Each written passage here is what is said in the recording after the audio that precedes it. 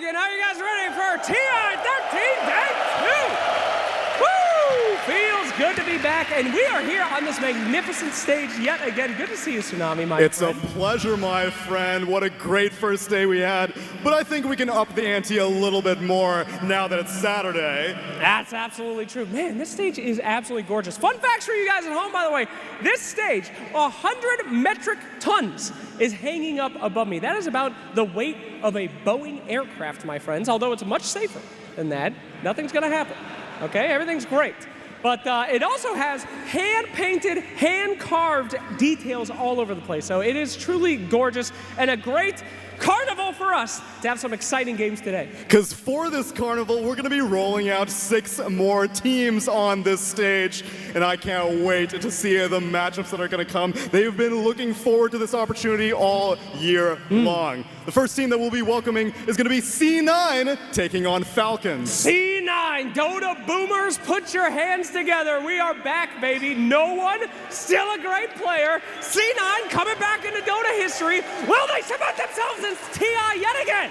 We will find out. Or maybe they make way for the new generation on Falcons because ATF and Maureen are carrying the flag, but they're doing it alongside some other people looking for a 2-time TI win with Skitter and Snaking. And of course, maybe a hometown hero with Crit. That's right. Big boy Crit. Next series after that, it's going to be Tundra taking on Extreme Gaming. Tundra? Thompson, you say Thompson? That's right. Our 3-time hopeful. Can he do it?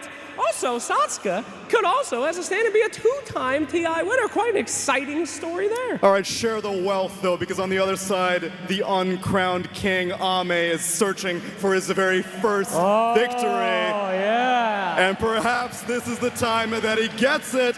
But he'll have to also make through the winner and the loser of the upper bracket final. It's Liquid versus Gaimin. Liquid versus Gaimin, my friends. We have seen it, and today will be the day where we finally get to find out if Liquid can finally beat them.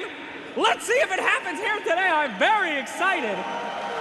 Or if history will continue to repeat itself and Gaimin, with no spirit to block them in grand finals like was the case in Seattle, might just make their name onto the Aegis. But then we will have one last series, the winner of Series 1 and the winner of Series 2 to close out the night. That's right, ladies and gentlemen, it is Death Day. Almost everybody going home today. But by the end of today, you will know one team in your grand finals. So you guys ready for some Dota? All right. Then let's get the day started.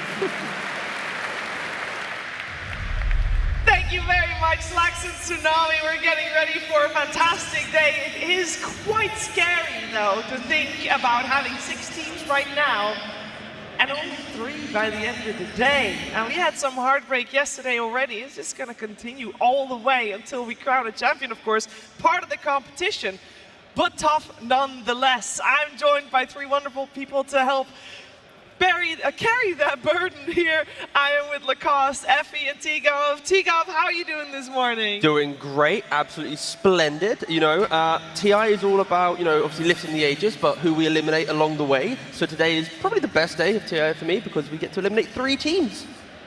Okay, that's one way of looking at it, Effie. He just wants to partake in the pain of others, but no, I'm with him. It's crunch time. Only the best can remain. I do want to say that all of yesterday's 2-0s, we don't want any of that today. That was disappointing. Today is going to be spicy. I predict 3-game series all day. I'm saying it from now. Yeah, I want to see some comebacks. I want to see some back and forth. Yesterday, it was strategical pretty much from all the teams that they won. Kind of expected results, but I want to see some spice. Yeah, I want to see some spice. Well, yesterday we almost had some spice. BB team almost So close. made a comeback to Falcons, but it wasn't meant to be. And if you missed any of yesterday's action, we got you covered with a recap.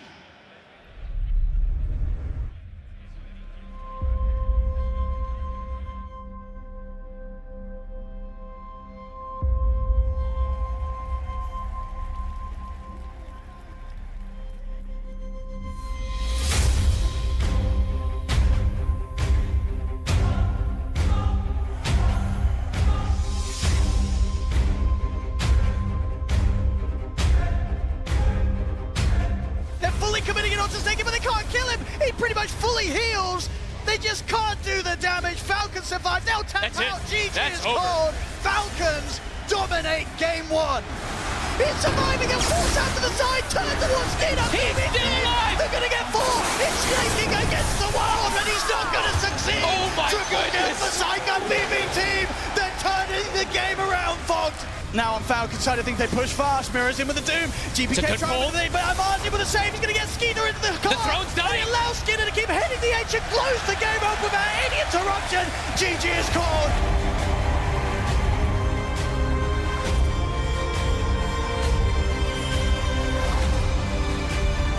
Sonic Wave, they dodge that one. Q, he hits the hook shot. That's what they needed. Now pulling in XM. The silence is there. Refresher, BKB round 2. Do they have enough to deal with it? They've already caught him. 23 Savage.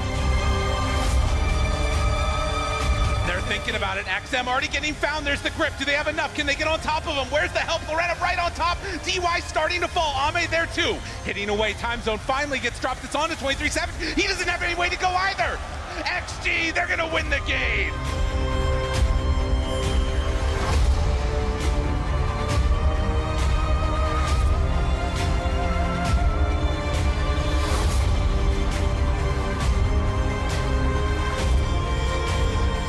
Versus 5, they need as many heroes as they can get. They got the Peach Grip on the Sniper. They're doing out the damage. The whirlwind is not quite enough. They may finish off the main. Finally, he goes down. Nisha delivered big damage. Finally.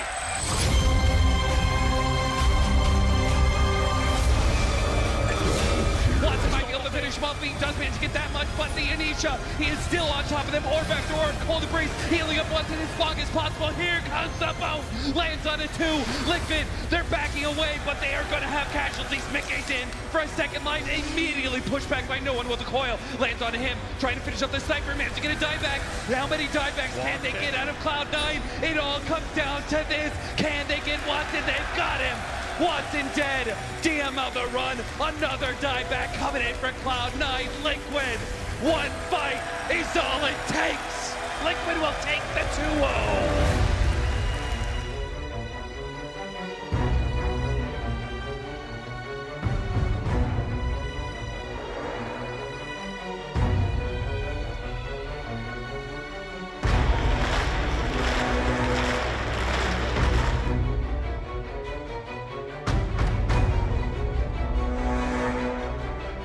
Ramses with a nice rebuke to end Tofu finally. As Soxa dies for the 100th time this game, as Daracho continuing to just right-click away with this Echo Saber. Ramses, the last remaining member of Tundra, about to fall.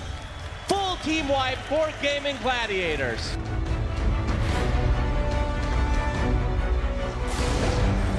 Got a lot of kisses going on. He's actually basically making out with them with so many kisses. Get a room already as Ramses stuck in a horrible position. They're just going to call it GG. Gaimin Gladiators absolutely destroy Tundra 2-0.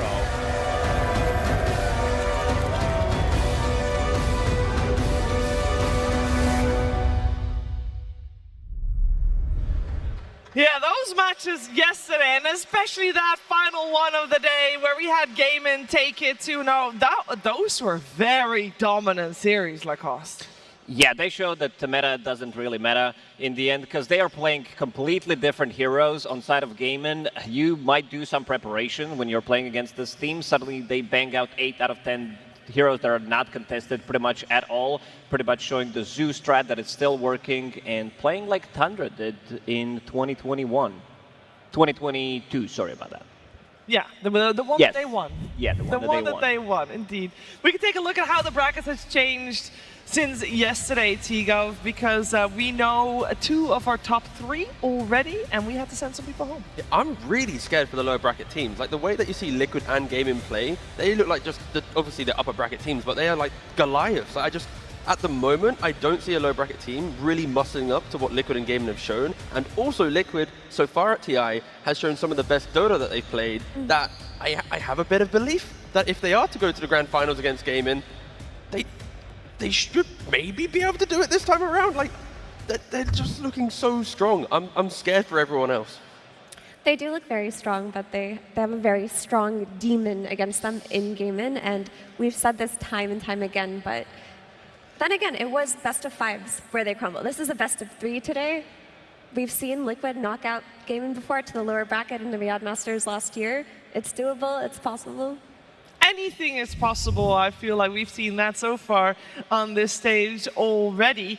As we know, what is going to be definitely possible today is enjoying some good Dota 2. We got 4 best-of-3 series coming your way, and you already heard Tsunami and Slax talk about it just a moment ago. But just to recap, we are ending the day with 2 teams that have already played earlier, because the 2 winners of the 2 first series are going to go up against each other. We're also going to secure 1 team in that grand finals, with Team Liquid taking on Gaimin Gladiators in our upper bracket finals. And the first 2 series are 2 elimination series. So it's a scary day for a lot of teams here. And I feel like it's worth noting that of the 6 teams we have remaining here, Lacoste, if we take a step back and we look at which teams were invited and which teams were qualified, we have 2 that are not like the others. Yeah, we do have a Team Spirit that have been eliminated, and BB team as well. But the other teams, other than that, they look super strong. I think this TI, it's all about the guys who dominated the year. We haven't seen many upsets other than, you know, Team Spirit playing against the American squad, where they were unable to beat them. They chose them, and then they sent them to the lower bracket. But yep, it is what it is. I mean, the thing in Dota is, like, our best teams become so good that it's often really hard to even get close to them. So, like, the invited teams, the fact that we still have 6 here, like, I would love for the underdog story, but just the way that our current world of Dota works, is like, it is so rare to be able to muscle up against the amount of experience and just class that our top teams have. Yeah, experience has been king at TI this year. A lot of the newer teams with newer players not built around veterans, they just couldn't make the cut. We saw that we had so many first-timers in the road to TI. Like we mentioned, only 2 of them are left in this tournament. So ultimately, in situations like this, with all of this pressure, you do need experience, and that's what the invited teams have over the ones that qualified, Tundra and C9. After yesterday, I did lose a little bit of faith in them, but maybe they're going to shape it up today, Sheeps. Yeah, it is hard to look amazing against the current state of Liquid and Gaimin. So C9 and Tundra, we'll see what they're made of today. They have some formidable opponents, and I feel like we do need to talk a little bit about one of their formidable opponents in Extreme Gaming, because Tigov, this has been a rough year for the region overall, and it's very uncharacteristic. Yeah, no, they've been struggling the entire time. Because, like, when you look at the the legacy of a region, right? I think everyone can quickly glance value. Second, first, fourth, first, second, second, third, second, fourth. Where are they now? They're 6th. If they get eliminated, this is the worst showing of a region across all of TI, right? And that is just mental to think when it's like, yeah, I can't even put it into words. That's how crazy it is. And maybe if Extreme, they win this series, they can continue kind of carrying the torch. But if they get eliminated, then only Western Europe remains. Yeah, and that would be unfortunate. As much as we love watching good teams play good Dota, it would still be unfortunate. I do very much live by the words that TinQ said the other day. It's like, take it easy. That's basically what he said to his fans. Take it easy. We're doing this one game at a time, Lacoste, and I think that's a very healthy approach. It really is, and the way that they've been drafting, Ames says, give me Muerta. They give him Muerta. There isn't, too much behind that. And also, XM, as a newcomer, his first TI, he really feels like he's, dominating. Yesterday performances, he was all over the place. His sniper, he's Queen of Pain as well. And I don't feel, and I don't see any pressure coming out from him, and they seem pretty chill, so they could definitely go far. They could go far, and potentially, I have just a hero to do it with. Because yesterday's games, we learn a lot from the games that we see, obviously, the games on the main stage especially so. And this Sand King Effie is looking pretty good. It's looking pretty unstoppable. 0 total deaths in 4 games at TI main stage. That's pretty wild, Lacoste. It is insane. This hero has been super popular during Riyadh Masters, the first pick material, and nerfed him a little bit, but still super strong. And we can see Sanking coming out of the I would say this hero is still extremely strong, and this hero also played from multiple roles, which makes him a flex hero. And what he brings to the table, we've seen Malrine yesterday completely dominated the game pretty much on his own, but having 0 deaths in 3 games total is something that I don't think happened many times. He ticks so many boxes for your team where you're always going to have an aura buyer. You're going to have a low cooldown stun, so you can always have that blink initiation from either your mid or your off lane. And also, auras, buys auras, has decent laning, probably not the best laning, but you can correct that with strong supports this patch, which is why he just feels so comfortable. And I've been cooking up some quick numbers, and I've been looking at the amount of times a team drafts stuns in their lineup, because everyone always says stuns win games, and you know it's actually all a lie, because you see here the lower bracket teams, Tundra and C9, they have often 3 minutes of stuns available to them throughout the course of an entire game, and Extreme though only 1 minute and 38. So that is kind of like, when you look at it, it's like nearly double the amount of stuns available for Tundra to Extreme, and yeah, Extreme's still in it, but just. Yeah. Something to look towards. Something to look towards. That fact that Extreme don't need stuns because they're picking Slarks and Timber Swords and all this stuff. But yeah, I've done the research for you. At TI, stuns don't win games. That's pretty unfortunate. You know who do win games? Who? Mid laners. They have a lot of a big impact on the game, and it is time to focus our attention on to the first series that we have in store for you, Cloud9 and Falcons. And speaking of the mid laners of both of those teams, Purge is going to take a deep dive. Thank you, Shiver. Yeah, the mid lanes is it's a really big deal in the game, especially for these 2 players, because they are so good at killing their opponents and dominating the mid lane, which hasn't happened with every team. These 2 guys specifically, though, it's very remarkable. Malrine, so far, take a look at his most played heroes of the tournament. He's got a 100% win rate on Monkey King. He's been dominating on the hero. Sand King has been going great. His Pangolier, his most played hero in all of his Dota 2 career, not the highest win rate, and Puck also struggling a little bit. But look on the other side, we've got No One as well. Similar-ish hero pools. We've got Monkey King 4 games in the mid lane, 100% win rate, and he's got a lot more trail off, a little bit more variety in his hero pools. But what we see consistently between these 2 heroes is just completely stomping their lanes. That's the most obvious thing that I've seen over the last week watching these games, that consistently No One and Malrine will just completely blow a game out of the water due to their super high skill level and their ability to get denies in the early laning stage and then transition that into harass as well as kills. Malrine played that Razor game yesterday that was incredible, really pressuring GPK's Storm Spirit, gave him an 0-3 start with help from Crit in this example. But I want to see what happens when these guys go head-to-head. Is somebody going to outlane somebody else is the real question. Are 2 of the best mids in the world going to dominate? And for that to happen, no one needs to not play heroes like Zeus, in my opinion. It's a decent hero for the game. There was a Monkey available, but the hard thing is that against these best players, they don't necessarily give them the matchups that they want. However, the last time they did play, No One won both of his lanes. He played a Sniper against a Puck, a winning matchup, and they picked him Viper against Malrine's Monkey. He won both of those mid lanes, lost both of those games. Maybe we'll see a repeat today, but we'll certainly see some spicy stuff in the mid lane. Thanks, Purge. And I do think that mid lane is going to be very spicy. Purge is all right, though. I mean, these 2 teams have faced each other twice before in total. And this is once as Cloud9 and once before that as Entity. And both of those series were 2-0s in favor of Falcons. Yeah, a lot has happened since then, though. So I don't know if we can learn anything about that in particular, because I feel like Cloud9 has been a squad that has constantly improved. And just to highlight how vastly different these 2 teams are, I wanted to highlight their year, how they've done. Which tournaments they've gone to, how many potentially first place finishes they have. Because Effie, there's Falcons, who is done very well for themselves this year. They've done incredibly well. I mean, Falcons have been the dominant team this year with multiple first place finishes. I looked at their 5 first place finishes this year, but we'll talk about that a little bit later. But as you can see here, you've got first place, second, first, third, and third. I mean, if their worst placement is 5th and 6th, that is incredibly impressive. Whereas you look at C9, did not qualify, did not qualify, did not qualify. They only made it to 2 lands, but it's very impressive that with that experience that they acquired from only 2 lands, they made it all the way to TI upper bracket.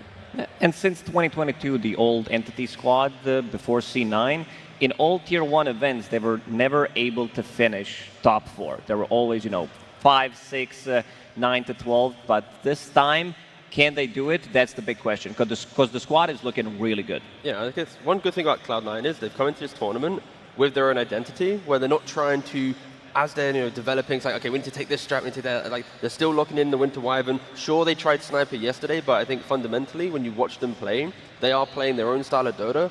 Unlike other teams that have kind of fallen out so far in the tournament, they kind of fell out because they were, they were desperate to kind of cling on to the kind of the evolving meta. So I think it's testament to the kind of like the support network around Cloud9 that they just really made sure they knew what they wanted to do this entire event. And for people that are, they've paid attention this year, but they have not seen Entity or Cloud9 on any of the main stages, T, how would you describe their playstyle if you were to tell it to someone that is not familiar with them? I think it's a lot of kind of beautiful team fights where, Fishman runs in and dies first, and you're like, what's this guy doing? He's always like got 10 plus deaths. But then once he's dead, it opens up the fight for everyone else. Like, no one comes flying in from the tree line with a Monkey King. Like Watson, often previously rank 1 carry, is able to dominate. Like their fight selection is so nice because Fishman is the sacrificial lamb. He yeets himself into the middle of the fight and then just boop, fight goes well. So don't kill Fishman first, and then you can beat them. You can knock them out of TI. If he dies first, you're going to lose the fight. It sounds very simple, okay? It sounds. And also for DM, he's the type of a guy that doesn't take much space. He gives his space to his carry, he gives his space to position 4. Because his hero pool isn't that big, and we can see Fishman's hero pool. These are some of his classics. The Bane, the Clockwork. This is how the guy got into the scene when he was playing for the Creep Wave. One Disruptor, another Eastern European classic, and also tried to play Sven, which has been nerfed to the ground.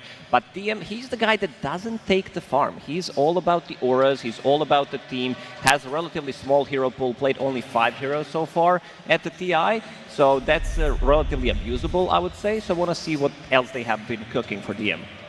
And interestingly enough, if you look at the heroes DM has played, it's lacking Doom, which a lot of offlaners have looked at in high priority. And instead of the Doom, his highest priority offlaner is Enigma. So I do imagine that Falcons going into today's series have thought a lot about if they're going to let Enigma through, if they're going to counter it on both side lanes, if they want to steal it for themselves.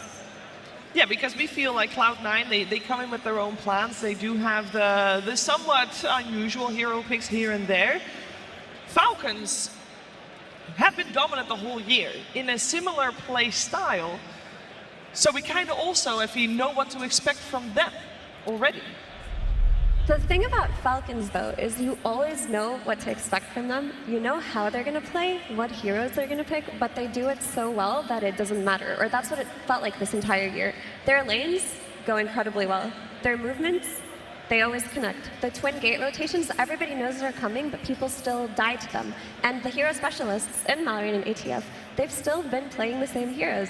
But a lot of teams just can't hang in that sense. They can't find themselves in the same caliber because Falcons are extremely efficient around the map, and they do little things better than other teams. Just like, little stacking tricks, little movement tricks, the way that they even farm or their efficiency with their heroes and movement, it's just a tier above Chiefs.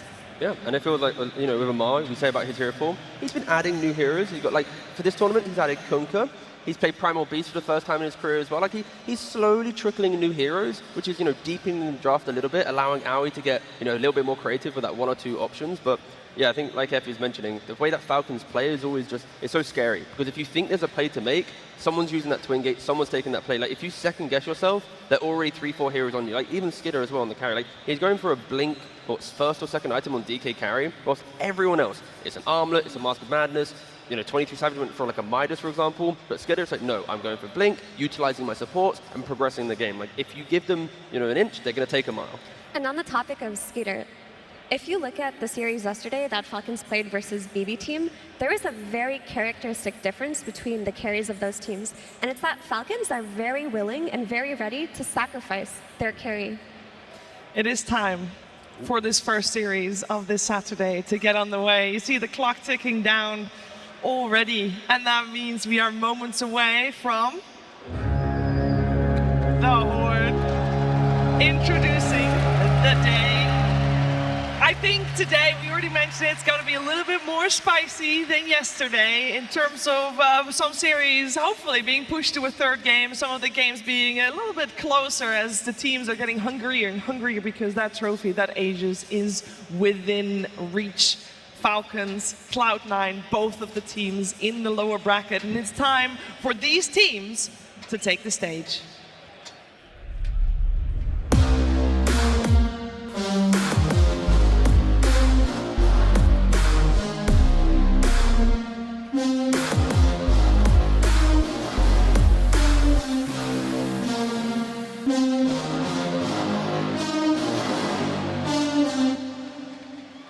Welcome on stage, Cloud9. We got Watson, No One, DM, Katomi, Fishman, and Coach as DD, and they're taking the stage.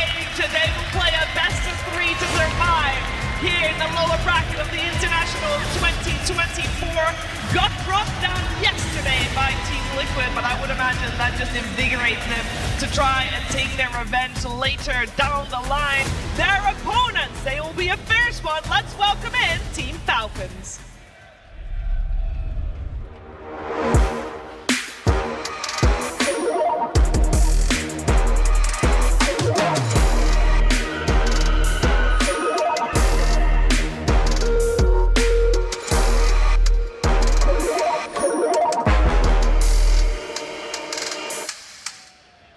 Welcome on stage, Falcons. Skeeter, Mallory, ATF, Prince, Snaking, underneath Coach AUI 2000. This is a team that has been doing it the long way around. After one round of upper bracket, they are continuing to knock teams out, eliminating 1W, eliminating BB Team, and now they hope to do the same against Cloud9. Can they continue their lower bracket domination? There is only one way to find out, and it's on the battlefield of Dota 2. Both of these teams coming in very strong, very ready, and I think, Lacoste, even if you would ask me a week ago, I would have thought maybe Falcons is going to take it, but I think based on yesterday's Cloud9's performance, this match should be a very close one. Definitely should be. They had a good run against Team Liquid, even though they got 2-0'd. This team still has a lot to offer, especially when it comes down from their safe lane. I think the player to look the most into is Watson. His hero pool, relatively big. This guy can play anything. We've seen also some innovative stuff coming out from him, playing that safe lane invoker in the road to TI when they were setting things up with the Nyx Assassin, with the Bane combo. They have stuff prepared. Astini, when we were working with him during the Lima Major, this guy, he knows so much about Dota, has so many fresh ideas that he can bring to the table. I mean, even in that game 2 against Liquid yesterday, like, it was such a close game. They would go for a high ground, then they get, 2 critical mistakes and they die, and then suddenly it's a buyback game and, Liquid takes it. Like, that is a second game where you can take away, analyze it, understand what went wrong, and if you don't make those mistakes, you go into a game 3 against an upper bracket team. And now they're against Falcons. Like, they need to obviously just play 2 times better than yesterday, and then they should have a great chance. 2 times is good. Yeah, but it's not 10 times. 2 times is decent, it's fine. But like T mentioned, there are lessons to be taken because you talk about, tempo and rotations through the gate, like we were mentioning earlier. That's what C9 were susceptible to. They did lose to Liquid's twin gate rotations as well, so there is a lot to take away because Falcons do very similar early game rotations. I was mentioning a little bit earlier that Falcons are not afraid to throw Skeeter through that gate, use his body to just bait the entire enemy team, and if he dies, they're okay with that so long as they get the advantageous trade. And that's not a quality that a lot of teams at this tournament have. Very many teams are unwilling to sacrifice their carry in the early game, but that does not apply to Falcons, and it makes for very high tempo, very aggressive early game movements. Super high tempo from Team Falcons. If you look at the assists, Snaking, Crit, they are 2 of the best players so far at TI in terms of the number of assists they have. They're all over the map making all these early rotations. This is something that C9, they need to be able to match that. They really do, and it is amazing to see the fan base of both the squads in action here for this upcoming series, as we have the top 5 assists. Watson being very, very high on this list. He has played a great game. No, yeah, again, and it helps that with Watson, he has Fishman in the laning phase. Fishman is such a sacrificial player that we've been mentioning already, that often he gives Watson the entry to dictate what he wants in the game. And like, if his 5 was a little bit more, volatile, then sure, we probably aren't going to see these stats. But this partnership, we've seen it for so many years now, and it is consistently, getting out of lanes in a really, decent position. Is that top 5 assists an average or just That's individual? a total. It's an individual game. So it's like if you have one big game, then that's a high assist. I can explain why he is there amongst all of the support players in assists. It's because C9 did run Carry Invoker, where he was like sunstriking all over the map while he was farming. In that game, his assists got so inflated that it contributes to that stat. But that in and of itself is interesting, that C9 have flexes like mid to carry Invoker that other teams haven't shown us. Yeah, and not just that, but we also have seen Cloud9, and correct me if I'm wrong, please. Cloud9's been the only team that has switched things up in terms of lanes, in terms of having their carry play the off lane and vice versa, and even running a semi-tri lane, I believe. Yeah, they've tried to kind of reinvent the wheel a little bit. People kind of fell off of using tri lanes and just different map setups due to the twin gates, but Cloud9 showcased the, if we get there first, are you really then going to want to use a twin gate, lose 75 mana, get yourself to the new position and create this? And so far, the answer has been no. Teams have kind of been stubborn and gone, you know what, if you want to change lanes, we accept it. And maybe in this series, that's something that Cloud9 can utilize. If they get a certain matchup, if they can prevent Skid being aggressive because they shut him out in the first 5 minutes, guess what? He's not going to twin gate at 7-8 minutes because he's going to have to recover. And that's maybe a good thing to look at. I hope Cloud9 come into the lanes with aggression, don't allow Falcons to hit their stride. Because yeah, like the Liquids, like the Gaimins, like the Falcons, if they get free access in the first 10 minutes of the game, they're already setting up every little gank, every smoke, every ward. It is so hard to kind of unpick that. Another thing Falcons are really good at doing is yesterday in their series versus BB team, if you looked at any 2 combination of their heroes, any 2 from any lane, any duo in those games could make smoke plays or make aggressive plays for kills together, where you don't have to invest too many heroes for certain rotations around the map, which is the reason why their economy is so high all the time. I mean, you looked at, for example, their game yesterday, they had a Mirana plus DK that could have played together, a DK plus Centaur that could have played together, a Centaur plus Hoodwink that could have played together, a DK plus Hoodwink that could have played together, and a Razor that they could have just put anywhere, And having the flexibility to make aggressive plays without bringing too many heroes is always going to be an advantage, especially versus teams like C9 that have maybe not so much kill-threatening supports, because they're Tinkers and they're Wyverns and they're positioned for Dooms and they're Disruptors. They can't really function as 2-man units the same way Falcons can. Yeah, and speaking of combos that we've seen so far at TI, we can see some of the numbers. The big one is Luna and Tusk. This is the hero pairing that Team Falcons have 100% win rate with. They did play it 3 games. The other pairing also includes Tusk, because Tusk seems to be the strongest position 4/5 hero right now, paired up with the Kanka, so you have double save, you have this tankiness coming out, you have ways to amplify your carry and make them more durable during the team fights. Yeah, and I wonder if we take a little bit of a step back to what we heard from Purge earlier in the mid lane matchup, Malrine versus No One, and we talk about how the supports are so impactful for both of these squads.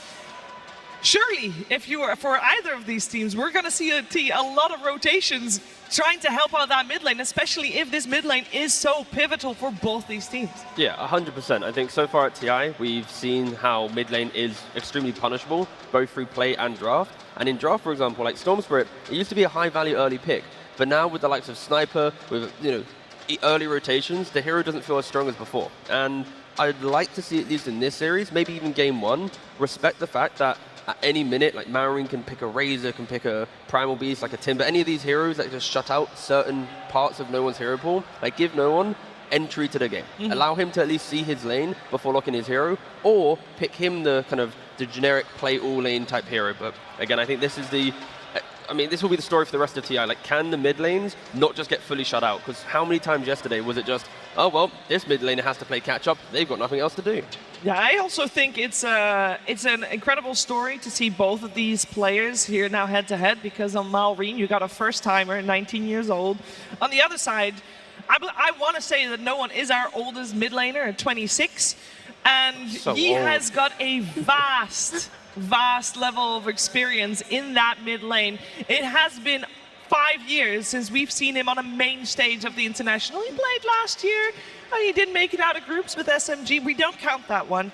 But with Virtus.pro, he had FE a tremendous success. So it's really veteran versus rookie here in the mid lane. Yeah, no one was on the extremely dominant iteration of Virtus.pro around that year, like you mentioned, Cheever, 2018, where they won every major that year. They looked pretty much unstoppable, of course, until TI, naturally, of course, is effective. But no one built a reputation for themselves around the time as the strongest mid laner.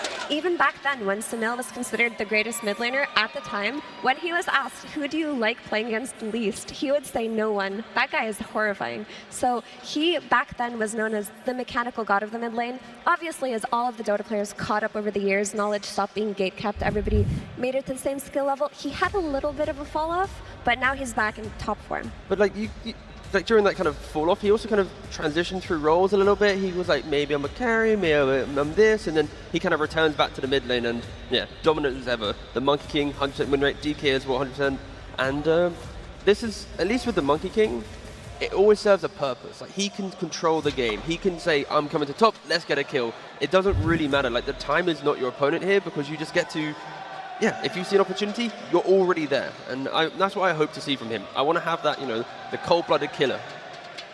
Yeah, one thing I always liked about No One is not just his mechanical things that he's been doing in the game, but also understanding and pretty much seeing the whole map. So give him something that he can rotate on, any kind of a hero, anything super fast. His Storm Spirit, his Earth Spirit that he did bring out. You did mention the Monkey King that is super effective, jumping on the trees, being everywhere on the map. These are the type of heroes that I want to see in this matchup because they need to match the tempo. I just like mid heroes that when they make a gank, they don't feel bad staying in like the tree line for 30 seconds to then find the next gank, to get the kill on the TV return. Yeah, and of course, when we talk about Falcons versus Cloud9, we keep coming back at what needs to be done to set players up for success. And then we have to keep talking about the draft and about what's going to happen. And to really see what's going to happen, we need to properly head into that first game. Cloud9 versus Falcons. Game 1. For this first game, Cloud9 will be on the Radiant side, Team Falcons will be on the Dire side, and Falcons is the one that has first pick, and that gives Cloud9 that overall last pick that we saw being so pivotal in yesterday's games. But first pick is also very strategic because it allows you to pick up some of those highly coveted heroes that cannot be banned. There is straight up not enough bans. You think 7 bans is a lot? It is, but it's not enough. That is the word on the street. Our first couple of bans are pretty stable, I would say, this time, Lacoste. We still got that Invoker removed because both Watson and No One can play that very strong. You don't want to have to deal with that, nor with that flex. It does mean that we have a couple of offlaners still in the pool, like Centaur, Doom. Doom is the big one for Team Falcons. But the win rate is really not that high. We've seen Doom's kind of struggling, but if we're talking about the hero specialist, Amar really knows how to play it. The other hero I'm looking for the first pick for Falcons is potentially Mirana, because they can play it from position 5. Most likely they can still flex it, but this has been his bread and butter. When we talk about snaking, this is the guy that transitioned from position 4 to 5, playing these position 4 heroes. He kind of invented it, and he's the best position 5 Mirana player out there. Yeah. And for Cloud9, at least coming into this, Falcons had first pick, and yesterday against Liquid, they let the Naga Siren through. It's been contested in 96% of the games, only been played in 11, but it has an 81% win rate. So Cloud9 was like, you know what, this hero is so strong, we're going to try and counter it. They almost did it. They almost did it. It didn't work, and now coming into this series, they're back to respecting it. They don't have a, they don't want to try and deal with the hero that is, hotly contested. Therefore, they have to use a ban once again. Is this Cloud9's first Nature's Prophet pick of TA? It seems like it. Yeah, they have not played it. Well, that's very interesting. I love to see teams in these situations in the lower bracket not being afraid and busting out new heroes, new hero pools, because if they don't have the confidence to bring out something that the enemy team didn't prepare for, then you can't win versus teams like Falcons. You can throw all your preparation, all the papers in the trash if they're going to draft like this. You have, some of the heroes that they first faced so far in the 15, 20 games that they played. Suddenly they bang out this Nature's Prophet, which can break the lanes. We've seen this hero mostly being played from the mid-roll because you want to have that level 6 as fast as possible, gank the side lanes, have that advantage. Yeah, two classic... Go ahead, T. I'd say the thing is, Falcons have played against Nature's Prophet before, and they destroyed it, right? They had the Primal Beast. Sure, the Sand King was in the draft, but that's banned out. But they respected the fact that Nature's Prophet wants to make early moves. If you can't make early moves, and there is a brick wall in front of that tower, then the hero does fall off. Like Kunkkas, Primals, Timber Swords, like any of these heroes can shut down a Nature's Prophet in the early game, and it's now on Cloud9 to see what they give to Falcons with this next set of bans. Yeah, that Primal Beast is an incredible point because it hunts Nature's Prophet in the tree line. It closes the gap very easily. Two other classic counters or heroes that teams like to play against Nature's Prophet are the DK, because you can kind of follow him to whichever lane he goes to, whether it's safe lane or mid lane, and he can tank through all of the greater tree and harass. Another hero that teams like to play against Nature's Prophet are Chunner and Enchantress, because those heroes can just steal the greater tree and use it against Furion on lane. And I listed a lot of heroes. At Cloud9, they banned the Primal Beast, they picked the Kunkka, so they're already respecting a lot of what Falcons have utilized before. I like the DK suggestion, because if Nature's Prophet leaves, you can always pressure the tower as well, and you don't care too much about the Treant. Great setup with the Marana as well. They did play that earlier, and also a tanky hero. Right now, I'm not seeing the damage from Cloud9 that could deal with the Dragon Knight. Nature's Prophet, he's a little bit slow. He builds into this Gleipnir. Kunkka's damage, most likely not going to be used on him, and here it comes. Now the question here is, do they go back for like the hoodwink that they've been doing several times to continue the map play, or are they going to kind of shift away from that? But Falcons of the past, it would have been Marana first pick, DK hoodwink second phase, C2 heroes, and then allow for the counter picks to come in to kind of round out their draft. Yeah, now they're probably going to be looking for crits heroes, some hoodwink, some snapfire, where you can break the combo. They used hoodwink as a response to the Nature's Prophet yesterday, so you have these treants. And you also have ways of removing yourself from the trees, which is very easy to do. You don't need to buy a Quelling Blade. I will say, I commend you guys for basically being able to pick, or to predict every pick from Falcons here so far. We talked about this right before the draft. We said, you know what's coming. You know that they're just going to play it very well. Surely, if Cloud9, we know that they have a stellar coach in Astini. This could all be also thought out by him. Big bait, huh? You're falling into the trap, yes. The thing is that there are no return gotchas that could come out from CO9 right now, because the heroes on Falcons are so stable. It's very generalistic, and it's easy to complete the draft in a reactive manner, because Falcons can close out the pick phase on the 18th pick with something that C9 can't account for or ban for. So it doesn't matter if you know what first 3 picks Falcons are going to play. They've always played the same heroes all year. They still win with it. Yeah, the key thing here for Cloud9 is if they pick double support, I want to have double supports to have purpose. It's very easy to feel lost on the map when you have a Kunkka in the offlane, because how many times has Kunkka been top net worth, goes to buy a pipe, but there's no real move to make. So already, like Rubik plus Kunkka, that's a very formidable lane. Rubik as well in this game. You steal any spell from Falcons, it's going to just be really nice to pump into the fight. And the key point I'm trying to make here is I just don't want Fishman to be playing Bane.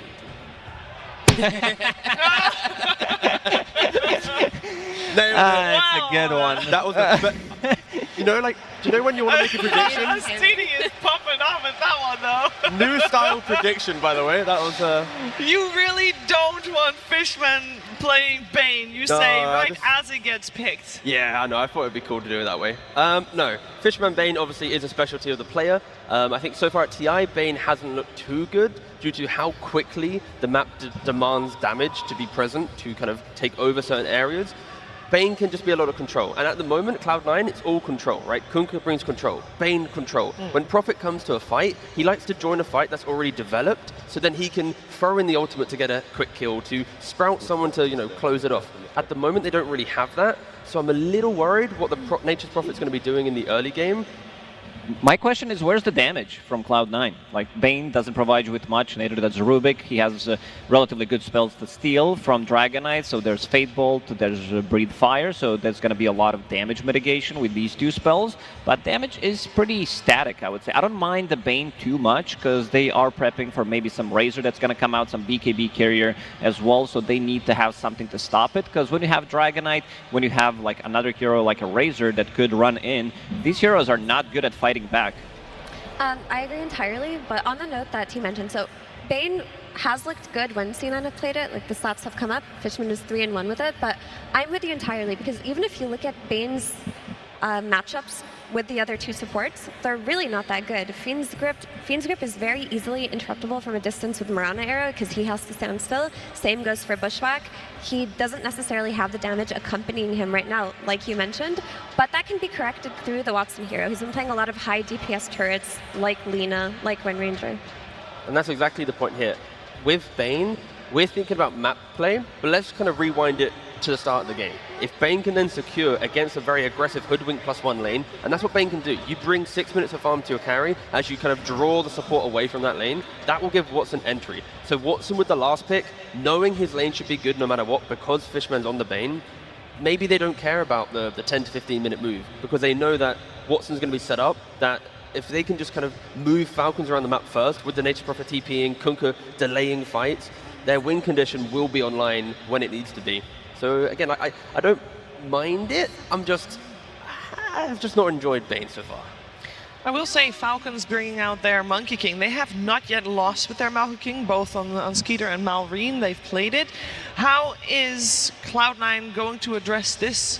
Or do you feel, T, that they've already have something that deals with that? And of course, what we've not mentioned is the fact that Prophet can be the mid or the carry. Yeah. Watson from the carry role, that's a scary lane. That double range lane, take the fight, and that's maybe the extra levels of speed we want. In the pre-show, we said that we wanted no one to see his matchup before his hero gets picked. Yeah.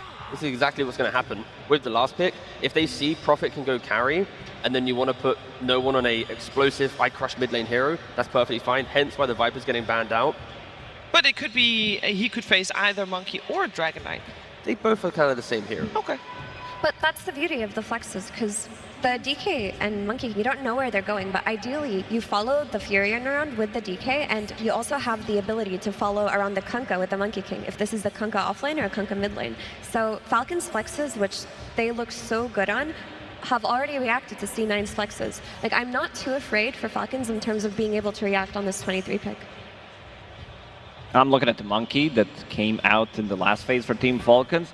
Monkey's going to have a relatively free game, whether he's playing against Kunkka, whether he's playing against Nature's Prophet, can roam around the map freely. And looking at the bans, Timbersaw and Centaur, they are banning Amar's heroes. Amar didn't play Dragonite. His hero pool is relatively small. What's left in the pool still? There is still Razor available. They're going to pick it blindly, so they just might go with the Razor, not seeing what the matchup is going to be. Ooh, a new hero for Amar. Doing very well. I'm very proud of you. This is scary for C9 because they don't have heroes that they can park on the Brood lane. I like the confidence. I like TV's lane matchup versus Brood, but TV does not provide the map play that can play into Brood's 20-minute timing. Brood's 20-minute timing is incredibly strong, and the heroes on C9 don't play too much tempo until they farm up a little bit. When you look at Bane and Rubik, when they're running around trying to set up for kills, they're so susceptible to dying to the two-man from Falcons, or if they go to the Brood lane, that's scary. That's almost insta-death. And you know, Amar, he's played 11 Brood games so far in his career. He's got a 72% win rate on it. Over like 20 odd days ago, he beat Team Spirit with the Brood in 2 games. So it's like, it's not a hero that he's played a lot, but he's played it enough times that I'm not like, uh-oh, Amar's on a new hero. Like, he's clearly got his understanding. But to close out the draft with a Terrorblade Watson, we've seen Terrorblade already. Yotaro tried it, didn't really work out. But Watson, again, very good Terrorblade player. And it does feel like Cloud9, they want to play for a little bit of pressure early on, but then sit back and play for the kind of the big fights of the mid to late game. Yeah, and that Terrorblade came out incredibly fast. Maybe Cloud9 had this planned all along, but to hear from the mastermind, we are gonna head over to the stage where Slax is with the Steenie. That's right. Hello, everybody. I am here with the mastermind himself, Astini. How's it going, boss? Amazing. Look at this. Brazil is here in Europe. Brazil. Absolutely. They are representing. Super happy. Anything to say to these guys before we start? I love them. I love them back. Yeah. Thanks. Fantastic. Great. All right. Well, we got a big match coming up for you here, and I had many questions for you. Now, first up, I saw you having a great time in the booth. You're smiling, you're laughing, you're saying hi to the boys. What's going on in there? What's the energy? Like, we can hear the crowd, so I told let's draft without headsets so we can enjoy more. And they are like shouting all the heroes we have, and it feels amazing to have their support. It's really good vibes. We feel really confident because of this.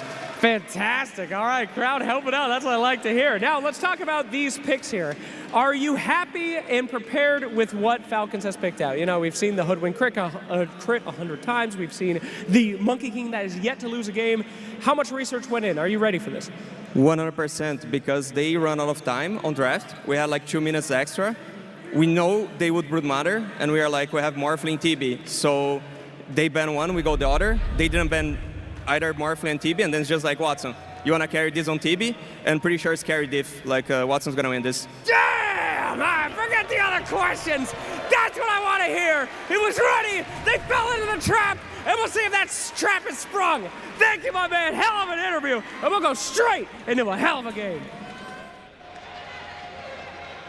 Thank you very much, Slash. Yes, we're ready to go here with Falcons versus Cloud9 in the lower bracket. Fogged, it's going to be an exciting one. The final pick, as we heard that from Astini, predicted. They knew that the Brood was going to come. Their answer, the TB or the Morph, they go with the Terrorblade. It's a risky option, though. Like this hero, we don't see it a lot, and when we have, it didn't look great. No, it's had some difficulties. For a couple tournaments, some players are still trying to bring it back, but we've seen players take advantage of the slowness of this hero, the ways you can pressure it. We'll see if it's going to be different from Cloud9 today, as they've gone for some comfort heroes and stuff like that, but a lineup that maybe wants to avoid fights once they start getting a bit of tempo started, because they have this NP who can split push. They have these illusions that potentially are going to get all this split pushing as well too. So let's see how these lanes end up going down and what matchups we get to, because I'm seeing Marley's parking some webs here for now. I see he wants to play for the bounty rune here. Fishman is going to be able to grab it first though, as he steps down. So I guess the question is, obviously we heard from Astini, Cloud9 side of things, they were predicting that the Brood was going to come. But from Falcons side of things, obviously the Brood is not something that they pull out all the time. So what do you think it was about today that Falcons said, you know what, we're going to catch them out off guard, which they apparently didn't, with the Brood pick? Well, I think it's probably something that we saw yesterday, how much that Brood started getting popularized. Well, Gaming's been playing it a lot, but how dominant it was. It just kind of shuts down. It's this anti-carry that also scales. It builds auras, and it applies a lot of pressure if you don't have proper Brood answers. But, you know, they said that they were very ready for it, so I'm looking forward to see what they're going to be able to do with this type of lane, because they did pick a very strong lane in particular just to answer the Brood for the first few levels. The Bane on Fishman, his classic, and Watson with this super high armor Terrorblade. But again, we'll see how this Terrorblade does end up doing overall in the game. And the other thing that's interesting is, I think Cloud9, you know, with this Nature's Prophet, we saw BBT try to do this versus Falcons yesterday. The first few minutes was good. It just was afterward that things got devastating. Fishman, I'm getting chased down quite a bit, but also Watson getting a good few hits in onto Crit already in this lane. I mean, we'll see if they get the chance to get aggressive once a few levels are there, and Watson has some points. The Metamorphosis could be a lane in which they could look to fight back.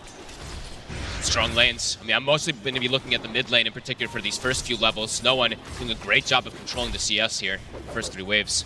Yeah, with some great performances from some mid prophets, and yeah, some great performances from No One time and time again in that mid lane. Oh, it's the Monkey King, right? Oh yeah, probably needs to just reconnect. Just need a quick Just the classic, you know, MR pricing. I love Monkey King inside the booth or something as well too. And then this top lane, I mean, there's something as well you were sort of saying for Cloud9's draft as it was developing, as you were a little bit concerned about the burst damage output. Yeah. Does that concern still remain? I think it can be an issue if the Nature's Prophet starts to struggle and stuff like that, but if he's able to get his tempo going, these Wrath of Natures, they're very potent, so could look to get involved off of that one. It's just this Rubik in particular, you know, we haven't seen it too much. It's kind of a risky pick because it's dependent on what you get to steal to be able to apply damage once the game does start to kick off, so. But I think mostly for me, I'm going to be looking at least early game from No One, how much he's going to be able to dictate and make those early aggressive moves. Because, yeah, looking at the DK, these two just can't really pressure a DK. You know, the Kunk and the Rubik, the damage is pretty underwhelming early on. Yeah, every reason to believe that Skeeter should have pretty free farm in this lane, unless some sort of massive mistake is made. But unlikely from these two. Yeah, sure. You know, Fishman if no one comes in or... Oh, yeah, but a twin gate play. Yeah, there's like lots of different movement we could see coming out from them. I think Fishman's been one of the most active, in particular on his like 5, where he'll just like ditch a lane and just start making these aggressive moves. The one game we did see that the most, of course, Watson was playing like an Invoker, where he could obviously commit a lot as well. So maybe not too early on, but we'll see. Crit does get slept down bottom. So if they got the damage here with the Metamorphosis, I think they might. Crit's in trouble, and indeed Watson is going to be able to claim that first blood. They hit the level 2s, and just are going to have that bit better of a power spike in comparison to that of Falcons when they hit their level 2s down here. They're quick to make the play, and Crit's caught off guard. It's the Fishman classic. They got that level 2, a couple extra of these denies just gets that edge to be able to catch Crit off guard. Beautifully done.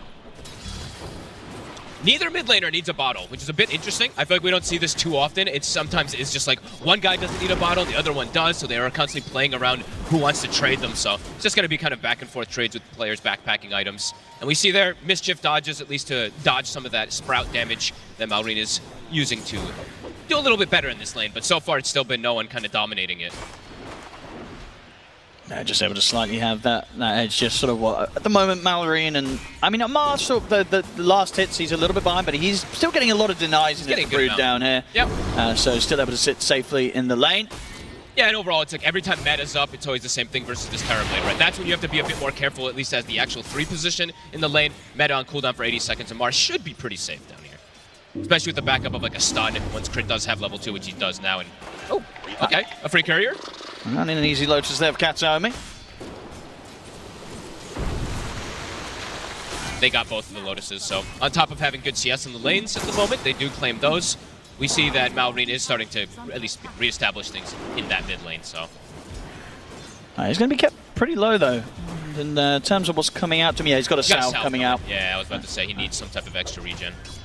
No one doing a very good job of keeping him rather low now, but he's got the extra point as well, and Sprout ready for the setup and preparing for his potency when it comes to making those rotations with the teleport if he sees a chance on these side lanes. What's really interesting to me about these two, this mid lane matchup kind of in a way, is the Monkey King's done good versus most heroes, and same thing for Nature's Prophet, but both of them move very often.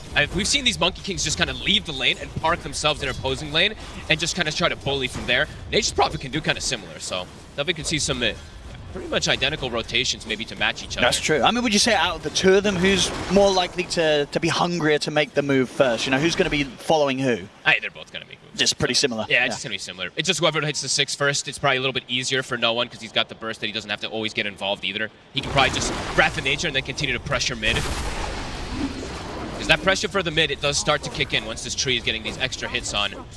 See even a glyph used just in case for just a few hits because there's these double wave under the tower.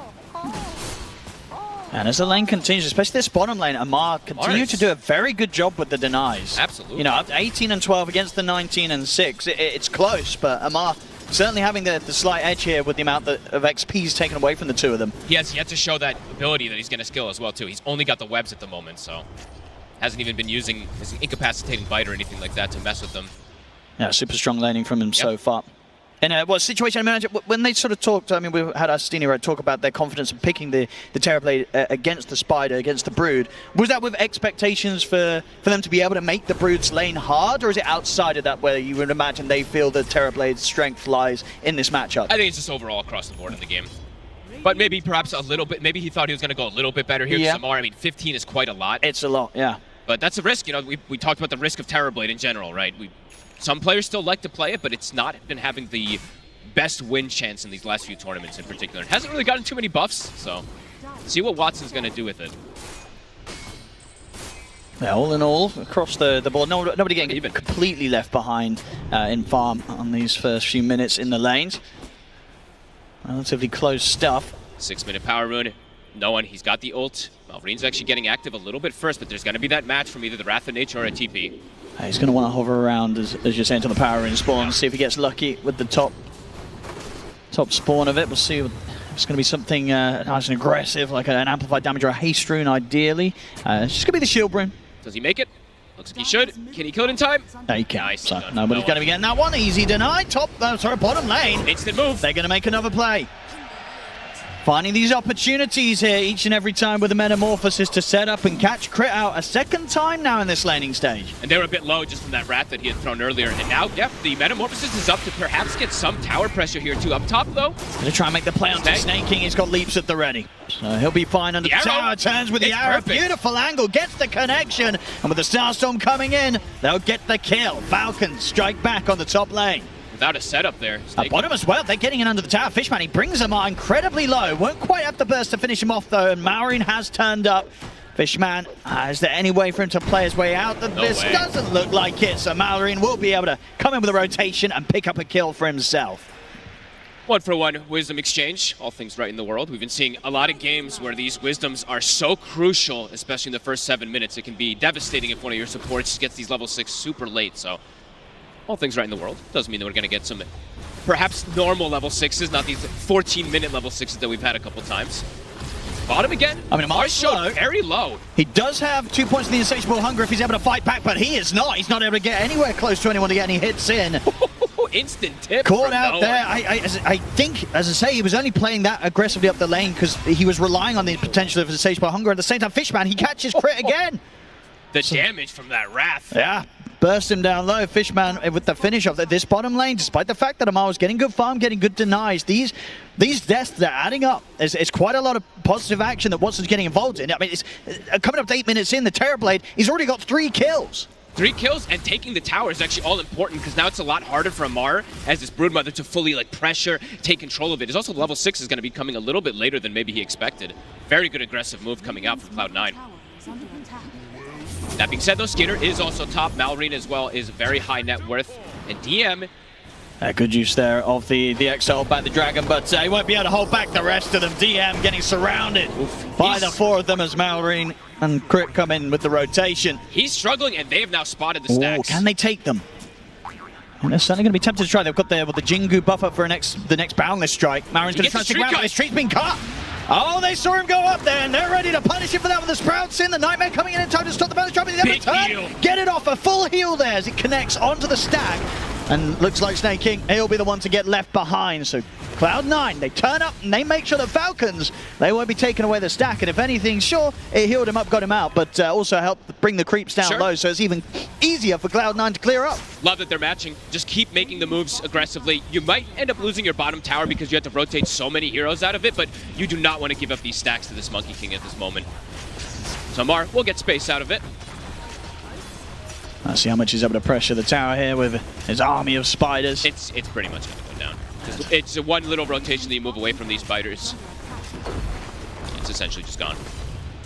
So the big difference in this game really is going to start coming between these two offlaners. You're seeing a 1,000 gold disparity between them, but no one is having about 800 difference between him and that Monkey King. So his timing of that Maelstrom, it's fast. He's got it done already. It's going to be one of the faster ones I feel we've seen. 9 minutes 30. It's very quick. Very, very hot stuff here from no one in the mid. Which, when you're having maybe perhaps some damage issues that the panel was mentioning and we were talking about inside the mid game after these lanes break apart, having that earlier Maelstrom could be pretty important for him to get involved. Because now Watson, I feel like he's done his job of getting involved. He's got 4 kills on a TB early. Now you kind of want to do your own thing, let your team control the map and make the aggressive moves for you. He can just keep sending these illusions to farm and push out the lane that the spider shoves in. Looking for that 10-minute power rune. It's going to fall into the hands of Malrine. Pretty big one, too. Can he make an aggressive move with it? Looks like it's just stealing some stacks, getting these neutral items finished up. Yeah, it's going to be difficult to find Watson at the moment, farming in a very safe position there, down on the bottom side of the map beyond the tier 2. They do have one of these, I would say, kind of sneaky wards that we've been seeing more teams play, so it will be at least spotting the exact position that he's in, so information being given. Crit, very close to finding the level 6. Just trying to pick up some solo XP on the bottom lane. Both teams are just trying to maximize, it seems like. Crit, yeah, as you said, playing bottom, Broodmother's just jungling, Monkey King stacking / jungling. So Fishman looking to make a bit, I mean, this is, I guess, just him hitting a tower and being a little bit cute up here, but won't be able to make anything of it. Falcons, I think they'll be very ready to get Skeeter involved in the fights now, because the Blink Dagger's coming out for him. Just like last time, I heard Amira was talking about how aggressive that they could be because they have these pairings that they do tend to do with these drafts for Falcons, that they can just bring so many different varieties of heroes to be able to set up these type of ganks. So yeah, having this Blink early, they're going to smoke. Level 6 are hit on the supports too, I believe. Maybe Crit's still a little lacking, but Solar Flare's online. Fishman also does have the 6, so Fiend's Grip is at the ready. Same thing for Katomi. See if they can react in time. Oh, so the big catch would be either Watson or no one right now. No one. Stepping back over towards the mid lane. Falcons holding the high ground. They might see Watson step up here. Watson, he's not going to expect this. The Dragon Tail opening is there. And so if they can chain stun him down, they can. Boundless into the arrow. Leaves no chance for any sort of stun to play. And even if he did, he actually didn't have a point in it yet. Not yet. Nothing he could do there to get out of that one. A successful smoke, and now maybe more. They're going to look for the setup in the mid. They get the Dragon Tail. The Sharpshooter comes in. They get no one as well. Falcons, they'll be able to turn with the Boundless and catch out Fishman on top of it as also. The Falcon specialty. I mean, Skeeter, as you said, when he can start getting involved early on, the way that the map just starts to close off quickly. 12 minutes in, and very quick aggressive moves, catching 2 big cores. I mean, yeah, it doesn't get better than that for them. They get the carry, they get the mid, they get a support on top, they get the mid tower. And now what more could you want there with a Blink Dagger reveal from Skeeter? Perfect stuff. And now they've got the Brood with the mech. And we were talking about, at least I was looking at the comparison between him and DM. There's a massive net worth disparity between these two offlaners who DM could struggle to get involved in these early fights. Yeah, he's falling behind big time. He's got to farm the stack, at least help Watson finish it off. But Falcons, after the lanes break off, it's similar to yesterday, just the way that we saw versus BBT. Yep. They had this good early 12 minutes, and then things just snowballed out of control. So let's see if Cloud9 can slow the pace of the game down and not just keep hemorrhaging kills. Because Skeeter, he's looking for it. Cloud9 turning up at the tier 2 here for the defense, but this is so hard. Skeeter's not going to be afraid of diving the tower, and there it is, straight in with the Dragon Tail. On towards no one, he's gone. Falcons seeming like they can just take what they want from the map right now. Cloud9 struggling to slow them down or do anything in response. I feel like DM actually has to start making his, I don't know, it's like he kind of has to play bottom because he's the only Brood answer. There's now a massive spider problem, Owen. None of these supports can really deal with it, neither the other 2 cores either. This tower's going down, potentially. They're going to have to use the glyph, but there's a lot of spiders. At the time. Sorry, they don't even have the glyph, apologies, so this tower's just dead. It certainly feels like the time is going to be ticking for Cloud9. Watson coming in with this Terrorblade pick. One of the struggles, right, is getting the game to last long enough for you to be able to come online. It's going to take time. Watson not yet ready to be a part of these defenses. And we were talking about how, no one did get a good timing on his Maelstrom. Back-to-back deaths immediately right after he finishes it up. So it's kind of a pinata that got inflated a little bit. It just feels like sort of the playstyle of the Nature's Prophet and the way that he's turning up to try and hold these towers is just completely countered by the safe lane DK that rushes the Blink Dagger, right? Skeeter, as soon as he sees him, he's this incredibly tanky force that can just dive towers, get that opening stun. And if he finds that Dragon Tail, outside of maybe a clutch Nightmare save to try and break someone out of the combo, it's very difficult for Cloud9 to save one another. No, absolutely. And maybe it's like looking at the way that it all started off, we saw them have so many different answers. We saw them ban how many heroes to protect this Nature's Prophet too, right? They banned out this Primal Beast, that's a huge problem, Timber, etc. And yeah, still they're able to get this Fishman, sneaky play. He's going to be able to grab it. Very nice. Now, can he get out? Even if he doesn't, I'm sure he's fine with this. He got the Wisdom Rune. And he's going for it. He's going to try and get a kill. It's not going to happen. But Wisdom Rune picked up, so mission success, I'll tell you. Sure. At least getting something out of the map here, because the map is starting to become quite problematic for them to make aggressive moves. And where's the damage, Owen? Where are they going to have this damage to follow up if they do get these initial catches? Falcons just have firm grasp of this game. And with this Broodmother, top net worth, can just continue occupying this entire bottom side. Yeah, making good progress to just try and get the Greaves online for the team as soon as possible. Here, Amar, just to really add to the problems of Cloud9. He's able to come to damage and no one, he's been found. They're just fighting everywhere. Catches him with the arrow, he's going to try and TP out and actually make it. All right. Ooh, okay. A little bit tanky. Yeah, just tanky enough there to get out. The spark of courage, right? I think once you hit that 50% health, it kicks in. That +7 armor, I think that was definitely the difference, at least for that Nature's Prophet to survive there. Oh, that was a lucky one there from no one. But that's all it really is. This time he just survived. So they are slowing down the pace a little bit here for Watson, but it's not like Falcons isn't farming on everybody. They're getting a ton of space on the map. Yeah, Amar really starting to take over. Top net worth, nearly hitting level 12. It's He's really getting so much from the map there. The Brood problem, definitely an issue. even though they, as I said, they saw it coming. They said they did. I mean, let's see if it's the later stage plan as potentially for Watson, if he's going to be able to make this Terror Blade work, because that's why players pick it. They want to get to these later stages, but a 6,000 gold lead this early on. DM, he's going to try and clear out the mid lane. There's going to be a nightmare to try and break him out of the opening combo, but the Manless Strike comes in. Is DM tanky enough to get out of this? Is he able to turn, get the combo off? Torrent's going to be off the mark, but the boat will connect it onto Skeeter. They kill the bar, and now Skeeter's coined the Sprout. They get the two of them. There we go. Cloud9 turn things around. I think, Falcons, they went in then expecting DM to die a lot quicker than he actually... He just didn't die at all. He gets very low, but they couldn't burst him. He just got the Vanguard. Yeah. So just a bit too much damage, and Fishman with a clutch little sleep. There's difficulty to stop this chain stun, but if Fishman's there, he can still do so. And now it's Gleipnir. See if they can get something more. Gleipnir into the Sprout, leaps her at the ready. But that fight, that turnaround in the mid, they needed that more than ever, Cloud9. They find it, and they're able to slam down a little bit of that lead that Falcons had. And DM will potentially finish up a Crimson Guard maybe before that next fight, too. So be able to block a good amount of damage, and that's the Brood answer. So, all right. 2,000 HP, 2 Seeds of Serenity plus Vanguard. It is a very durable Kunkka if they can't get the initial chain stun. Yeah, despite the fact that he is sort of, falling behind in farm. It's just enough to be at this point where Falcons, they couldn't quite kill him. No one buying. I like this, actually. This is really cool. He's looking to be super active, is what this tells me. He's got the Gleipnir now, so it's like, okay, farm time, it's over for him. He wants to show up to every single one of these fights. He buys the Shard. Not something we see too often. I know a couple of these players I've seen pick it up, but this is cool. Very strong. It's a lot of damage. It's going to help also versus these heroes that are pesky inside of the fog, potentially. Cool way to fight back. The pipe now is finished, though, for Amar, so an extra little bit of an aura that a lot of magic damage was brought out in that last fight from Cloud9 from both the boat and as well as that Wrath of Nature, so that will block a decent amount.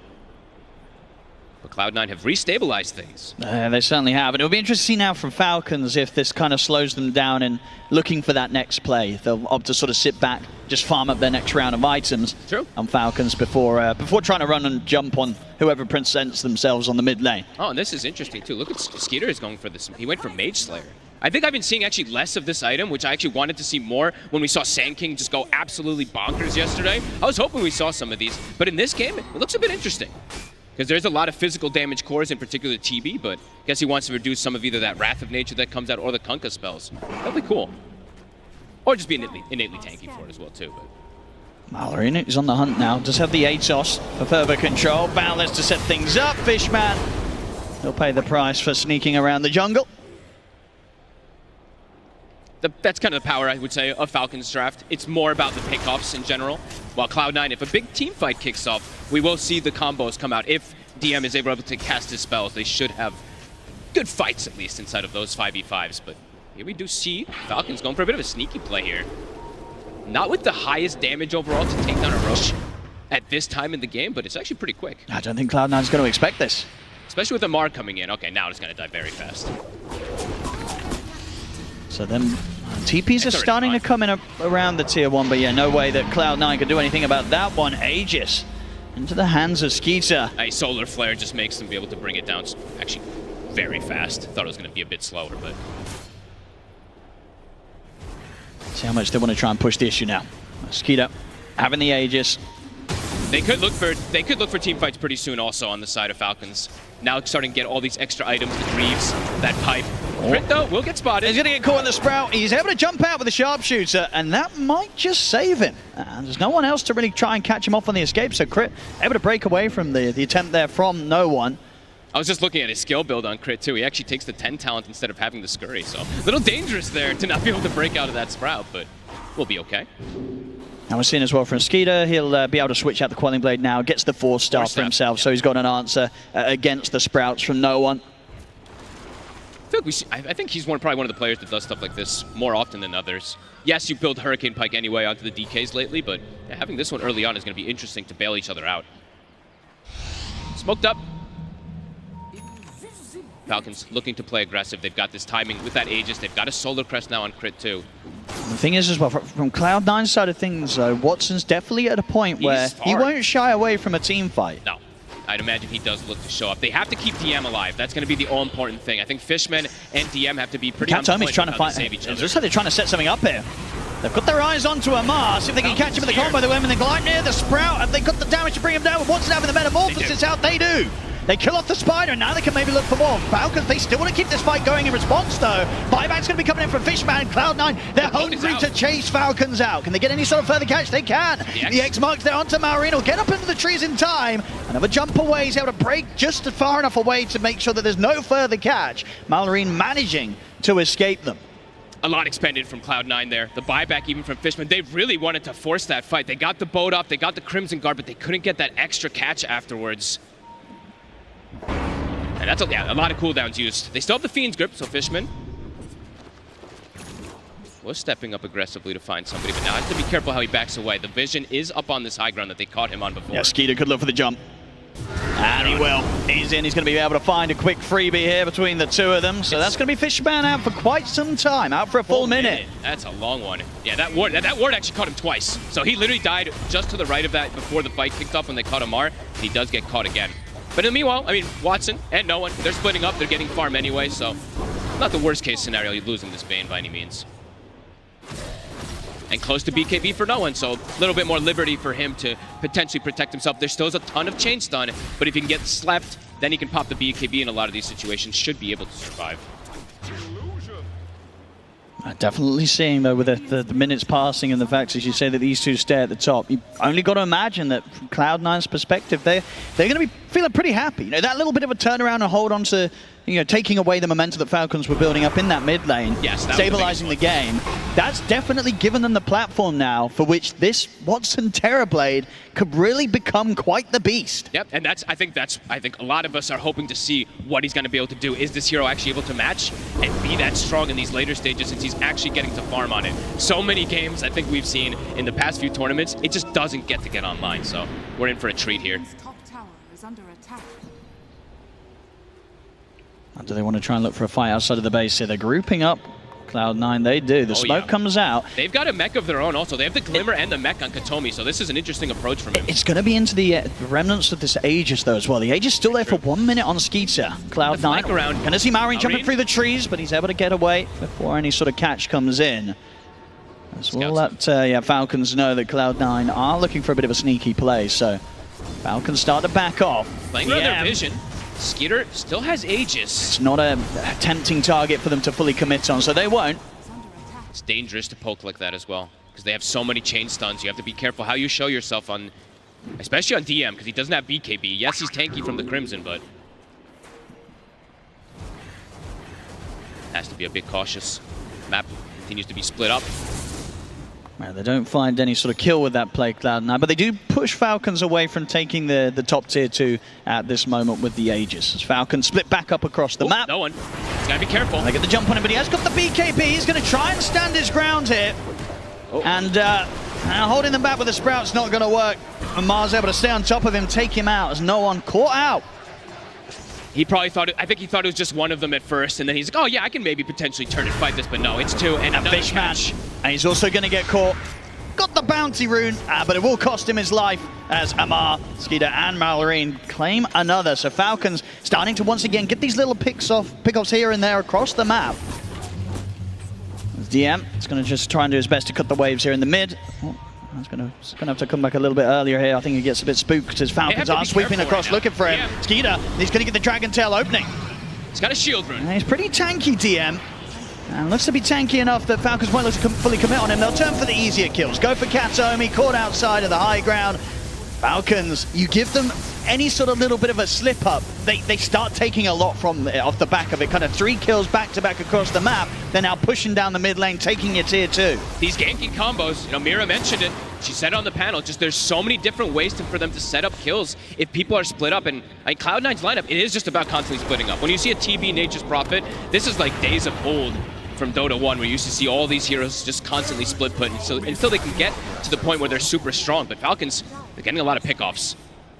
These do start to add up quite a lot here too. Seeing DM, he's falling further and further behind. He can't get involved. So it's kind of turning into this maybe dual core versus a tri-core potentially that Falcons is starting to build up, and maybe even more than that because they do have a Mirana and Hoodwink, like we saw yesterday, also be able to scale. I don't know if we'll see Snake and go that satanic. I was gonna say, are we getting a satanic build again? Or? No, not in this one. Maybe. I mean, maybe if it gets to these like super late stages or something like that, but. You've got to imagine that as well, for Cloud9 when they do run something like the Terrorblade. You know, this is one of those heroes that can carry a game even if there aren't kind of two other cores on the same level of farmers in, right? This is a hero that eventually should have the potential to 1v9. It should, but yeah, I mean, we'll see. Because they are getting, I mean, more and more answers. I think they actually sniped that courier, right? That was almost a full Crimson Guard, so that's actually a pretty big deal. Amar not going to have that one for the next upcoming engagement. No one. Does have the BKB TP out. Yeah, doesn't mean he won't have it for a second here as Fishman. Always going for these kind of crazy plays, I feel like. They've got the Gleipnir set up. Snake King trying to close the gap to see if we can find the follow-up control. Fishman will turn with a Nightmare, but Skeeter's there as well. It's another death for the Bane. They're getting picked apart. Just anywhere they go, anywhere they sort of reveal themselves alone, Falcons immediately punishing them. They're starting to add up these kills that they're feeding away to Falcons. The mobility on Falcons just feels to be too high for, I mean, I just keep watching DM. He's like trying to run around finding anything, but they're just constantly all over the place. The Monkey King's jumping around. There's a Mirana that's super quick, a Hoodwink and a Brood. They're just making these moves constantly, and it's applying quite a bit of pressure to everybody besides the NP and the TB, who, I mean, they keep having to use like BKBs to TP out, so it still is pressure that is being applied. And now at the smoke, looking to swing across the map. It is a timing that Watson gets. He's got a full eye of Scotty.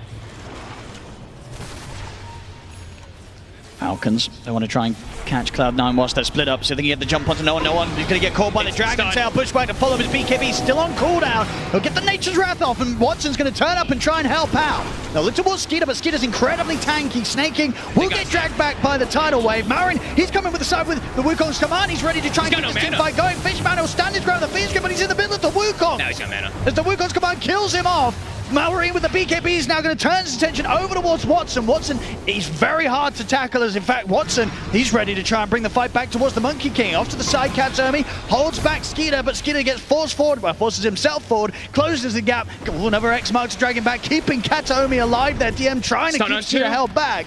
I mean, Watson, he's trying to find the chance to get the hits in, split up, but he's kind of getting kited at the moment, and indeed no one back on the front lines. He gets killed off. Watson turns towards Amar.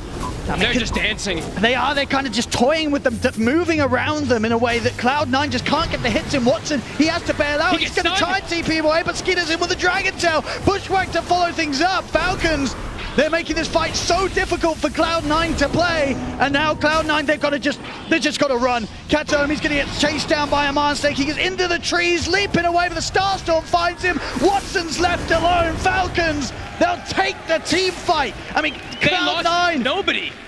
They were desperately trying to make some sort of move. You saw sort of Watson walking all over the place, but he was getting completely kited. That is a full duration meta fight that he can pretty much get nobody. Well, Snake King died, sorry. So Snake King did die at the beginning of it, but that was everything expended, and Falcon just danced on them. They really did. That was insane team fight, just coordination that came out from them. And playing around that vision from the initial catch allows them to just play dominant. Cloud9 just got split up. No one starts chasing one target. Watson can't keep up with him, and it's that mobility that's really a problem. Huge fight. Falcons now blowing the game open. A 10K lead. Roche is up. That was the timing also that Watson, he just had got his Eye of Scotty too. It's like his big item timing.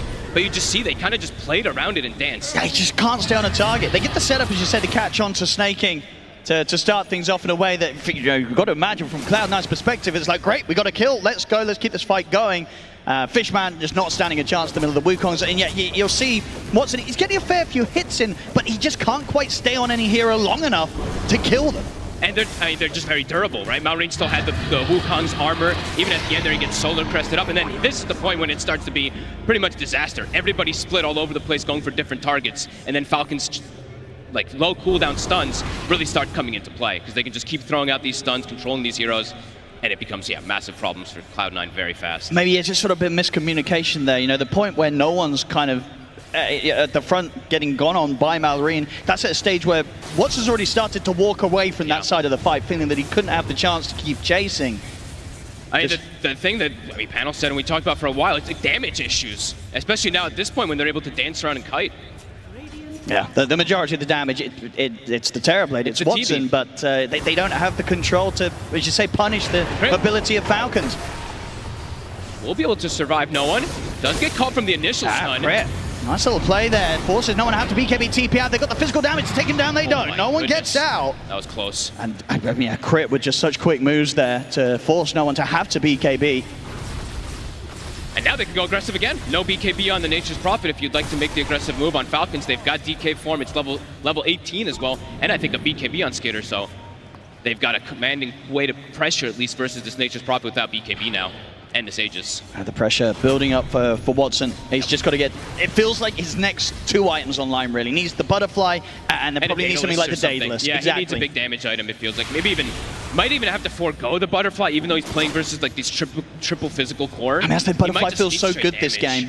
It's just difficult for him, it really is. Skeeter.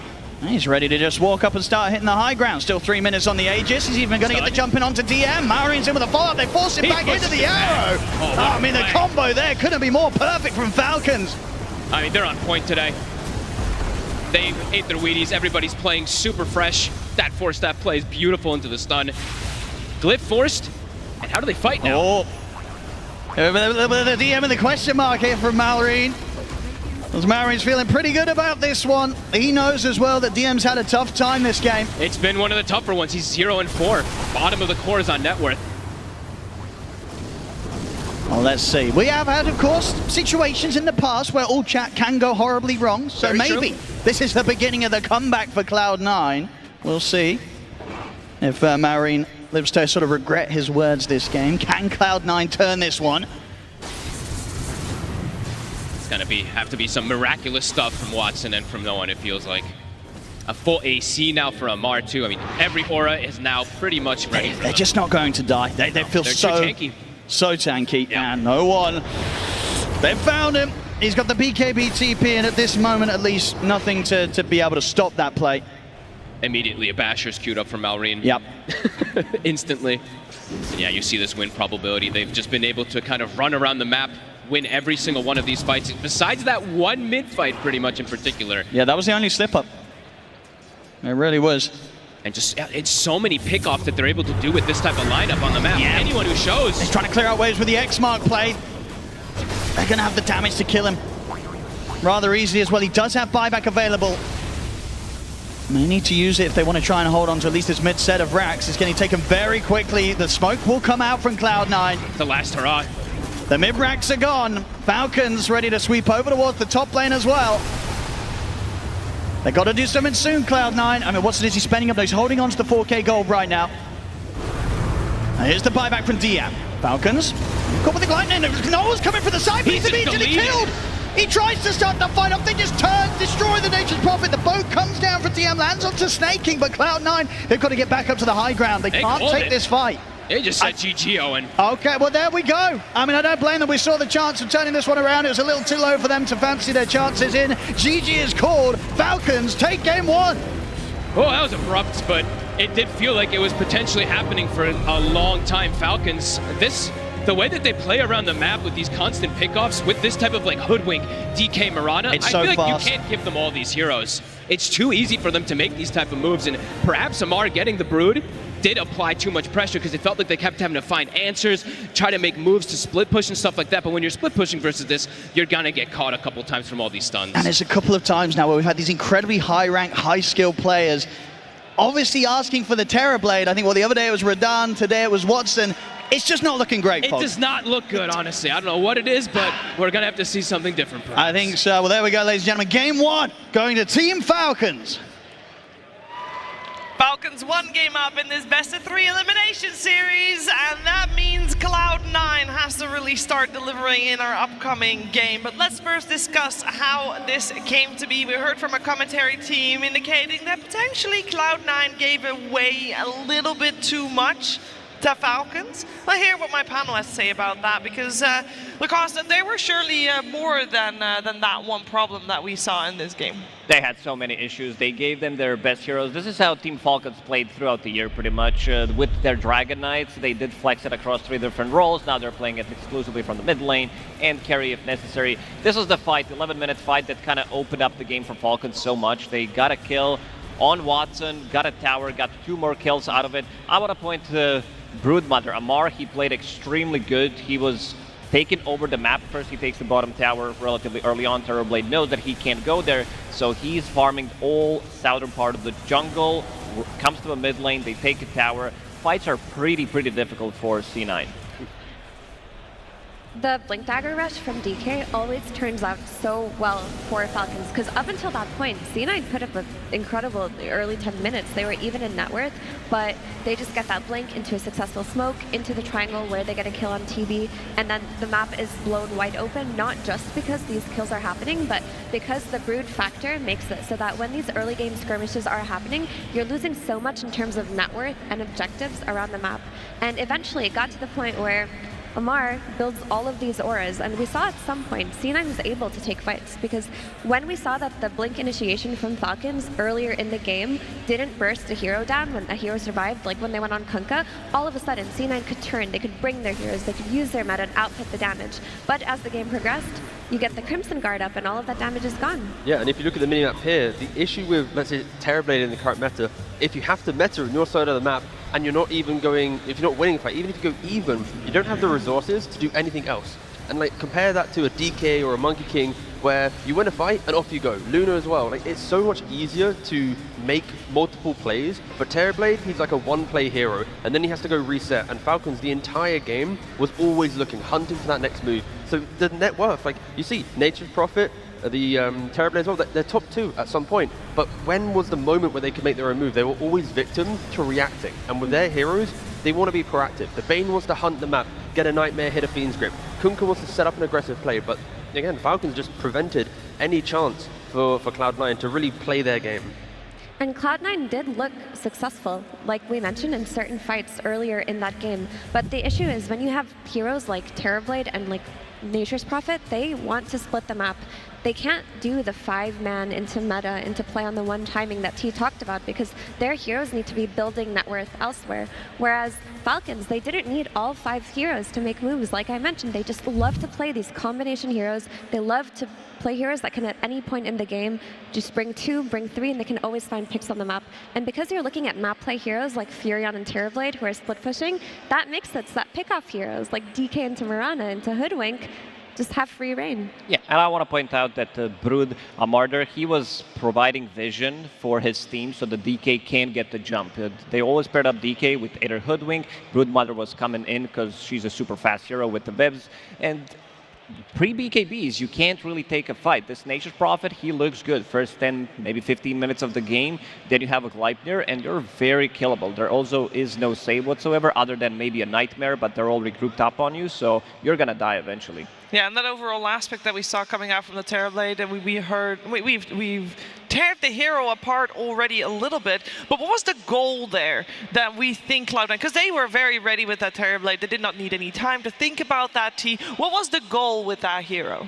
It honestly could have been one of those moments where it's like, coach says to carry, hey, what do you want to play? And the carry's like, give me the Terrorblade, I can do it. Yatoro couldn't, but I'm here. And no, yeah, it fell flat once again. But also, it is about map play constantly, like constantly pushing out waves, like if you can kind of stumble your way to 40 minutes, like this draft's insanely strong. Prophet skips waves, TB skips waves, like it is a very map playing draft, but that just isn't really the way to win games so far at TI. I would like to defend the Terrorblade in this case because I think C9 made it look more impressive than the other time we saw it, which was when Team Spirit played it, because Watson did have incredibly high net worth. He had a positive KDA. Okay, so at some point, C9 were down 5k net worth, they took a fight, and then they were even in net worth again, and then Furion and Terrorblade were able to just catapult and farm. And the ability to do that can be incredibly valuable. I think the issue was with the supporting cast, Shiver. We have to talk about Kunkka. Kunkka had an awful game. He ended with FaZeWitt's Crimson Guard, and he got that Crimson Guard so early on, no second item came out. The Rubik, it just lost purpose in the draft entirely, and the Bane, T, you had your complaints about it, didn't look good. Yeah, I mean, don't compare if you compare the offlaners, it looks pretty rough. It does look pretty rough. If you compare the two support casts, as we call it, there is just, there's Hoodwink and Mirana that are just able to hunt down and get kills. And it seems, from Falcons' perspective, like that would be a lot of fun. Were they having fun? We're going to find out as we can have a little bit of a listen in how it goes. Yeah, I can go on Fern as well. I'm going to be starting Kanka, guys. I need mana. Any mana? No mana. Leaves in 10. Crimson up? Yes, they're all up. They're all over. There's no meta. Take it slowly. They have no meta, guys. Yeah, TP, I'll just go. I got TP. Remember the Thunder. He has gone down. Yeah, I know. I'll give you more soon. Slowly, guys. They can't get out. Slowly. Look this guy. I'll get the Rubik too. I'll get the Rubik. Trying to help him. Bane will be here too. There's protection for TP, guys? Yes. I'll stun him now. I'm gonna stun him. I'll follow. Nice ult here. Snaking with the voice of reason. They can't get out, guys. Slowly. And they did, T. One by one. They just picked them all off. I love the fact that they've clearly developed like also kind of another language as well. Because like when they say slow, it's like they still want to fight, but it's like you kind of one by one. Yeah, you see the window. One, take him. And I'm sure they've probably got other words like, you know, to kind of layer into it, where it's like a different word is like everyone just goes for the kill. But even like when they're stunned, it's like I'm gonna stun first. And then they already know, okay, now they follow up. It's just, yeah. Listening to their communication, it is near flawless, where there's no panic, there's no, second guessing. It's just every little call. Yeah, really nice. Really nice communication coming out from Falcons. Very clear, very precise, and fairly relaxed, I think. I know two people, I don't know if they ever are relaxed, and I know the people around them at the moment are definitely not relaxed. Let's head over to Slax and Tsunami, who are somewhere in the crowd. Oh, I think you can figure out pretty quickly where I am in the crowd. Because I'm with the Brazilians right now, and I'm feeling the energy. My friend, introduce yourself. Where are you from? From Brazil, of course, Salvador. This is Felipe. And how long have you been watching Dota for? Ever since TI2, man. And have you ever been to a TI before? No, first time. It's a dream coming true, that's for sure. I love to hear it! Now I see, obviously, it's a shame that the actual representation from Heroic is no longer here, but you guys have quickly adopted Cloud9. And I see that you guys are very eager to get the whole people together around any specific team. Yeah, of course. I love the motivation. So far you've been following Assini, but right now they're down again. And I know, this is troubling times, my friend. How are we gonna build them up? I mean, we're just gonna do our chant. You have a chant? Of course. Could you tell me this chant that you have in mind? We have the best carry in the world, and his name is Watson. So, elementary, my dear Watson. Elementary, my dear Watson. But let's do in português. Tá, meu caro Watson! Elementar, meu caro Watson! Elementar, meu caro Watson! Elementar, meu caro Watson! This is the power that I'm looking for, and I'm gonna hope for a game 3 with Cloud9. My friends, let's get into it.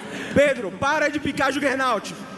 Don't pick Juggernaut, Pedro. Woo! Back to the panel! I am loving the energy coming from the crowd, and I really hope that Cloud9 can use some of that energy in their upcoming game, because we highlighted some of the issues, and before the game started, Effie, we credit Cloud9 for bringing their own flair, doing their own thing, and basically not being super predictable with what they bring to the table, but maybe they were a little bit too unpredictable, too out there. I don't think their draft was too out there, because their draft was capable of a lot, and we saw what that was. I think there was just a little bit of mis-execution going on, which is very natural when you're busting out heroes you don't bring out before. I like that flair that they brought. I don't want them to lose that, because if they're going to play standard, let's draft everything we've played during the road to TI versus Falcons, arguably the best team in the world, that's not going to cut it for them. They need to bring some extra spice. Some extra spice, but I'm not feeling this spice. This Rubik, this Bane, compared to the impact that Mirana and Hoodwink had, this is almost non-existent. And also the big difference from the two offlaners, DM, as we said in the pre-game panel, that he's not taking a lot of farm. This game, he got overtook by Morana at one point, which is something that should not happen. You also need to prioritize someone's bigger farm. You did mention that he did go for the Crimson Guard as his only item, Nullifier online. You pretty much become just about the rum buff, and that's it. So we've seen so many times the way they've been playing out these fights. They land the Wukong's command, they reset during the boat time, and then they go back in and kill C9. I mean, the issue as well, unfortunately for DM, is they drafted Prophet and Terrorblade, who want to occupy your own triangle. So when Kunkka has a bad lane, he can't go farm the triangle, because Prophet's already farming it. Terrorblade's rotated in at some point to take it. So DM was like sacrificed somewhat in the draft, in the play as well, and he had one Crimson, and what does Amar have? He has Greaves, Pipe, AC, Crimson. Like, you're giving one offlaner the entire world to play, and the other offlaner, he's got nothing. So I think for this next game, I want one core player from Cloud9 outside of DM to play onto the map rather than towards the jungle, so then we can actually see 3 core scale into the game, because they just deleted his own game. Yeah, I think he should still be pretty happy he got that one Crimson drop in this game, so all good for him. Woo! Do you have any Crimson drops yet, Lacoste? Only one so far. Wow, I have none. I have none also, so I'm very jealous of Lacoste right now, but I think that the issue, like T mentioned, just bring more heroes to play with DM on the offlane, but also the Rubik just had no place in the draft. It wasn't providing the damage output needed to play with Kunkka early on to make it so that he has an entry point into the game that doesn't involve ancient stacks or taking the triangle away from one of his cores. Like, what happened to Snapfire? That was available. Why go for the Rubik? Because I don't mind the Bane so much for Fishman. He plays it incredibly well. The Rubik, on the other hand, that isn't the Katayomi specialty. It really, really isn't. So we're coming back to getting a different draft set up for Cloud9, but that goes hand in hand with potentially TGov giving away a little bit less to Falcons, because we're harping a lot on all the things that Cloud9 could be doing different in this first game. But at the end of the day, Falcons got their hands on a lot of what they're very comfortable with. That's because Falcons are good at just enough heroes that you never feel like you can ban enough of them, right? Like, you need to ban the Tusk from Snake King, there's the Malrine Sand King, and then Naga Siren, the hero of the tournament. Cloud9 lost to it in upper bracket, so maybe they don't want to give that away. Shadow Demon as well, another hotly contested hero. That was their 4 bans in the last game. If they don't do that, then suddenly it's like, do you value Morana higher than the Sand King or the Tusk? Like, maybe you give the Naga away, but still, I think fundamentally Falcons have locked in maybe 6 or 7 first picks that feel like they're, uncounterable at least.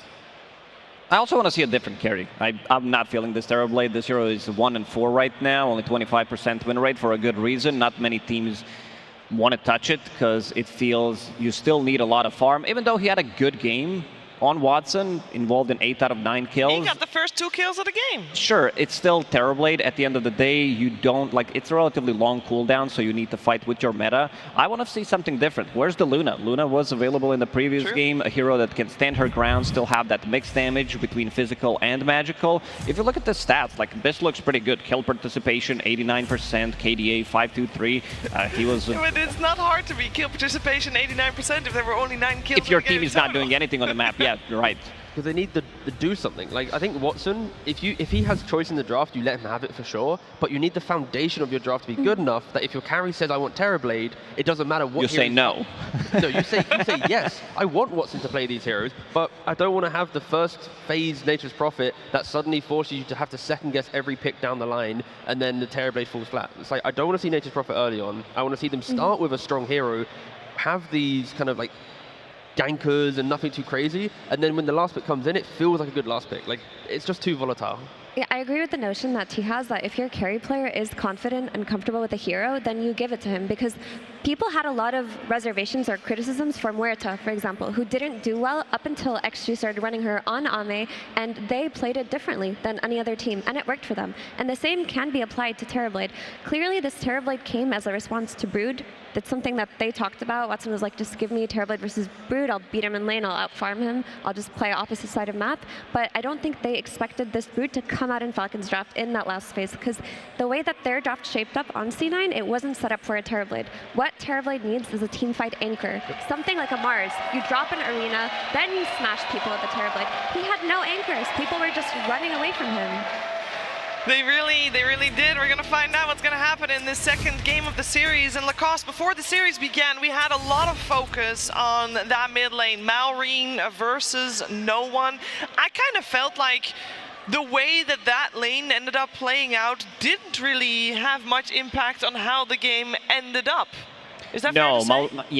You expect this Nature's Prophet to move around the map, but he doesn't move as much as you would maybe expect him to. He also wants to prioritize his farm, not put himself in a position where he dies after having a successful gank. And this was another deathless game for Malrine. He didn't die again yesterday, but he came very close. When he was playing Sanking, also didn't die. This guy is just a beast. We did have some concerns if there's going to be some nerves playing on the big stage, but definitely not. Hello Kitty definitely helping him out. He's upgraded his Hello Kitty. I don't know if you guys have noticed, but there's now a flower around Hello Kitty that I don't think was there yesterday. I don't know if he's going to get his hands on his Monkey King again, though, but it's hard to say, T, because in the upcoming draft, I would imagine the roles will be reversed, and it's always different when you're first pick versus second pick.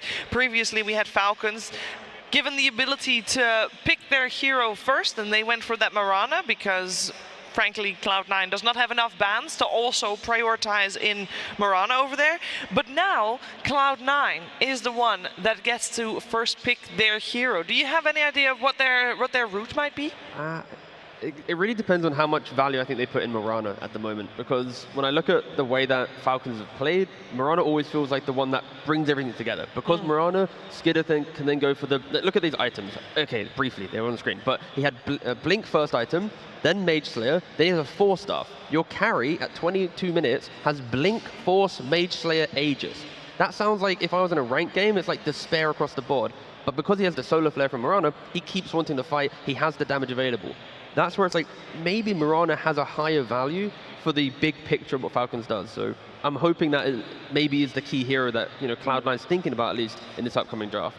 Yeah, they've played Mirana both on Watson and on Kataomi, so it's definitely in their wheelhouse. The question is if they indeed prioritize it. Perhaps it will just be straight up banned, as that could still be a potential as well. Heading into game number 2 as well, I think yesterday when we saw Cloud9 heading into a game 2, thing that even though they lost that game, they did look very good. I do think, Effie, that this is not a team that will be swayed by momentum of a first game loss.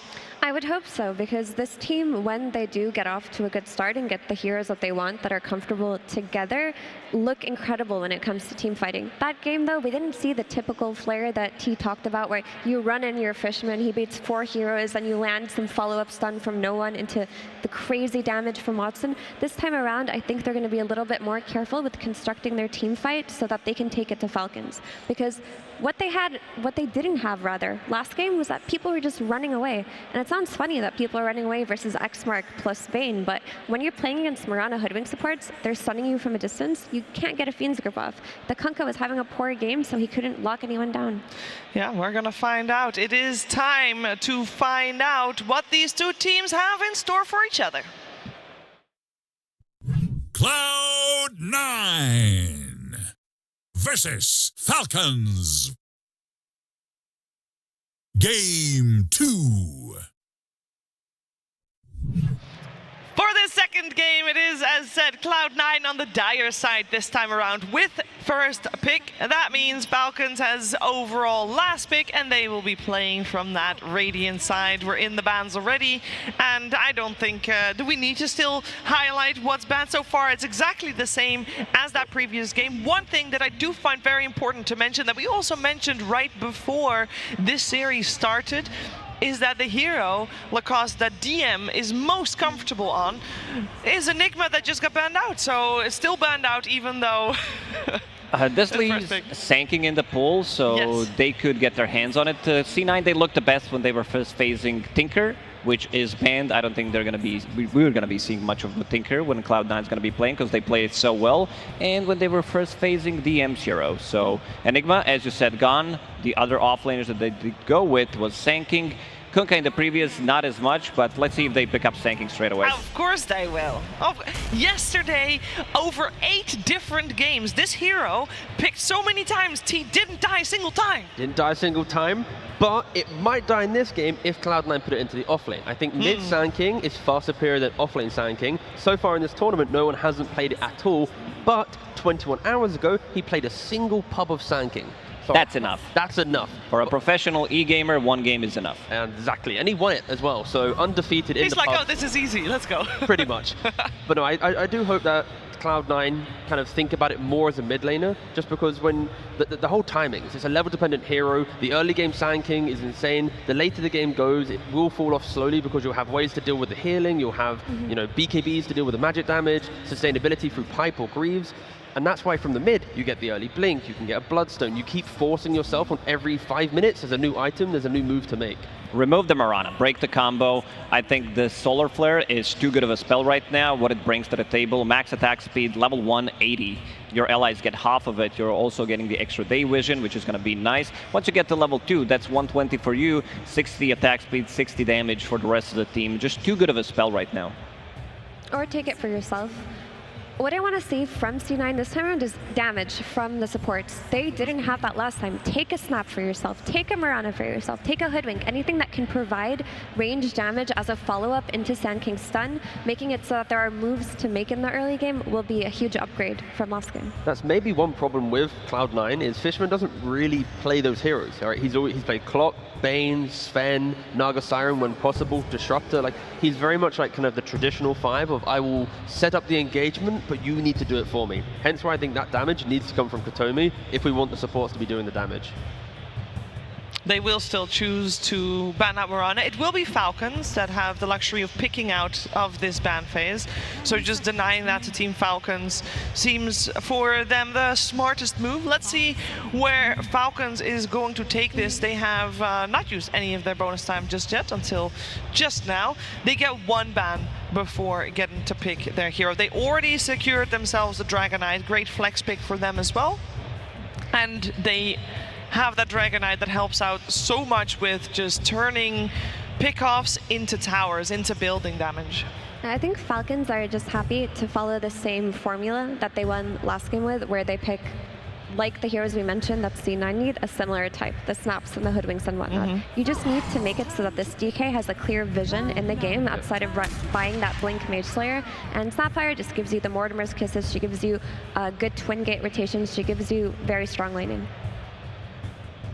It's also annoying to draft against Falcons because you know that if they first pick the Mirana, then they'll pick a stun after. If they first pick the DK, they'll pick the high damage 4. But they always make sure that in this position, it's Crit's hero to make the draft progress, and then when they see 2 more, Snaking actually gets to go, okay, what's my 5 to win the lane? Like, he's played over 10 different heroes so far on his road to the International, at the International, and that helps because he gets a little bit more information before other supports. He isn't just kind of thrown into, you have to play this. I was going to say Bane again, but I feel like I'm harping on the Bane a bit too much. But You did mention that they're not playing position 5 heroes with the damage. Their position 4 hero pool is also super small. Like, they have the lowest hero pool at TI over all teams, over all 16 teams that were here. So maybe bang out some Nyx Assassin. That was the highest damage hero from 12 that they played, I would say. Good against the Snapfire.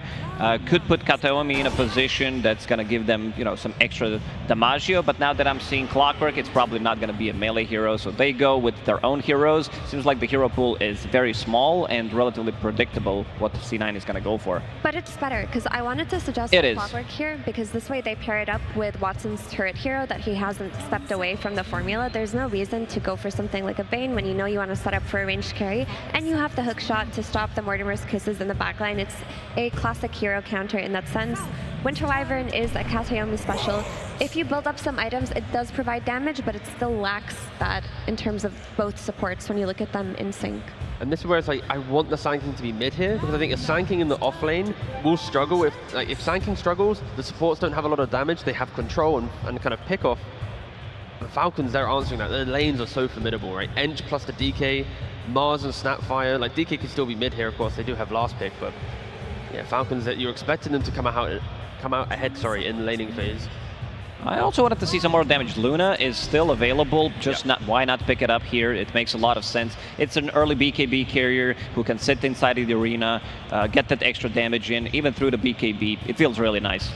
Some nice bonus damage for Wyvern as well. It's also not the best save versus arena, but it's a good combo break in terms of if DK is blinking in with follow-up damage on his team, there is a curse to stop that. And the Cold Embrace is going to be pretty high value as well. Like, a Cold Embrace inside the arena Sure, you're going to need vision, but maybe of course you can get that in other ways, but once that does come into play, like Luna can stand her ground, and Cloud9 on paper, a Bloodstone on a Sand King, a Silver Edge, BKB on the Luna, you got ways to go super aggressive while also surviving the jump. So it's looking like a better draft from Cloud9, but still the lanes into early game is favoring Falcons on the speed in which they can bring.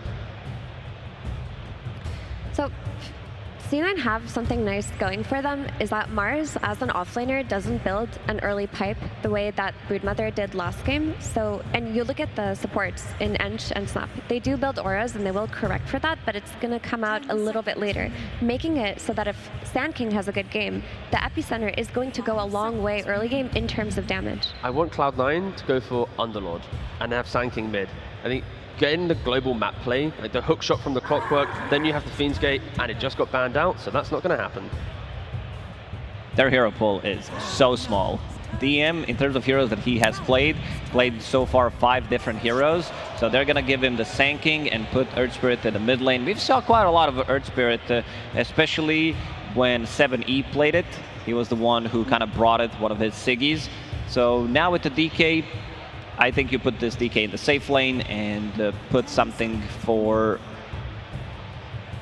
Malrine in the mid lane. No one has to be very active in this game. I want to see him try and break the side lanes. If you go to a Luna lane, there's potential for kill. If you go to the Sand King lane, there's a potential to help him accelerate his time into the Blink Dagger to then also play on the map with Earth Spirit. So it's a bold Earth Spirit pick. Again, I think I preferred the mid Sand King here and a different offlaner, but if no one called for it, give it to him, but please be aggressive. Try and just dictate the early game, unlike what Falcons did in the last game. It's actually a great Earth Spirit game. Like, if I'm looking at these heroes on Falcons, this is a very comfortable mid Earth Spirit because not only is it going to be the vessel buyer for the heal reduction on DK or Enchantress, it's also very comfortable here building Eternal Shroud. The Eternal Shroud will negate most of Falcon's damage in the early game, and it's backline jump for the Snapfire plus Enchantress. What Earth Spirit suffers against is unkillable cores, but like I mentioned, the early auras are not coming out from the Mars. If the Mars was something like a Kunkka instead, it would be a bad Earth Spirit game, but Earth Spirit's damage is not going to be mitigated here. I want to see something elusive for Falcons. Puck, maybe even Storm, an extra jump, early jump that can jump on top of Wyvern, just so that you have a follow-up with the DK. We saw Skeeter going for a Blink Dagger earlier, because you want to have that extra follow-up. Okay, the big boys coming out. Whew. How do we feel about Timbersaw in the mid lane here? You know how I said I want no one to be active? This Timbersaw will force him to be active. Because when you get some levels, level 6 on Timber, it's like, all right, Earth Spirit, if you want to come here, you can be half HP, and yeah, I like it. It gives a lot of pace for Falcons to play behind. It also means that Amar doesn't have to be the one starting with Arena. Timbersaw can walk into these areas, soak up some initiation, and then allow the opportunity for other heroes to jump in after him. There's no damage to kill this Timbersaw. Earth Spirit does damage over time, over many stones dropped into magnetizes. Wyvern does damage through right clicks. Luna needs time to farm up. You need to wait for the Sand King epicenter. This Timbersaw is completely unthreatened in terms of dying in the early game. It is a horrific last pick here from Falcons. The most Falcons-looking draft of the tournament, I would say. This is their, bread and butter, as we like to call it. DK, Mars, Timbersaw, Enchantress, Snapfire for crit this time instead of maybe Hoodwink, but this feels even worse. I'd say the Cloud9, they did some of the adjustments that needed to be done for the second game, but Team Falcons, I would say even higher chances than in the previous one. Team Falcons with their 3 beefy boys and 2 high damage supports coming in hot. Cloud9, they obviously are looking to force out a third game to this best-of-3 series. If they're gonna do it, who are you looking towards to really carry this team? Early Vessel on the mid-Earth Spirit. Try and play on the fact that Falcons think they're tanky. If you can whittle them down a couple times, allow Watson to get to Silver Edge and Akanda, Satanic, like this type of stuff, then we'll have an explosive game. But if no one doesn't get to play the early game on his timings, then it could just be a 2-0. We're going to see it play out here on the main stage here in the Royal Arena. Before we head to game number 2, though, we're first going to check in with Slacks, who is going to talk to Coach AUI 2000. That's right, my friends. I'm here with Owie 2000. Team Falcons yet again. And Owie, so good to see you, my friend, back up on the stage. Now, you are a brave man. Some would say Giga Chad indeed. You're going to let them have Sand King, who, according to my notes, has not died in 2 weeks. I believe. No one has ever killed this hero once. You're giving the Katomi Wyvern? What's up with that? Are you good at your job? Why are you giving these things away? Well, Sand King we played against in scrims, and we had a plan versus it. And then some of the other heroes, like this team's very unique. Like this Winter Wyvern, like early Enigma, like these heroes are sort of hard to deal with because you'll be going into it uncertain. So like you can give them an Imba hero and have a strat versus them, which is what we're doing. It might not work, but for us it's like better. As for Wyvern, like you can't just ban stupid supports, they're just supports. Stupid supports, my goodness gracious. All right. If you had to rate your draft on an A, B, C, D, F scale, how would you rate yourself? I don't know, like, I mean, it's good for us. But good. Like, I don't think it'll be good for other teams, but we're very comfortable in it. And I think, like, sometimes in the draft, Maureen just loses his mind and says, guys, auto-win Timbersaw, Huskar, and, like, you know, we just picked a hero, so. You have that trust in them? I mean, you have to. I don't know. It's just forced. Well, do you trust that you will be winning this one game? Yeah, hopefully. Oh, my Owie, please! It's TI! Just give me a let's go for the crowd. You never get hype about these things. Give me one let's go. Let's go. Good up for us. We'll see how it's done again, and let's get straight to the game with our commentators. There we go, lovely day, Howie. Bring us some hype in here for the boys on Falcons in this game too. The question is for can Cloud9 do it? They had a rough game one. They've come into this game two. They switched things up. We're seeing things like the Luna come out. This hero, it's great. About that. Yep. This hero wins games. You know, so seeing Watson on Luna, that's something to be confident about. And I mean, the last pick, right? No one on the Earth Spirit. We know he can pop off on this hero. He can. It can be a bit of a risky pick at times, but we'll see how much he's going to be able to make happen with it. But they do have the two big guns. The Sand King, the Luna, that's probably the big one that most people are looking at because these have been pretty dominant throughout this tournament. As you heard it there from AUI, they have a plan for it. And, okay. You know, I'm looking at some of these things, you know, I was talking last game about that DK with the Mage Slayer. I think that's probably going to be something they look to at least address some of that magic damage that comes out, and probably just more mitigation. It's a big thing that Falcons does like to do when they see these type of things. And maybe some like distance heroes that can burst this Sand King and stuff, so no one, be careful, you ate a second chakra. Yep, Maureen with the body blocks. Is he going to have enough burst with this next chakram to kill him? Whirling Death, sorry. Yeah, sorry, with the Whirling Death. Yeah, you confused me. First blood indeed, Maureen. Oh, well, that's quite the way to start. Yeah, you talk about sort of Falcons' approach, or coming out already with the question marks. Nice and early this game. I mean, he landed all of them. He landed literally 3 in a row onto him. You have to be very careful when you're playing these strength matchups, just because you get the double stat loss reduction. It's 12-second duration. Once you get hit by that second one, it's tremendous how much damage it does. That's or Whirling Death. I'm saying shock. Yeah, Whirling Death. Well, we'll see how that continues to go. But yeah, quite the start there for Maureen getting that first blood. But yeah, talking about the strat that Falcons had against the Sand King, it's sort of the panel touched upon. It seems like their strat is to just kind of do what they always do, right? You look at some of these hero tier levels that they've got on the heroes that they've managed to get through this draft, Falcons. It's pretty terrifying. You've got, 2 Grandmaster tier heroes, of course, with Mar on his Mars and Maureen on his Timbersaw. You heard it from panel, right? They said this is probably the most Falcons-looking draft. And you saw the last draft. It was a pretty Falcons-looking draft as well, too. They've got all their comfort. You heard, I mean, how he said it. Maureen asked for this hero. So, yeah, getting that kill right off the bat. No one actually got 4 CS on the first wave afterwards, but now it's Maureen is going to have a fantastic time. And Katomi. He's looking pretty dead. Skeeter takes him out with a Breathe Fire. This lane is not going to be easy. Yeah, this is going to be a real true test for Cloud9. Can they beat Falcons when Falcons, they're absolutely in their element with this draft. Yeah, and they have this Mars and the Snapfire also top. So, I mean, looking across the board, all 3 lanes, they're super strong. They actually have probably an advantage across the board in these. The Luna lane is the one that maybe can be a bit more volatile, but it's a ton of burst damage between a Snap and a Mars to go for something like Luna that can suffer versus that. So we'll see if Fishman can deter them and protect Watson, which he really needs in this game. And what do you think overall was the reason for the decision regarding where they put the Sand King, right? I think we heard from the panel, right? They kind of maybe wanted to see it stick to the mid lane, but making this alteration, is this just sort of down to preferences from no one, would you imagine? Probably, I guess I would say. Maybe he feels like he could be more active or something with the Earth Spirit rather than the Sand King, because maybe Sand King takes like a little bit of time to get online. I'm not sure, to be honest with you. Definitely interesting, because overall, I mean, the Sand King mid has been the one that's just been decimating. Especially yesterday, we saw Quinn.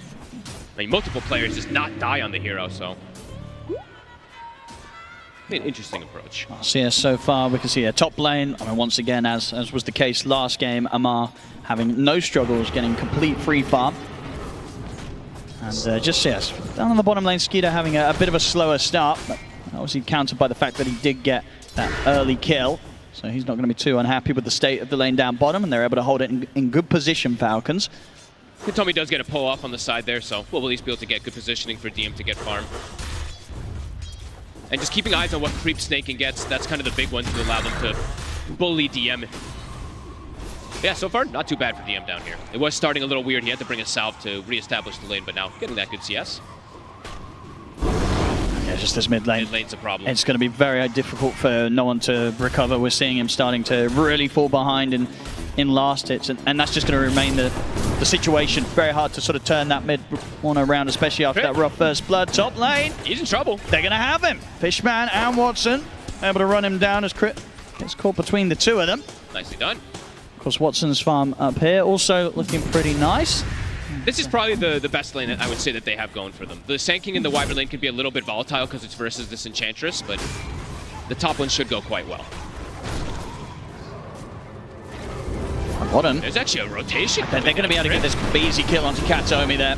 Straight away, making the call to make that play. Oh, they just left the courier. Oh, okay. I guess they were more prioritizing onto going for the kill onto DM. They might just be able to have. I mean, has he got, yeah, what sort of way has he got to play out of this? He's not really got a lot at all. Second blood grenade. He's going down. Falcons making these early rotations, getting these kills. You were doing very well. As all whilst this happens up and down the map, Maureen continues to have a very nice time in the mid. We're seeing, no one trying to drag some creep waves, trying to find a safer way to get some farm out of this early game. That is the nicest thing that you can do on a lot of these mid laners, is just kind of dodge the matchup in a way. We used to see Maureen actually do this a lot when he'd play like a bad matchup on a Primal Beast or something like that. So no one should be able to keep that farm going. And overall for his game, if he can actually get onto some of these squishy supports, could do some explosive stuff. I think the big timing really is just going to be if he's going to be able to get a good Vessel. Because the Vessel's going to be crucial to pretty much kill any of these cores. Fishman. Look at that catch onto Snaking, but the heals are coming out. See them try and bring in the damage as well from Kataomi. Should have a solid chance of this. I mean, using the micro to throw the rocks back and hold Fishman away from them. They bring in the rotation of no one and...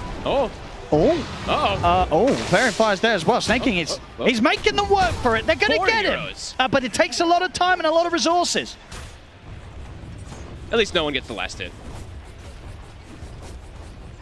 Maureen has it 6, so has no one. Power Rune. They're on top of Crit. That's a nice move. Okay, Cloud9. Getting these kills across the map where they make these movements with the two of them, and indeed, no one being a part of this, getting this very crucial early involvement. Maureen cleaning up whatever stands next to him, really. I mean, so many of these heroes are going to be so vulnerable to the incredible amount of burst this Timber Saw is going to be doing throughout all stages of the game. It's got an amplified damage rune as well, ready to play with when he looks to go again on someone. So this Timber does remain pretty terrifying. He's going to be a big problem. I actually potentially want to even see like these early moves, let's say from even Watson or something, to get a swing around. I think that's actually the best kill threat that they can have once they've got the Eclipse online and like Lucent Beam maxed up.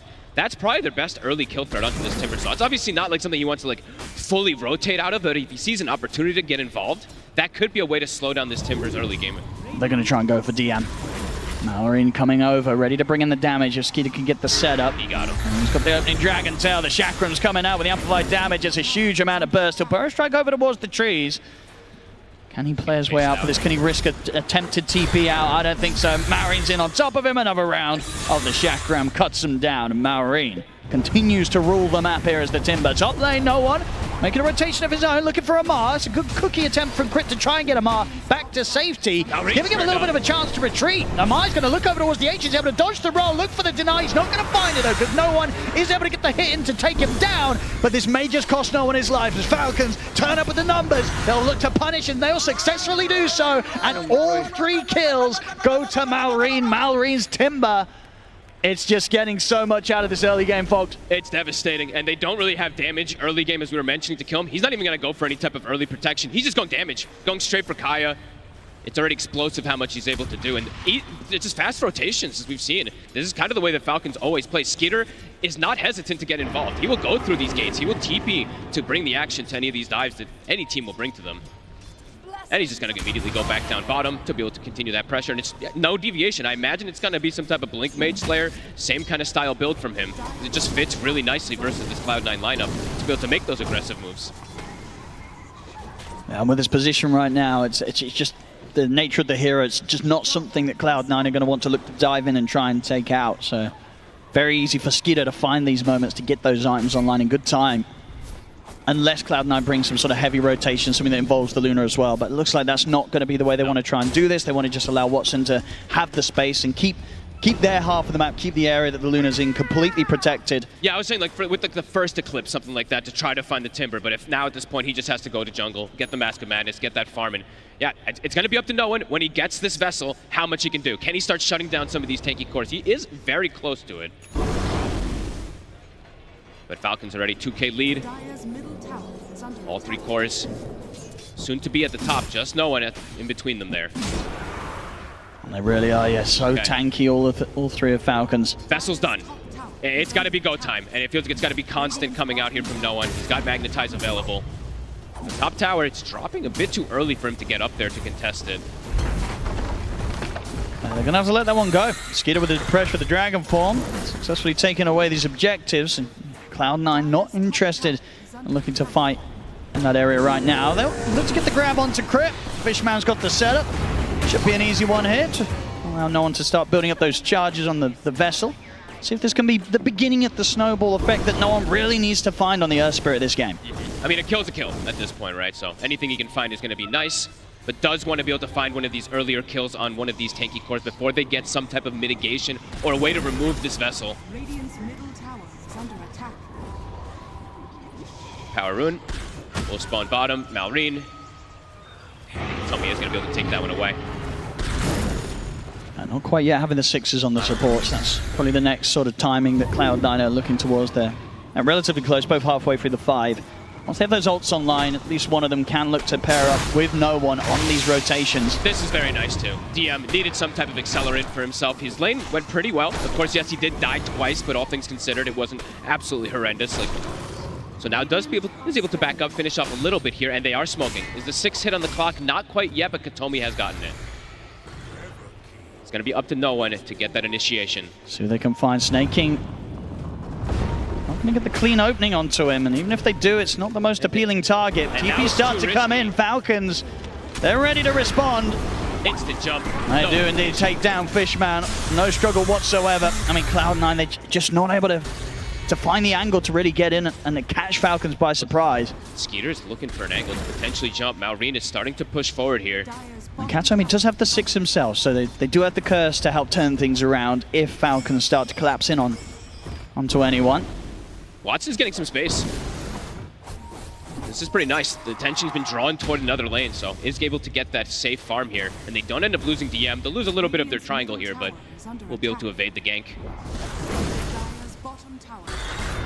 Taking the tier 1s out of the side lanes, they can look towards the mid now, Falcons as well. Could be an interesting thing that Cloud9 can actually do is what I've been seeing in a lot of these times. Falcons TPs with a lot of heroes, so there's definitely situations where I could see Cloud9 like force a move and then immediately back away when they see the TPs to start getting some potential map advantage. Not the easiest thing to do because they have that far catch with the DK, but... DM showing in the mid. That's too aggressive. It certainly is. I don't know what else he really expected there, and yeah, Malrine continues to rub it in with the ult chat. Oy, oy, oy. This last big Timber at the top. No answers just yet. See them trying to start some action in return. I mean, no one takes his chances there to see if he can get a grab. Not going to be the case. We'll be able to at least push Falcons away from trying to take the mid-tier 1 at this moment. Malrine is just absolutely massive. Skeeter as well. No pressure's really been put onto this DK. They're farming across the board. Yes, Watson's farming, but it does feel like you're looking at Falcons and they feel much happier with their draft. Playing into this Earth Spirit that wants to get aggressive early on. Yeah, they know how hungry Cloud9 is for action. Yeah. So yeah, these moments past, the efficiency. The numbers are certainly showing that Cloud9 not getting quite as much out of the map as Falcons. And Malrine with this regen rune too can look to play wherever he wants. He can play aggressive and he probably won't die. A one? He shows himself. And the kisses are coming out. If he's able to get away from this in time, he's going to be able to roll away again. Malrine land the chakrams here on towards no one, but the hook shot's there. Fishman holds him back. Skeeter caught under the tower. The curse is there as well from Kataomi. Surely they could at least kill the Dragon Knight. They can. They'll bring Skeeter down, but Amar steps over the arena, spears through Kataomi. They've got to look for more here, Cloud9. No one rolls in, gets the magnetize out onto the two of them. Amar up into the air here for now. Looks to step away, but he cannot break out from this fight. Double kill from Watson. Now towards Crit. They should be able to find a third. They will. There we go. Cloud9. They turn up in the numbers. They find the fight. They should be able to get some pressure onto the tower. Exactly what they needed. And Watson, he knows he has to be a part of these plays. He turns up 2-0-3, getting this early action now on the Luna. And they kept no one alive. That was the important thing. Fishman's hook shot actually so crucial in this one, because if Malreen's able to stick on top of this Earth Spirit, the fight could get kind of weird, but they were able to kind of push this Timber Saw all the way to the far right of the fight and able to reset things and get that good positioning. No one is very tanky. Indeed, yeah, the Vessel, the Treads, and the Wand, that's all you kind of need at this point to be able to walk away from the kisses coming in. This. Fishman with the hook shot. It stops kind of this aggression and breaks that entire move that's coming out from Falcons. Beautiful play. Falcons definitely underestimating the ability for Cloud9 to hold this sort of fight and find this sort of turnaround. Is he back in action? They will get the spear connection onto DM. They catch him around the Ancient. So Falcons, after having a rough fight in the mid, they're not afraid of going straight back to the action. Fishman, he's out with a TP. Nothing to put a stop to it. So yeah, Falcons, they may have lost the fight mid, but they get back into the action. They kill off DM, and they do still claim that tier 1 tower mid first. They're still able to play just that little bit faster, right? Cloud9 does feel like they're more cooldown reliant, especially if Watson wants to look to get involved. So Falcons looking to take advantage of that. They're heading straight for him. Just going to go for a TP out. They got anywhere to stop it in time. They don't. He's away. Ooh, and yeah, Amar has gone down the Yule's build, so pretty interesting. So just wanting to have that immediate catch for some of these heroes, and he is going to queue these auras. So interesting approach that he's going to go for. We've been seeing just most of those times just the BKB and Blink. Fishman setting up another catch here for Cloud9. They'll find Snaking. Good kill. The support to this moment, Cloud9 are showing no struggle of being able to pick them off when they get caught out of position.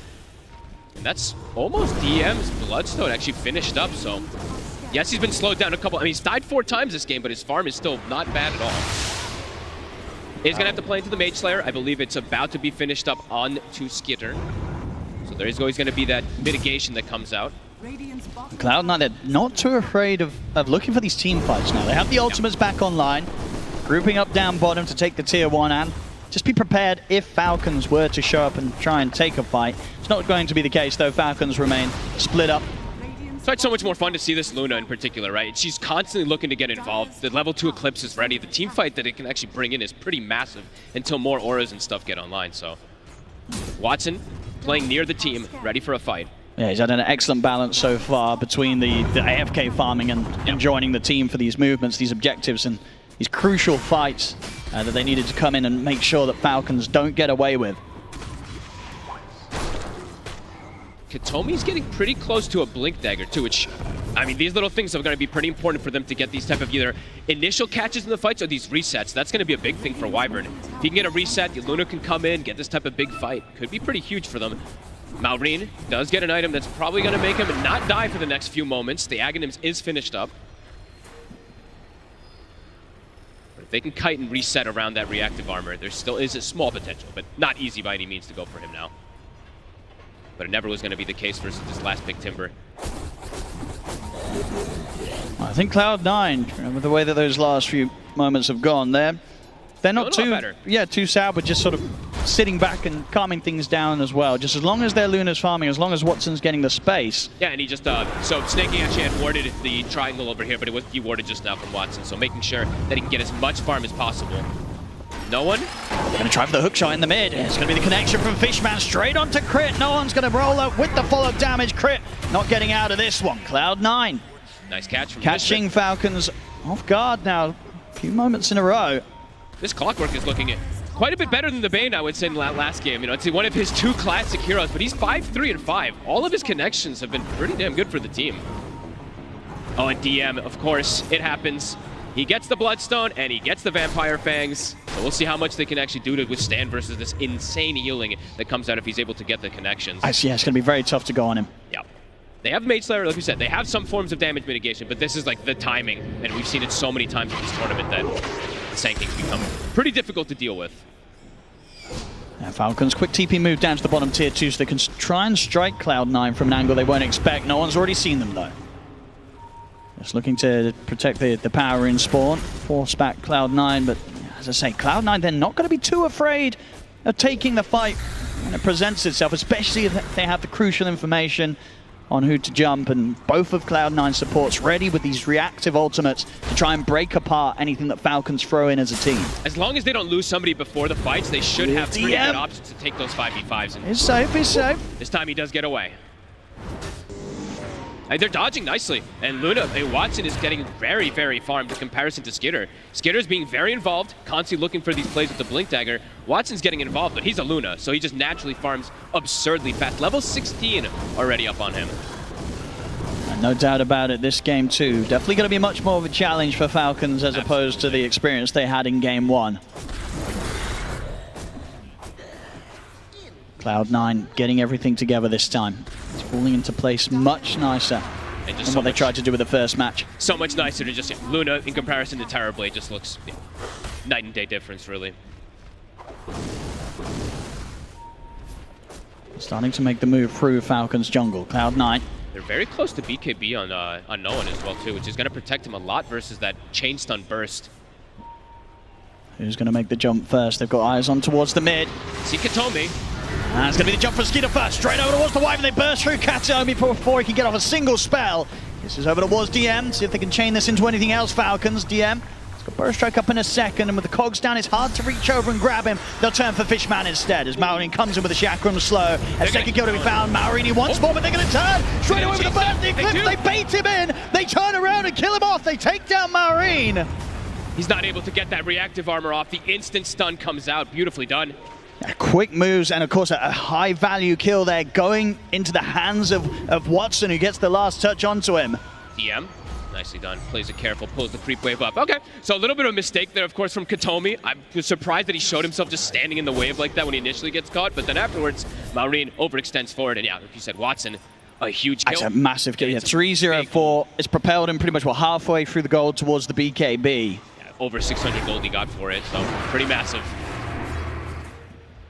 And Watson definitely in a solid position to be able to carry this game. Falcons, they've got to deal with the Luna somehow.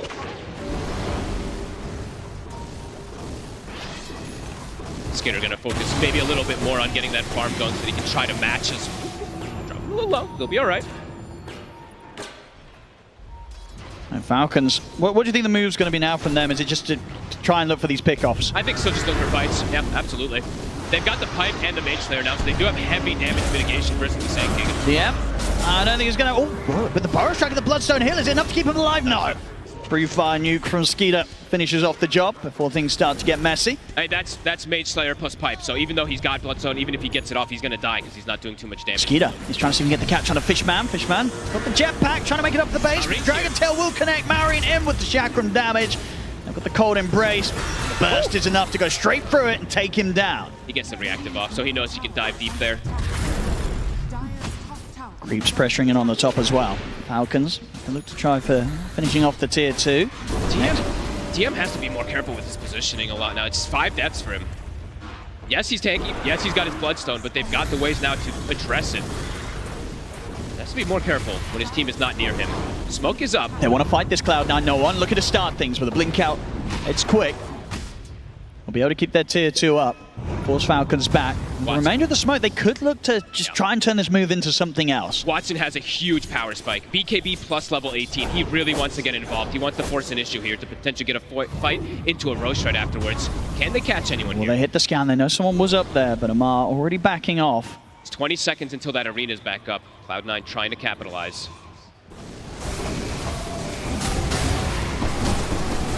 Can't quite find anything. Have to go back to address their lanes a little bit here. No one is still smoked up for a moment, but just gonna look to play around Watson. Now Maureen wants the BKB online before the next fight. Makes sense. Tons of magical bursts. Could definitely see multiple of these being picked up soon. But the auras, they're definitely there. They're starting to get there, at least on one side. Cloud9 not seeing any of these auras being built up yet, except for DM, who's... How close is he? Actually, he's about to have that pipe. Okay, so... Definitely going to see these big fights kick off with crazy damage mitigation. If DM's able to survive in these fights, Could be very impactful. Yeah, I mean, that's the thing, sort of between the pipe active and passive, the aura, and then obviously the cold embrace, there's good chances for saves to come out from Cloud9, keeping one another alive, even if Falcons do really focus their burst on a target. They just have to be very good with this positioning. I've seen now a couple times Katomi slightly out of position, same thing for DM, so just got to make sure that they have that blanket to protect Watson, and now making another clever move here. Daytime, they can go for this Roche. They see Heroes top. And with Watson as large as he is, should be a pretty quick Roshan. Falcons, looks like they may just settle for taking the 2 tier 2s, get that top one, maybe even pushing it on towards the mid. As I imagine they're going to expect that this Roshan is occurring, but not making any movements towards it. So this Roche should freely fall into the hands of Cloud9. Feels like one of the closer games that we've had so far on this main stage, especially in this mid game. Sometimes we've had toward the later stages, but this one's kicking off beautifully. Watson, absolutely enormous. Skeeter is starting to catch back up there, of course, but yeah, still a bit of a deficit for him in that Luna. The team fight execution, it's gonna have to be massive. We saw Falcons last game have some pretty crazy kind of kiting around when Cloud9 hit a timing. See how it's gonna go down this next one. Both teams gathered up. Well, Falcons not afraid to fight into the Aegis. They've got eyes on towards Watson. If they want to head over, they're going to maybe look for no one instead. They'll get the opening Dragon Cell stun. He's not going to get the chance to get anything off. He was considering looking to turn up and help out. And of course, he feels strong with the BKB and Aegis. He does have the rest of the team relatively close, but they won't. And they don't need to force it, right? They've still got 4 minutes to play with Sages. No need to try and find a fight whilst no one's out of the game. They need the numbers. They always need to have this. Like, they can't fight 4v5 pretty much in any means unless it's some crazy high ground advantage that Watson has possession of. And this is a high ground advantage, but they are under vision at the moment. This could be dangerous right now for Cloud9. They see it coming. They have that ward in mid lane, so they do see Skeeter stepping over. Just keeping their distance, Cloud9. Watson's turning up. The respawn is coming. Earth Spirit's coming back very soon. They've got to get some sort of big connection with either the hook shot or the curse to try and start the action off. Falcons not letting them have it. They split back up as soon as no one's back in the game. Just these macro plays, reading the map, not wanting to force an issue into a 5v5 that could be dangerous versus this Aegis. They just still want to play around those pickoffs and wait until that Aegis goes down before a full fight.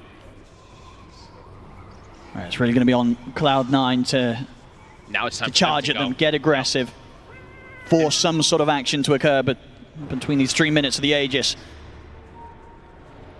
Might just go for perhaps maybe hitting a tower or something here. It's always dangerous though versus Falcons. Gonna set up top. They did see Amar for a second here. Amar backpacking the pipe so that he doesn't show the aura in the wave, even though he's not next to it. Can he get out?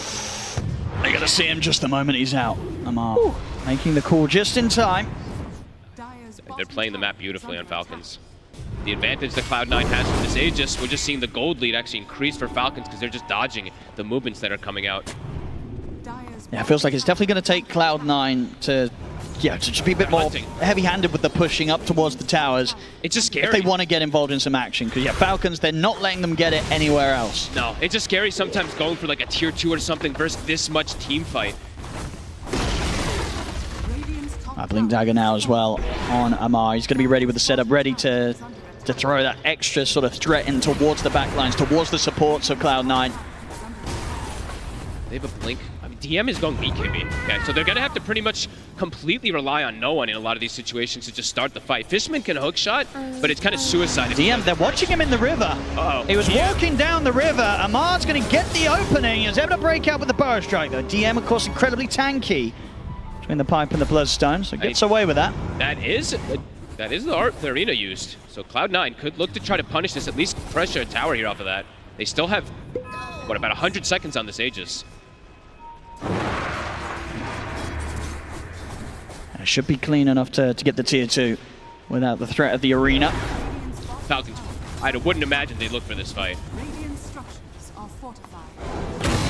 I might look for Fishman in the mid. Looking for the setup. I'll get the spear back as he's caught up in the air during the jetpack. I'll find Fishman, but tier 2 down bottom should slowly but surely fall here to the push of Watson. Getting very close to making it towards his next item, the full counter. Look at this, they're setting up for the fight potentially. No one is TPing back. They don't have the clock for 30 seconds. Aegis still about 60. Is Watson going to come back as well? He doesn't have a TP right now, Watson. That is very true. That's true. One of those situations, the carry's not got a TP. So Watson's going to have to make the long walk across the map. Should have time to. Amp damage spawns up top. No one. He wants to claim that. Oh, he really does. He's not going to be able to, though. Skeeter gets the pick up first. Look at the Burrow Strike connection in on the walls. Crit, they'll try and separate them from him, but Crit's gone. Skeeter, no one's trying to chase him. And be able to turn in with the Yule's control. Katomi using the curse just to try and momentarily hold back Snaking. DM, he's revving up the epicenter just to blow up the Enchantress. It's a couple of support kills here for Cloud9. The cause of Falcons will manage to escape.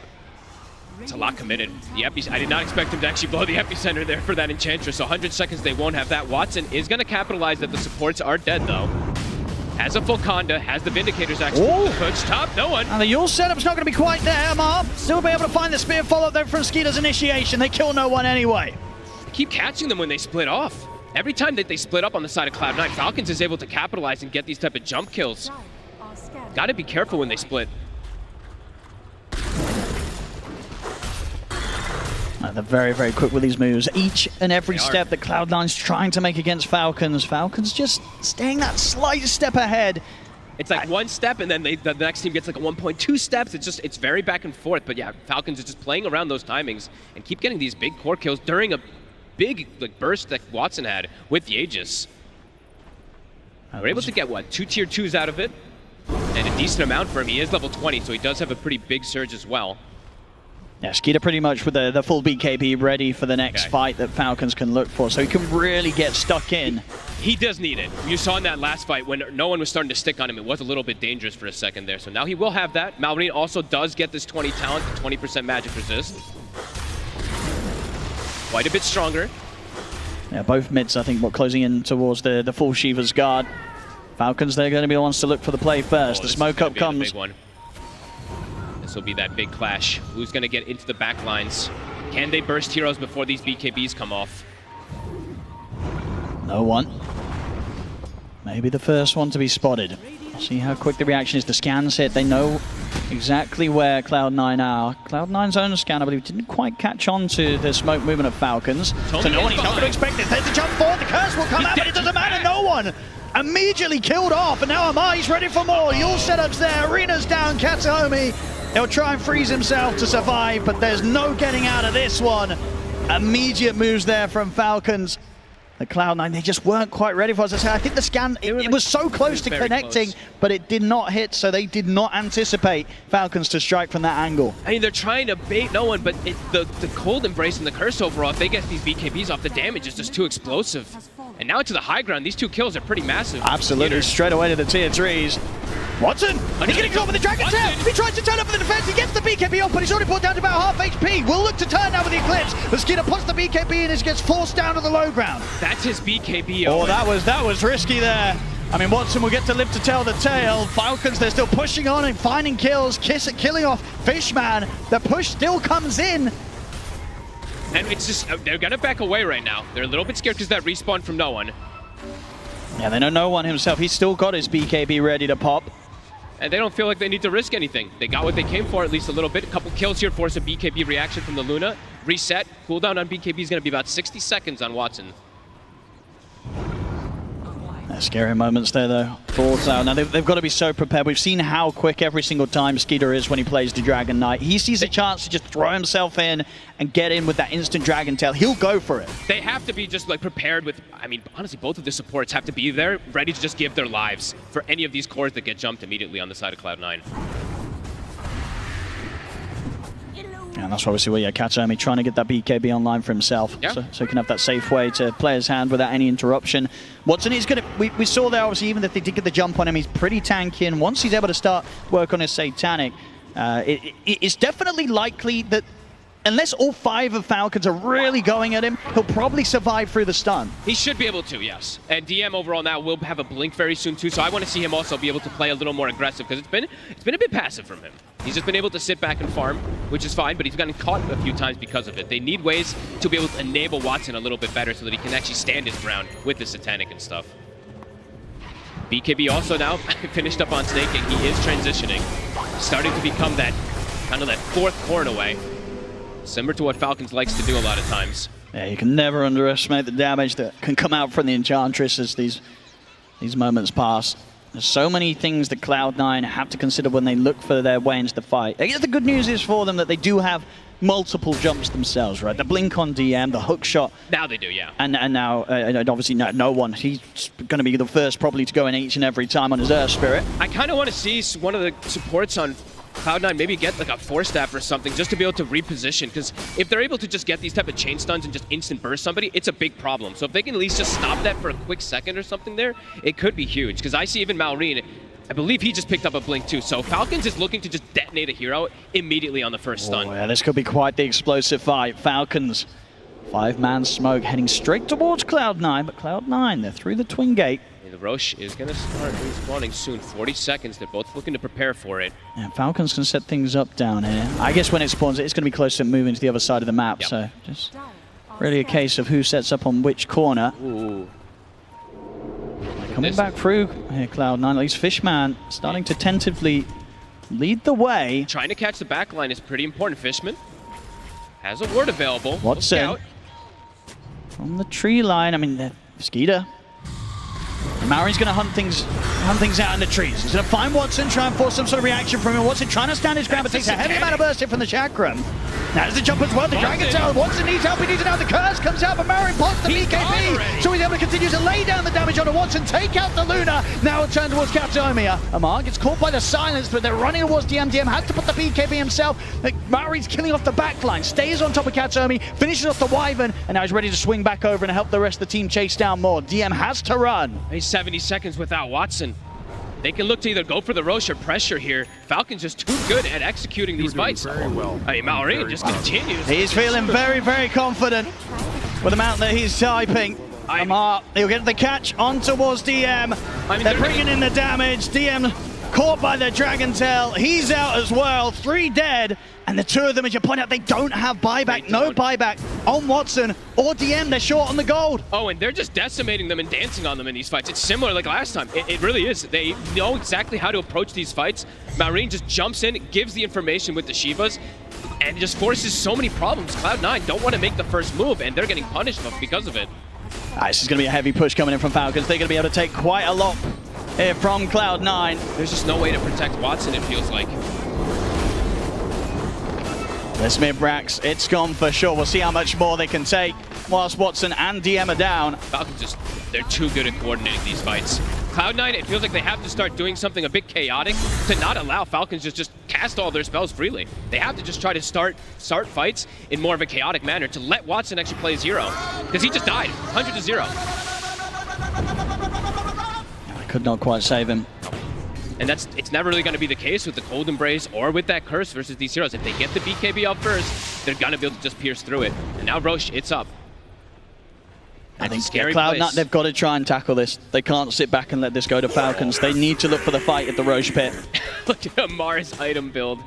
Something I don't think you'll see too often from any other Mars player, but very interesting stuff going on here. Crazy catch range that he can use on his Yules. I mean, everything's increased AoE. This is an interesting approach. All right, let's see if it pays off. So far, so good. They're sitting at a 16k lead, and they're on the verge of taking this Roche, unless Cloud9 can do something crazy. He can play so far back and jump the back line. No one's going to try scouting things out. Rolls in immediately, but Maureen, he's ready to respond. Gets to jump over towards Fishman. Fishman drops the cogs down, but Fishman, he's going down for sure. See if Falcons can look to chase out more. The sun's there, but no one quick with the BKB. He's going to roll in aggressively, look to start the fight back. DM's in with the control on towards Maureen, but Maureen pops the BKB. Watson hasn't got enough damage at this stage to take the Timbersaw down. The arena's there. The Spirit of the two of them. Amar able to catch both as they burn through DM. Watson's BKB soon to come to an end. He's got to start backing away here with no one. Skeeter does with the Dragon Tail. The curse is out, but Skeeter puts the BKB before so he can continue to beat into no one. Turn towards Kataomi in the tree line. The Cold Embrace ain't going to save him as Kataomi's out as well.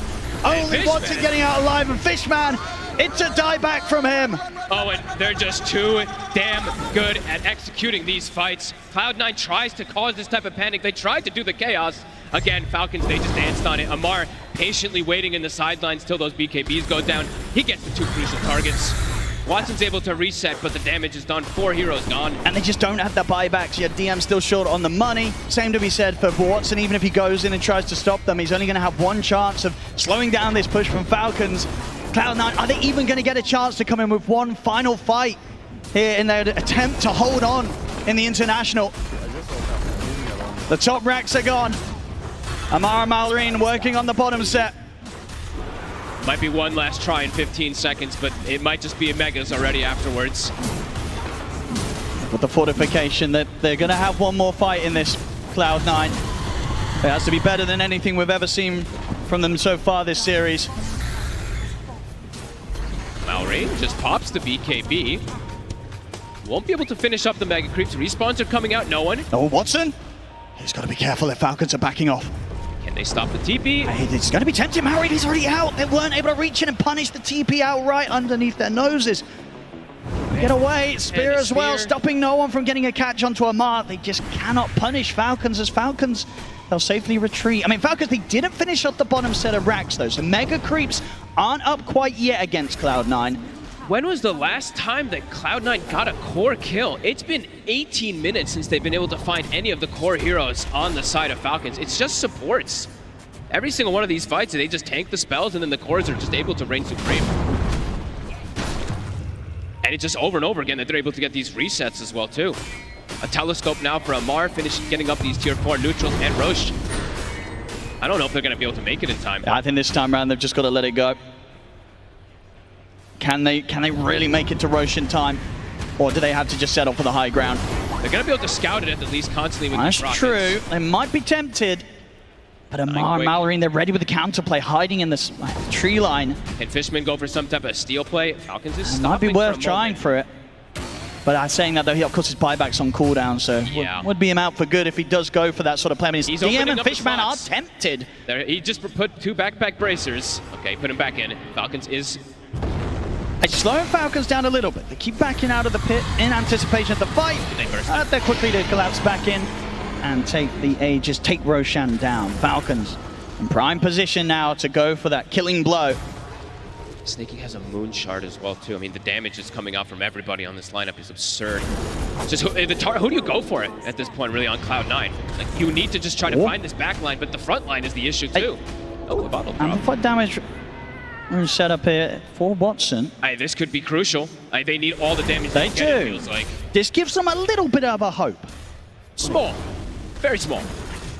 See if they can execute it on the high ground here. Falcons, they seem to be ready to go in. They do. Level 25 on Malrine. Snake King trying to get some information first. Oop, a little awkward there. They're going to back off. The hook trust in. Catch on the Snakey, but Mari's in straight away towards Fishman. No one's going to look to back Fishman up. Rolls forward with the BKB. They get the burst strike connection on towards Amar, but Fishman's gone. Watson moves in with the Eclipse, but they get the jump on him with the Dragon Tail. He's caught, and Watson stands his ground, or at least attempts to do so against the DK, and he's succeeding. Skinner's getting brought down, like they're taking him down once. Can they do it again? He's still got the BKB ready to go. Over towards the arena. They managed to kill Amar off. Immediate buyback comes out for no one as Cloud9 know with Amar gone. Maybe this is their chance to take a fight and to hold on in this game. Watson pushing forward. Can they find more in the tree line? Blast will catch over towards the trees, but Skeeter, he's in onto Kataomi. The curse is there, but the damage from the impetus is bringing Kataomi down low. Get the cold embrace off. Kataomi tries to scramble back over towards his teammates, but he'll get left behind. Kataomi out for 50. Buybacks available. Skeeter. Looks like he wants to try to continue chasing Watson. Oh, and they found him! Skeeter's in with the Dragon Tail. Watson's not going to be getting back to the base right now. The buybacks are coming out. They're trying to save him, but Watson's gone. Out for 90. No one. He's got them coming in with a burst trap, but they just don't have the damage to kill Falcons off as Malrine survives. No one at DM are gone. GG is called. Falcons take the series 2-0, and it's the end of the line here for Cloud9.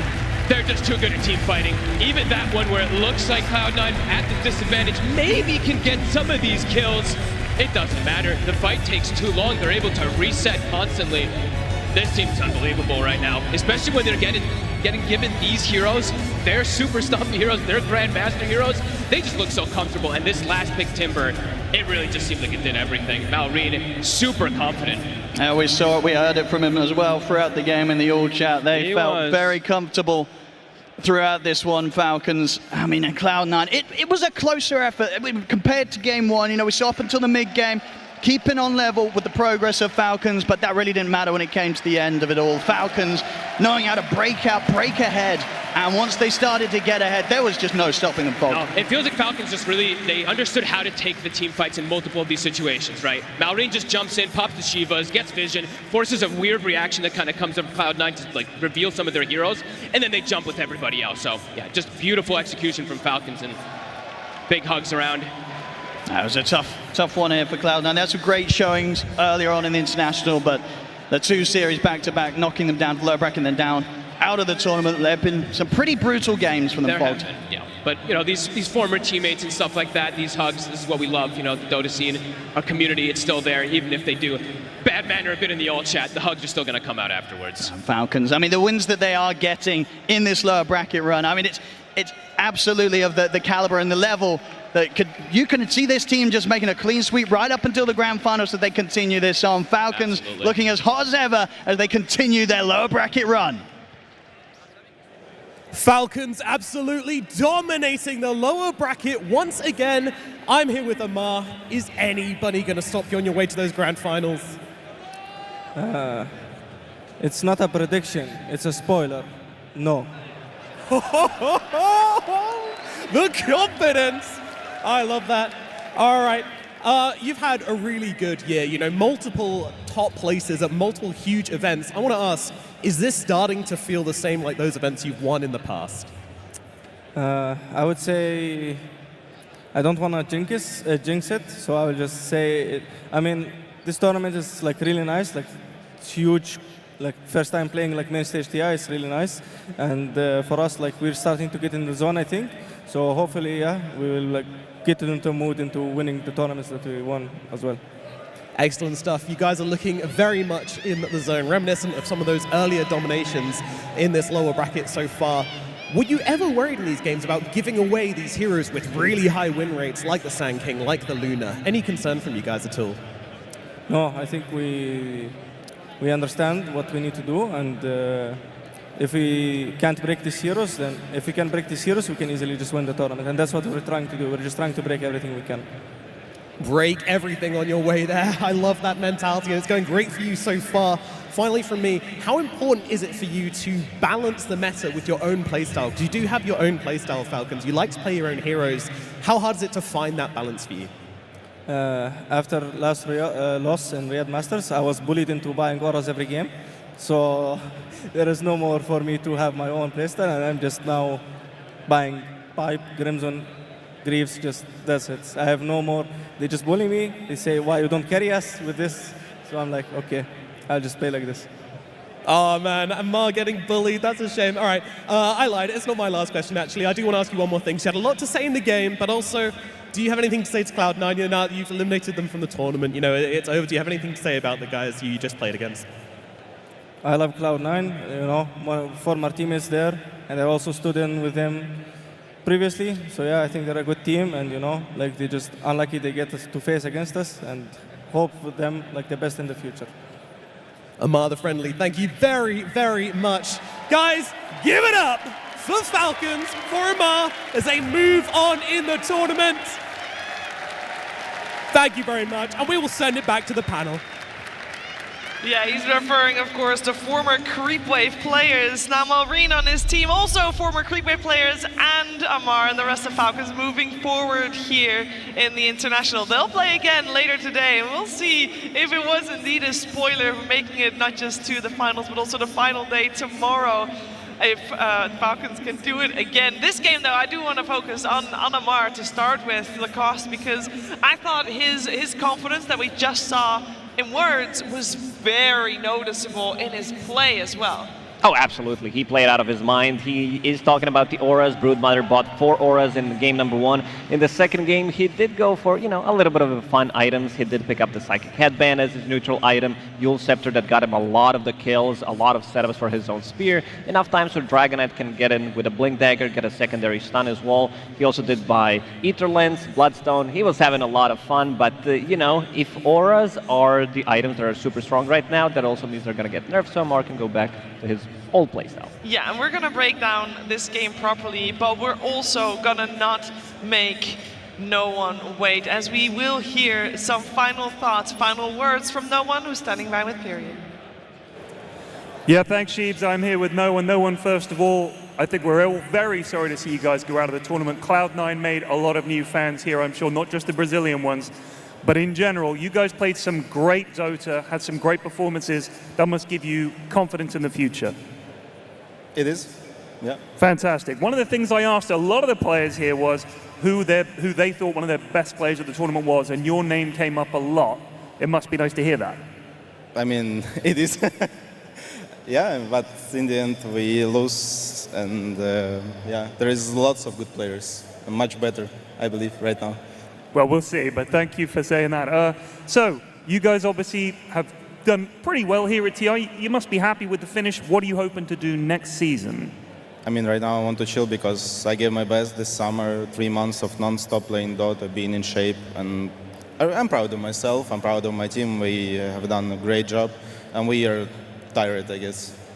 We deserve to chill, and then we'll decide. So you're going to take a well-earned break. Well, I hope we do see more of you again soon, No One. Royal Arena, can we get a round of applause for Cloud9 and No One, please? Thank you. And would you like to say one last word to the Cloud9 fans out there who've been supporting you this season? Yeah, I mean, I'm so proud to be here right now in this moment. I'm so proud to hear this incredible crowd in front of me. It's it's insane. That's what I live for, actually. So thank you all, guys. You're the best.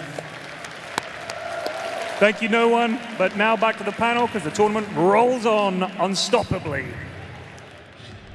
Unstoppably, thank you very much, No One and Pyrion, as Cloud9 will end their road here.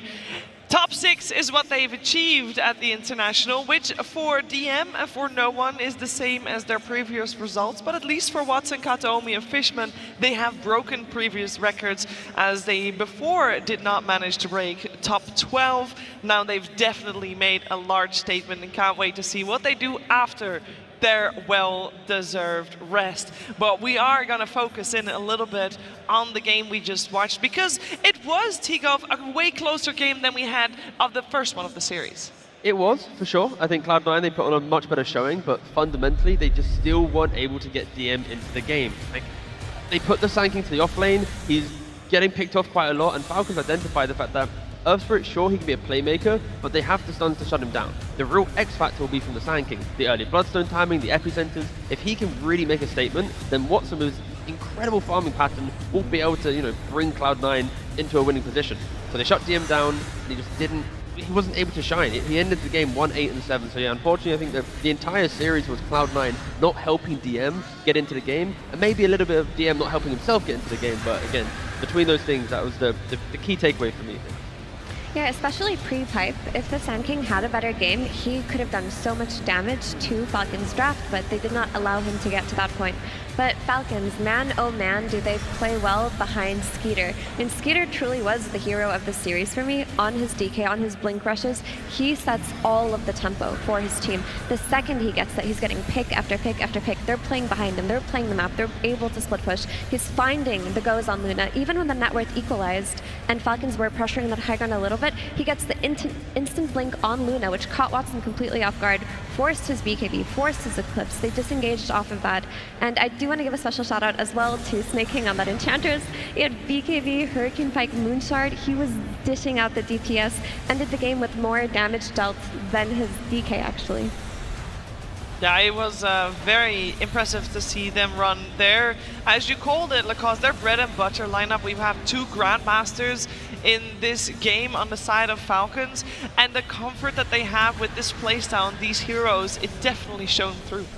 For sure, because you have these 3 beefy boys that are not going to die from 100 to 0. There are no heroes that can instantly kill them. And their team fight execution is the best we've seen so far at the International, I would say. The way they're spreading, not allowing Kataomi to use a big curse. We saw 2-man curses. They're using the BKBs, also creating chaos. So Kataomi is not having a game at all. He was kind of forced to buy these defensive items. He had a Blink Dagger, was trying to go for a BKB instead of dealing the damage. Quite a difficult game for him. You have these 3 insanely tanky heroes just being in front and not caring, because they know they can reset. They can pop these pipes, they can use the Yule Scepter cookie if somebody's getting focused, the Hurricane Pike from Enchantress, and reset multiple times. I mean, Falcons, it's like you want to respect the Mirana, you need to respect the DK. You have to think about 24-pick Timbersaws, the raids as well. Like, drafting against them, it takes so much time and effort that like only a couple teams can truly break them down, right? Like, they've won so many tournaments in the year, and yeah, unfortunately for Cloud9, they weren't able to break down the kind of predictability of Falcons. But even you know it's coming, but you still can't beat it. I will say they did, Effie, go down in their own style with their own flair. They did, and I love that. And I love that they make statements with their playstyle, the support heroes they pick. They don't feel the need to conform the way that other teams do, and it's always the teams that are not afraid to innovate and not afraid to step outside of the meta that make it very far. We've seen XG have success, for example, with their hero picks that don't work for anybody else. So the future is very bright for C9. Ultimately, though, it's Falcons. They're so good at everything. You forget about Timbersaw. You don't ban it when you're setting up for your Spirit. You ban Sniper plus Huskar instead. Boom, you get Timbersaw. Yeah, there was a period where before Falcons even existed, when you were playing against Amar, you would always first phase ban the Timbersaw. And now on Falcons, you've got Malrine and Amar, both Timbersaw Grandmasters, both Mars Grandmasters. And it's scary, Lacoste, that they can pull it out here. And even though we thought that during the year these type of heroes were kind of nerfed, so they weren't as strong and they weren't first ban material as much, it's scary that they can just pull it out here and it's just almost unanswered. Yeah, in the high stake games it doesn't matter as much. Like we've seen meta changing quite a lot from Road to TI, with the Sniper being super popular as a position 4. Now you have all these different heroes that they have level 30 on. And we also saw Ame, who's playing his different heroes, his Morta, his Faceless Void, wherever it's necessary to get the dub. So they're not afraid to take on the stage and bring the big guns, and that's what I want to see from the top teams. Yeah, we're going to see another person who's not afraid to take the stage, as it is Purge that we're heading to. Thanks, Cheever. I talked this morning a little bit about the mid matchup and how important it is for this match, and that last pick Timber was super effective due to the fact that it kind of counters just about every hero on the Cloud9 side. And if we take a look at how the lane shaped up at the very beginning, it was basically just Malrine beating on no one and using Whirling Death. And it's very effective against this hero because it's going to lower his temporary strength, which is his base damage, and his HP. And check out this body blocking in a really crucial moment here. No one realizing he's in trouble, he actually plants a tree and it gets cut down instantly by Malrine. So he doesn't have a tango going while he's trying to get back to his tower. This death sets him back a little bit in the laning stage, and then it kind of transitions from there. He basically pulls the creeps away from Malrine whenever possible, uses his skills from long range to secure last hits because he just can't play in melee range against him. He even had some nice water rune pickups here to help offset this disadvantage, knowing that he was going to get counterpicked with the last pick. I love how he drags the little range creep with, so he can bring it with him to snack on it a little bit later after getting both water runes. And ultimately this ends up culminating in some big team fights. No one did have some good rotation spot him, but Malrine did the same thing. He got like 5 kills from this point in the game. And it was at this stage that no one was actually pretty tanky, so Falcons focusing on him at the start of the fight and him surviving actually gave them a good setup to win team fights. And as the game progressed, Watson did a great job carrying. He had tons of net worth, lots of kills. But by the end of the game, all they had to do was kill Watson, and then most of the damage for Cloud9 was gone. So I just think C9 had a great game here. They played against a counter matchup, and they did a great job to keep it even for a very, very long time. But ultimately, Falcons is just the better team. Thank you, Purge. Sometimes it is just the better team that wins, and that is the case here today for Falcons Cloud9. I'm sure we're going to see a lot more of Cloud9, but we're definitely going to see a lot more of Falcons, as they are not yet out. They continue their run in the lower bracket, and we can take a look at that bracket because it is quite scary. We now have 5 teams remaining here, T. Yeah, and the upcoming series, Tundra versus Extreme. You know, coming into the upper bracket, people were excited, you know, the journey of Tundra with the stand-in, and then Gaimin, he put them to the low bracket so quickly. That game 2 was, whoo! And then Extreme, they're finding form. Every single series after beating out Team Spirit, they're getting better, they're getting crisper, they're identifying the meta, they're changing their kind of slightly more clunky play style of the group stage to now be, you know, a slightly higher paced team. So yeah, this series is like Tundra losing some wind, Extreme picking it up. Yeah. And I do want to address the elephant in the room, which is Cloud9 and Tundra came from the same group in the road to the International, which people argued was the weakest group at that point. They both started in upper bracket. They both got 2-0'd in upper bracket.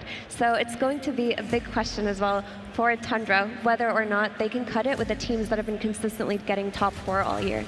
Yeah, on the bright side for Tundra, the reason Falcons is in this lower bracket, Lacoste, are them.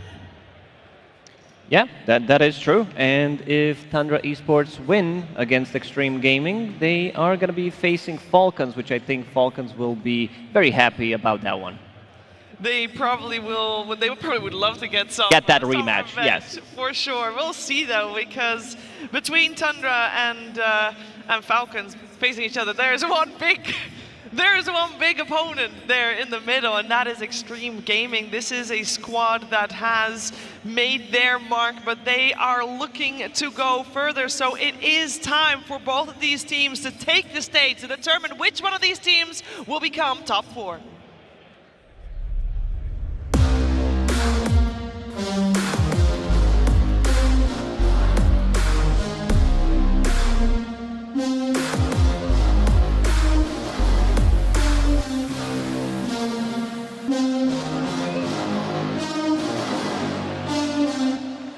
Welcome on stage, Tundra Esports.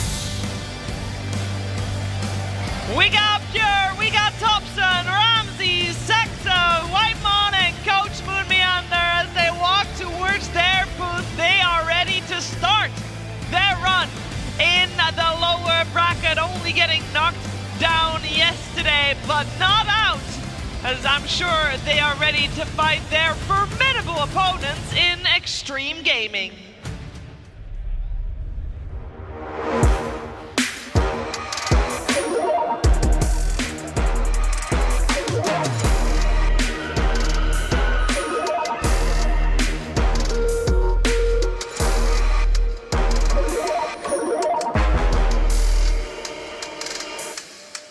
Welcome on stage, Extreme Gaming.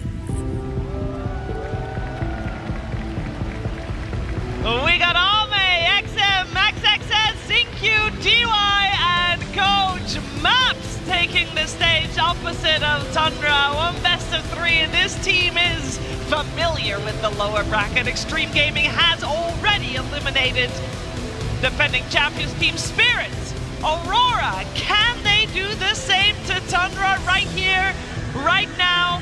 We'll see if they have what it takes. It definitely looked good for them yesterday on this stage, and they are looking to repeat that result as we keep having 2-0s on this main stage. I'm hoping that both these teams in playstyle will match up nicely against each other. In that regard, T-Gov, how would you define the playstyle that we are about to watch for both these teams going head-to-head? I mean, if you want to start from the mid lane, it's going to be the quirkiness of the mid lane. We've already multiple times throughout this TI praised XM on his hero pool, and of course Thompson, he mirrors it in his own style. Like, both like to play sniper, both play like the weird heroes, but we'll see what happens there. In regards to timing though, I think Tundra should have a better matchup against Extreme due to the fact. And you mentioned the sniper T. XM is a sniper specialist, but so is Thompson. And I just wanted to settle the debate, who is the best sniper in the world? So I looked at their career stats with sniper, and XM with 40 total games played has a 72.5% win rate. So this is the sniper player of the tournament, best sniper player in the world. Just don't give it away to him anymore. And that's the thing. I think going back to the previous point, like Sniper is a lane winner in certain matchups, and I don't think that should really be happening in this series, because, you know, Extreme, they like to play a relatively slower game. They're really good at punishing their opponent, but they don't play like Liquid or Gaimin, where like at 10-15 minutes when they beat their opponent, they keep reminding them. They're like, hi, we're in your jungle, hi, you know, they kind of stabilize it a bit. And that's why Tundra, they got destroyed due to high pace. That's why, of all the series, this probably should be a 3-game one, based on their kind of mirroring playstyles to some degree. Yeah, Tundra, they got destroyed yesterday. This was their worst showing. They got, I would say, surprised with all the picks that Gaming did have. In this one, I want to see some more aggressiveness. I think the playstyle will be much better matched when it comes down to Extreme Gaming. But Extreme Gaming, I would say, when it comes down to being the most clutch team. We always talk about team spirit. They are eliminated. They are the ones who eliminated team spirit. It also comes down to their execution. This team, post 30 minutes, their teamfight execution, almost flawless. I agree entirely. Extreme Gaming is not talked about enough as a comeback team because they've pulled off so many team fights from net worth deficits, from positions that they've created for themselves. So they're not only a team that can be considered good in the mid game and the late game, but they're also good at comebacks, which is why you want to bring more tempo to them than they bring to you. Tundra yesterday showed us, though, that they did suffer a little bit when Pure was shut down. I think for me, the biggest takeaway that I had was when Gaimin were bringing their heroes through the gate and running at Pure's lane, kicking him out of that lane early, Tundra just did not have comfortable play. So if Extreme watched that, that's something to build off of already. Extreme Gaming, they never put themselves on a timer. We saw a lot of these 4 protect 1 strategies that sometimes fall short when you are unable to execute 30 minutes in. They always have some kind of a backup. Ame's been playing these late game carries, Faceless Void, we've seen Muerta, we've seen Medusa against the Team Spirit in game number 3, and also XM, he's playing Sniper, he's playing heroes that are going to scale from the mid lane. Also, one thing with Extreme is I think they're one of the few teams that morph into their opponent very, very quickly in regards to their drafts. And we're seeing some heroes picked here. The Mars 80% win rate for Tundra, 80% as well for Extreme. But I think mainly on Extreme's hero pool, it changes very quickly based on their opponent. And that is honestly one of my biggest praises. Like against Liquid, they didn't really know what was coming for them, and they get thrown to the lower bracket. And then the 2 series after, like Spirit's a big team fight team, yet they then go for like strong lanes and don't allow them to hit the team fight. Against Aurora, they're a late game team. But then Extreme is only picking big team fight. If you want to go late, we'll out late game you. And the fact that you can see 3 different series, 3 different types of a team, that is testament to the coaching team, to the fact that they are willing to play any style. And I don't think there's many teams left at TI that can go from a late game to a quick, and like they are so versatile. They really are, and they bring their own creativity as well. We've talked about Ame's confidence in calling for these carry picks. You mentioned the Faceless Void. There's the Muerta that only ever looked good when they played it. But also, there are support bands that you have to consider when you play against Extreme. We saw Tinker getting prioritized in the first phase versus DY. There's also this Tusk that you have to think about, or this Marcy for Xingqiu. He makes them look so good. There are just so many routes that XG can take in that first phase. I think Xingqiu feels the same way, the way Amar feels about the offlane, because what he's building right now are these Vlad, Solar Crest, AC items that he's not really enjoying. These are team items. This is the guy that has been one of the most creative position fours out there with the Baboka. He tends to do his own stuff in the game, but kind of forced in this position. But if it gets the job done, at the end of the day, it's all good. Would you say that that's the same style that Saxa has as well? Because in terms of those 2 supports and how they match up with their respective offlaner, I kind of feel with that in mind, Teague, of XXS and Ramses are a little bit, oftentimes, maybe left alone a little bit more. No, for sure, yeah. I think the way that these teams play, it opens up for cores to have, like, you can see in any game, any core on both of these teams can become like the big player of the game. Like Rams can have his offlane game where he's like the Night Stalker, XSS on his like Mars can also step up, and it's because of like the foundations of both teams are so good that at any minute it has those moments. And just to warn you guys, okay, Topson, again, creative player, recently, in the last 24 hours, he has played 1 hero 4 times that I don't think we've seen yet from the mid lane. Hey, that's up, what is it? Don't keep us in suspense. What? Silencer. He's played 4 mid-game Silencer games. He won all 4 of them, and he's going Gleipnir Rush or Hurricane. Were they bot games? No, he's doing stellar. So I'm just warning you. Like normally, how Topson operates is he likes a hero, he plays it a lot. He likes silencing. And then he goes to his coach, and before back in the OG days, like he's like, pick me Arc Warden, I don't care. Same logic. We might just randomly see a new hero pop up into this lower bracket game. I was about to say grand finals, but and when we talk about the players who play a lot of Dota, Ame has played 78 matches in the last 8 days, plus also the scrims and also the official matches. And he has some interesting heroes as well that he has played. The Sloan Druid that we've seen from Gaimin Gladiators yesterday, so that's definitely on the radar. But the big ones that he's been playing is this Muerta that we said multiple times, Spectre that he could possibly bring that out, as we've seen Aurora using that hero to get some dubs as well. But also compare him to Pure, I would say that Pure had some of the best carry performances, some like really clutch moments so far at the TI. Also, if we go back to Riyadh Masters, I would say that he has the best carry performance at that tournament as well. He is very aggressive, and what I like about him, he risks. Like, he's going to take a lot of risk when he plays carries, and that's what I want to see on the stage. Yeah, it's the type of plays where you either feed and everyone goes, oh, that's just a classic pure death at this situation, or it's the game-winning move. And that volatility is something that Tundra has harnessed over time. He has, I think, improved as a player. But yeah, going up against Arme, you always know there's going to be that one moment where he is going to shine. I will say, when you brought up the Lone Druid, Lacoste, I did get a little bit of a flashback to yesterday. Because one thing that Tundra struggled with yesterday against Gaimin Gladiators was Lone Druid, but then also in combination with a lot of extra heroes that just bring that extra push. We heard them call it the Zoo meta coming out. Moon said we just banned out a bunch of Zoo heroes in the next game to try and remedy that. But at the end of the day, that is something, that amount of push was something that Tundra at that time could not deal with very well. Oh, they definitely watched that series and saw some, extra holes in the armor that they could potentially exploit.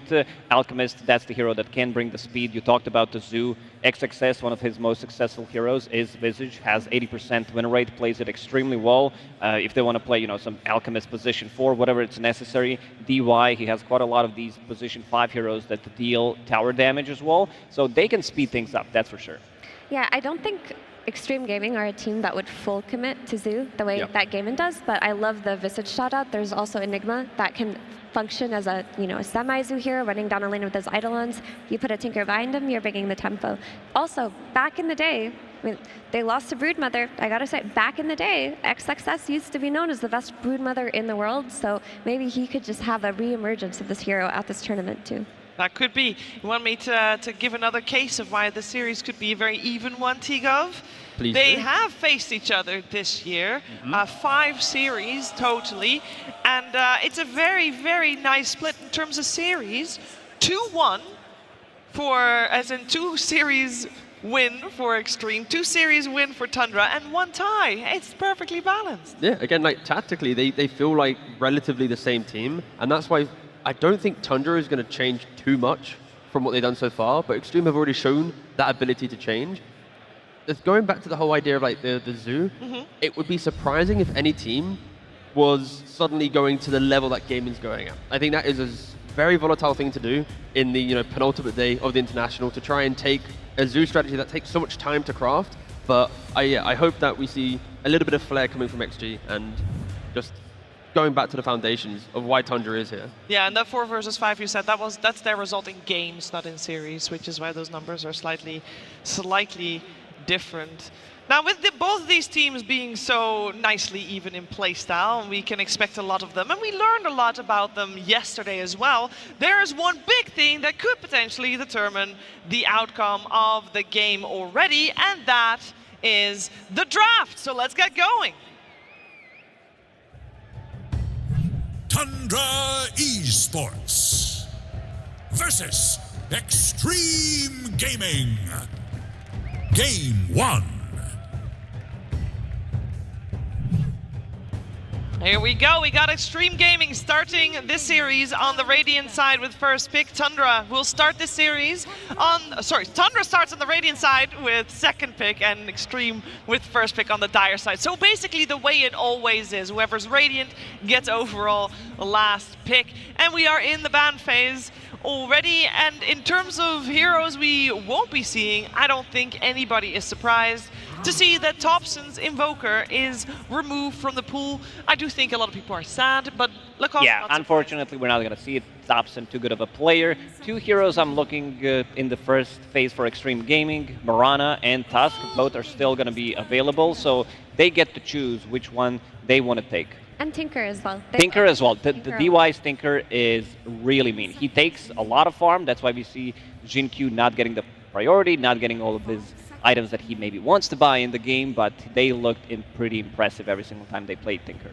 And Tundra still having some memories of the series last night, because this is the first time that against Extreme, Visage is banned against them in the first phase.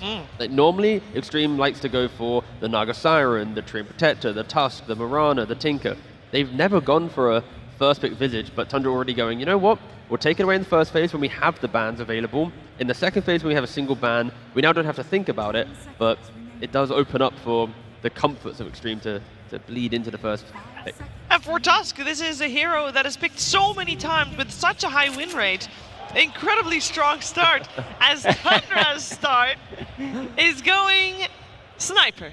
The battle for Sniper. Oh yes. Did they hear us showing that graphic? Yeah, I think so. I think Thompson wants to prove a point. If it is Thompson that will play it, I know there is a potential flex potential. We have seen Saxa play it this week as well. But maybe indeed. Maybe. Matter of pride. Yes. It's got to be the mid sniper. You've got to show XM that you're going to take his sniper and beat him with it. You picked Sniper against the best sniper team in the world, I would say. They know how to counter this hero. Sure. They know the matchups. That's the risky part.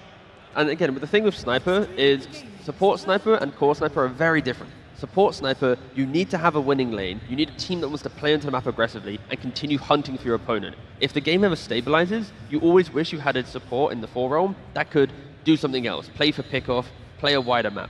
But from the mid lane, you normally punish most mid laners, you prevent them from being active in the early game, and then you become an additional core that you need to somehow find the sniper whilst killing off the carry, surviving the initiation from the offlane. Hence why it is such a high value here at the moment, because yeah, again, I prefer it in the mid. I'm hoping it is mid because I think the win rate on support is like sub 40%, and from mid it's easily above 50. Yeah, for Saxa this event so far, the win rate is 0%. So. Yep. It's a tough one. We got ourselves a Luna removed from the pool and a Willow, and that is unusual, Effie. Normally we don't see Willow banned. It is, but when you think about Mars as a hero, he functions very well with Sniper, and one of his best combinations in the game is Dark Willow. So this Dark Willow just could be preparation for in case the Ramses Mars does come out, because if it does, then it's telegraphing a mid-Sniper. I think if Tundra doesn't pick up Mars, Extreme Gaming will. These are the two teams that utilize the hero extremely well. Ramses, he had a pretty small hero pool when it comes down to him playing at the Riyadh Masters. He did expand his hero pool, adding some new heroes like Kunkka. He did play Alchemist off lane, and did surprise Falcons with that Night Stalker pick. So he has some of these pocket picks that he could bring to the table if it's necessary. 10 seconds remaining. Yeah, I wouldn't be surprised if that Night Stalker makes a re-emergence, especially if XM goes for some puck on 18. Like, he does have a specific hero pool in his Viper, in his Sniper, in his Razor, but often on the overall 18 pick, which is the second phase where they close it out, he will go for Storm or puck. That's what they were doing during group stages. And Tundra right now, they have the option of, I'd like to see them maybe pick the 5 to keep the draft a little bit more open. You don't want to go offlane and maybe get a counter pick so quickly. But again, the difficulty with the 5 pick here is you might go for like the Omni Knight for Whiteman to push the hero forward. If Sniper's mid, getting an additional repel onto the Sniper will help a lot in the clutch moments. Or there's still the Elder Titan that Whiteman's played a lot.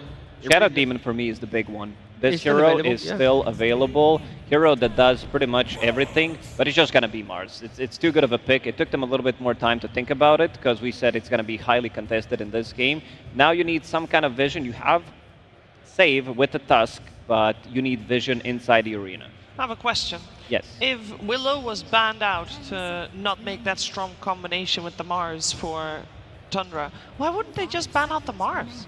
I fully agree, but I'm expecting Extreme has already assumed Tundra will automatically go for Mars, because if Tundra don't take Mars, Extreme will go Mars +1. Therefore, it's like, okay, don't ban the Mars, let them have it, and then we know what lane it is instantly. And that was kind of my concern if Tundra did go for this route, because you know what the offlaner is, there's no flexibility with Mars. Mars Sniper or Mars plus any 4, it's going to be the same thing.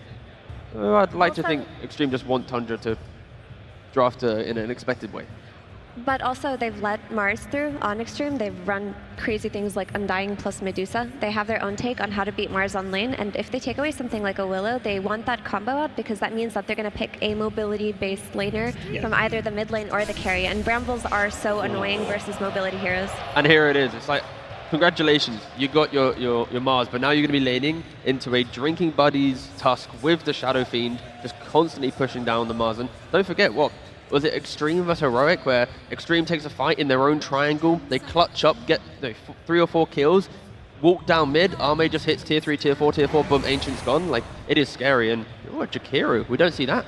we don't see two range heroes often in the safe lane. It's also a flex pick, but I think the Shadowfin is going to be played by Ame in the safe lane, securing the lane, quite a lot of slows, something that Mars doesn't like to play into. And you also have Requiem, so when he drops down the arena, you're a BKB buyer, an early one, you can use that Requiem and try to fear them away from the big team fight. And I like this a lot. I think they're never going to lack damage, they have a good Roche taking potential.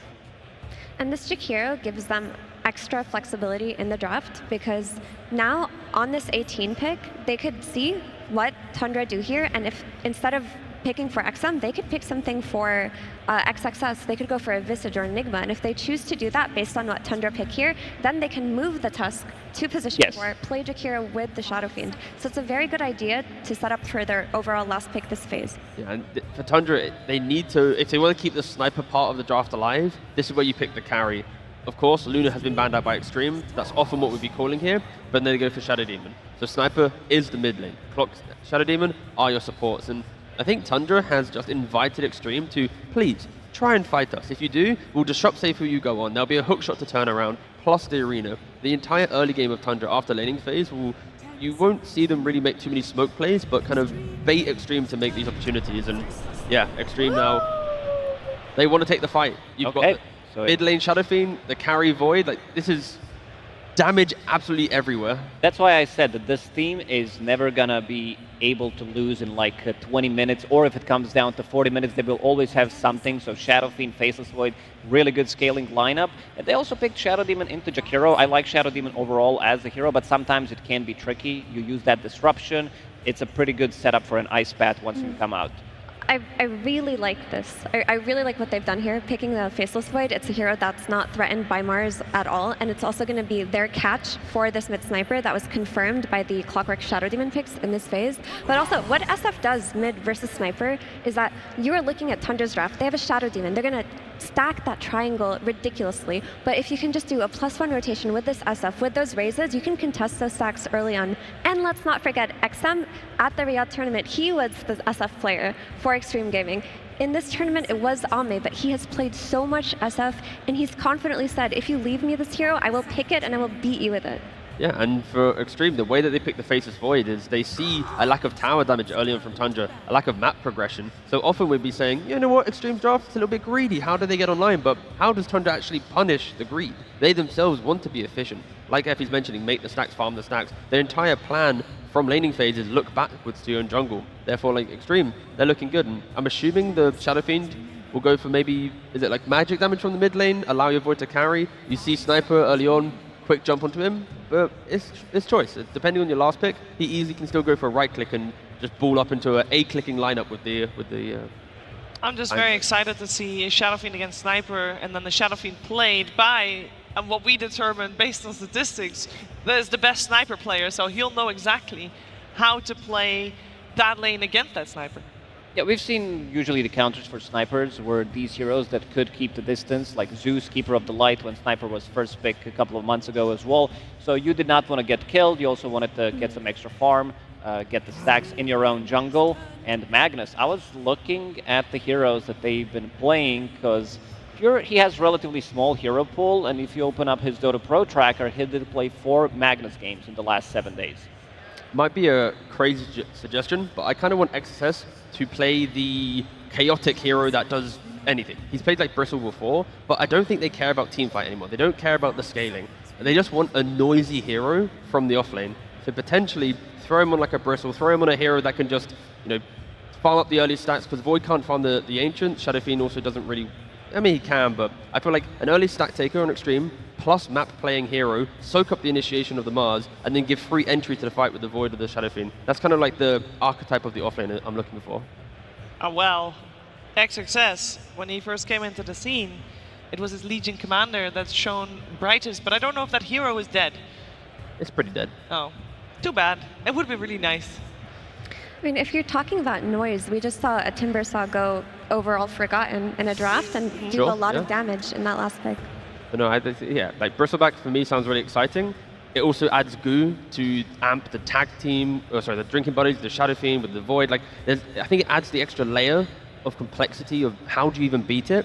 And then same thing, I think Timber, sure, can work really well. But I think Kunkka. If Kunkka's still available, right? Something cheap could be really good. Something that buys auras, because you have Shadowfiend, Faceless Void.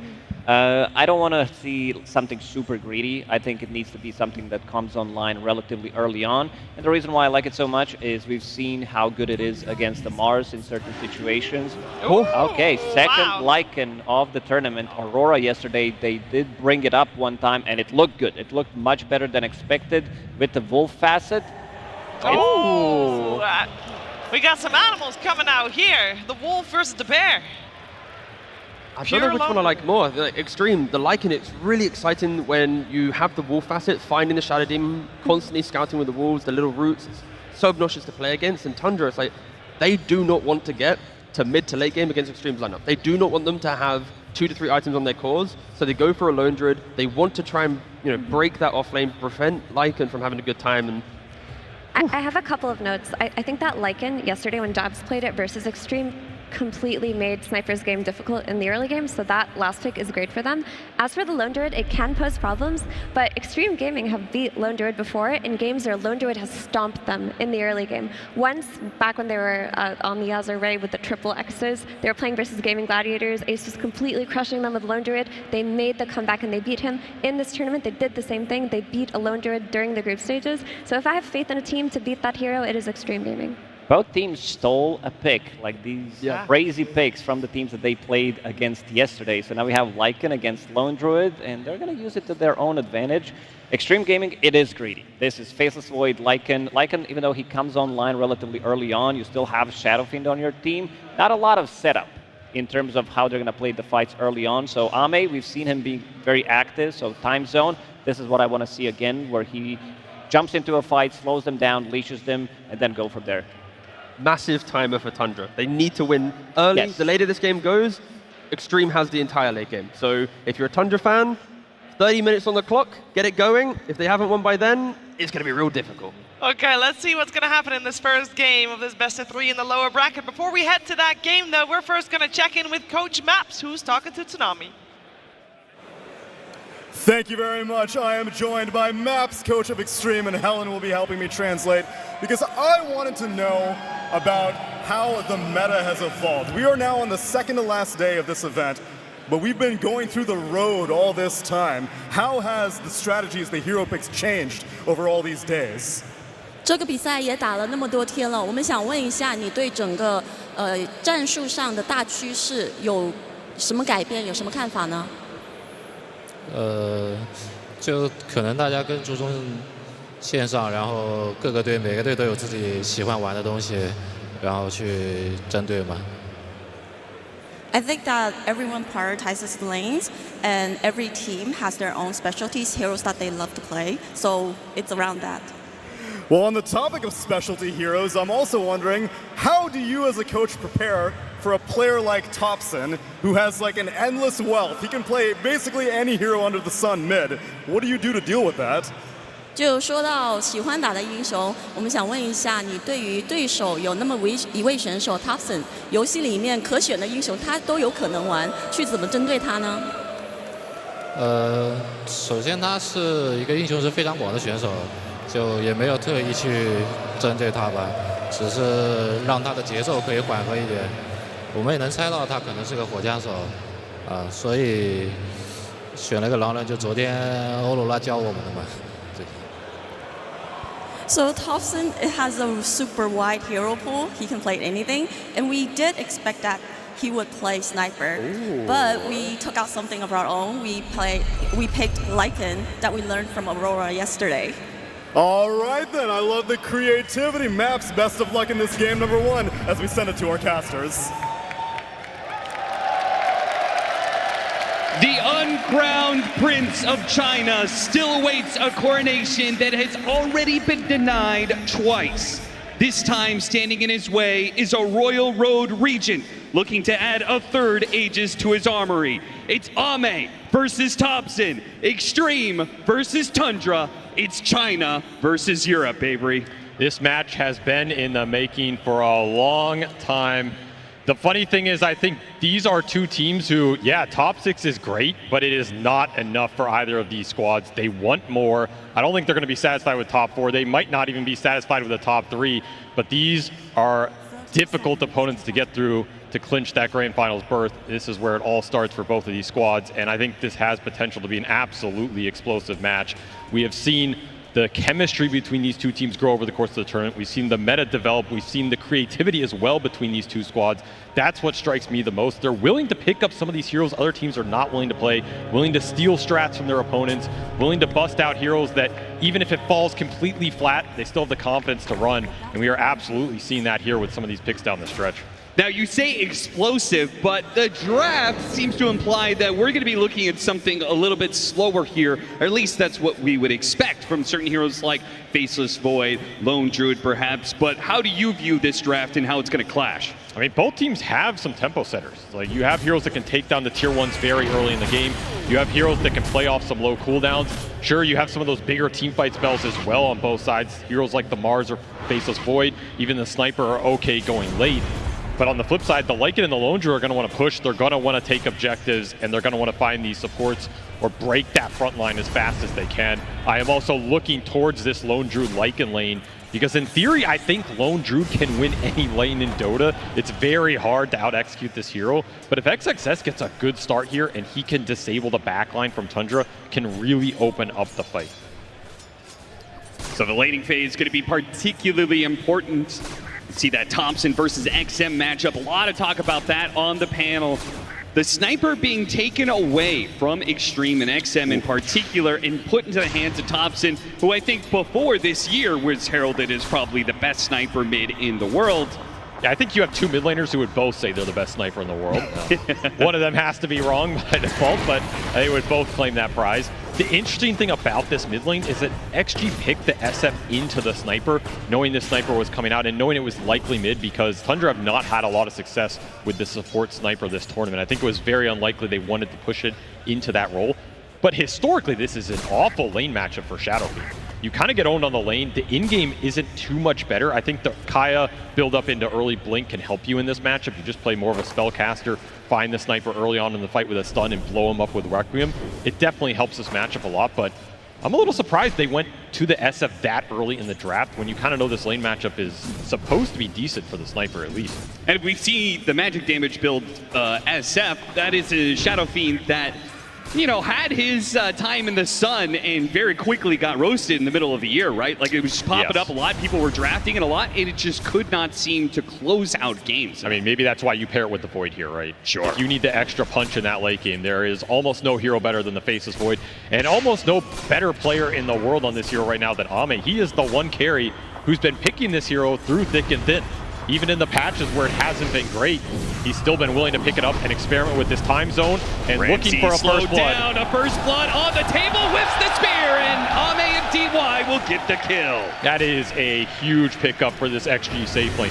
When you are getting kills with Faceless Void, you feel like you are just winning the game straight up, and this is going to be a very strong ultimate for XG to play around as well. Normally, I would say this is a lineup where you have to worry about how you're positioning the Chronos so that your SF and Lycan can still have teamfight impact. Do not have to worry about it this game at all with the time zone. XG, strike first blood here. We'll get on the board, and the lanes overall going very well for them. You have XXS basically free farming this off lane. He's not getting bullied off the lane in the early waves by the Lone Druid. And the SF is going fairly even mid, honestly. I thought with some of the early shrapnel abuse, Thompson might take a stronger lead, but XM holding his own. They've got an interesting bit of synergy. I was taking a look at some of the facets there, and Jakiro no longer opting for the ice facet that everybody was going throughout the year. That was pretty much like, it was overpowered, let's be clear. It needed to be nerfed. Now opting for the liquid fire in this place, combined with the time zone and even the Alpha Wolves, we've got some kind of synergy between just anti-attack speed. Yep. Right? They're going to be throwing this bear could have a very hard time getting hits in these team fights. I think XG are very happy with how this Jakiro pick developed into Tundra's lineup, because this used to be one of the old school counters to Lone Druid in general. Just mask the attack speed slows similar to Phoenix. It's a good matchup for Jakiro for sure. Not a carry that gap closes him, not a hero he really has to worry about. You just throw all your spells out in the fight and the bear has to fight through it. So I think XG are kind of happy with how that worked out. And like you said, a lot of attack slows for this bear to fight through. Pure, he wants a very strong early game here so he can just control when Tundra are forcing the objectives, and you kind of overcome that deficit in the team fight. Yeah.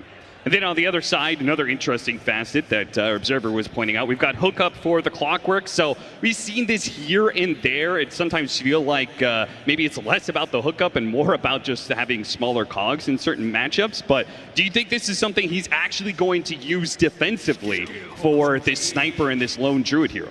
Yeah, I mean, when your team gets time zoned, you hook shot in and they get a bunch of armor, and then you're stuck there too. All so right, perfect sounds synergy good. you're looking for. I think the armor can be nice in the late game. It's nice for the bear. I don't know if you can hook shot the bear, or you really want to, but hey, if the bear blocks you, then I guess it works out either way. Yeah, this combination of all these AoE disables that they have, I do question whether or not the Clockwork wants to stack hero on top of heroes between Time Zone, Ice Path, Macro Pyre, SF ults. Yes, you know, it's a lot. It's a lot. It's a lot of team fight. I'm also looking towards this Shadow Demon. It's been a very influential hero this tournament. Soxa is one of the best players on this hero in the world.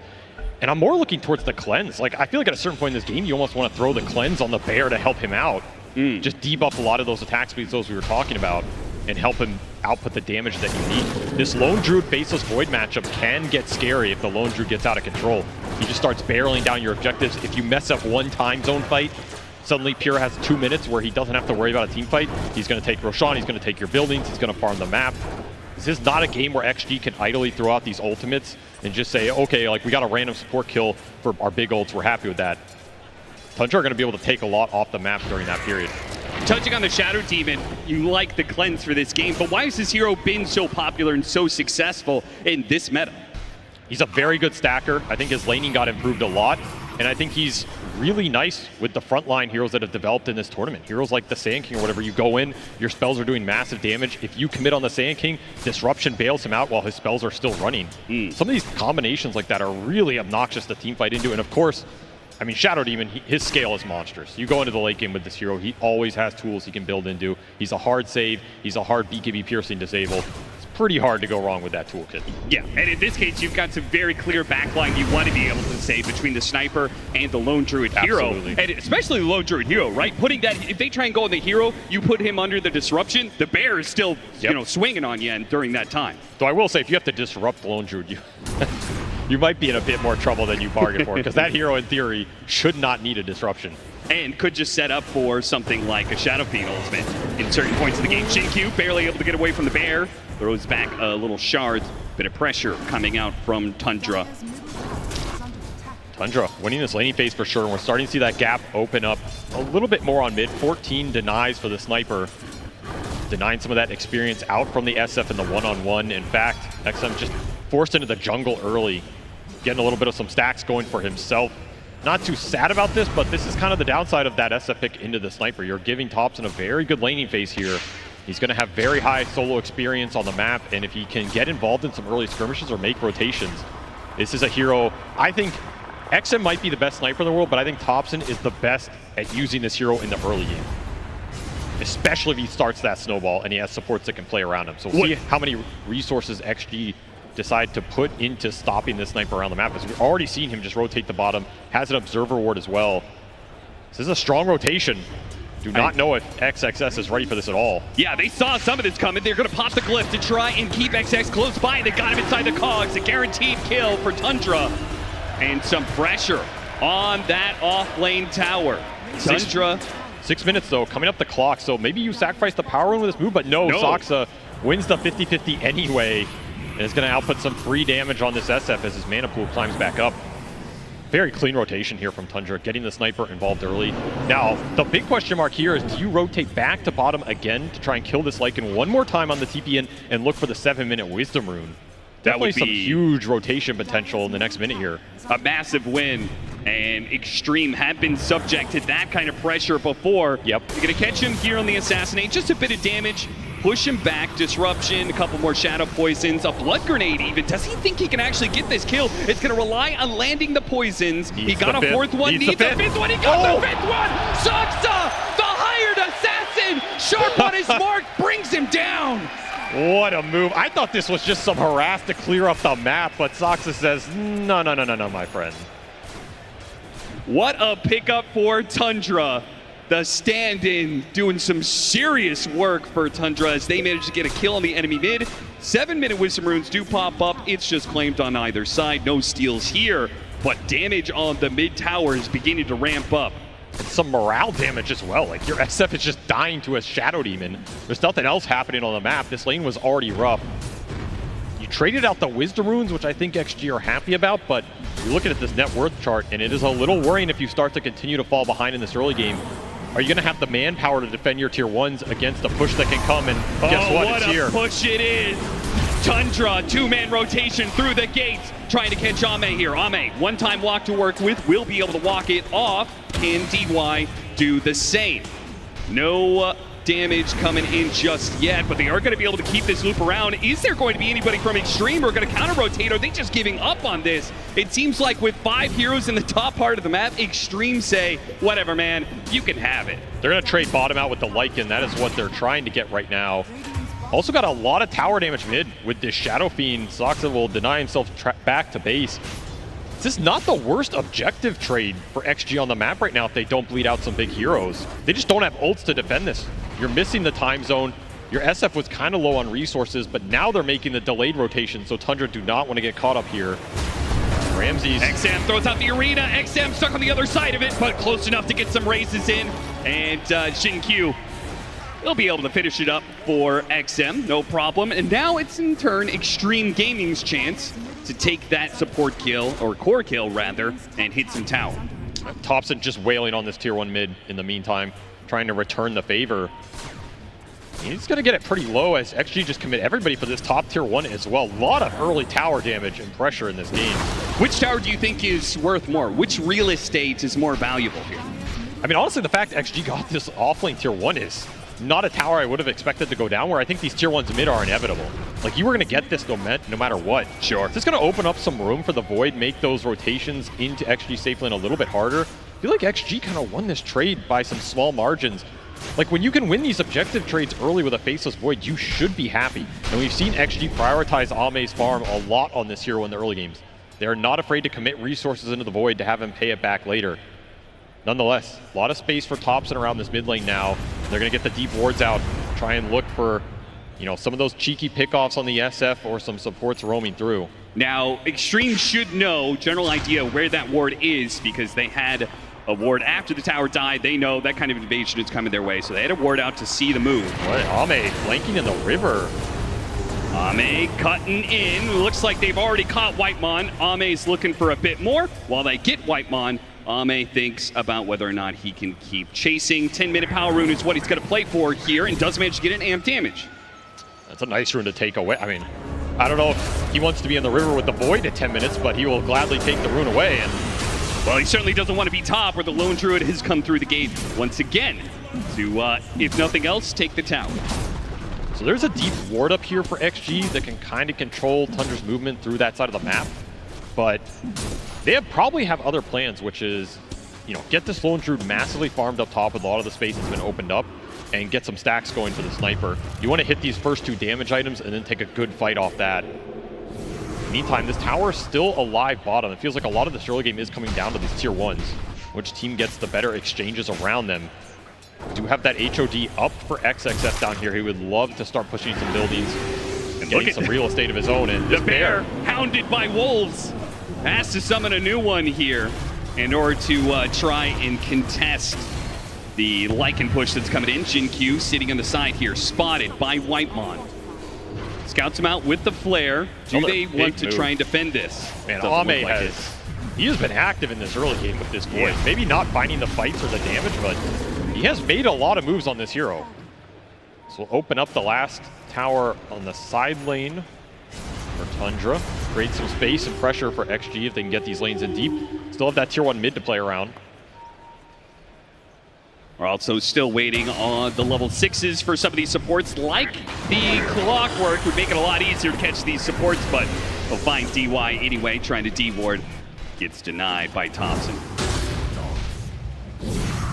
Ame finds some space at the top lane, just keeps on. I feel like he's playing a little game of cat and mouse, or maybe cat and bear, as he's trying to stay away from wherever Pure is set up, right? He's the big threat on the map. Like, the Mars and the Clock are going to be your initiation every single fight. So if you keep track of them, you should be good on this map. And they are rushing towards the Gleipnir on the Lone Druid, and it'll be Hurricane Pike first for Thompson on this sniper. So those are going to be the two big fighting items for Tundra. Would not be surprised if they force an earlier Roshan than maybe XG are ready for in this game, particularly if some of the ults get thrown out. We've yet to see a time zone in this game, yet to really see a Requiem. Do have to blink first on XM's SF as well. So this really shows you he wants to try and abuse some of the aspects of this SF sniper matchup as much as he can. Find some of those early kills, put it to use. Still a very even game across the board. Yeah, Tundra just getting a 2,000 net worth lead, nothing major. A large part of that probably due to the tower advantage that they hold. Should keep in mind some of this minus armor synergy XG have as well between the Lycan and the SF. It's a pretty deadly combination for supports. If you ever just get caught randomly in the fight, the wolves start eating you. You get chunked pretty fast on some of these low armor heroes. Yeah. If I'm Tundra, I want an AC at some point in this game. I would not mind a Shivas as well. Super valuable item versus these three right-clicking through. Great target to be able to find. Got him on the other side of the shards, and then no! Couldn't get off the Requiem. Ramsey's interrupted. He will not get it off. Will not get it off. Denied for the full swing of Tundra as they turn that gank around. Beautiful play from Ramses. Absolutely reading the map, backing up the vulnerable hero in this Thompson sniper and protecting him in this early game, and you get a big reward for 2 kills plus that SF going down, losing some souls. That was the blink move into the Requiem that you wanted to work, and you never even got there. And these are the types of misplays that if you get baited into these plays as XG, you lose some heroes, your towers and your map space is going to start to fall very fast to the Lone Druid. Oh yeah, every fight that you lose, every gank that goes wrong, I feel like you're going to see the exact same scenario, which is Pure and his Bear immediately hitting some sort of objective. They look to protect their Wisdom Rune instead of finishing off that tower, which is an interesting idea of priorities there. Did get the glyph. He'll trade the Wisdom Rune, force Ame back to his side of the map. It was a decent amount of space for the Faceless Void, but still an exchange Tundra are very happy with. Now a 4K net worth. Pushing towards some more fighting items. BKB on the Mars would be huge here. Especially since that save, yeah, it'll get the Hurricane Pike, which means now the Tusk is going to be way less effective against this sniper. You need this time zone now. Like, you are getting to a point where Ame has to join the fights to help you lock down these heroes and set the SF damage up. The Tusk is not good enough right now. This is also a point where XXS is pretty strong. Like, he went for an HOD into Drum, 2 early fighting items. You would like to get some skirmishes going with this Lycan, or just be able to even do Roshan right now if Tundra mess up on the map. Feels like you need kills to open that up, though. So they're going to make a smoke play, 3 of them. Not the easiest initiation for XG. Kind of just have to land a shard. And even then, like we saw on that previous gank, it's not a guaranteed kill. They will spot Whitemon. Gonna try and go for him. He defends himself, misses up. Found the sniper. They go for it, hold the snowball over the top of all these heroes. It doesn't actually stun anybody in time, so XM completely whiffs the Requiem. Just a shy bit of damage there. And Extreme will have to turn suit and get on out of here. Another failed play for them. Does this mean Tundra is going to get aggressive again? Does that mean they're going to try and take another objective? They immediately 3-man smoke up and see what they can find. Going straight into the triangle. Aggressive play, but they know there's no Lycan ult, no Requiem. And XG are likely going to split up on the map, so this should be a clean pickoff of whoever they find.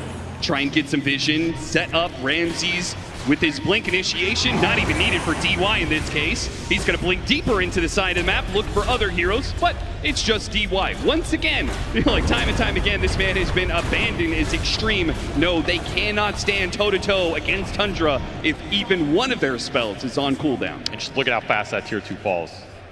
This is the importance of finding kills with these ults on the side of XG. Tundra are going to get a lot out of the map every time you mess up. And that was just very on-point delivery of that Hurricane Pike for Thompson. That is what gets him out of that gank, and I think it was delivered less than 30 seconds before that gank hits. So laning phase for Thompson paying off here.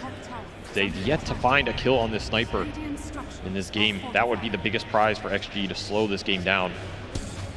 I'll have to just fall back on Ame farming. Or do they want to try and force Roshan? Again, they have a lineup that can do it very fast with SF Lycan. Oh, that is an interesting proposition. This is sneaky. I don't think Tundra are ready for this at all.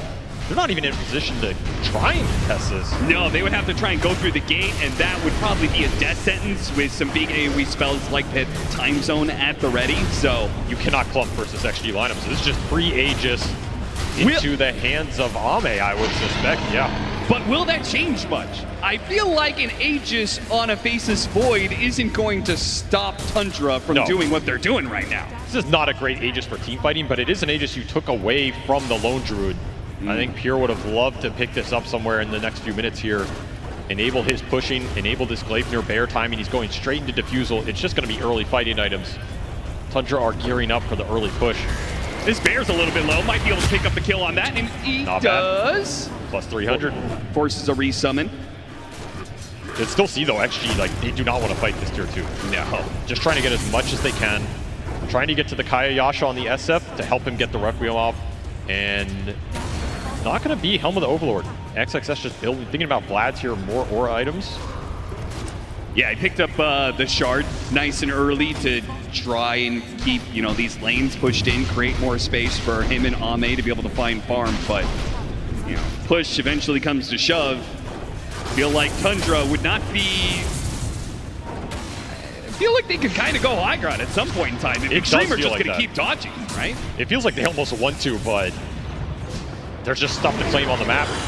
Pure will TP back, try and find the Jakiro again, and they will get it. DY time and time again. He'll pay the price for the rest of his allies. Actually continuing to dodge. I mean, it's starting to feel like whenever this time zone goes out, might decide a lot in this game, because we've yet to see it. It better be the best time zone you've ever seen at this point, because we've been waiting for it for probably 10 minutes at this. But Ame holding on to it. See how bold Ramses feels here with this Invis rune. I don't think he's going triangle with it, but again, it feels like if you get a pick off near XG's base, you just push the high ground, right? Bring everybody back, worst case scenario. Oh! My goodness, that was a close call right there. I mean, again, that is an extremely important blink dodge. Because if you get killed right there on this SF, your high ground's getting pushed. Yeah, that is the real dangerous part about dealing with any of these lanes. As close you are to your base, it also means Tundra is very close to your base as well. They would much prefer that Tundra tries to hunt down like Ame. On the other side of the map here, pull all these heroes away, and they're going to do just that. He's got an Aegis. He's got some time walks. He's going to have to make some smooth moves to get out of this one. His first life is already forfeit. Where's the help? Everybody's so far on the map for XG. A hook shot to follow this up, perhaps. Immediately a fear is going to be used, and they got him easily. A Requiem that barely touches Tundra for a third time. Requiem's just not finding their mark. Extreme not getting to the position in time to defend their carry. And what will Tundra get out of this? 20 seconds, no Faceless Void. I mean, the good thing for XG is this Void's so low level. His respawn timer is pretty fast here. That was a nice obs from Tundra in their own jungle. I think Ame just didn't expect it. Allows for an easy setup here, and they get the double kill. This is where this Bear is starting to hit hard. That Diffusal came online. Pure almost level 15 on this Lone Druid. He is very far ahead of this Faceless Void. This is where you want to be in this matchup. Faceless Void really struggles to deal with the timings Lone Druid can put out, and in the team fight with the roots and the extra disable. Even the mana burn's obnoxious. XG with a smoke of their own, they want to get this Lycan active. Vlad's is done for XXS. He has triple aura basically. But what can you do with it? We've seen the catch and the lockdown be the issue.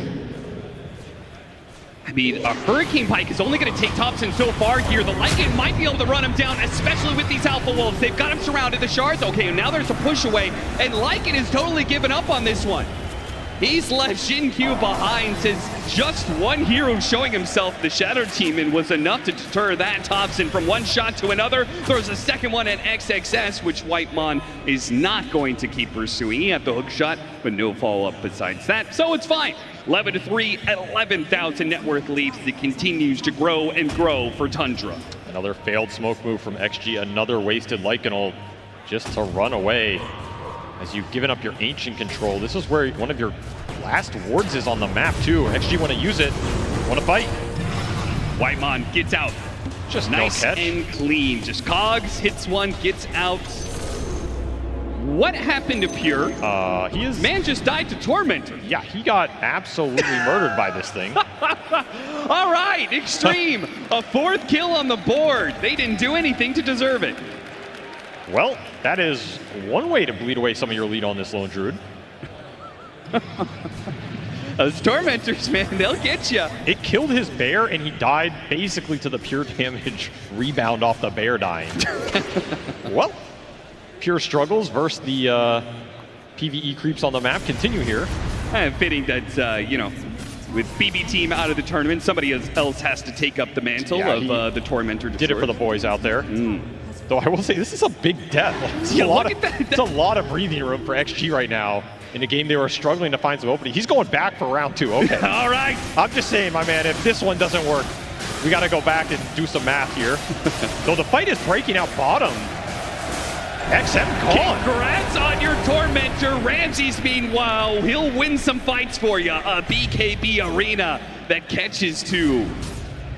These tag team ganks for XG have not worked out at all. No. Ramses, he's just read them too well. He's in the right place every time.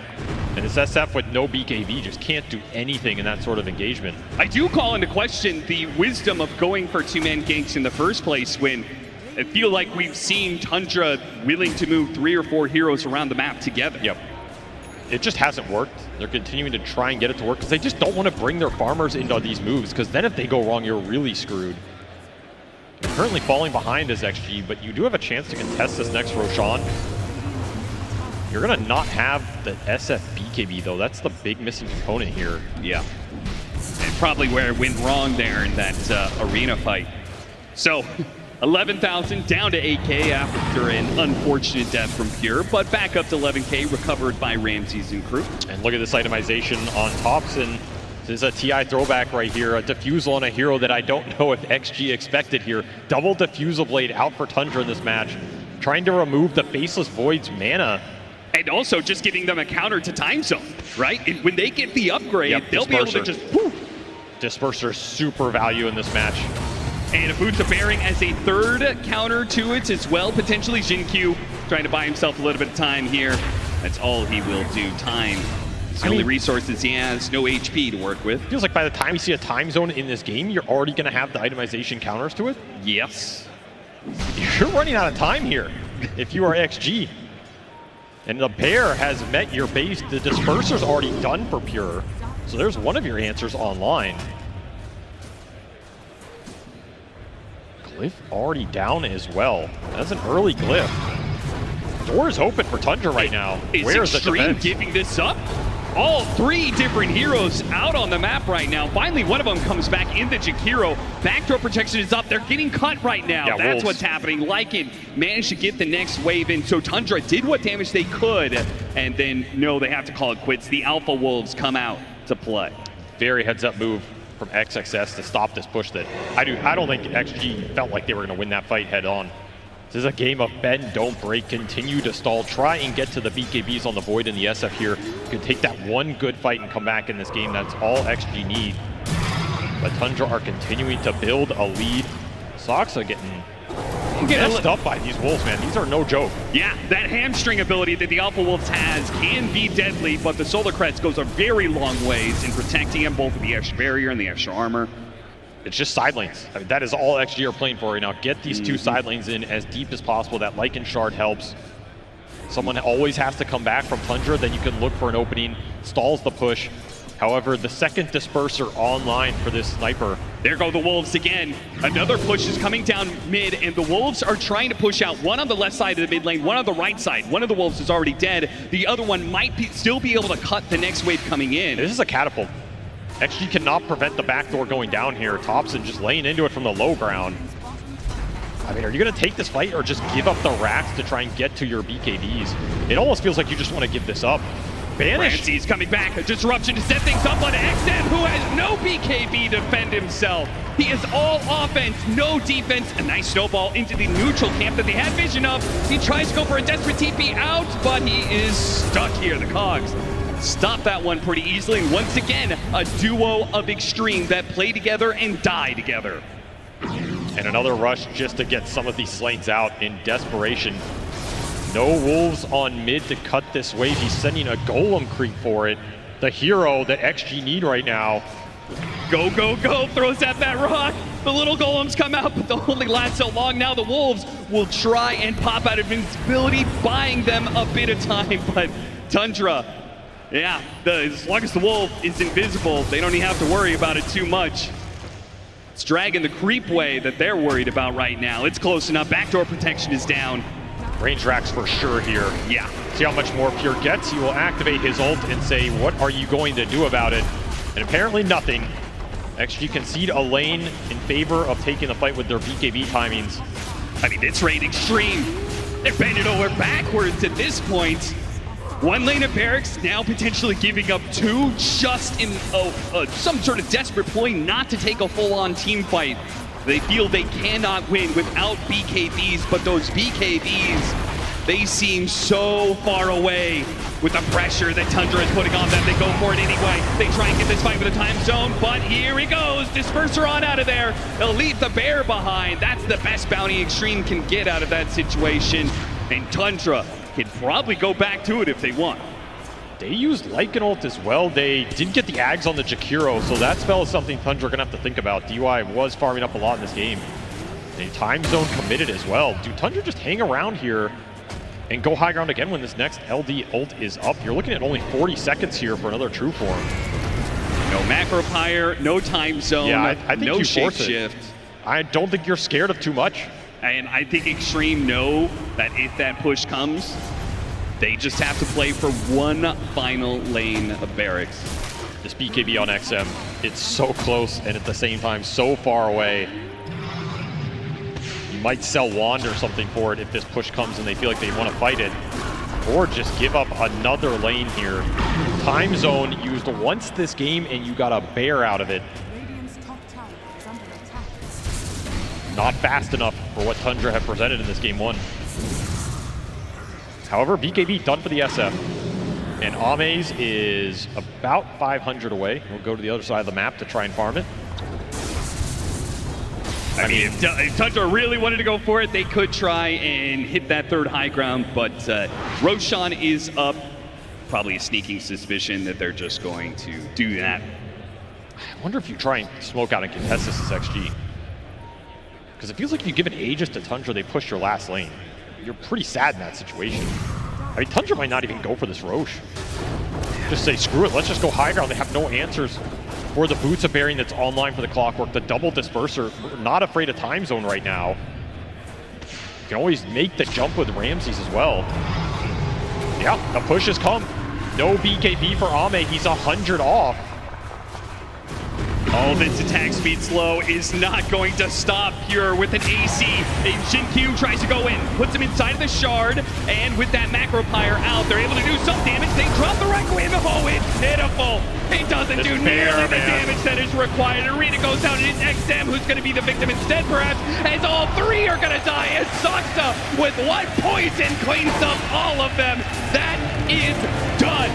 Extreme Gaming. They hardly even played this game. 3 kills to their name before they call GG. That was a very one-sided game in terms of who was controlling the objectives, at least after the first 12 minutes. I don't think that early game was that rough for XG in terms of what those two lineups were trying to do to each other. But once that mid-game came around, after Pure faced down his Ultra Nemesis in the Tormentor and vanquished his foe, it was just all Tundra from there on out. There's one time zone thrown out in this game outside of that Ultra last one, and it kills a bear. It's just not fast enough, not good enough. The moves need to be crisper for XG, but Tundra came out swinging in this game one. Yeah, I mean, we're talking about the greed of the lineup. If you want to be greedy, you got to step up and perform, and Extreme certainly did not in this game one. They did not, and that means they are going to a second game, being 1 game down in this lower bracket series, which is a very tense series. Winner will continue on to be top 4. I'm joined by Lacoste, Effie, and Tigov, and we ended the panel saying, well, it might be a little bit too greedy, and T, I know you said Tundra's on the clock. They delivered hard. Yeah, they just autopilot throughout the game, and I gotta say for Extreme, this is an extremely weak showing. You know, if you're trying to get yourself further throughout the lower bracket, maybe to the grand finals tomorrow, you can't be playing like this. Like, XM on the Shadow Theme, he gets a quick Blink Dagger, yet to see a Requiem really connect in the early game. Jin-Q moving around the map, again not connecting. Lycan wasn't really able to make a statement, finish the game 0-1-3, and like Arma in the Void. We never got to see the time zone. Like, the entire early game was, like, just, yeah, it was awful. For 20 minutes, we didn't know which facet he took on the Faceless Void. Jokes aside, you know it's time zone, but we haven't seen it in action. I could see the big combo that they were going for. I think once they saw that Mars and picking up Shadow Fiend, they thought about, okay, we need to flex this SF to the mid lane. They did play 2 times from the safe lane, so they ended up with SF in the mid lane, who doesn't have any kind of setup. As we can see from these clips, somebody needs to go in, and Lycan is definitely not that hero. You need some kind of initiation, some kind of a blink stun, compared to Ramses on side of Tundra, who's been doing one hell of a job with his initiations. They had Clockwork as well to follow it up, and also SD to set things up. We've seen in the previous series as well how effective it is if you have Yule Scepter on Mars, for example, so you can buy a little bit more time, set up your kills, and other than that, Extreme Gaming, they didn't get to play Dota in this one. I think the SD that you mentioned, Lukas, is a big reason why Extreme had such a bad showing this game, is that Saksa really handled XM. Not only is it not the easiest matchup versus Sniper, but you're depending on your ability to invade his jungle, to take your stacks, to get back into the game, then surprise the Sniper with a Tusk gank. Then we had Saksa on the Shadow Demon, rune securing, taking that regen rune, applying extra damage, following him around with the Shadow Poison, getting a solo kill on the enemy SF, making it so that XM is always playing recovery this game. And because your SF is playing recovery, your Tusk isn't comfortable moving with him. And because your Tusk isn't making moves with your SF, there's no other plays around the map, because this Lycan was picked to shut down Sniper. It was picked to shapeshift and run at Sniper the same way Aurora did it to Extreme Gaming yesterday. But it just never happened. We never saw their ultis connect. We never saw their draft hit their stride. Hame with the 200 IQ play. He's like, you know what? You have these 2 dispersers, you have bongo boots as well. You can't counter it if I'm not using this Chrono Square. So, very difficult one. I think they were expecting the big combo, because if you are playing for the Chronosphere, you can't use the big Requiem. But yeah, just didn't happen in this one. Way too slow. Way too slow, and I think here, standout player, Tigov, pure on the lone druid, setting that high pace. Yeah, setting the high pace, being able to convert on the aggression, and also when they had the net worth, he was so tanky in his true form that when they did throw all the spells, it's like, sure, you might kill a bear, but you're not going to kill the main lone druid. You resummon the bear, and fundamentally, Extreme had no comeback play because Pure was so farmed. And again, I like the fact that Tundra showcased what you can do, like an SD and a clock. We've seen before in previous series, like the double low damage supports, but if you have good positioning, if you can keep people alive, you can reinitiate correctly, then it's all about the cores shining. And yeah, Tundra just nearly flawless game. Yeah, and a core that's shown definitely very bright, Effie. We have to talk about this because we started the whole panel talking about Sniper and XM versus Thompson, both top-tier snipers. We backed it up with the math, and we said XM is the best sniper. I think Thompson also is making a case for himself once more. I mean, Thompson has made a case for himself on all of the innovative heroes through the mid lane. He's brought so many heroes into the meta. But, you know, he made a statement here that everybody's been praising XM as the best sniper. I've been playing this hero for longer than XM has been playing Dota. Right? He wanted to prove himself here, and he really did. And now that we know that Tundra can first pick the sniper without having to expend a ban on it and beat Extreme Gaming with it, that makes it so that when they approach XM's hero pool, the snipers and the vipers within the draft, you've already taken one out by picking it yourself. Yep, easy goings. I also wonder what it was like for Tundra during this game. We saw them being very dominant. They were in the lead the majority of this game. It seemed like everything played out perfectly. Do the comms represent that? Void stand. Getting wide. Chill. We too far. The 1 second test! Oh my fucking god. Nice one. Thank god we picked SD. Thank god. Thank god. Easy, Lacoste. Pretty easy. This was pretty much game ended at that point, but you know, getting some good laughs out of how they use their abilities. They did go for this one big Hail Mary play in the end. DY sold all of his items, did go for the item scepter on Jakiro. Disruption setup, they try to go for a Requiem, they miss it. GG, go for the next one. At that point, it was already looking very rough. I think our commentary team, T, said it as well. At the very end, we saw, they had to go for their play with the time zone, and the only one they caught in the time zone and killed was the bear. Yeah, no, it was despair at that point in the game, and I think for Extreme in this break, they just need to fully shake off that previous game and just, I don't know, I've not seen a team play like that in the opposite style to before. Like that was, it didn't feel like they were in a top 6, top 5, top 4 position. It felt like they were in the group stage still. Like I'm hoping they've been able to shake that one off, because yeah, if they play like that again, then yeah, this could just be another quick series. It could be. We saw that the Lycan was taken from Aurora, who was already eliminated, and that didn't work out. So maybe not taking strats from teams that are out is the way to go. We saw Tundra taking the strat from Gaimin Gladiator with the Lone Druid. That played out fantastically. Before we see what Game 2 will bring us, we're first going to see what Slax is going to bring us in the stage. Absolutely, Sheever. Welcome, my friends. It's time for a crowd vibe check yet again. What a fantastic series. Hello, everybody. How are we doing out there in the crowd? Fantastic. We got the front row peeps right here. Now, I heard a little tale here. Who do you want to win this event? Who did you want starting? Well, I was hoping for Team Spirit, but they're out. Ame and Yatro had their fight. Ame won, so let's go XG. Okay, the XG fans. Now they are down a game. They need some energy. Of course, we found some XG fans in the audience. What do you guys have to say, huh? How are these guys going to come back, my friend? I have to say, this game is exactly the same versus Team Spirit. It's got 1 loss, but 2 wins afterwards. Ah, do we agree? All right, now, Extreme Gaming is back there right now. They can hear you back there, okay? Do you have any words for anyone on the team, sir? I'm a fan of AME. I like AME for 5 years. I think he always do his best in DOTA. He will win next game. As I said in this world, AME will beat Thompson in next 2 games. 小色一定赢! Yeah, boy! Do you think Tundra stands any chance? Yeah, I think the first game they lost because they don't have a very good draft. They lost their lane phase. So for the next 2 games, if they can have better draft, I will say they could win. Seem like you're very knowledgeable. What should they pick? Name 1 hero that you want to see. What you say? 1 hero. Who should Extreme Gaming pick? Sniper! Sniper! The only sniper fans in the world. Fantastic. All right, do we have any fans of the... one more. All right, these guys are very excited. Hello? Hello. Any words out there for Extreme Gaming? Yeah, that's me! Woo! Let's go, Extreme Gaming! Woo! Hell yeah, that's the energy we're looking for! That's my boy! I believe it now! Okay, fantastic. Any Tundra fans dare to follow that one up? Anybody here want Tundra to win?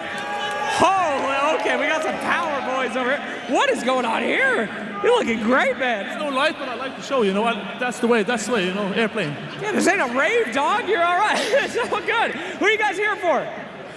Gaming. No, I think gaming. Good Dota. Oh, gaming Dota. Great save. Nobody noticed. Fantastic.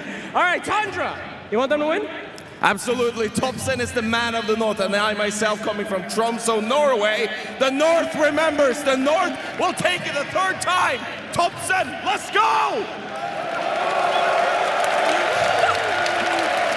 I would like to do a PSA that there are other people on the team, but the crowd absolutely does love Thompson 100%. Anybody else? Any Tundra fans out there?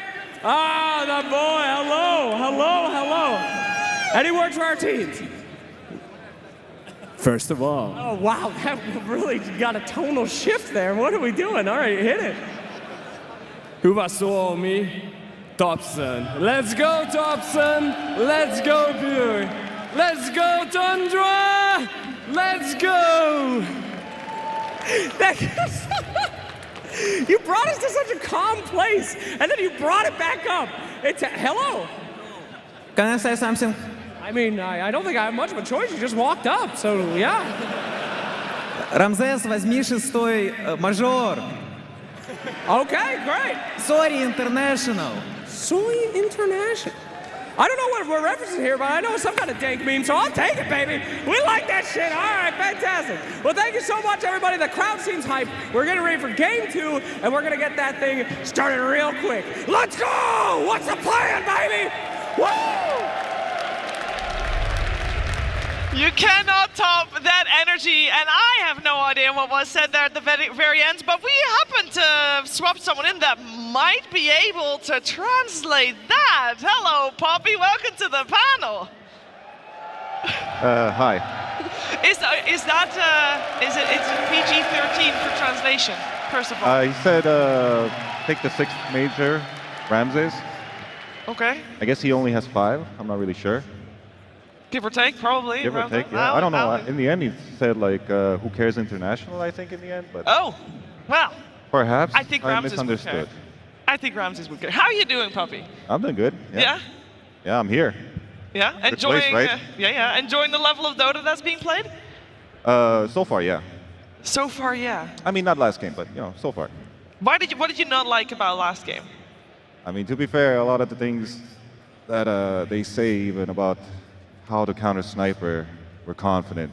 We're going to do the same thing that Aurora did to us, that lost against us. They picked Lycan, you know, so it's like, so you want to lose. Maybe that's the plan, but at the same time, yeah. I didn't like their plan, to be fair. Sniper doesn't really care about Lycan, because Sniper has so many ways to get away from Lycan, especially, which is the funny thing, time zone is not working against Sniper. You know, the idea about killing Sniper with a Faceless Void was putting him in place and finishing him there in that same spot. That guy can now run away from time zone with a grenade and then Hurricane Pike out. What is a time zone against the Sniper? I don't even get it. Nothing works in their draft against Sniper. How would you counter Sniper now? Because this seems to be the pick that everybody's trying to figure out how to deal with this menace. In my opinion, it's old school regular jumps. Like, in my opinion, if I'd be Extreme Gaming and I'm in this position where I'm going to lose TI if I don't do something very basic and normal where we can understand and play Dota and kind of vibe it out normally, just pick Rubik Centaur, get on the lanes. If we see Sniper, we go for Sniper and we kill Sniper. Instead of being like, okay, you're going to have to start going behind them some wolves, and then you perhaps get that thing going or whatever. It's too many mistakes that can happen. Centaur, jump in, kill, okay, good. You know, it's not like Sniper can attack back. So just at least go with that plan. Seems like a simple plan to go for. Another simple plan when it comes to Sniper is just ban it, Effie. That might be one of the things that they'll end up going for, although there is a lot to ban. I mean, they've shown that they can first pick Sniper against XM and beat him with it. They don't need to ban it, and I'm sure they have their own ideas. I like what Peppy said about just get on Sniper with some simple gap close and a stun and kill him. We saw earlier in the Falcons series how effective they were with their Blink DK, with their follow-up from Hoodwink and Mirana. Maybe follow a similar recipe in this game too. Yeah, we'll see if that happens. We're heading into to game number 2, Puppy, here, as there's a lot of pressure. Do you think that the players, like you've been in a situation like that as well, do you think that the players will let that pressure get to them or not? Because most of these players are extremely experienced when it comes to main stage games. Like Extreme Gaming? Apart from XM, yes. Well, in my opinion, anything can happen. It all depends on their vibes. Do they actually believe that they can beat Tundra? It kind of comes down to that, let's say. Because I think Tundra has a gajillion strats. They play a lot of things. I think Pure plays a lot of heroes. He's always been kind of like a connoisseur of Dota. I will play Doom carry, Leshrac carry, depending on what carry I want to carry, Pudge. So they have their own, they have Thompson too. Like, come on, they have a lot of probably ideas. They will choose one of them and go with it. But Extreme Gaming, they also have shown some kind of interesting things. They brought in the Klinks carry back in the day, or maybe even right now. Maybe they should do something similar like that, because this Faceless Void seemed very passive. And I don't want to see passive. I want some Extreme Gaming action going on. Yeah, we saw a very high tempo set here in the first game of the series. Lacoste, I would imagine that that's something that for Extreme is something that they are gonna adjust. Oh, most definitely. When they lost to Team Liquid in the upper bracket quarterfinals, they kind of lost the same way, and they learned a lot. Then they played against Team Spirit, eliminated them from the TI. Then they played against Aurora, played super fast Dota in that one as well, and now they suddenly stopped. Overcooked they needed something. They needed some Blink Initiator from the off lane to keep them in place. And it was also super greedy. I think also when it took the wrong turn in terms of draft was when they banned this Dark Willow instead of Mars, because Ramses, this is one of his best heroes right now. And I think you want to put him in a position where he doesn't feel as comfortable. Agreed for sure, because Ramses, while he has excelled so much this year and improved as an offlane player, he still has a very limited hero pool. And often you'll see teams that go up against Tundra target ban that hero pool, which, you know, in the past it was Darkseer and Mars. Darkseer gets nerfed, now it's Mars, Sand King, sometimes Centaur. We did see a surprise Night Stalker one time, so that has to be in the back of your mind if you're setting up for a Puck or a Storm. But simplify it for yourself by making Tundra's offlane pool smaller. Simplify it for yourself. Should be doable in the draft. But speaking of that draft, let's get it on your screens. Tundra Esports versus Extreme Gaming. Game 2. For the second game, Extreme will be on the Radiant side, and it is Tundra that is Dire with first pick, meaning Extreme gets the overall last pick. In terms of bans, Extreme did make it easy for themselves. They did simplify things by simply removing Sniper from the pool. They also do the same to the Naga Siren, the Invoker, and the Marana. Tundra has banned out the Tinker, also the Tusk, meaning that they don't want to first pick it themselves. Meaning also we have some usual suspects still left in the pool. I think the one that comes to mind, Puppy, Sand King. How have you been enjoying seeing Sand King in so many of the games, dominating most of the time? Yeah, Sand King is a hero that I said is probably the best hero in the game because the hero has 6 spells. Okay, now 5, but it used to have kind of 6. I felt like at least when the facets and the innates got added into the game. And it's one of the only heroes that still has 5 spells. I would say so, because the Caustic Finale is very important, and the Stinger is basically an added spell. This hero has 5 spells. The others have 4, but some of them have 5, but they're not as strong as Sand Kings right now. So basically, best hero in Dota right now. The other hero that is going to counter him also has 5 spell with the Mischief on Monkey King, so they're up to something. That is not comparable. Mischief and True. Finale. God, what are you going to do with that on lane? Sometimes it works out pretty well, but yeah. 50-50. Sometimes it does, sometimes it doesn't. That's what Dota is about. But I do like Monkey as a response to Sand King, because you can follow this hero wherever he goes. We've seen mid Sand Kings having much stronger presence in the game compared to the offlane Sand King. The biggest flaw for the Sand King always was his laning stage, and now having these extra abilities in the lane makes his lane so much better, and also the facets. So you have Sandstorm, and you can follow, which does follow you, so you can roam around, still get stuff done, even if you don't feel like you need to be in the lane. Yeah, I will say though, for the Monkey King flex, following the Sand King flex, it's looked a lot more impressive on the mid lane from Monkey King. We saw yesterday in the Liquid versus C9 series that they laned the Monkey King on Watson versus 33 on the Sand King, and the Monkey King did not shut down SK's farm. SK was still farming, because if you pair up this hero with a strong laning support, like a Snapfire, you're not too concerned by the Monkey King. Not at all, as we're in the second ban phase. We already have Visage removed, and then Tundra took a little bit of time now to think about what other hero they want to remove. It will be Extreme picking out of ban phase, and with the Visage ban, probably aiming to remove some potential offlaners from the pool. Any heroes that come to mind that we don't want to see if you're Tundra? What could they be discussing, you think, Puppy? I think the meta still revolves around heroes like Omni Knight. Yeah. Because Shadow Demon's out, and Omni Knight, I think, is still quite broken of a hero. Perhaps Tundra is just going to pick it, because Sand King is such a weird hero. I think if you pair him with Oracle or Omni Knight, that hero just becomes insane. You can't even kill that thing. It's already pretty hard to kill it, but if it plays in such aggression that you can't deal with it, for Tundra, it's Omni Knight. For Extreme Gaming, it's thinking Omni Knight needs to be banned and maybe picked right now. Basically, I'm kind of like vibing on towards that idea for a little bit. Yeah, it turns out that the Centaur is for now taken out, but Extreme still as well taking that time. The saving supports the Omni Knight. We saw that ignored in the previous game, mostly because the Tusk and the Shadow Demon both made it through. This time around, not the case, as Wind Ranger is banned for now, and the next pick is Extreme's Lacoste. There are still Mars available in the pool. I always say whenever we talk about XXS that he's one of the best Mars players when it comes down to being clutch, his blink initiation, something that we didn't see in the previous game, which they were kind of lacking. So would love to see a little bit of, adaptation when it comes down to the offlane for Extreme Gaming. Yeah, Extreme Gaming have done some Zoo heroes from XXS. They've done Enigma before, they've done Visage, and that's when they usually put Xinkyu on his signature Marcy. I think that's why they're valuing this Jakiro so much in this draft, even though the hero itself doesn't feel that strong or that overwhelming, but they want that flexibility in their openers so that if they want to later pick their offlane hero, they can just dump this Jakiro on the safe lane with Monkey King. Yeah. We had a very strong Lone Druid showing in that previous game. Is Lone Druid, was it only good because it was like last pick coming out for Tundra, Puppy, or is that a hero that you feel like should be on the radar? It's a free lane against Lycan. It's a really free lane. Yeah, so Lone Druid was going to get fat, and Lone Druid's kind of in a meta, which, the Gleipnir is still very strong.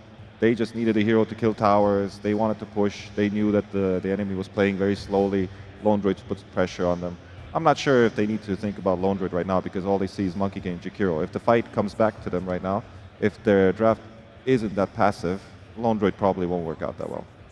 Fair enough. How do you feel about the support duo that Tundra has secured for themselves right now? Well, to me right now, that looks like Saksa might be playing Enchantress again.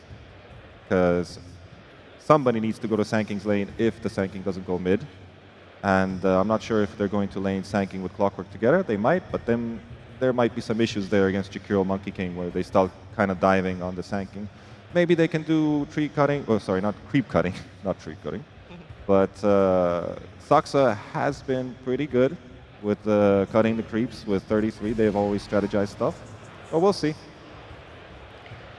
So they pick the Nyx here to counter Enchantress. A lot of teams think that this hero counters Enchantress because of the way the new Warp Flare works, where you just insta-kill her creeps, but the issue with Enchantress drafts are often they will hit this timing where they 5-man with an aura from their offlane, and Nyx does not like playing into 5-man drafts. So the question of Nyx is, how much can you get done from that early game? How much can you shut down Enchantress and make this pick useful? How early can you get your level 6 and play off of your mid laner? Because if Nyx has a hard time in the early game, it's hard to come back versus a draft like this. What about the lane, Puppy, for this one? Lone Druid, they know it's going to be laning against Underlord. Is that also as free of a lane as they had in the game 1? I mean, it's Clockwork Lone Druid against Nyx Assassin Underlord. I'm pretty sure that's a bad lane for Underlord.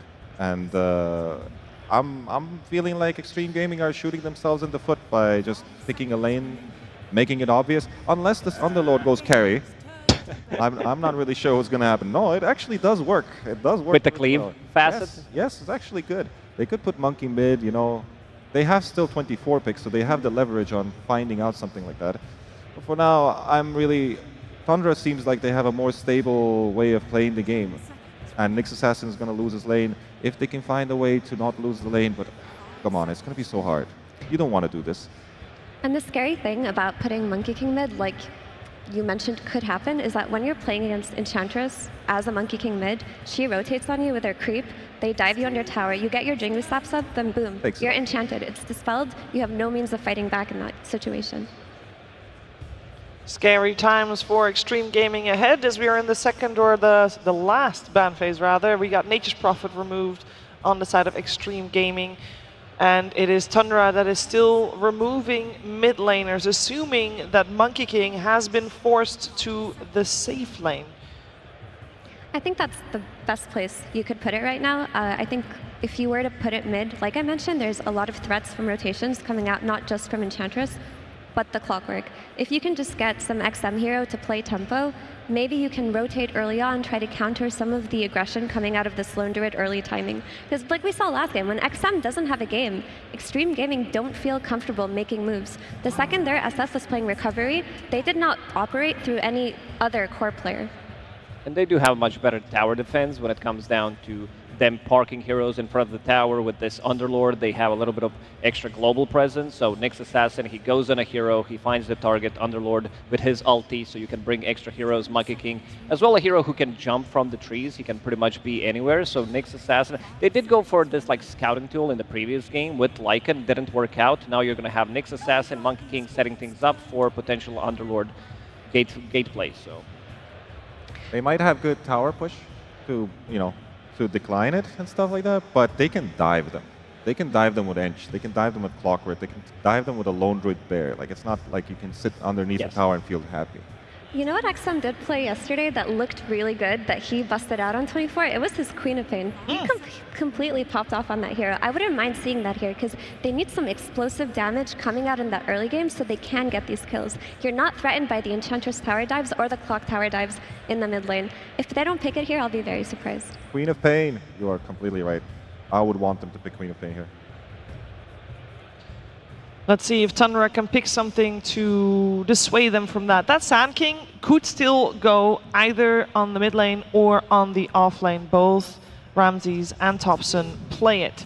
So they might want to pick something against it, and that, if correct me if I'm wrong, would be the Thompson Rubik. That's mid Rubik for sure. One of the worst matchups in Dota, I would say, is Underlord against Rubik. You're giving him 2 spells with the spell amplification, with his cast range, he becomes a better Rubik. Let's say you're sitting in Cog's Sandstorm, Sanking Stun with the Firestorm on top of it. These heroes are going to disappear. But it's risky, right? Because you put yourself on an even bigger timer, because your Rubik, later on in the game, he's going to get caught up by the Nyx.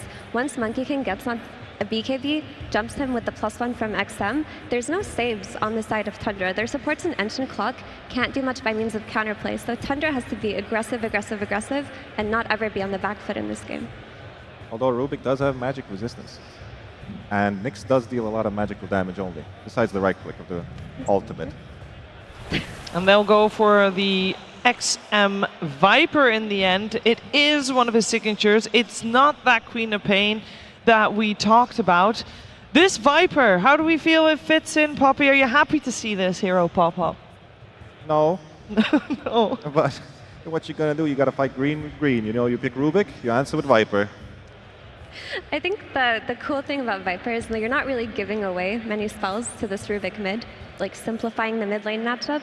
Also, in that game I mentioned, ESL Malaysia earlier this year, they did beat Lone Druid with the Viper mid. I mean, Belly Flop got nerfed, so it's not as effective as a tool versus it, but at least they're going to have this very reliable mid laner that isn't going to be playing recovery the way he was when he was SF. Yeah, so they counterpick the mid lane, which is going to be a tough one for Rubik. In terms of spell steals, there are some really nice spells to steal throughout the whole game, but I like what Extreme Gaming cooked. It's a draft that can fight much earlier compared to the previous one. They're not so much cooldown dependent as well, and I see a lot of damage on their side. If they're able to execute with the Jinkyu Nyx Assassin, Viper is a slower hero from the mid lane. We don't see him rotate as much as other mid laners, but I think we're going to go to game 3. Are you agreeing with that one, Puppy? Are we going to a third game? I'm not sure, but my heart says Ame, but, Tundra, in my opinion, is going to win this game. Okay, we're going to find out what's going to happen in the second game of the series. Will it be a final one? Will it be another 2-0? Or will we head to a third game? We'll find out, but first, some words from the coach. Thank you very much. I'm joined by Moon Meander of Tundra, where you are in the midst of a lower bracket run right now. But Tundra lower bracket runs this year have been kind of stressful. In Birmingham, you guys got knocked from upper, immediately lost again in lower. Riyadh, you guys got 1 win in lowers after getting knocked, but still, the journey ended quick. So I'm wondering, have those past experiences taught you anything for this TI run now? Yes, it taught me that you cannot be stubborn in the draft. You're going to understand why you lost, and you just got to pick the meta sometimes. And Rubik mid is the meta? Is that what you're trying to tell me right now? Only if you're Thompson. Which means that in response, Viper mid must be the meta if you're XM, right? So you guys saw that one coming?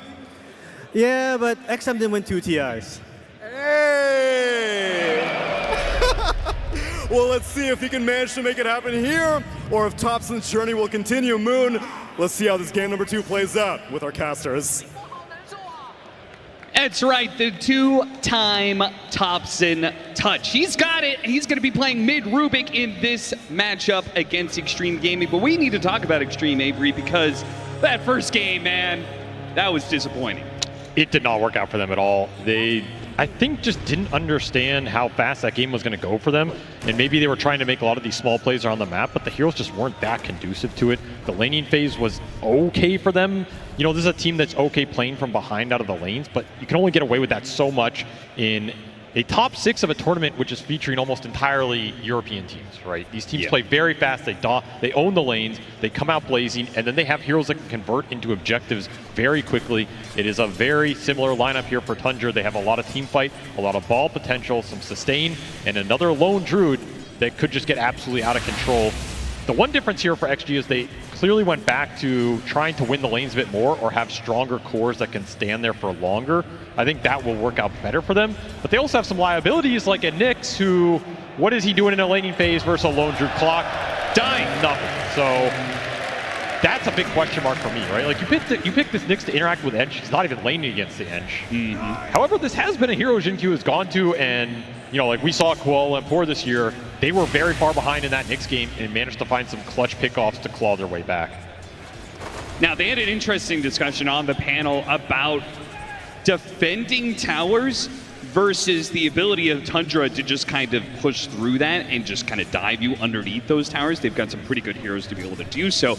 Do you think that Extreme are going to be more capable in this game than being able to, you know, defend some of their outer towers in tier 2s, prevent some of this snowball going to Tundra? Or are we going to be looking at another split push game where there's a Monkey King on one side of the map and a Nyx Assassin on the other? I mean, I hope that's not what it comes to, because I don't know if XG are going to fare too much better in that regard. I think they have a much faster carry. That's the biggest difference, right? Yeah. Ame had a very rough game last game. He had about 2,500 hero damage in that entire match. Oof. That might be one of the lowest in TI history. So I expect him to be mad here and come out and say, you know what? I'm not going to have a repeat of that. I'm going to deal some hero damage. I'm going to kill some heroes. And one of the best ways to defend your towers is if you just take the offensive potential to your enemy. Start going on them, killing them around the map. If you don't let Tundra group up because they never have all 5 heroes alive, you don't have to worry about defending those towers as much. If it comes to it and Tundra group and push your tower, you have some outspam, but I agree, the dive potential's there.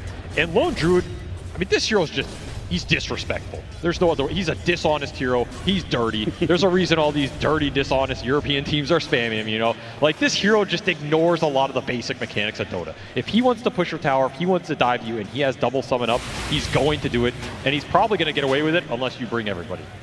XM challenging Thompson here for dominance in the mid lane. Doesn't really care about the Fade Bolt. He just keeps on playing on Thompson's side of the river here, trying to keep him off of any of these creeps. Yeah, ideally you zone him. Like if you can get a zone couple waves in between that like level 4 to 6 before the Rubik can maybe make a rotation or get out of that lane, it should be Viper favor here. XM will absolutely free farm this lane. Just a matter of how much punish he gets on this Rubik. And again, like the panel said, there's no spells to really steal from the Viper in the early game. But man, when you look at the rest of this lineup, I mean, there's a reason Thompson asked for this mid Rubik. Nyx spells, Underlord spells, Jakiro spells, even the Tree Dance are all so nice as this game goes later. And if you ever get to that Ags, some other items on top of that, like an Octarine or whatever, we have seen Thompson absolutely pop off on this hero. Yeah, you combine a dominant laning phase for the Viper, who's currently sitting 16-7, so very good start. Do you think we're going to see support rotations into that mid lane as well to try and keep him down even further? You can rotate this Enchantress. You have very good early game presence on the supports for Tundra. But it's kind of a scary hero to rotate into because XG can TP their own supports in and they have a lot of turnaround potential. Clever use of the enchant there to dispel off the Jingu. But Ame gets it anyway off the Boundless Strike and will be able to get some lifesteal, pump up his HP a bit more. To me, the big question this laning phase is what happens on this top lane. Like, how much does this Lone Druid get to punish this double melee lane? And can XG fight back? Well, right now, it looks like the double melees are trying to punish Whitemon for going for that Cogs to get some damage on him and are able to kind of fight through. But yeah, the Lone Druid is still in prime position, 23-8. That's scary. Like, this hero with a good laning phase is just in a world of his own. I would really like if XG try and put some pressure onto the Lone Druid, at least a little bit, before he just completely gears up into the Gleipnir. Like, if you can snag 1 or 2 kills on Pure here, you're going to feel a lot better as this game progresses. And you have heroes that can do it. Like Monkey King can rotate into this lone druid, catch him from the tree line, stun him before the true form goes off. Nyx can do something similar later on with the Vendetta. You have some cool ideas here on how to start on this hero, but a lot of it is dependent on that first 1 or 2 kills are the most important here to snag at some point in this game for XG. Yeah, I feel like the laning phase interaction mechanics are important, but I almost feel like, especially watching a lot of these Western European teams, that it's who uses the gate more effectively in that, post 5 to 10 minutes area. You know, what carries are going through the gates, what supports are able to go through and successfully gank. Here, though, no rotations required, perhaps, as XXS finds himself isolated underneath his battery cell, takes a lot of damage for it. Jin-Q trying to run interference, also takes a healthy amount of damage before hitting the impale. I mean, they're fighting back on this lane. It's not going too bad for XG, and this is maybe a more stable laning phase than they had in that game 1. The Viper's going to continue to power up. The Monkey should be okay on this bottom lane as he is getting harassed, and Enchantress is annoying for your Jinku stacks. Another go here. You do not want to feed kills to this lone druid. Are they going to get this kill first? They do! XXS barely manages to get the cleave through to get the kill on Whitemon before he in turn falls to Pure. So it is a support for core trade-off, but at least that core was able to get some experience for the kill. Throw a little puppy paws on top, no problem, Yeah. Paying homage to one of the greats, as the 6-minute Lotus is going to be coming in quite soon. We do see that the CS differential on mid start to open up. So these trades happening top, I mean, you just have to battle through them if you're XG, but you're trying to win the other 2 lanes, right? This is your sacrificial lane to a degree. You want a strong Viper, a strong Monkey King here. And if this Rubik continues to suffer in this mid lane matchup, like this is a hero that does not like getting his XP sapped or being forced off of waves, right? You really want a fast 6, you want a fast boots, you want to be able to move around the map, get involved in the early fights. This Viper, if he just sits mid and if Rubik rotates, you match him with a TP of that lane, I could see XM feeling very comfortable in this game, and this is one of his signature heroes for sure. We talked a lot about the sniper in game 1, but this is a hero that XG have just won tournaments with. Jin-Q will walk off what has been a tough lane to get through, but they are clawing their way through it here. Speaking of this Viper, I mean, it's all well and good picking this hero to win the laning phase, but we've seen through various metas, in fact, this patch as well, the Viper has been picked up, and while it may do well in the laning phase, it hasn't managed to win the game. So what is this Viper going to be doing for Extreme Gaming going into the mid game? I think they as a team play around these turret heroes better than a lot of other teams. Okay. They know how to move the hero around the map, take proper fights with him, so that's the biggest thing, right? If this Viper moves, you need to get a lot out of it. And if he doesn't move, ideally you abuse his laning advantage, either rotating and snowballing the hero, I'd say that's how someone like Gaimin would play with it, or you're confident in the scale, you have things to back him up and you're just confident in the core matchups. 7-minute Wisdom Rune, it's about to spawn soon, and the pressure is amping up in the off lane, where XXS is getting dove by an Enchantress Clockwork. They turn around though, and they're killing the bear. That straight up is going to be a 300 gold for XXS and the defended tower, but the Wisdom Rune still needs defended. Saksa, he tried to make a play for it, but he sees double supports and finds that it is not a Wisdom Rune he should be worrying about. It's his own life, stuck in a corner and killed. Did you get the steal though? Whitemon Ame gets the steal on the other side of the map though, so it's still even. Whitemon commits for it underneath the tier 2. The creep wave is coming in though. He takes a couple of tower shots and now slowed down by Jin-Q and XXS. A second support punished for Tundra daring to go for that dive.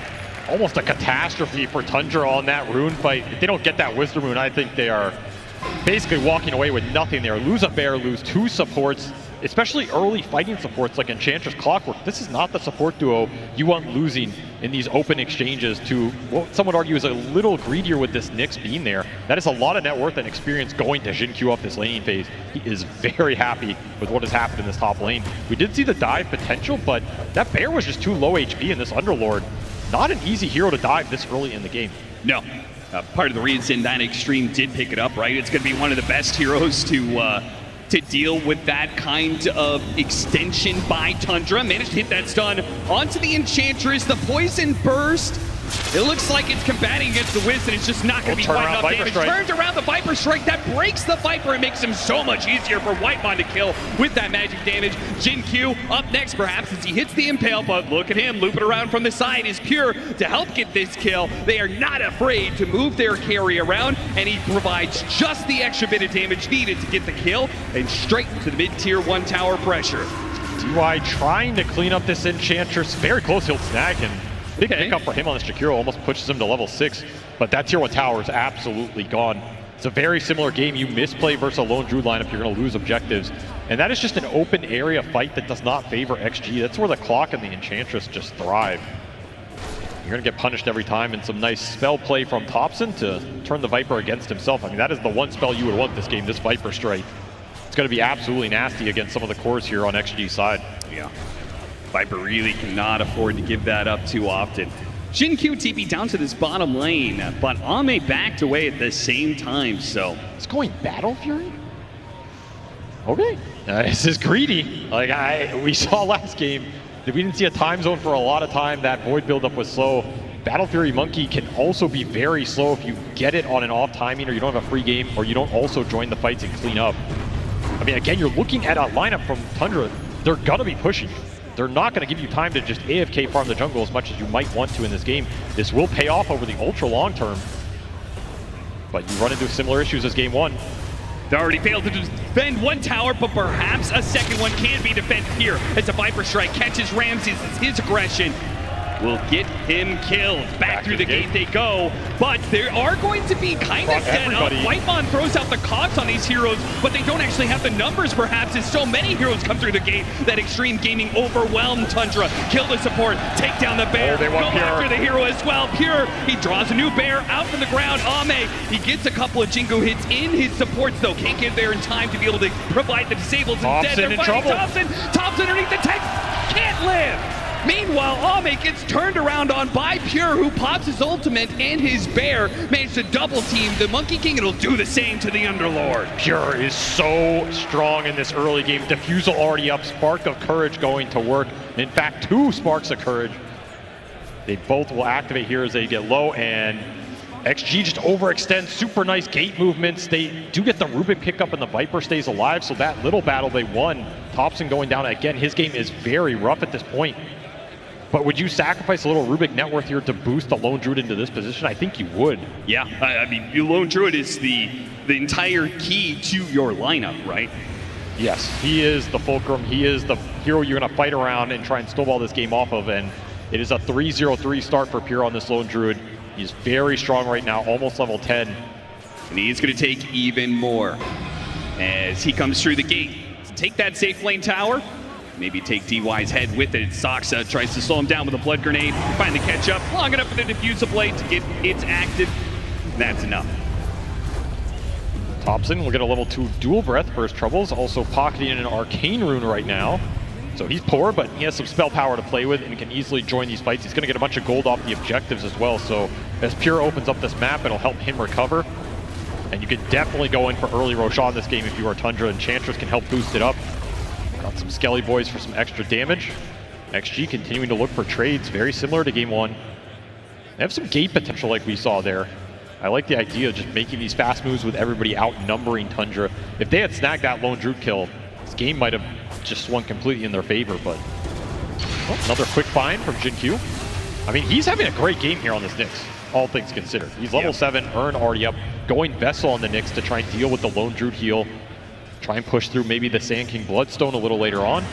And that Bloodstone is going to be happening at this rate because Ramses, we haven't talked about him hardly at all, but he's just having one of those quiet farming games for the Sand King, which he does do, right? We saw from like 33 Sand King, for example. Just hoovers up all these neutral creeps, collects all this gold, all of a sudden comes out, and he's just a team-fighting menace. He's got 6K net worth right now, well ahead of anybody else on Extreme. It'll be first item hype for him. So he's going the team item over the greedier option.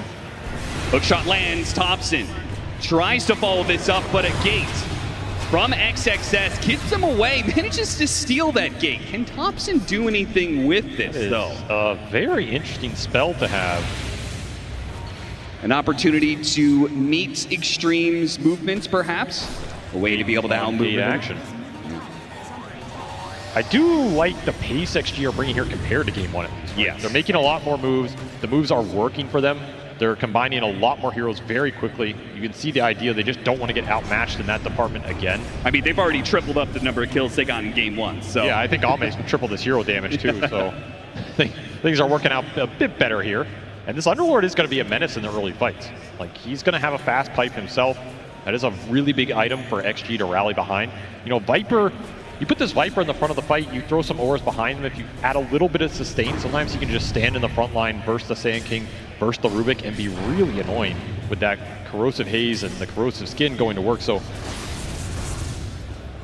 I can see this ball coming together for XG, but this is a very pivotal next 5 or 10 minutes here. Cannot start to bleed kills and objectives, and you really need to get Ame past this kind of mid-game point of, okay, he's closing in on the Battle Fury, but how much time are Tundra going to give him to use that Battle Fury before this game heats up? Because you are still looking at a very farmed Lone Druid. Yeah, he is over 2k ahead of the Monkey King, and he's got a Sand King with a pipe complete. So the bear does a lot of damage. It's got some catch thanks to the Fuse Blade inhibit, potentially the root as well, and you're not going to turn around and kill it, not with the extra magic resistance the pipe's going to be able to provide. So add in even more free power runes for Thompson everywhere he goes, because Extreme Gaming refused to play the middle part of the map. They've conceded that area time and time again, and will just play the side lane. Shin-Q, Whitemon. You want the Thunderlord up top. XXS will try and vacate the area. Do you gate on him here? It's a big question. Stolen Spell still available for Thompson. They'll TP back. Tundra, I assume, are playing this part of the map for Roshan, right? Like, we want to take these off-lane towers, but also Roshan on the table, you said, was Oh, he's going to gate Ame bottom, maybe. Ooh. Yeah, Roshan hits him, and here comes the gate. A move that Ame was not expecting. What does he do about this one? Hits the trickery, but he knows he's got to run. The magic damage of Thompson is easily going to overwhelm him. Finally, the gate is put to use here, and Tundra back through it to the other side of the map. Very efficient move. Thompson was pinging that one out. Just an easy setup here from Ramses. He'll even go through the gate, so Tundra bringing 5 heroes back to this triangle, and XG smoking straight into them here without the Monkey King. Fighting without the monkey is a bold move, and they've already been jumped on, but what an Ice Path Macro Pyre. A beautiful hit that does no damage, though. Pipe shrugs off most of it. Poor Ramses is stuck inside the Macro Pyre for so long. He almost dies. Still, though, the fight is good for Tundra as they keep chasing after heroes. DY is going to be stunned up long enough for the rest to follow it up. The bear does not quite die. So both Ramses and the bear get low. Nobody actually falls. Tundra picking up a 5k net worth lead now. 3,200 damage done by XG, and they kill nothing there. Just all gets pumped into this Sand King pipe, and the sustain. The bear took a lot of it as well, but Pure able to TP it out in time. Even 6 poison stacks did not bring it down. Once more, XG just lack the damage here. Now Blink is up for Ramsey, so you have more initiation power, more dive potential. Stolen Firestorm is perfect to get the damage. The Underlord, a tanky hero, not against this kind of overwhelming advantage that Tundra are bringing to every single fight. Extreme, you specifically said this is the time where they need to make sure they do not bleed out in kills and towers. And that's exactly what Tundra is doing to them. They're finding the openings. This game is starting to spiral in their favor. They just have such a commanding pace with the start that Pure's had. The Gleipnir's already done on him. And Solar Crest flying in for Soxa means you can power up this bear even more. They have everything online. This level 4 Firestorm is just the cherry on top for the mid Rubik here. And you just finished your Battle Fury. So on the flip side, while Pure's almost ready to go high ground, Ame's like, guys, I need another 20 minutes. Time to start farming. My game just began. XG, they need to find a way to make space in this game. I feel like I've seen this story a few times in this series. DY, Jakiro, alone somewhere on the map, found, and we'll make Tundra work for it a little bit. They'll have to use the hook shot. Meanwhile, mid lane, they actually jumped on a Pure. Pure does manage to get off his ultimate, and Ramses came in with the epicenter. It's not an easy kill, but XM can do the damage. The Viper is more than enough, and Ramses, Ame! A 4-step caught him out of the rocket flare. That surely would have been a death sentence. That is so close to a terrible death for Ame, but instead he gets to join the fight, pick up some extra gold on top of it. And he does the most damage there with a massive Wukong. Pure, he felt invincible. He felt like this game was too good to lose. And XG, they find the opening they need in this series. Now all of a sudden, we have ourselves a Dota game because this Monkey is going to get the time he needs. Tundra immediately try and strike back without two of their cores. Two supports leading the way. Thompson to help out. XM with that vessel on him. Pipe. He's burning, but they do have supports coming in now. XM helped out by the pipe. Can he live through this? No, but he does get his revenge, certainly, from the grave. He spits out back at Tundra and will claim 3 lives for his own. And Ame's going to get another team fight cleanup here. Says, thank you, XM. The buffet has been set. Jin-Q is starting to turn into a 4th core here. We've seen this in a lot of the Knicks games. He just finds these little openings, and it doesn't take much for him to be a huge threat. This vessel has absolutely paid off versus these big team fight frontliners. Another 2,000 gold swing here for XG, and this game is back to even.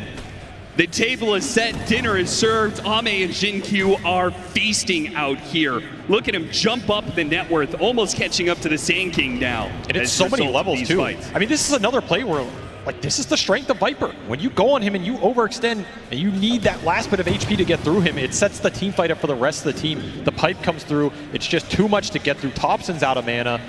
Soxa can heal, but that's a 1-for-3 trade, and XG will take that every time. More vessel charges for the Knicks and a lot of experience going their way. You now have a Monkey King who's level 14 versus a Lone Druid who is also level 14. That lead in the carry count carry matchup is evaporated by now. Feels like Tundra got a little bit too used to the net worth lead and the way the momentum was going in this series. Game 1 was such a dominant show from them, and it felt like Game 2 might be a repeat performance, but now they're beginning to get picked off and falling apart. The Nyx Assassin setting up Extreme Gaming for another successful kill. And an amp damage rune for one of their cores. XM will pick it up. They can start to do some tower pushing of their own. Jin-Q finds another massive opening in this game. This mid Rubik is starting to get abused. He is falling behind the enemy 4 position and becoming a liability. Set that trade-off. Would you take an under-farmed Rubik in exchange for an over-farmed Lone Druid? 1 death on Pure has made that strategy from Tundra fall really flat. And bug indeed, Jin-Q playing the Nyx Assassin, perhaps the MVP for Extreme Gaming, as he has set them up for so many kills by now and has finally gotten Extreme Gaming a net worth lead. What feels like the first time in this game. We'll see if they can actually keep that growing, though. It's a very pivotal moment in this game. If XG can continue to find the momentum, then we could be looking at one of the, is it the first potential Game 3 on this main stage? Since we got to the main stage, it's just been 2-0s all the way through. Bit disappointing, but maybe we could finally see one. Extreme, especially Ame, especially. He doesn't want to go out like this, man. No. I mean, he has so many 2nd places, 3rd places, 4th places at TI. Look at this. 2022, he had a 6th place performance. A 1% lead in Golden XP. They have crawled their way to an advantage somehow. It seems like it's still slightly favoring. I saw 45-55 to the favor of Tundra. Where do you think that comes from? I mean, this Lone Druid's still very strong, right? And you're still kind of in his game. Pure has control in terms of where and when the fights happen. If Tundra get a big pick off into Roshan, they can regain a lot of the momentum. And we still have this Sand King, right? This hero has dominated a lot of the games on the main stage. Ramses is still the most farmed hero in the game. In fact, he's going back for the Bloodstone. So he's like, all right, you know, the Blink Pipe push, it didn't pan out completely for us, but we can still scale here. We can still pick up the teamfight slack. He's still going to become a beast. In theory, this Monkey King pick can deal with these heroes in the ultra late. This is why it was prioritized so highly in that first round by XG. It's a hero that can dice up the Sand King even through a lot of his spells because you just throw the Wukong and you match him. And he'll be able to ignore a lot of the magic damage coming his way with the BKB as his next item. Yep. This is going to be a battle of magic resistances in some ways. Yeah. Like you have this Rubik, Lone Druid who can buff up and become very tanky versus a lot of the spell damage, but on the flip side, you have this Viper who's his own menace. You have a Monkey who's going to have BKB and potentially a very strong fight around the Roshan, and you have a pipe on both sides. Initiations are going to become very key as this game progresses. What can Jin-Q find? Oh, this is maybe a little too awkward. deep. I'm not sure if you want this one. Hexx says he committed for that one. He throws out the pin. Where's he going? He's not going back. He pushes forward. Kamikaze straight past the tier 2 tower. I guess it helps Jin-Q get away. I mean, that was clearly not a play the second Jin-Q started to bail. XXS did not get the memo. Very awkward. just as we were praising Extreme Gaming for having some cleaner executions in this game 2 than they did game 1, they fall right back to game 1's mistakes. I mean, just type space for Ame because he just finished BKB. Guess so. See what that space can do for them, though, because, I mean, you said they could do Roshan pretty early. Tundra have yet to be able to find that objective. They're finally going to make the play now, but Extreme Gaming are going to try and defend it here. They won't have the Underlord Fiendscape, but he could TP into the outpost and make a full 5-on-5. Currently, the entire Bloodstone for Ramses is flying out right now, but it's far. If XG take this fight right now, you're missing a huge amount of net worth on this Sand King. And Ame is maybe going to be able to get a really good ultimate here. On all of them. The corner of the pit. He's going to throw it out. Drops it's an illusion. down the strike. He went out to an illusion. That's disastrous. The rest of the team is going to have to make a better initiation, but the Roshan's already dead. And Ame, he pops his BKB, but for what? To try and get tops, and it seems like he's managed to get his Jingu stacks up, and we'll finish off that pesky Rubik. XXS needs some help. The bear is currently causing problem. What a hit from his Q. But Ramses is still strong with a Bloodstone. Running around with his Sandstorm, trying to chase after these heroes. Somehow Pure managed to get through this one, and now his bear starts going to work. A hit from the Valley Strike, a push away from the bear. Get back, get back. Q tries to make a run for it, but the Gleipnir gets him in his hold. XM standing strong. The Viper take gone. down the Lone Druid once. Ame, can he make it twice though? In the way, XM, he's out of here. A TP out, DY does the same, but Ame will be left behind.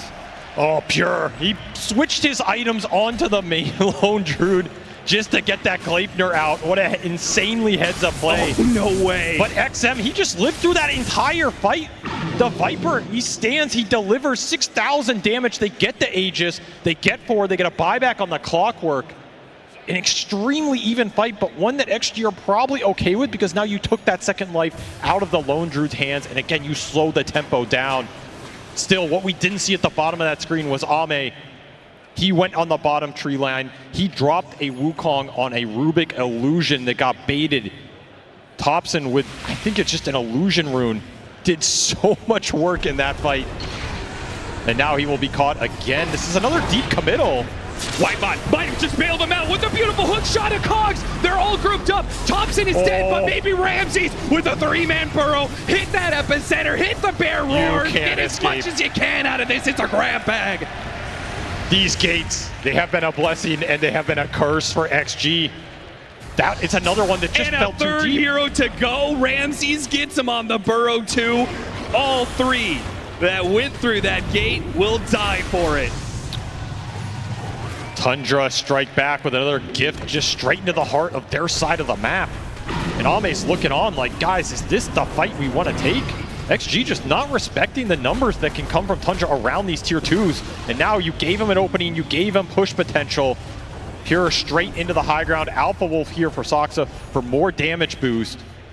And the Ags is done for the Rubik, so despite Thompson having an extremely rough game here, in fact, he is bottom 3 net worth. This is a support Rubik at this point. They're making this push without the Rubik. Extreme Gaming gonna try and catch the heroes before they can retreat. That is, oh, that is a big misclick there from XM. I mean, he got that siege creep. Yeah, siege creep down, I guess. That is a range Drax claim from Tundra. Not an end-all be-all given the game state, but another big momentum loss for XG, who felt like they were clawing their way back in this series. They'll have to fall back a bit, regroup here as they try and get Ame to his next item. Some over-aggression and mistakes cost Extreme what could have been a hold on this game. Wrestled from their grasp, and now Tundra with a 5k net worth lead, a range barracks down. They can exploit another maneuver from Extreme like that. We could be looking at another full lane, another second lane. I mean, this tier 2 goes down and the whole base is potentially open for Lone Druid's taking. How much can you control the objective taking right now? How much can you get these lanes out and continue to try and find openings with this Nyx Assassin? I think Tundra are done getting picked off. They're just grouping for the rest of this game, it might be. Though I don't know if XG want to gate into them anymore. Yeah. Players have not panned out as much as they did in the early game. Look at DY. What is this, man? He smokes out to get some wards down, some very deep wards. vision, but are these wards actually going to be helpful to you if it's Tundra just pushing into your base? I mean, they're not leaving Extreme side of the map right now. They're great for deep wave cutting and splitting the lanes behind Tundra's front line, dragging them back, because this will see some of the setup on heroes trying to catch Ame or kill the Viper on their side of the map. As long as you can feel like you can defend your base in the meantime, this lets you farm it out, not lose a net worth deficit. See if Tundra feel pressured to smoke across the map and try and catch the split push, or if they're happy just keeping the game static, looking towards the next Roshan. That'll be coming in 3.5 minutes time. Meanwhile, XM going to look towards the BKB on the Viper. That would be the next biggest pickup here for XG. We've seen how much damage he does in the fight. It's crazy when the stacks build up. 0.1 second TP there from Thompson. It's DY to evacuate the area. But that Viper is still out there, still farming away that all-important BKB. And part of the equation that's been working for XG in the fights has been isolating Thompson at the start, or taking him out. With his Ags on the Rubik, it's that much more important, because you cannot give away Firestorm +1 in a team fight and let him get multiple rounds of these spells off, right? He already has Firestorm, he goes in. Let's say he gets Impale or Pit or Ice Path, something of this nature, and you do not take this Rubik out of the fight, he will win that team fight for Tundra, unless the Bear gets bursted, which Shin-Q, he's got ideas of his own here, going back for the Dagon. He is very farmed on this Nyx. He does a lot of burst damage. But can you catch the Lone Druid before the true form comes out? That's a big piece of the puzzle here. And BKB done for Ramses means he can frontline a lot more confidently now. Same goes for Pure. Yep. Double BKB timings, which means Ame is going to have to be the one to step up as the big physical damage dealer. You're going to need better Wukongs than what we've seen so far. Ame, does he know the danger lurking around him right now? This ward might betray him as he doesn't see any of these smoked heroes, but they don't see him. Oh, it breaks. Thompson, wait, a flare over the top? Ame, he's going to realize what's going on, hopping into the trees. They thought he was maybe on the low ground. So hard to know exactly where a Monkey King is. When the smoke breaks, he could be on any of these trees. I mean, that is a massive play for both teams. It's a lot of time and a very important smoke wasted for Tundra. They cross the entire map there. Which means Ame goes bottom and the team pushes out mid, takes a high ground position. They're going to look to jump Pure mid. Again, if he does not get his ult off. They did have vision of Ame making his way to bottom and then back to mid. They still want this Viper BKB. That's the thing. XM, he's so close. Yeah. Don't want to fight without that right now. As Tundra, they have their big fighting items. They have the double BKB plus that Tops and Ags. They're not really missing anything right now. Should also keep in mind this Soxa Enchantress. He got to Hurricane Pike and he rolled an Enchanted Quiver. So he is outputting a lot more DPS than he was in those early exchanges. Can be a threat of his own, absolutely. Not a bad hero versus the Viper in the later stages of the fight, honestly. If you just sit there and trade with each other, it's unlikely you get Viper struck broken yourself. You're going to want bigger targets for this spell. Yeah. Looks like that BKB is going to be completed for XM as Tundra do not go for the high ground push. It would have been a bold move, but perhaps unwise just because we are entering that Roshan spawn period. Last thing you want to do is fail a high ground push and give Extreme free access to the pit. Absolutely. This will also wear out that timer on the stolen Firestorm for Thompson. So XG are going to go into this next fight. This Rubik will have to look for the double spell steal. Little bit of an edge. Pure calls in some reinforcements for another Tormentor. Of course, doesn't want to take the one-on-one. Understandable. There's also a lot of Force Staffs on this Tundra side you have to think about. You have double Force Staff on the two supports, and you have a Force Staff on Thompson. There's a lot of bailout potential, getting heroes out of the Wukong, out of the control. It's gonna be really good. They know they just did the Tormentor, but Ame, he goes in pretty deep, breaks that smoke. They're deciding whether to. He hopped away for the Burrow Strike just in time. Back in. Now he hops back in with the BKB, commits that Wukong's command, and now let's see if the Lone Druid can stand toe-to-toe. It gets out of it. Outside of the Wukong's command, but the Bear does die. Meanwhile, XXS getting peppered by Soxa. A stolen boundless strike will stop him getting through the gate, and Soxa does the damage. Now XM, he's not sure quite what to do. His hook shot's gonna stop any movement from him. An Ice Path goes out, tries to go for the kill on Ramses, hoping beyond hope that he can get that damage done, but it will not happen. DY will follow the rest of his team into the grave. Ame is the only survivor. Nobody dies on the side of Tundra. They all end on Pure, and it was not enough. They didn't have some of the extra spells from the Nyx, who got caught up on the side. Despite dodging the initial initiation on the Monkey King, they output 13,000 damage, and they don't kill a hero. The Lone Druid will completely laugh it off as Tundra say, we're not going to wait for Roshan, we're going to push your base. Just too much sustain. Not enough single target burst damage. Ame needs more damage. And it was a very disjointed fight. Supports did not get to do a lot. And now Extreme Gaming are getting picked off before they can actually get their full 5-man. What a heads-up move. Whitemon, Ramsey, somebody spotted him somewhere in that trees, makes that guess. And now, instead of waiting for the Viper in 10 seconds, they will have to wait another 40 to be able to have a Nyx Assassin. Time that Extreme Gaming might not have. As one full lane of barracks goes down, they can turn their heads towards that mid-melee racks as well if they want. Or they could back up for Roshan. Roshan is going to spawn a bit late here, but Tundra should still have control of the pit. Go into base, refill all the resources, make sure you have everything up for this fight. That was also a fight where Thompson got to live for the entire duration, and he didn't get crazy spells that he wanted, but he got a couple Boundless Strikes off. He got Viper Strike at the end. Those are the two he's holding on to. Again, that's like the easiest target for you to bring down if you're XG. They just pumped everything into the worst thing, which is that bear who lives. If you have Vessel on him, maybe that looks different. But it feels like you have to go on who Jinkyu goes on, and Tundra know it. They're just letting the Bear and the Sand King front line. Even Enchantress is not an easy target. You have to pick your poison here. And Roshan is respawned. See if Tundra just commit straight into the pit, try and do it. I think they absolutely can.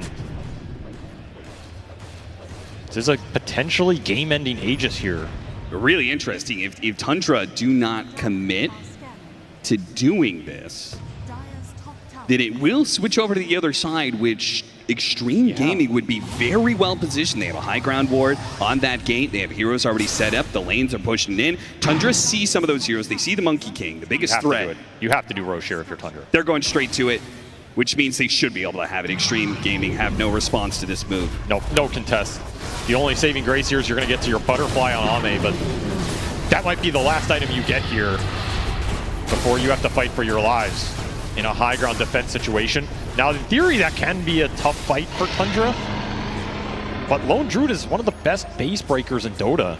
Yeah. And he just finished a full Assault Cuirass. They're just going to 5-man gate into Ame. Ame says, Ame's welcome. going to go throw the Wukong's command. They immediately hit the Impale. And Pure, oh, he got the fear. Almost pushed Ame out of it, but the Wukong's command stays alive. Can the damage stay up, though? The Clockwork goes down. How did Pure manage to get out of here? What? He's making a run for it. Throws out the Gleipnirs. The stuns are after him. Ame hops on top. Stun. Where's the stuns? They didn't have it. They go for the Bear instead, but they needed that kill on Pure. They needed it to turn the game around.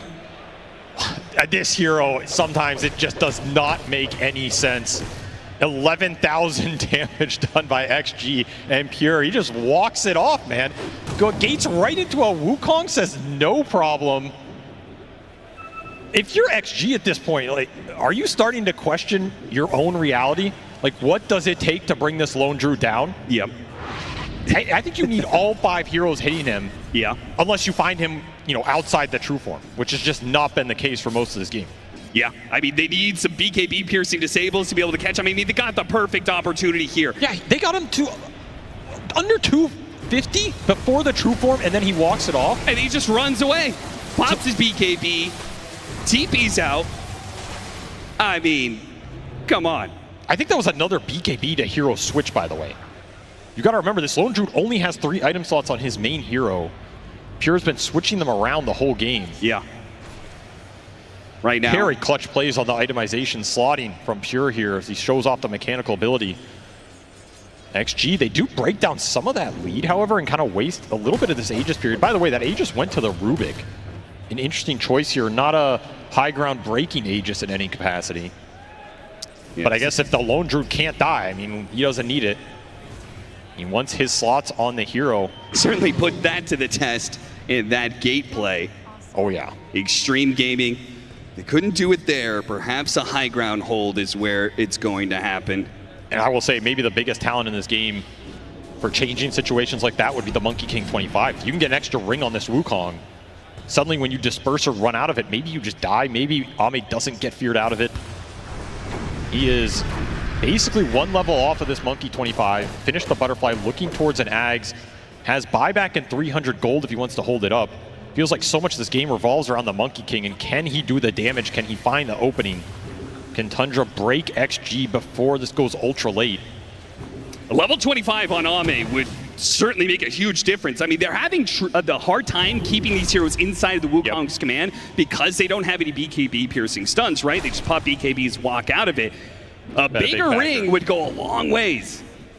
I mean, they have 4 staffs and dispersers, but it's not as good as just being able to push the monkey out or get out yourself. Yeah. Ame skirting around this bottom lane, looking for some camps, but we'll find nothing here as this game has evened out a bit more. Hook shot across, Whitemon hits his mark thanks to a deep lane ward. DY's life is forfeit. 50 seconds timer for him. The bear goes up to the high ground and is immediately met by staunch resistance. That's a big pit. That is a very big pit. Thompson happy with the spells he's got right now. Pick up one more easily. XH's got to feel a little impotent. Much smaller circle from him, but I guess it's enough. The bear is not able to take down that building, and they will be able to wait out there. Jakiro coming back into play. Tundra Pure uses BKB for that. Get his bear out of there, I assume, so that actually is enough cooldown that Extreme can farm a bit more. Maybe we'll see some of those key items. And they're pushing towards this Monkey 25. The biggest thing, the more the Viper can scale, the better too. I mean, we saw the high ground's difficult. You can't just siege with the bear versus the Viper unless you jump the Viper, which there's some potential there for Tundra, but it would kind of require Ramses committing in. He is also closing in on level 25 on the Saiyan King. Really big talent in terms of the damage output here. This is a scary hero with 6 slots. Maybe a scary late game for both teams in a lot of ways. And a lot of pressure on Jin Q for this XG lineup to find initiations with the Impale, because that is their best way to start a fight. Like you said, no BKB piercing ability means your initial stuns are vital to your teamfight success. Tundra continue to try and just propose frontliners that you can't go on here. Soxa will pick up a Moon Shard on Enchantress, level 20 of his own. I mean, he pumped out the most damage in that last team fight. This next one, oh, it'll be interesting to see. I mean, they have so many threats. They're trying to deal with the bear, see if they can kill the lone druid quickly, deal with Thompson, whose Aegis has expired. Soxa probably just goes unnoticed by Extreme Gaming in these fights, and those impetuses do build up. I think they will notice him at this point. Yeah. Like, he is the true 3 in this lineup as this Rubik. He's going to be very annoying on the spell power, but damage-wise, this Enchantress is going to do a lot. And at some point, you're going to have to focus him down. I mean, you would love to be able to Viper strike and break him, but probably not going to happen. That Viper is closing in on a Scotty, so his physical threat really starts ramping up. As he's going to be tankier, his just right clicks are going to be even more debilitating for this poor bear. It feels like almost Tundra have to wait for another Roshan and wait for a pickoff. Like, Extreme Gaming is not just going to sit inside their base the entire time. They need to keep finding more and more items and more farm. I was about to say, are they? Because they have been sitting here for a while. That lead was down to 9K. They've given up 5K during this period. The Aegis is out. In theory, you're not waiting for anything to expire here. You're just waiting. I mean, are you actually waiting for Ame level 25? He bought out for the Ags, by the way. Has his shard as well. This is a Monkey King with no buyback, trying to get to that talent. The Scotty done for the Viper, another big point here. Almost 4K HP on XM. And you got your Underlord BKB. I mean, this is as good as it's going to get for XG for a long time, unless you can win a team fight. Do you feel like this is a point where they have to contest Roshan, have to smoke up, or do they keep relying on their high ground defense? To catch 22, that high ground defense is strong for the Viper, but the Roshan fight is very strong for the Monkey King with that level 25 talent, which Ame should have for it. It's kind of which type of team fight do you believe in more at this point? Do you believe you can win this game if you do not claim a Roshan at some point as well? Okay, they got the 25, instantly smoke up. They were waiting for it. I mean, they gave up a lot to get there. Like, this was not a free talent by any means, but it is an insanely powerful one in this game. Still, you have to land the Monkey King Wukong's command here. If you blow this spell or Tundra kite it out, it feels like the team fight's over.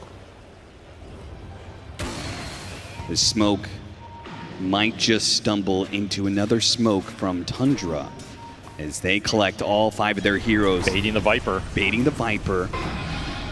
Will this be any good for them? Tundra sneaking around the side here, but Extreme holding the hard left-hand side of the map, playing on that high ground. Tundra can be the ones more patient here because the creeps are pushing in. In fact, they're setting up on Ame. Ame, this could be dangerous. Oh, he quickly bound the strikes and away into the trees before Ramses pulls the trigger on that blink stun. They see the auras potentially on the creeps. Yeah. Smoke will pop. That was almost an insanely sick read from Tundra. If they had caught that Monkey King on that wave, that's just game over. He still has no buyback for 650 gold. What a big ability to steal Firestorm. So dangerous in these fights with that kind of AoE that Thompson has. And he wants to make it even bigger. Bloodstone coming out for this Rubik shortly. I mean, that pit is the entire fight. This Rubik can become a massive late game problem with just the sheer AoE on a lot of these spells. Yeah, Firestorm plus the Shard plus Bloodstone. We're talking about some serious regen lifesteal going on there. The Tundra back away. A back out, time to do Tormentor, they say. Another 1v1, no? This is going to be another time where Extreme are smoke. See the pop-up there that the Dire did the Tormentor. There's a big so shield they rune. know where they're at. Oh, give it to Ame. This is a really big rune if they can get a fight out of it. But Tundra should be looking at the lanes right now. They know this is coming. Oh, and Ame. He feels strong with a shield room, but he is going to be walking to Tundra heroes. They immediately jump for Ramses, and what a Wukong's command, hitting all 5 of these heroes. Tundra on the run, caught in the pit though. Pure, his hero is going to make it out. His bear will not. And XM holding first step forward, pops BKB, putting damage onto Thompson. Damage on Thompson, it's going to be enough. Can he get away though? Ramsey with a buyback now, pops Bloodstone epicenter. XM, his BKB is only going to last for so long. And Shinkyu, he's going to get diced up. Pure is big and he's bad and he's a deadly bear that is going through hero after hero. An immediate buyback. Ame is going to buy back, but what about the Underlord? What about DY who's left behind on the Jakiro? They won't have all their heroes. They take the fight, they get some kills, they get some buybacks, but ultimately that 27,000 net worth lead is beginning to show its face. Another fight where you look at the damage numbers and the kills just don't reflect it. Tundra soak it all up there. They're happy to lose their Rubik and a clock to win that exchange. They get the Monkey buy, they get the Nyx buy, they get everybody on the side of XG. There's just not enough damage to punch through. Even with a Wukong on basically everybody in a sick boundless strike, all you get is the bear. Pure still stands strong. 11, 1, and 13 on this lone Druid. He has been untouchable in this series, and he wants to eliminate the last Chinese team in this TI. Extreme. Are they going to just give up on Megas, or are they going to try and make this hold? Ame, BKB in 10 seconds. Wukong's command is up. And Tundra are going to call it quits here and go back for Roche. This game is starting to slip away, though. Yeah. Like, there's just not much more you can build to overcome the biggest problem in this game, which has been how do you kill these heroes. And Tundra are going to add an Aegis to that list, and Ags on the Roche as well. If you are having a hard time keeping these heroes inside of the Wukong's command, doing the damage fast enough to kill them, what does it mean when you have to play against another life on one of these cores? A gate straight to it. They cannot afford to give up this Aegis, but no one's actually going through the gate right now. Tundra. Ame's sitting up in the back, jumps through the trees. A Wukong's command, dead center is Pure, and he's already been hit by some stuns. They are all in to kill the low druid, but Pure got his BKB off. They got a bear kill. Now he has to come in for the Roshan. Ame for it, but Ramses with the hit. Whitewalk gets the hook, and Ramses takes the Aegis, denying Ame his chance in immortality. It is ripped away from him, and Tundra stomp Extreme into the ground. They got basically everything out of that they wanted. Aegis on the Sand King, an absolute gem. And Ame out for 110 seconds here. No buyback on the Monkey King. All up to XM and Jinkyu. And it is another fight where you all in the lone Druid and you were not even close. The same team fights going the same ways, running over the same ground, surrounded by the same old fears. Another year of unrealized potential, another tournament of broken dreams. Maybe he can save it, but a 4-step in. It gets an XM killed. No defense. Ame, XM, both out. No damage in the tank left for Extreme. The best they could do is get a Sand King who had an Aegis anyway. They've killed him twice, but Thrice he'll revive. Thrice will come back into this team fight to end the game. The throne is exposed, and Tundra will lay claim to a top 4 at the International. And they will eliminate the last team trying to fight against this European cabal, for lack of a better word. They have just reigned supreme for what feels like the last 2 years, and here it comes again to another European DBC showdown in many ways as Tundra eliminate the Chinese hopes at TI13.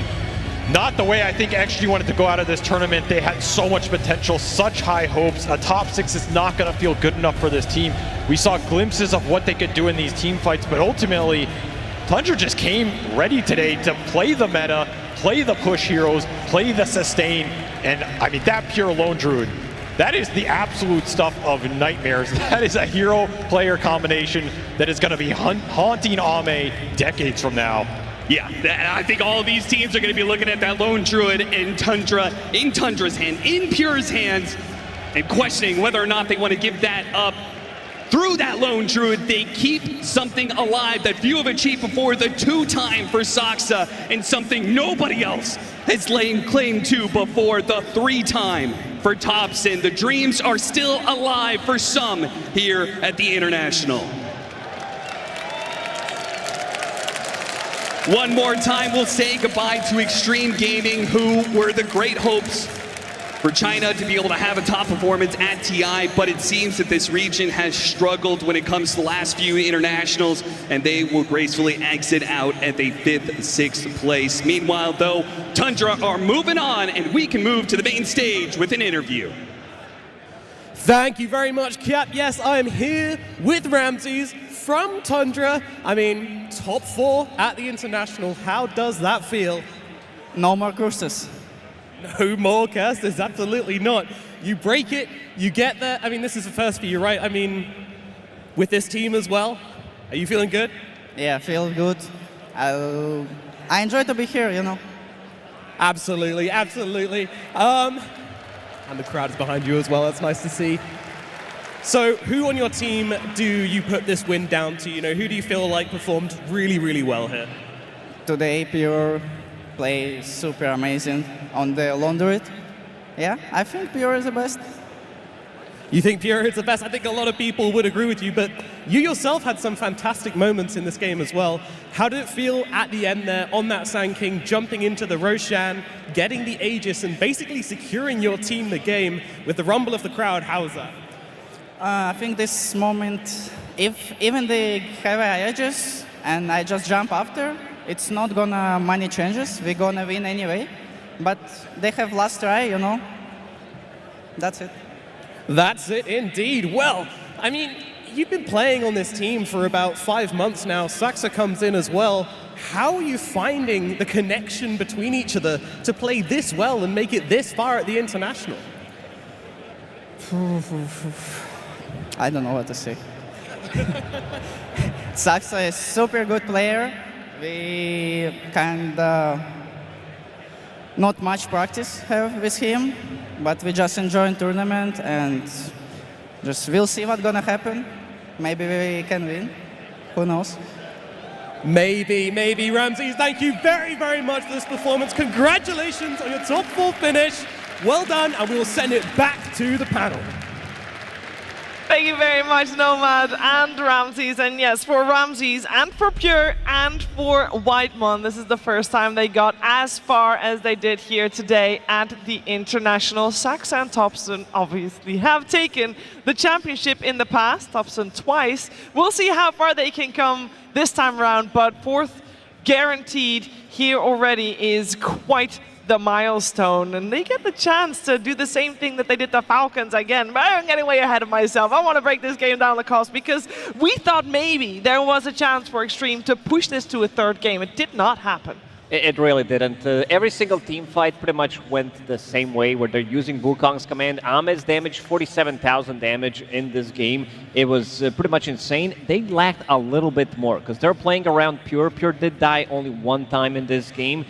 surviving so many times on like 200 HP. He gets the true form off. I love Tundra's teamfight execution. They understand how to fight against each other, how to reset multiple times, which we've seen that it needs to be done against some of these big teamfight ultis. And this Disperser again, coming out from Pure, he knows what's up. Gives you speed, gives everybody speed, they run away. A couple of force staffs, beautiful stuff. Beautiful stuff. We saw Extreme trying to make the plays, trying to make the moves, and at the end of the day, for them, it was not enough. Before we continue breaking down the game and the series, we're first going to hear some words from Xingqiu with Pyrion. Yeah, thanks, Sheebs. I am here with Xingqiu. Thank you for taking the time to talk to us. Just quickly, what went wrong in that series for your team? 我们都很支持你，很遗憾离开了比赛。想问一下，那个上一场大概出了什么问题呢？就是我自己有几波比较太深入的那种进攻吧，然后导致我们的中期节奏出了一些问题。There were several times when I went way too deep and way too offensive, and it went wrong. Okay, well, another question is to say, would you say that the top 6 finish that you got at this TI met your expectations ahead of the tournament? 虽然很不如意，但是前6这个成绩在你们预期之中吗？算在吧。Sure, considerably. Okay, nice. And obviously, I think this team has showed a huge amount of promise. What are your guys' plans for next season? 其实你们队伍都很有潜力的，就下一个赛季有没有什么展望可以跟我们分享一下呢？希望成绩会更好吧。We hope for better results. Fair enough and fantastic. I know there are a lot of XG fans here in the arena. Is there anything that you'd like to say to them? 现场有很多你们 XG 的粉丝，也有很多你的粉丝，有没有什么想跟他们说的？就非常感谢大家大老远过来看比赛吧，然后也很热情。Thank you all for coming from all over the world, and you guys are super passionate. Well, I think we all agree with that statement, so thank you, Xingqiu. Can we give a big round of applause for Xingqiu and Extreme Gaming?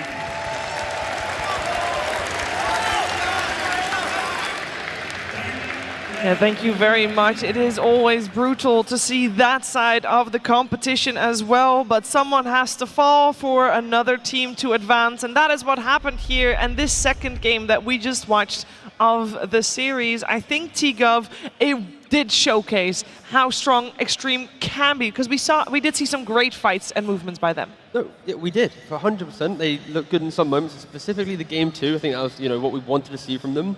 But you can't really blame Extreme too much. I think this game, or series win, is all on Tundra. The fact that they looked at Lone Druid. Gaimin Gladiators, the only other team to play Lone Druid in the tournament so far 2 times. One in the group stage, one at the international. And then, out of nowhere, you know what, Pure, you want to play Lone Druid? He's also only played 12. This is actually, I think, his 13th pro Lone Druid game. He had a 41% win rate on the heroes. He was atrocious compared to all his other heroes. Like, Lone Druid is just not his thing based on the stats. He comes in today, though, and he just slaughters them. He just sends them home. It was like, this game as well, he's top net worth the entire time. Like, it was a spectacular showing from Pure on the Lone Druid, and you can't really prep for it. They've not played it, they've not practiced it, and suddenly it's just here. Yeah, they were completely unprepared for that, and it showed. We didn't see the level of confidence that we've been seeing for the last 2 series that XG played. None of their, signature muertos coming out, their own takes through the safe lane. We did see Faceless Void, but it also felt quite reactive instead of them coming into it with an idea. But, I mean, Tundra, they just came to play. They were a completely different level than we saw them yesterday. Every single one on this team did an incredible job, and it wasn't just Pure on that Lone Druid. From the mid lane, from both supports, from Ramses on that Sand King. You heard him in the interview. He said, I think Pure played the best. I think Sand King was one of the biggest reasons why they won that game. Ramses on that Sand King was so dependable. He did the most hero damage in his game, and once that net worth started to equalize for XG and Tundra, he just, farmed up, got a blink pick off on the Monkey King. He went through the gate that Underlord placed for Monkey King, getting more triangle kills with his team, and he really set the tempo for them. All eyes on Rubik in every single fight. They're like, Thompson, he's going to steal the big spells, which he did throughout the whole game, stealing the Firestorm, the Pit of Malice, everything from Jakiro. He got to the Aghanim Scepter, so he's going to steal 2 of those. And then Saksa, he has a pretty free entry to a fight. Nobody's touching his hero. In a lot of these post-fight recaps, we've seen that he dealt the most damage in these later fights. It felt like this draw from Tundra had the kind of the elements of Falcons to some degree, where if you finally get through the tanky frontline core, that's the Lone Druid, then you have to deal with like another big core whilst the supports are pulling out artillery. And I say supports, Rubik's net worth did fall behind the Enchantress, and he basically was playing like a greedy 4 rather than like a mid lane, but it didn't really matter in this game because there was such a formidable like double front line to get through that you can just pump out the damage and you don't really need to scale too crazily, just have the levels and you're going to be fine. So Ench is insanely strong, Lone Druid as well for the future of this bracket. If Gaimin or Tundra in a series, Lone Druid's going to have to be considered. And like we saw in that highlight just now, Enchantress was a machine gun later in the game. The beauty of Enchantress in this patch is that she gives you pure damage through her Impetus, and she was melting the Underlord on XXS like he was nothing. And that happened fight after fight after fight, and the scaling from the support in Enchantress made it so that Tundra were never really on the timer that you would be worried about seeing a Lone Druid carry.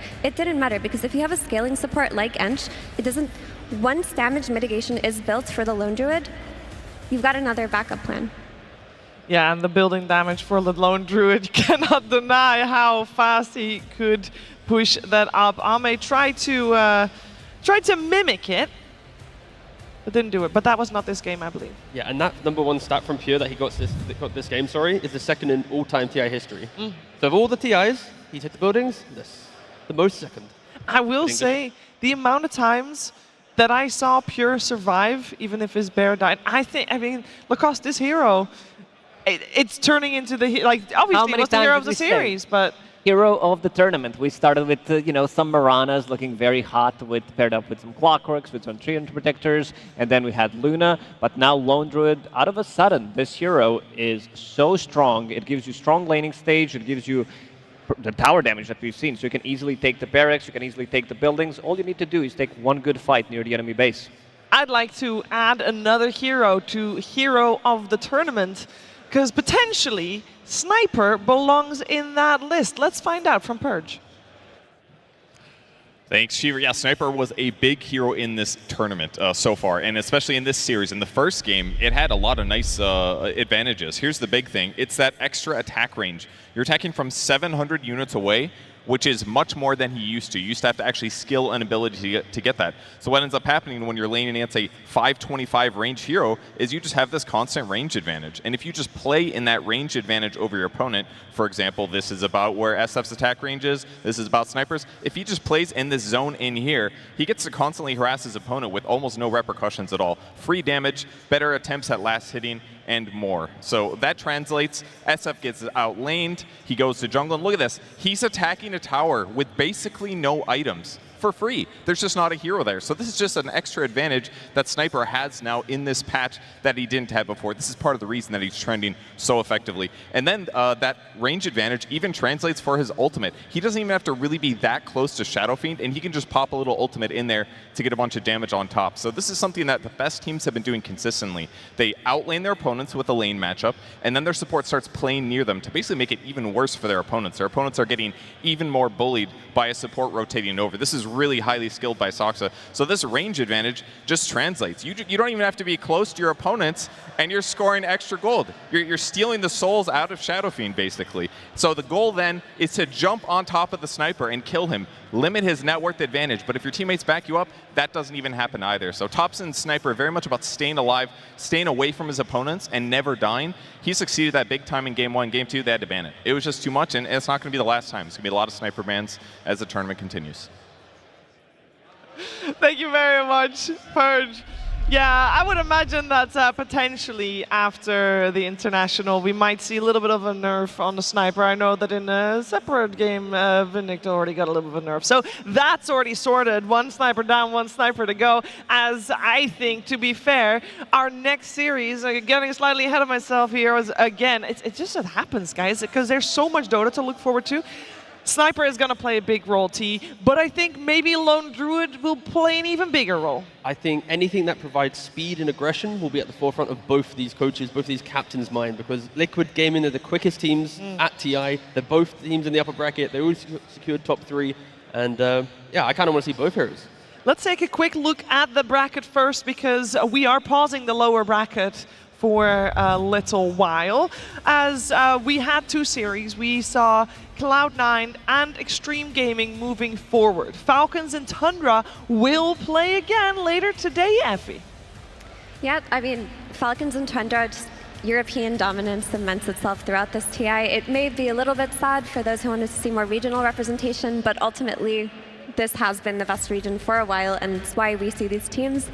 I'm just excited. I don't know what's going to happen. I'm waiting for that Liquid Gaimin series. I need to know if Liquid have conquered their demons, because that's going to change the script entirely, Sheaves. It will change the script entirely if they did exactly that. We're going to find out. That upper bracket finals is coming your way, so make sure you get a comfortable seat for that. Make sure you get some snacks for that, some drinks for that. It should be good, especially if Liquid conquered their demons. Before we head into that series, though, we're going to find out how Gaming Gladiators felt before coming to this main stage. The best moment of TI so far? Just making it to the arena. It feels really good. We all have family and friends coming over as well, so it felt really good to qualify. It was not easy. It's been somewhat of a rocky tournament so far. You know, fixing problems and trying to improve over the course of it, but making stage is always a privilege and something that you definitely can take for granted if you're not careful. So I try not to appreciate whenever you get the chance, because it's pretty special. Playing in front of a crowd is what I enjoy the most. I've played at quite a few tournaments now over the last few years, and it's like nothing compares to it. It's the most fun you can have. It's also the most stressful in the moment, because you know, okay, all eyes are on you. If you make a mistake, everyone will see it. But it gives a lot of energy, and it's really fun. Win or lose, it just makes it a lot more special. The worst moment of the tournament, probably just the intermittent playing poorly. Playing poorly always sucks, losing sucks. So a combination of those two things tends to be the most annoying. A specific moment from the losing or sucking, I'm not exactly sure, but we've had our fair share of it this tournament so far, so just trying to reduce the quantity of that. There were a lot of hard moments, to be honest. Every team faces a different challenge, and we didn't figure out the meta yet. We came really close to dropping to the lower bracket twice. So these moments are challenging for you mentally, because you know, like we were there last year, and we know like we can do it. We can make it to the finals for the lower bracket. We can go really far, but it's very, very draining. So we really, really didn't want to go there. And when you get that close, it definitely taxes you in that moment. So I'm very happy we pulled through. How do we react to it when things go wrong? I mean, I think it depends whether it's in game or out of game. If it's, you know, if we're in a series and something goes wrong in a game, then you move on, you work with it, right? Like things go wrong in games, that's inevitable. Nobody ever plays a perfect game of Dota.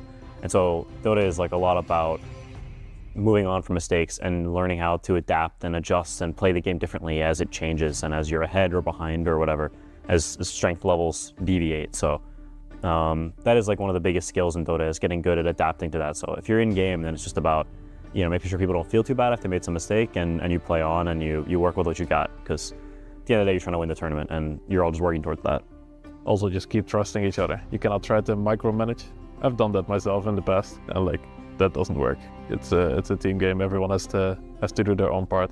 This TI is actually relatively balanced in that I think a lot of teams can win more than I think normally can, just off of feel. So I think a lot of it just comes down to how people show up on the day of, how things develop as the tournament progresses, because I think over the next couple of series, it'll become more clear who the front runners are.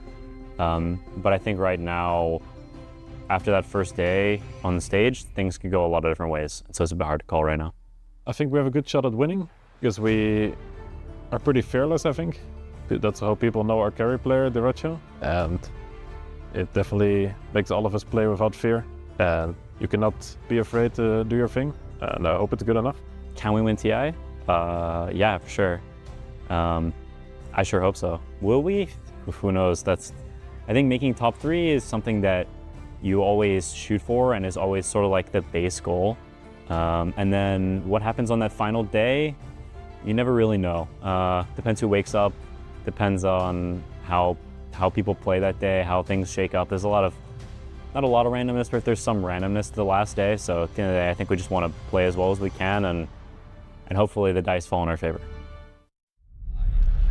Quinn talking about how getting to the top 3 is the baseline for them. Well, they've already secured that for themselves, but right now, this best of 3 happening in the upper bracket will decide our very first grand finalist. Before we get into it, though, welcome to the afternoon. We've got to welcome our afternoon panel as well. Here I got Fia, a little bit color coordinated with me, sitting right next to me, and then Winter and Jenkins all the way down there as well.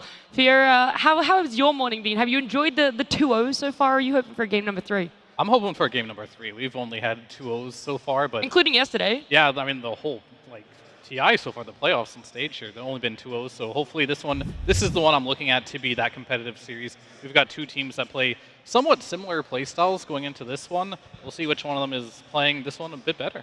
Yeah, well, those 2-0s that you're talking about, we've already decided what's going to be happening in that lower bracket later today. But right now, we have to do our winner bracket final. We did see Liquid take that 2-0 yesterday against Cloud9. Gaimin Gladiators also a 2-0 for themselves against Tundra. And now they'll be going up against each other. It's one of those ones we've seen them face off many times before, Liquid up against Gaimin. But right now, Jenkins, it feels like 2 very different teams. It's a whole new patch and a whole different set of mentality around these 2 as well. Yeah, I would like to just let's let the cat out of the bag here. We have seen this matchup time and time again, and we've been theory crafting, why this time it might go differently. And I have some theories. I have a theory that I would like to run by you guys. Yeah, maybe we can all present our theory for Team Liquid, because of course a lot of the time we've seen this, it's gone the way of Gaimin Gladiators. My theory is that 33 he was level 24 at about 30 minutes on Sand King yesterday. He absolutely looks like he fits into Team Liquid, and he has for the last few tournaments, but it just looks better and better as the year has progressed. People were questioning, replacing Zai eventually with 33 and how that's going to work, because of course Zai is very sacrificial. 33, he farms a lot. Can he actually fit into Liquid? He's proven it. He can. This is a different Liquid. I think this is going to be a competitive series, not the typical 2-0 from Gaimin Gladiators that we're used to seeing. Yeah, I would say, they've actually maybe found a balance, Winter, of you can have that farming off lane, and now you can have an active carry, something that Mickey loves to do, and they're able to work a little bit more about that one. But do you think it's going to be a 2-0? Just some quick words, Winter? Oh, definitely not. I think this is going to be a very close series. Just by meta, I think Liquid has by far been in their best form, over the course of the last couple of months. And I feel like their major advantage right now is I think the meta really favors their playstyle. Yeah. Well, look, we're talking about these teams, but let's bring them out here onto stage. Our very first team coming out, Team Liquid.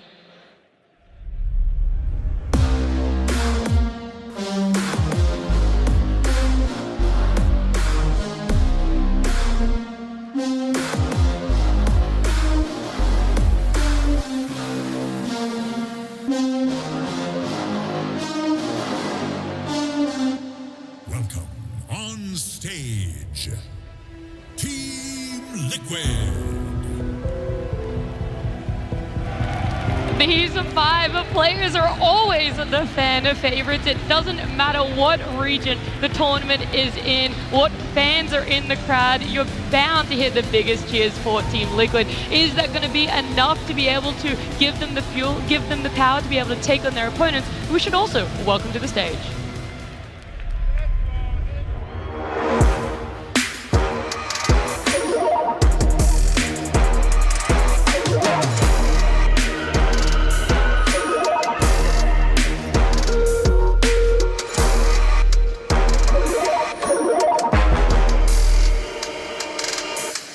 Welcome on stage, Gaimin Gladiators.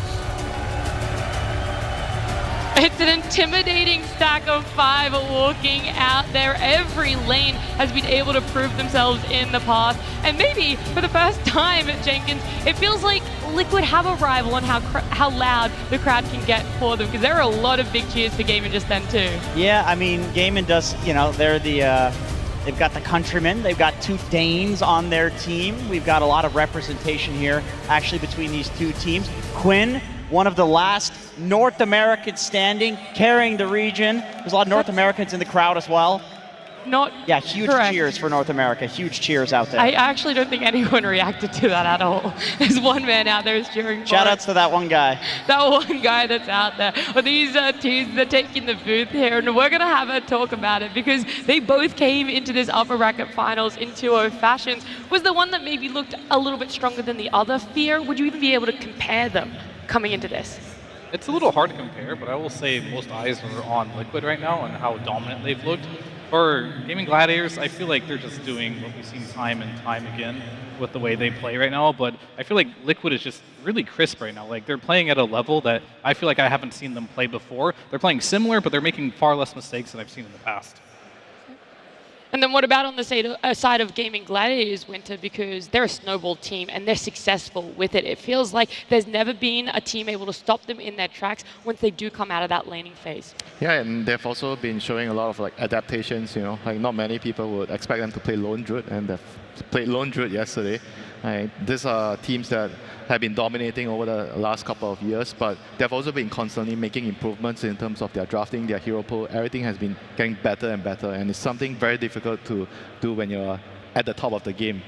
Right, and it's because that was a Duraccio Lone Druid, not an Ace Lone Druid, is what surprised us there, and that does give them the flex, and that gives them a draft advantage as well. There's a lot more heroes that they're picking up for themselves. It's nice to see that there is always an evolution throughout a tournament. There's been times in the past where it feels like over and over again we'd see these same openers, but that hasn't been figured out just yet. There's still a lot going on. But I want to talk about the history of the teams a little bit more. You know, we can delve on that hero stuff when we do finally see our draft. But right now, the history between Liquid and Gaimin Gladiators, it isn't so much just this year or this competitive season Fear, but also spanning back to the duration of the 2023 competitive scene for them. Yeah, I mean, between the two squads, there's only been one change. That was 33 coming in for Zai. And, like, that was, like, sure, it was a big change. They had to adjust a lot on the side of Liquid for that. But outside of that, yeah, we got some of their top-picked heroes here. Previous match encounters. So we have a lot of Chen, Sven, not so meta anymore, but this is a team they might pick up a little bit. It's only slightly favoring Gaimin Gladiators for this past year. It feels like, though, when I think about it, Jenkins, it's significantly more dominant than that. Yeah, I mean, there's two parts to that. Of course, there's the recency bias of Riyadh Masters was the big tournament before this one that Gaimin won, and I also think the second part to that is the fashion in which Gaimin wins their games.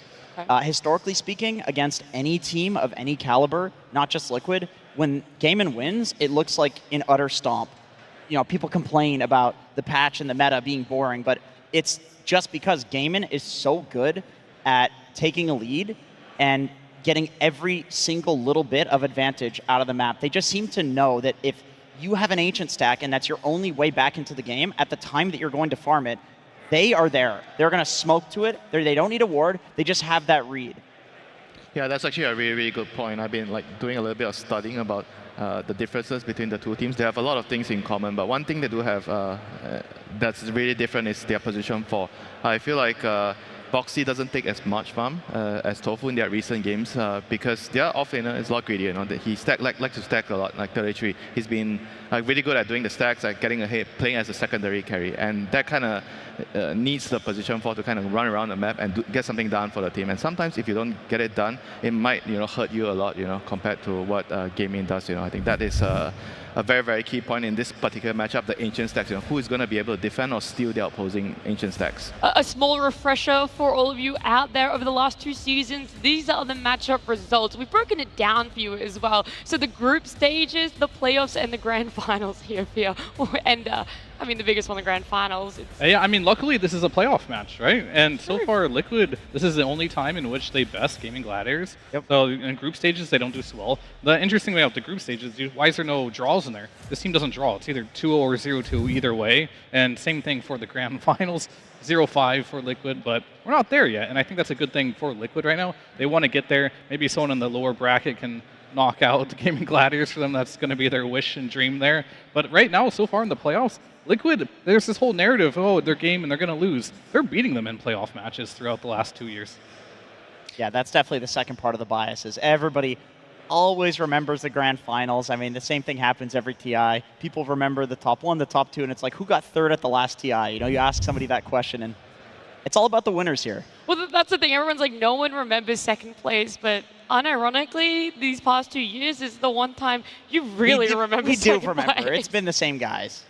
Yeah, there might be a little bit of a burn if you're a Liquid fan or a little bit of a chuckle if you are a Gaimin fan. But right now, these common heroes that they share, also individual ones. That IO is the biggest one that stands out for me on Gaimin. Gladiators hasn't always brought that success for themselves. And on the other side, the supports for Liquid, that Dark Willow and that Treant protected too. So they're going outside of the box of supports that every other team here is also really enjoyed winter. Yeah, the supports are definitely going to play a very pivotal role. Both sides have a very different hero pool, but you might see again, some Enchantress, Chen, jungle heroes, the Enigma.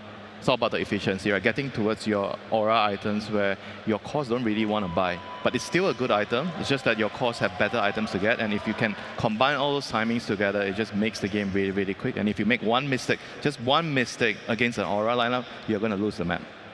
I do remember yesterday in Gaimin Gladiators matchup against Tundra, we were lucky enough to talk to Moon, and he said one of their strats coming up against Gaimin was ban out as many summons as possible. Sure, it didn't work for them. Is that something that Liquid might also look at? Is there a whole different direction that you even have to go in for? I mean, these two teams are very intelligent. They spend a lot of time thinking about the game, and they have mock draft against each other. You can't ban out all their heroes. It's literally impossible. You also can't steal all their heroes and make sure they don't have the strategy. You just have to know how to play against it, and ideally, you can just match the tempo. There's just a couple teams in Dota right now, and they're all at the top of the international right now that you can't be greedy against. And here we are in the upper bracket finals. Neither of these teams play greedy, so it's going to be all about speed. I'm expecting whoever wins these games, they're going to be close games, and they're going to not going to be close. Sorry, they're going to be fast games, one way or the other. Because once you get a snowball, it's really hard to throw that away, especially when you're this good. I think lots of fighting as well. We saw Tundra. They tried to run 4 heroes at Mickey's lane, and Liquid responded with running 4 heroes at that lane as well. Yeah. I think that's the patch of Dota, because you win one fight, you get so much gold, you get an extra aura item, and then the next fight gets a lot easier. Liquid is a team, especially, that is picking a tower pusher in every single game that they play. They always have a tower pusher when they're building these auras, and Gaimin, I mean, that's been their MO since they have come into existence. So whichever team starts winning the fights is going to snowball the game, and I'm hoping we see some throws just for the entertainment value. Maybe in game 2 we'll get a 60-minute game like we've seen yesterday. You always keep asking for that, and that's the complete opposite of what Fia is saying. Well, we got unlucky, but they got lucky. I mean, this is just how it goes. Right? These teams are so good that once they win 2 fights in a row, they're just up 1 item, they're up 2 items, and at that point the skill level is so similar that that difference in net worth is just ends the game typically. But I want to see some chokes. Yeah. I want to see some throws. I want to see Nisha. You want the pendulum swinging back and forth. Yeah, I want the pendulum swinging. Then it's Gaimin. And it can't swing, via somebody like Nisha doing the godlike play that he did on Puck yesterday, where he just outplays 1v4 or whatever and gets 3 kills when he's not supposed to. It can swing that way too. All I want is a swinging pendulum. That's all I care about. This is upper bracket finals, not lower bracket round 1. Yeah. I don't care. Give me some chaotic Dota. That's what I want. 10 heroes in the Wisdom Runes. Let's go. 10 heroes, Wisdom Runes, 7 minutes. I knew it would always come back to this with you. But Winter, we're talking about, one team fight. That's the start to get the ball rolling for them. A second one, that might just be the nail in the coffin. So when you look at draft, do you have to focus very heavily on lanes? Do you have to try and out-team fight when it looks towards a draft? Where is that importance that needs to be looked towards for the 2 teams? I don't think you can really focus too much on one end. It's all about, again, having a balance. We see BBT sometimes, they've already been knocked out. They have a style which really focuses on lanes. It didn't really work out so well. So all these teams that are remaining right now, they have everything. I wouldn't say that one team is going to be really, really good on lanes. Maybe you can put a slight advantage after you look at the draft. Okay, they have a better lane setup. But overall, I think if you want to win now, you need to have everything. You need to have a balanced draft, good lanes, you have some team fight, you have some late game, and it gives you options, right? Even though most of the times this games between Liquid and Gladiators, they don't go really long. But a lot of the drafts have a bit of everything. You kind of have to be able to have decent lanes, and you have to be able to fight. I have one theory with regards to how... Do love your theories. How one of these teams can irk out an advantage, and between these team fights. Let's say you take a fight, it goes 50-50. How do you get some extra gold out of that? How do you turn that into an extra aura item that they're not going to have in the next fight. And some of the heroes that can do that are Doombringer, because he literally just creates gold, and Visage, which has been a pretty contested pick for 33. A lot of teams are banning this out. So I could see that being a strategy for Liquid, is just 5-manning to the 5-man of Gaimin, but then having these heroes that get more gold out of it, even if the fights go 50-50. When you're talking about the Visage getting more gold, you mean the facet. Yes. Yes. If you would like to explain for people who might not be up on par with their Visage knowledge. So the Visage facet basically gives you gold within 3 seconds if you've Soul Assumption somebody, but it's the most generous interpretation of the facet. Okay. If the Soul Assumption is flying through the air to hit somebody and they die to anything else, you get the gold. So you show up to fights, it's just a Midas. You're legitimately Midasing heroes. I thought it was going to be very overpowered coming into this tournament. It only seems like it's Team Liquid that agrees with that, but they have 33. This guy's the best Visage in the world. Jenkins, you're missing one hero. That's Alchemist. Okay. He also makes gold out of nothing. Yeah, pitch me the Alchemist. Which team? And Bounty Hunter while you're at it. No. Let's not talk about that. Yeah, we gotta stay on track. We gotta look at things that I thought we were nitpicking here. No. So you think Alchemist for Gaimin Gladiators then? Yeah, I think it's a hero that really suits Duracho's playstyle. We seen him like yesterday. I feel like the hero fits the way they want to play the game. He's very, very useful in the early game fights. He has a time where he's weak, where he needs to farm the Radiance. But even yesterday, when he didn't really get the Radiance, when they're defending the middle tower, I still see him showing up to defend the tower. It's not like a hero that, without Radiance, I'm not going to be on the map. I'm going to be just hitting creeps. Yeah, he's willing to show up, and luckily Alchemist has a stun, so Duracho can actually contribute to the fights, because whether he has a stun or not, he's showing up to the fights. Yeah, that's true. That's even before this patch. Let's talk about that's just something Duracho loves to do. He loves to show up to fights whenever he possibly can. Jenkins, I know you're holding out for a 5v5 at a 7-minute Wisdom Rune. Any other wishes that the rest of my panelists would like for this series? Gate gank. 10 heroes, it's what, 6 minutes, catapult wave comes and there's like everyone's going, Mickey and Insania going through the gate. They do double gate all the time. Yeah. And Fear, any wishes from you? I just want to see the cheesiest Dota possible. Auras galore, 5-manning, every tower. Look, that one might actually be possible, and I won't keep you waiting too much longer, especially those out in the crowd, as we do have our game #1 draft.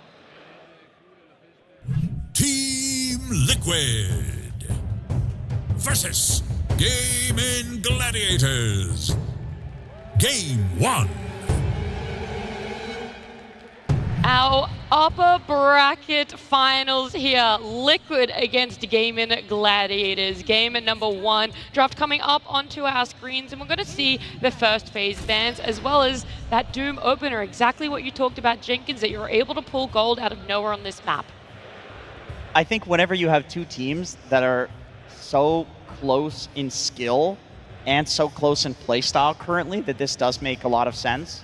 I mean, it's a 33 classic hero. The hero does not have a good win rate by any means. 36.4% on Radiant, 43.8 on Dire, of course, because he's a devil. That makes a lot of sense. But not a good win rate. I would imagine Liquid's win rate with it is quite a bit higher, because this is another one of those specialty heroes that no matter what the patch is, 33 will play Doom.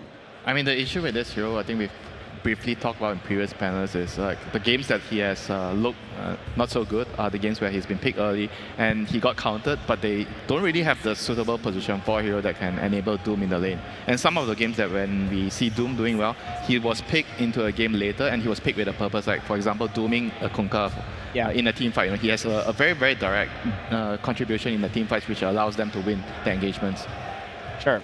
Yeah, that makes sense. And I mean, we've talked about this a lot on the panel, trying to figure this hero out. And Liquid does really like playing Dark Willow, and Dark Willow is one of the best heroes at getting you through the first 1 to 3 levels of the laning stage. This is where Doom suffers. This is why I think the win rate is so low. People crush it in the laning phase. I can just hear the crowd, by the way, one chanting for Liquid, the other one going for Gaimin. I'm on the Liquid side, so all I hear is the Liquid. All I can hear is the Gaimin side right. on my right.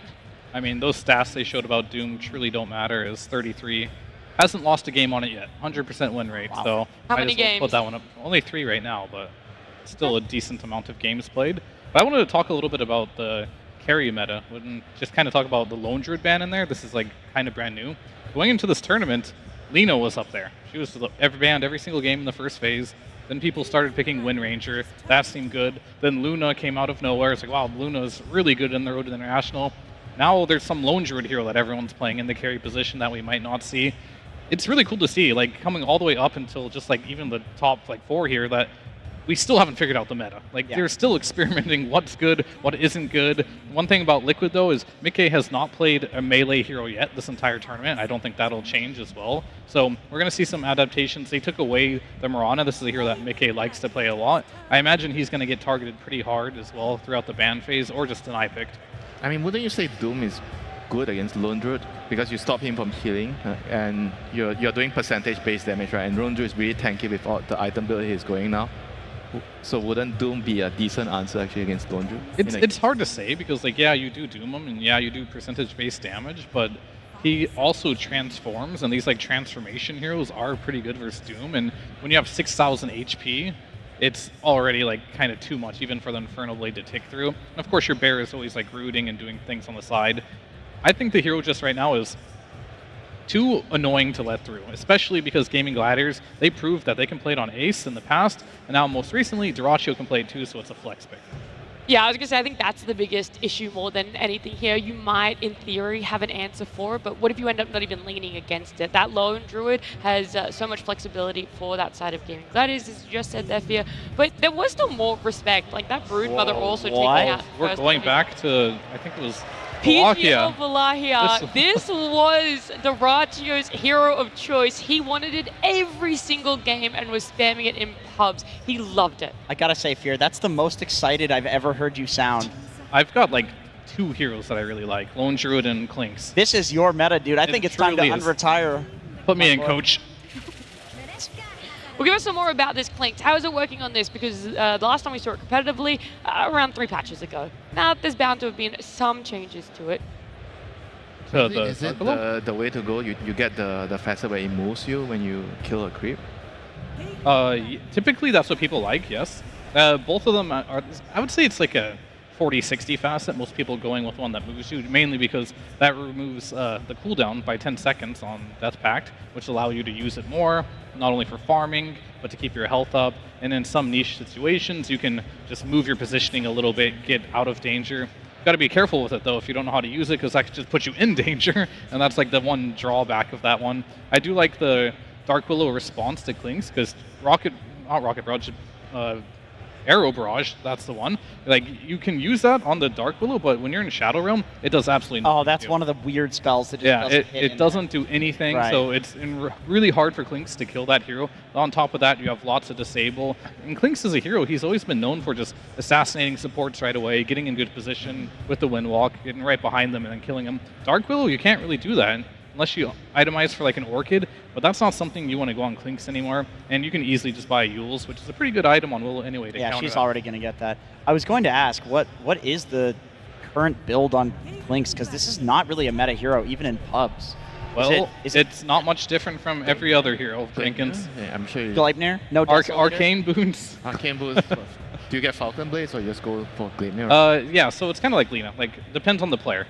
You can go Arcane Boots or Falcon Blade. Most likely, he's going to go Arcane Boots, Falcon Blade, into... Well, not the Falcon Blade. Arcane Boots into Gleipnir, into Dragon Lance, into the Shard, into BKB Crit. You know, same as every other hero does in the range position right now. So it's very strong in that regard, does lots of damage. But the downside and why we don't see it a lot compared to these other heroes is you're just really squishy. If you ever get on top of this hero, he dies incredibly easily. And the Chen kind of helps with the buffs, the heals, and everything. So what exactly is it about the buffs that helps him live a little bit longer, or the playstyle? I mean, the heals, he gives you armor, and you have creeps in front to tank, and the pace of the game as well. Chen and Clinks, you're going to be very, very fast. You're going to be pushing towers quickly. I think Clinks, you just kind of want to play in a way where you are always constantly pressuring. You don't really want to be defending your side of the map. I feel like Chen is the perfect support to do that. And they're going to add an Underlord, so you have global presence as well on top of that. So everything is going to be very, very fast. And whereas for Liquid, I think their draft seems like they're gonna be playing a little bit more slow with the Trend, Wind Ranger. They both need a little bit more of time as well as the Doom. You're gonna go for the Midas, and it's gonna take a little bit more time for you to get to your core items, your aura items, and you're probably gonna be looking at trying to get the Doom on the Klings if you can. I mean, I do feel like we bring this up every time because this seems to happen a lot, where you pick Wind Ranger into Underlord. This hero has base damage reduction built into the hero, and he's a natural Crimson buyer. So the question becomes, why did Liquid do this anyway? And the answer usually is they see a window in the game to win the game. Wind Ranger gives that early tempo. He's able to go through the portal. Wind Ranger can farm. Maybe they want to farm up some stacks or something like that, but there's some timing that they see where they can win the game. However, if the game does go late, Underlord is very good against Wind Ranger. Yeah, and this is a classic Gaimin Gladiators right here. Get the Chen Underlord. They're going to buy all your auras for you. We even saw yesterday Tofu. He's like, I've got an Underlord Chen. I can just go BKB Daedalus on my Mirana and start scaling into the game, which is a pretty good approach there. And I think for Liquid, they definitely just like this Wind Ranger for the tempo. It is a hero that can slow down the Underlord in the laning stage, which I think is very important. When you go against Gaimin Gladiators, if you allow them to have good laning stage, they'll take that laning stage, they'll transition that into an early push, into an unstoppable ball, which gets an Aegis, goes to all your towers, and then you feel like you can't fight. The game might just feel over. So yeah. I do like the fact that they're going to slow that down a little bit. Tree is kind of doing similar things that Chen will do. He's also providing some auras in his own way, a little bit of team fight. But I will say, Gaimin feel like they got everything they want so far in their draft. Yeah, for Liquid, they're going to be really counting on this Wind Ranger movements. I mean, we briefly talked about the 5v5 at the Wisdom Room, but I think Wind Ranger is probably the best carry right now at coming to fights. Like if there's a fight in the Wisdom Room, if there's a fight in the mid tower, the power runes, you TP the Wind Ranger in, you have a power shot because it's probably the best nuke, right, in the early game, non-ulti nuke.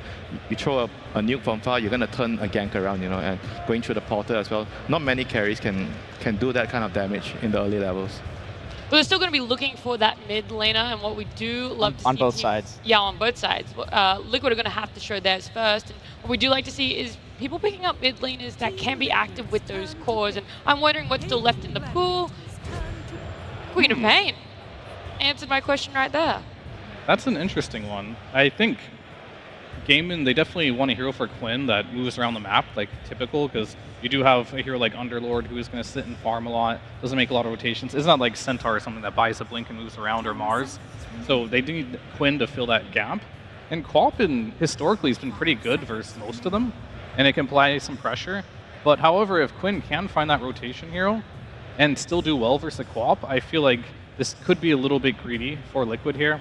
They do have like a Doom in the offlane, they do have the Wind Ranger. Queen of Pain doesn't necessarily have the best lockdown either, and pretty much doesn't have any, so they're going to be all in on like the laning stage and slowing the game down. So I'm very curious to see what Quinn is going to pick up against this one. Invoker is great, banned out. What other melees could they possibly pick? Ricky? Kango's still Ricky. by the way. Alright, DK, that's a classic. It is not as good as some of the other spirits at moving around the map, of course, but all the other spirits don't lane well versus the Queen of Pain here. Very, very scary tempo here from the side of Gaimin Gladiators. As well as Liquid, they have strong lanes here. They look pretty good as well, but they don't have that like group up 5-man potential that I see Gaimin has, and this has always been the question, which of these teams is faster? And I feel like Gaimin picked a faster lineup that can just be scarier if they get ahead. Well, I mean, outside that, you're saying they have this tempo. What if they don't really reach it, Winter? What if the lanes don't get absolutely stomped? They're able to come out evenly. Do they miss that window? Is it a little bit harder for them to be able to get back onto track and be able to snowball through it? No, I don't really think so. I think Gaimin's heroes, even if they don't really win their lanes, as long as they get their levels and they're farming, they're going to be able to hit their timing no matter what. And it's going to be up to Liquid whether they can slow it down. Like I said just now, the Wind Ranger is going to play a very, very key role in this game, whether he can actually come to the important fight, stop Gaimin from playing their tempo. And Jenkins, final thoughts from you as well? Yeah, I agree. I feel like if Liquid can get the game to go late and they get Nisha to, his Aghanim Scepter, and they have Doom for the DK if he's really huge, I do think that Liquid can win this late. But it's Gaimin we're talking about. Their games don't really go late. Yeah, a team that has always had that successful early game, a team that has been able to pull back what feels like games they're about to lose. But either way, let's get on into game number 1. But first, let's go down to our stage with Tsunami. Thank you very much. I am joined by Blitz of Team Liquid. Where I have to wonder, we have been here 1,000 times before Blitz, and oftentimes we see your players, we wonder, you know, is this some kind of mental block against Gaimin Gladiators? But for you, on your end, on the draft side of things, on the preparation side of things, what's it like constantly going into this brick wall over and over again? For me, I don't get discouraged at all. I feel like if I have to play these guys 1,000 times, I'll fucking do it. Like, I don't care. It's some loser-ass mentality to think that they're going to just keep beating us. In my mind, we'll catch them slipping, and it's going to be here at this TI. Okay, I like the dynamic shift. And yet, while we may be changing the ideals and the angles of this draft, it seems like we're kind of throwing back into maybe like a Wallachia meta. Durachio's out here picking Clinks. You're obviously picking the Doom, which has brought you a lot of success. Seems like not too much has changed in that regard, despite the fact that a lot of this tournament has been shifting around in the meta. Yeah, I mean, we're like the two most boring teams. We all just play the same thing. Ned has played Doom like 100 times. These guys don't know anything other than picking Underlord and Chen. So, you know, it's really snooze, but I think we got their number this time. Will we at least get a Game 3 Blitz, or are you gonna 2-0 them or something? No, I think they'll give us like a competitive game 2, and then we'll crush them. So it's like a 2-1. Feels okay. Are we ready for a 3-game series, Copenhagen? Then let's make it happen. Over to our casters. Welcome to the upper bracket finals. We have Suns fan here. You can call me Suns Phlegm for this cast, as we are joined by the Great Dane himself, Cinderin. Hello. Hello. Wow, what a lead-in. What a lead-in to this series. Always love the pre-game interviews coming out from Blitz. There's always some spice there. Expecting, and it sounded like hoping for a 3-game series. And yeah, this is I love the edge that he has. He's like, yeah, we're just two boring teams playing the same stuff every time, and he's obviously just playing into what he's reading on Reddit, which is his second favorite thing to do, aside from being a coach, of course. Yep, of course. I think this is the type of game that the talk of the town after this game is going to be Clinks, right? It's the first pick of the entire tournament on this hero. Gaimin Gladiators pick it as their second overall hero. Yeah, why so early? That is my question that remains to be answered. I think part of it here is this must be a lane counter, that they consider this hero exceptionally good against Doom, that this was what they prepped. And of course, a little bit of an X factor that I have started looking for a lot when teams are picking Mirana is how can you get multiple cores that really benefit from Solar Flare. Clinks gets a ton of attack speed and damage from that Mirana, so does the Dragon Knight. So, you know the way Gaimin Gladiators usually like to peak around minute 20, it feels like Clinks is the type of hero that could do a ton with that Mirana. Yeah, absolutely. And in terms of the Clinks, we did see this in a few patches not too long ago. Cinder, I'm going to talk with a little deeper voice. I've seen it gone through the second puberty of my life for whatever reason here, probably because of your presence. As actually Boxy is going to get gone on here. Celery, not able to finish the job though. But what kind of late game presence does this Clinks provide in this meta? I don't think thinking about late game when you talk about Gaimin even makes sense. That's true. This is a never team, even seen it. I genuinely feel like the more I watch them draft, the less they care about scaling. It's not.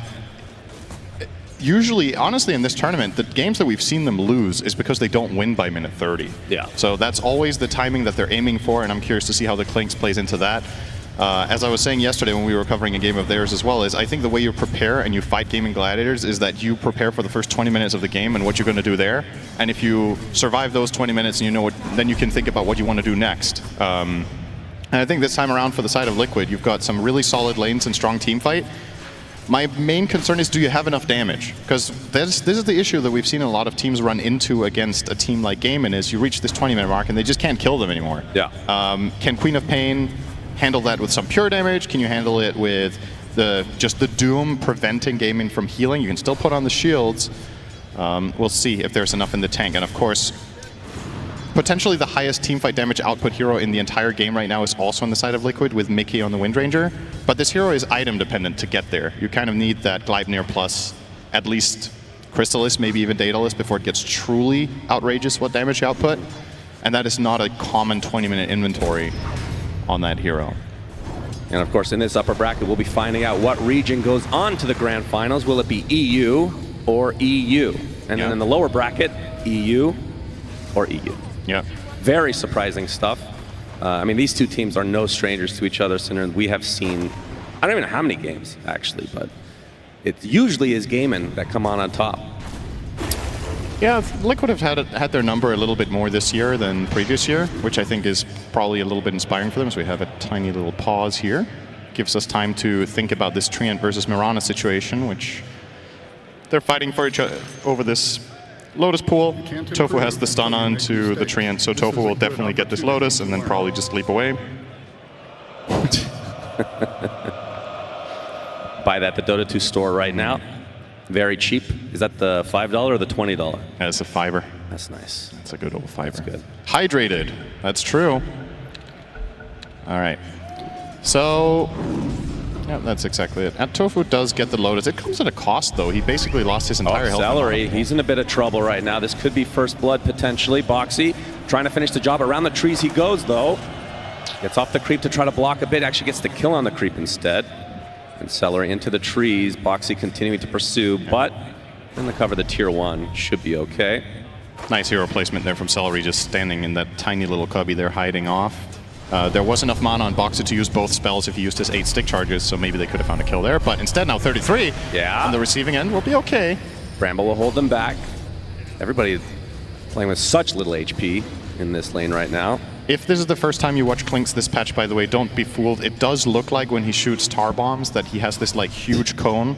He does not. This is it's only hitting the target. 33 will be first blooded here, by the way. And that's going to go to Dyrachyo of all heroes.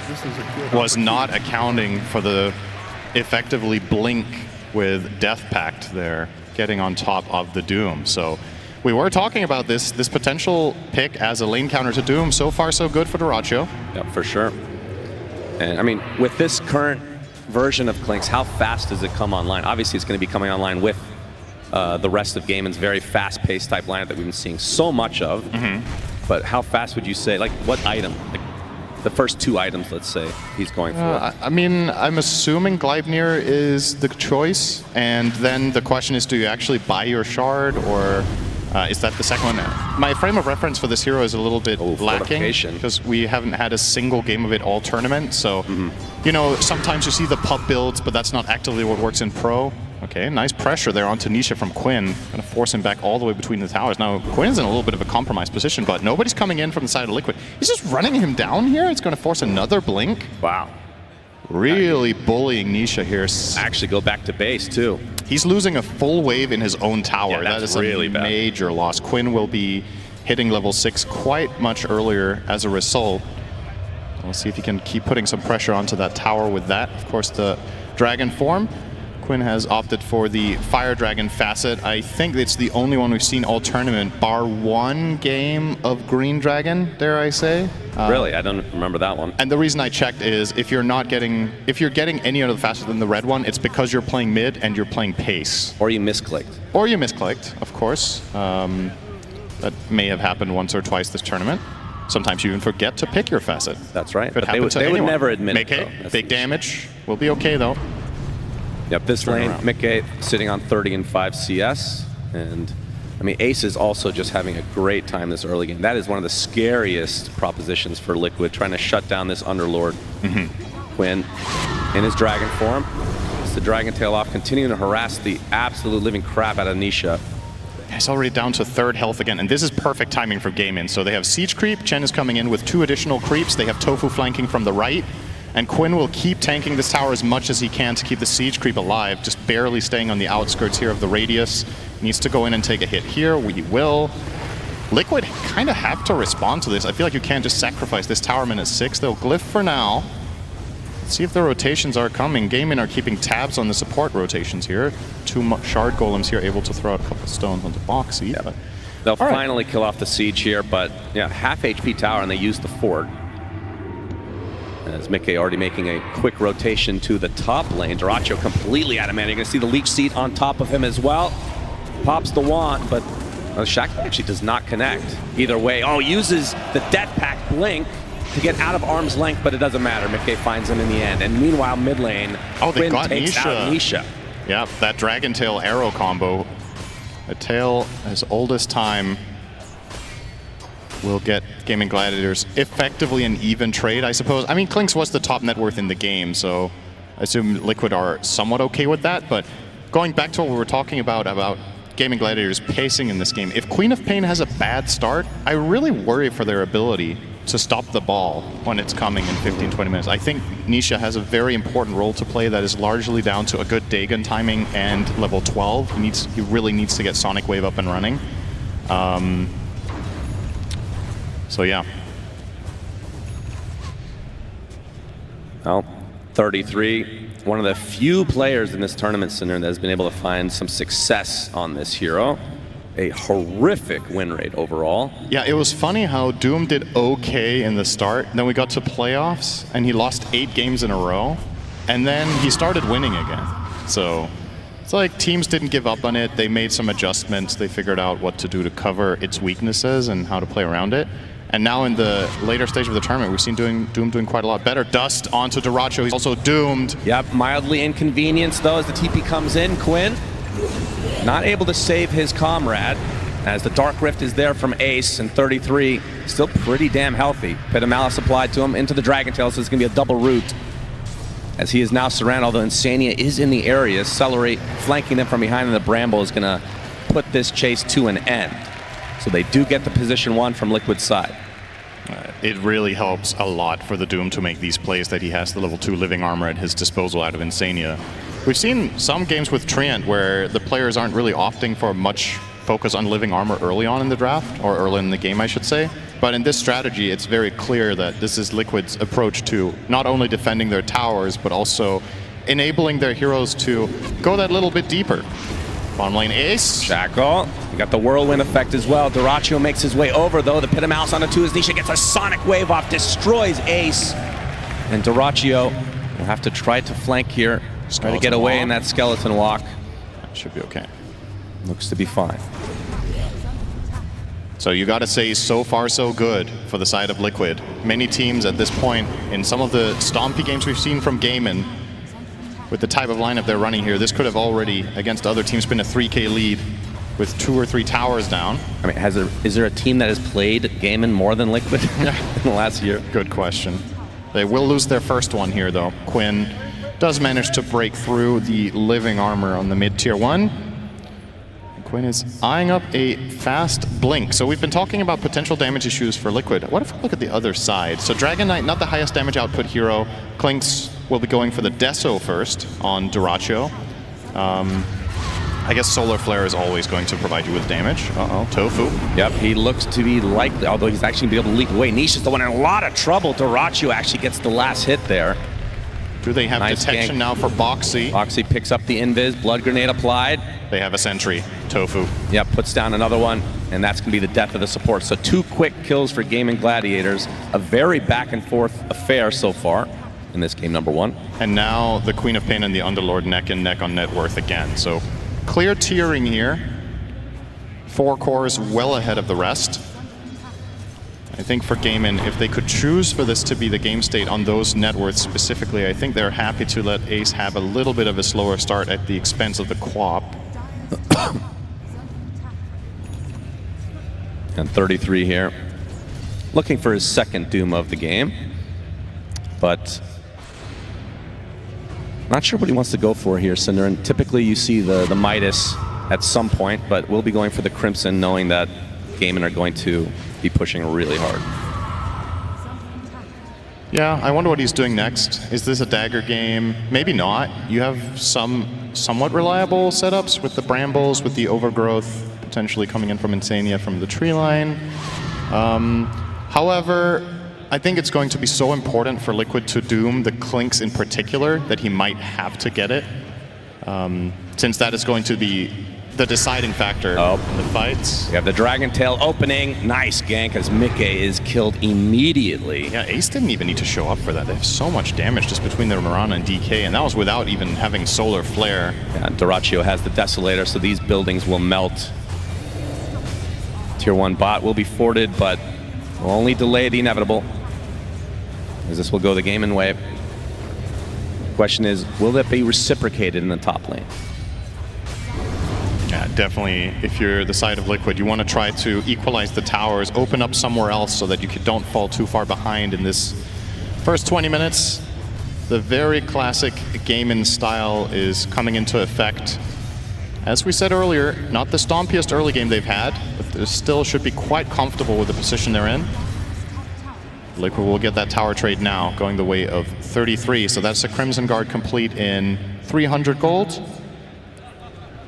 Uh-oh, not again. Mickey. Oh, the arrow hits. Do they have the damage? Centaur Stomp to follow. Is going to get the winner off along with the Whirlwind.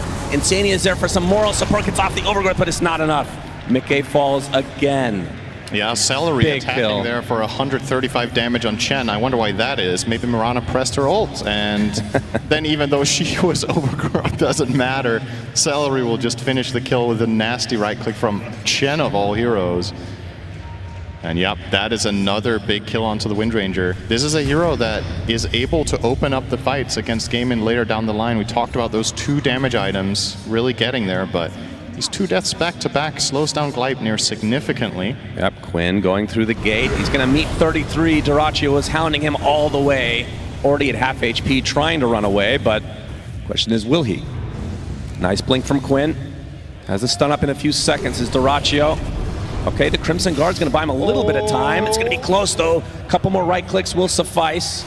Still has a lot of move speed. Another Phase Boots activation as meanwhile Ace and Tofu die in the bot lane. And 33 finding a lot of distance here, attempting the TP. Looks like he's out of there. Wow, really tanky. That is such a crucial escape. Not only does he not die, but the amount of time that Gaimin just wastes on 2 of their cores creates tons of space down bottom to win that fight for Liquid, with Nisha and Mickey getting a kill each. And that will bring Mickey back in a comfortable position now in second on that net worth. And Liquid Double gets wisdom. both wisdoms at the 14 minute. We've seen this time and time again, either the 7 or the 14, having huge impact. So Liquid definitely not falling behind like we've seen so many times against this Gaimin Gladiators lineup. Okay, let's do a thought experiment. Okay. Somehow this game goes late. Who has the better lineup? I would say absolutely Radiant for me. Radiant? Yeah, I think so. I think the support... Oh, hang on, Insania. Yeah, let's do a he's dead. thought experiment. Where will he respawn in 30 seconds? It's a very philosophical question. Yeah, that is. Dragon Tail from Quinn. No follow-up, though. And the Dagon just to get some nice HP back for Nisha. He's level 11 now. So, the reason I think the Radiant lineup is so strong later in the game is that this Windranger carry, we've seen many games where it just absolutely obliterates late game, and you're playing it together with 2 insane AoE support controllers, which is exactly what she wants to work with late in the game. You've got Overgrowth, you've got Terrorize. On top of that, Doom is one of the ultimate late gamers. So even if Gaimin Gladiators get really farmed on multiple heroes, they might still just get doomed on 2 cores. Oh my god, he put him back into the pit, but I don't think there's going to be much follow-up here. Whirlwind to deal with some of these creeps. Mickey's fine. Very close to a kill, though for Gaimin. That would have been really crippling for the Windrunner. Top 2 net worth despite having these 2 deaths for Mickey. Yep. As Quinn's going to be found by Nisha and Insania, slow to a crawl. Dark Rift is coming. 33's there as well. Gets off the Doom onto the Dragon. I know regen for you. Sonic Wave to follow. Looks like Quinn is likely going to fall no matter what. Now Ace trying to tank up as much as possible. A nice pit. He's going to get Curse Crown, though, onto the high ground. He should survive. Either way, Gaimin lose Celery on top of the original. Dyrachyo okay. Dyrachyo in the middle of nowhere, as usual. Will be dusted, using the Dark Pact to try to get away, but it's not going to be. 3 dead for Gaimin. And Liquid coming out on top big time. Yeah, this is the most important part of the game for the side of Liquid, and they're delivering. Just winning these fights handily. This isn't... Honestly, these fights aren't even really that close. The moment the Doom comes out on the Dragon Knight, Quinn can't stand his ground. He's not getting healed by the Chen, and they just step by step poke them down with all of their spells. It feels like Gaimin Gladiators need to get some sort of pipe up and running to block a lot of this damage from the Windranger, from the Doom, and from the Willow. Yeah, this was just a really awkward fight for Gaimin. And the Sonic Waves so far from Nisha have been on point. So for Gaimin Gladiators, Cinderin, if you're behind, I mean, have we seen them behind at this stage of the game? Not in this stage of the tournament. I think this is the first time they it's fair to, okay. Dragon Tail into Arrow. This should be a freebie. Yeah, it will be. At this stage of the tournament, we haven't seen them challenge this much in the first 20 minutes. So this is already a very good look for Team Liquid. Talked about the scalability of their lineup and the way Gaimin usually win their games, and how sometimes it can seem like Gaimin are losing their way when they're 25 minutes and then things aren't going according to plan. And I want to say that's not because they don't know what to do. It's because the way they tailor their lineups and the way they strategize is very much built around this stage of the game being a success, which it almost always is. Nisha. Arrow's going to hit inside the Pit of Malice, so another root will come. Do they have the damage to finish the job? Dragon Tail as well? No. Nisha blinks out. That is a kill with Solar Flare, but it was on cooldown that for is Tofu. Actually true. That is true. Yeah. Crazy but they will spell. force him back, and they will immediately look for something else here. So full smoke up. Side of Liquid are grouped up and trying to connect, but 33, if they found him here, that would be big. Yeah, will he's a very tanky boy. He blinks just in time. Quick fingers for 33. This is huge because this was potentially a Roche kill, actually. If they take out the Doom there, he wouldn't have had buyback, and they could have 5v4'd the Roche, so another good dodge. Dyrachyo dodging the dust as the smoke was popped, but Liquid just going to be happy with the Ward Expedition here. And Ace has his Greaves. We'll be going for the Pipe of Insight next. And Liquid look like they're looking for a fight. Not afraid right now. Gleipnir for Mickey. BKB looks to be next. I think whenever they have Doom ready, they're not necessarily favored in a fight, but if they get the fight on their terms, they're absolutely capable of killing off any hero of their choice and then building it around that. Tofu will get the leap off in time, so won't get shackled here against that Gleipnir. So another gank dodged, one from either side. Now, will Liquid force this? Will they just go straight into the tower? And what will Gaimin do? Dyrachyo has no mana. Running around the mid area of the map. Doesn't really have much to offer, and looks like Gaimin Gladiators are just full-on forfeiting this tower. So Liquid will grab that, and Insania, realizing that's what's happening, is already setting up for the counterplay because he's anticipating that Gaimin want to trade down bot. And if they're enough heroes set up for this. Dyrachyo gets hit by the Gleipnir. Whirlwind the fall, doing a lot of damage to the creeps, but not so much the Clinks. And 33 finally jumps in, gets off the Doom just to ensure that the Clinks does die. But Quinn coming in with the Dragon Tail into the Arrow. Is it going to be enough damage to take out Mickey? It's going to be close. Yes. It's a 1-for-1 for the carries on each respective team. Big Terrorize coming out from the Dark Willow, though, as Quinn continuing to right-click on a 33, doing barely any damage. The Doom's so tanky at this stage of the game, as Insania is stuck in a horrible place. He gets evaporated. Nisha gets off the Sonic Wave, deletes Tofu in turn. So 2 for 2. Nisha's freedom around here. Got the Shadow Realm away. Ace and company looking like they might soft back here. Nisha very low on mana, as Quinn apparently wants to continue on against the Dragon Tail. Again, 33. They are tickling at this stage of the game. Firestorm is a good opportunity to do some damage to him, though, inside that Pit of Malice as well. He pops the Crimson Guard, though. The Curse Crown's going to eventually activate. The Bedlam not going to be enough, as Boxy is finally brought down by Quinn. So in the end, a 3 for 2 favor Gaimin. Yeah, and Liquid get the hell out of there because Ace is bringing in Dyrachyo through the gate. So a decent outcome, you have to say, there for Gaimin Gladiators, especially if they end up claiming the tower as their grand prize. And yeah, well, with this amount of rally units, it's only a matter of time before this tower says bye-bye. All right, down it goes. Still, Roshan is up, has been up the whole game. Neither team has claimed it just yet, and it has to become a point of contention now with multiple towers now down, and with the position Gaimin Gladiators have on the map and the knowledge that Doom and Sonic Wave are down, I think this is just a total freebie. Liquid should be, even if they were in position to smoke for this right now, I think they would just make the call against it. The risk-reward just doesn't seem good enough. So Gaimin pick up some steam here. They pick up the Aegis. And I'm assuming probably putting it on Dyrachyo so he can play very aggressive. Dragon Knight as a transformation hero. All right, he is the choice. I mean, this is a hero that we sometimes see people put it on, sometimes they don't, because the second life isn't as good as the first. However, the way Liquid have approached the fight so far in the game, they've really focused on dooming Quinn when they can. So true. This dissuades 33 from going for that play. So what you're saying is Dyrachyo's screwed. He might just be able to play the fights completely differently now that there's an Aegis in play. Because now he can be more patient. Quinn can go in, create vision in the fight. Did you say Dyrachyo be patient? He can be more patient, which is waiting 1 second instead of 0. I see. Okay, gotcha. But it's a good point. Unlikely to happen.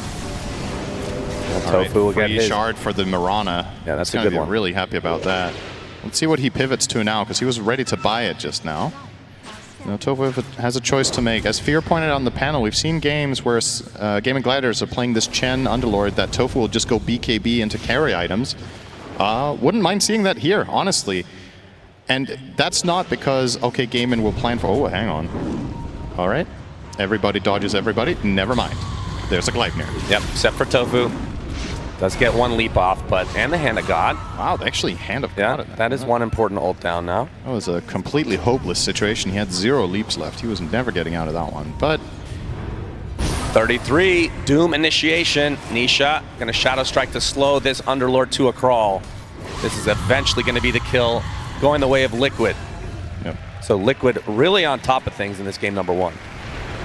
And the Gleipnir now with the Whirlwind to follow. Mickey with the health of Boxy will take out Celery as well. So 3 dead. Damn, they're just bleeding out. They have the Aegis, they have the advantage, and Liquid are just picking them apart one by one and across multiple lanes. They'll now get the bottom tier 1 and the mid tier 2. Talk about a power play with a disadvantage.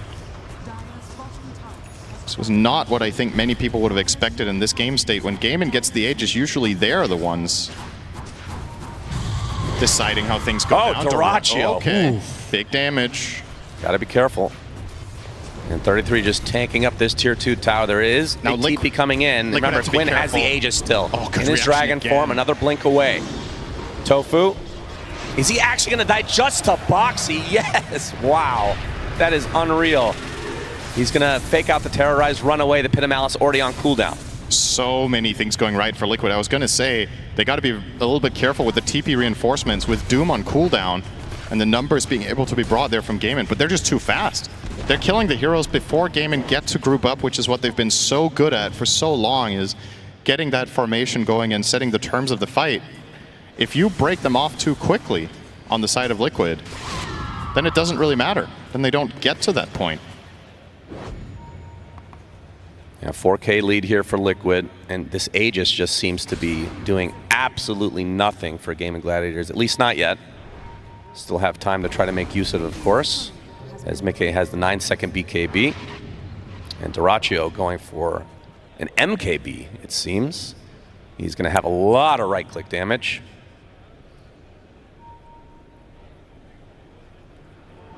Let's see what Gaimin want to do now. Still a minute and a half on that Aegis.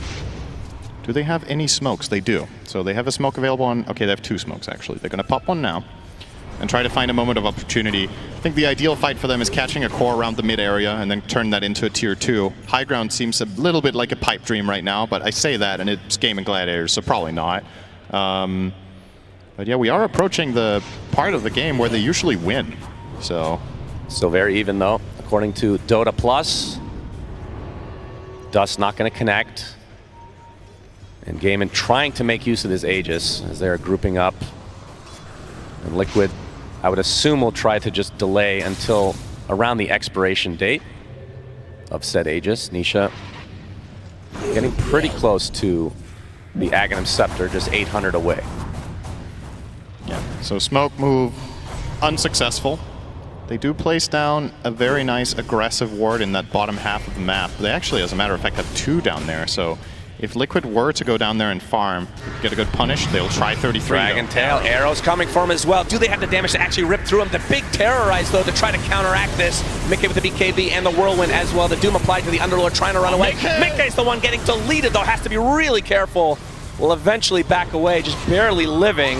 As Nisha gets off a Sonic Wave onto 2, already deleted Ace to start this fight out. Overgoat's gonna hold him in place for Nisha, try and reset. Dyrachyo kind of stuck in no man's land. Will use his ability to be able to blink away, but not far enough it seems. Trying to take out Mickey, the very edge of this fight. He finally gets taken out by Quinn, but it's gonna cost Dyrachyo his life. It's a 2 for 2.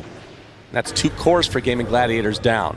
Yeah, Gaimin will try to pursue though. Yep, Arrow. Quinn continuing on. The arrow is going to hit thanks to the Dragon Tail as well. Boxy coming in with the Bedlam, trying to take up as much damage as he can. Nisha getting off the Shivas. Is Celery attempting to run away. They're going to lose Boxy though on the Liquid side. Nisha very low on mana, but he's going to continue to pursue as Celery falls. They are using so many resources. And these fights are so close. Insanely close. Oh! No! The Aghanim Scepter puts the end to Tofu. Wait, was that Quinn actually killing him? Did I see that right? Did that one come from the Dragon Knight, or was it from Mirana herself? I'll have to see it again. I think Quinn actually killed him. He did not realize that the Shadow Strike on himself was expiring with that axe. Ultimate toxicity from Quinn. Yeah. He wants a better solar flare is what he's trying to say. You get an upgraded version. I'm not sure if that one was from the DK, but it did look like it. It can be a bit difficult to tell sometimes, but nice little extra kill for Nisha. We'll watch it again here. I mean, what an insanely long fight this was. Yeah, really good terrorize as well from Boxy. Basically resetting things completely. And I don't know how Mickey lives so long in this engagement. So the way Mickey is playing this fight is kind of interesting. He walks in with BKB and Whirlwind, and he's waiting to wind run until he's on 20%. He had it ready the whole time. So he's tanking up whatever damage he can, knowing that when he wind runs, he's more or less invincible against the Dire lineup. So he's kind of baiting them to spend as many resources as possible that amount to nothing. This is going to become dangerous when Klinks gets some True Strike, though. And we're not far off that MKB, which could completely change the course of this game when Duracho gets it. This fight was still, it was this long, apparently. Oh, look what Mickey has. So there's the Shadow Strike with the Aghanim Scepter. Let's see. As Celery falls here. And eventually, okay, so Tofu is the one that's Shadow Struck right now. Quinn, I don't think he is, or is he? Oh yeah, you're right. He is.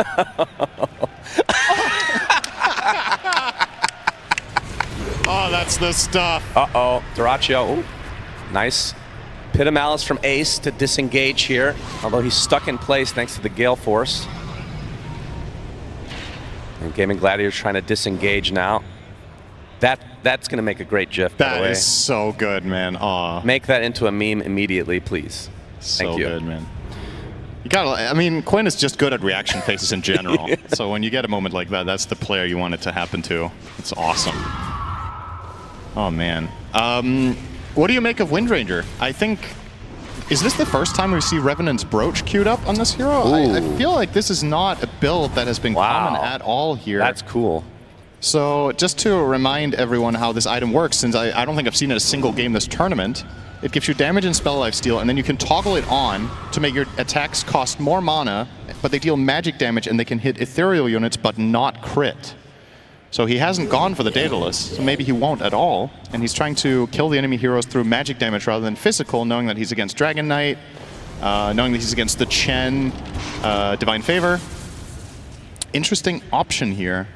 I feel like this item is very hit or miss. Yeah, it sounds like we have a listen in right here. Let's take a listen. Not too bad, guys. This game better than this game. This fight's so good. Holy shit!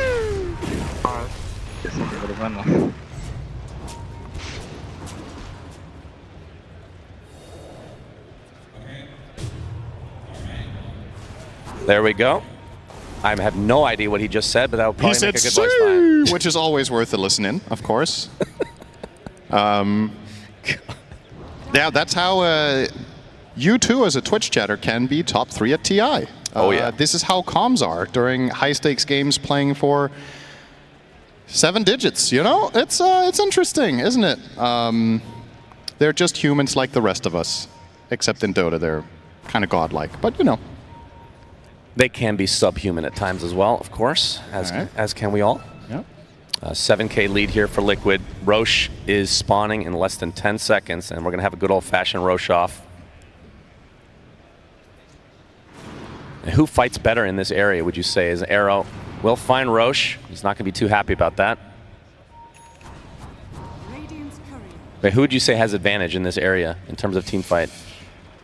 Oh, it's so hard to say. Honestly, with how close these fights have been so far, it really depends on who gets the right angle. Both teams have tons of potential. A really good pit can cause a devastating opener for the side of Gaimin. On the other side, Overgrowth, Terrorize, really big spells. Even a Key Shackle Shot, which is a spell I feel like we've barely seen this game.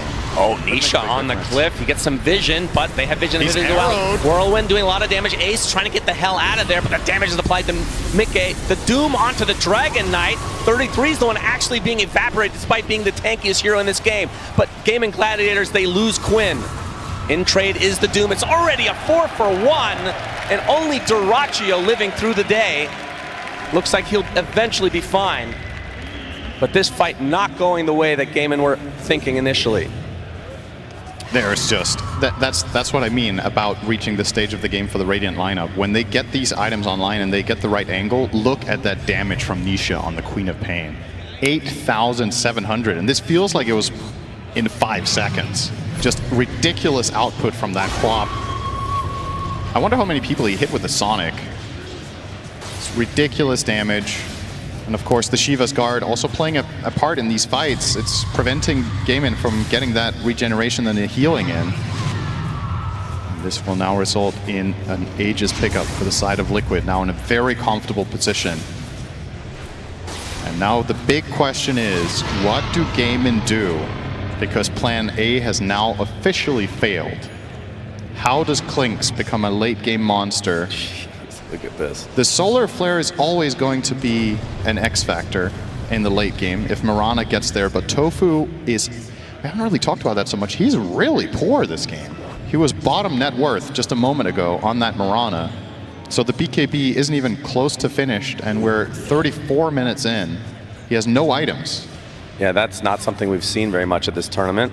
6 deaths to his name, only 41 CS minute 34, has very much been given everything to his teammates, but might come back to bite him that he's been this selfless. When you get to this game state, you wish that you had that additional damage dealer when Dragon Knight is seemingly getting doomed literally every fight.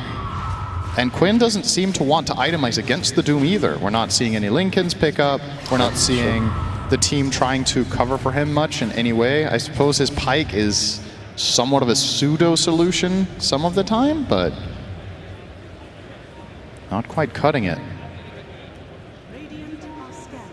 Well, we're not too far away from the Revenant's Brooch, which, like you said, might be the first purchase the entire tournament. I feel like this item has not been a thing for quite a while since they changed the fact that you can't crit with it, right? That was the old Rebuke strat or PA strat. Yeah. It was a lot of fun for a couple weeks that it was relevant. Yeah, for the people that used it, everybody else hated it. That's Dota in a nutshell, though. Tormentor will go the way of Salary, so he now gets the Holy Persuasion upgrade. So now can take an Ancient Creep based on level of Hand of God, so he can take 2 Ancients. I think you definitely want to get an Ancient Granite Golem here. It really feels like a matter of getting enough health on your team. Yeah. The armor from the Black Dragon, maybe not as important.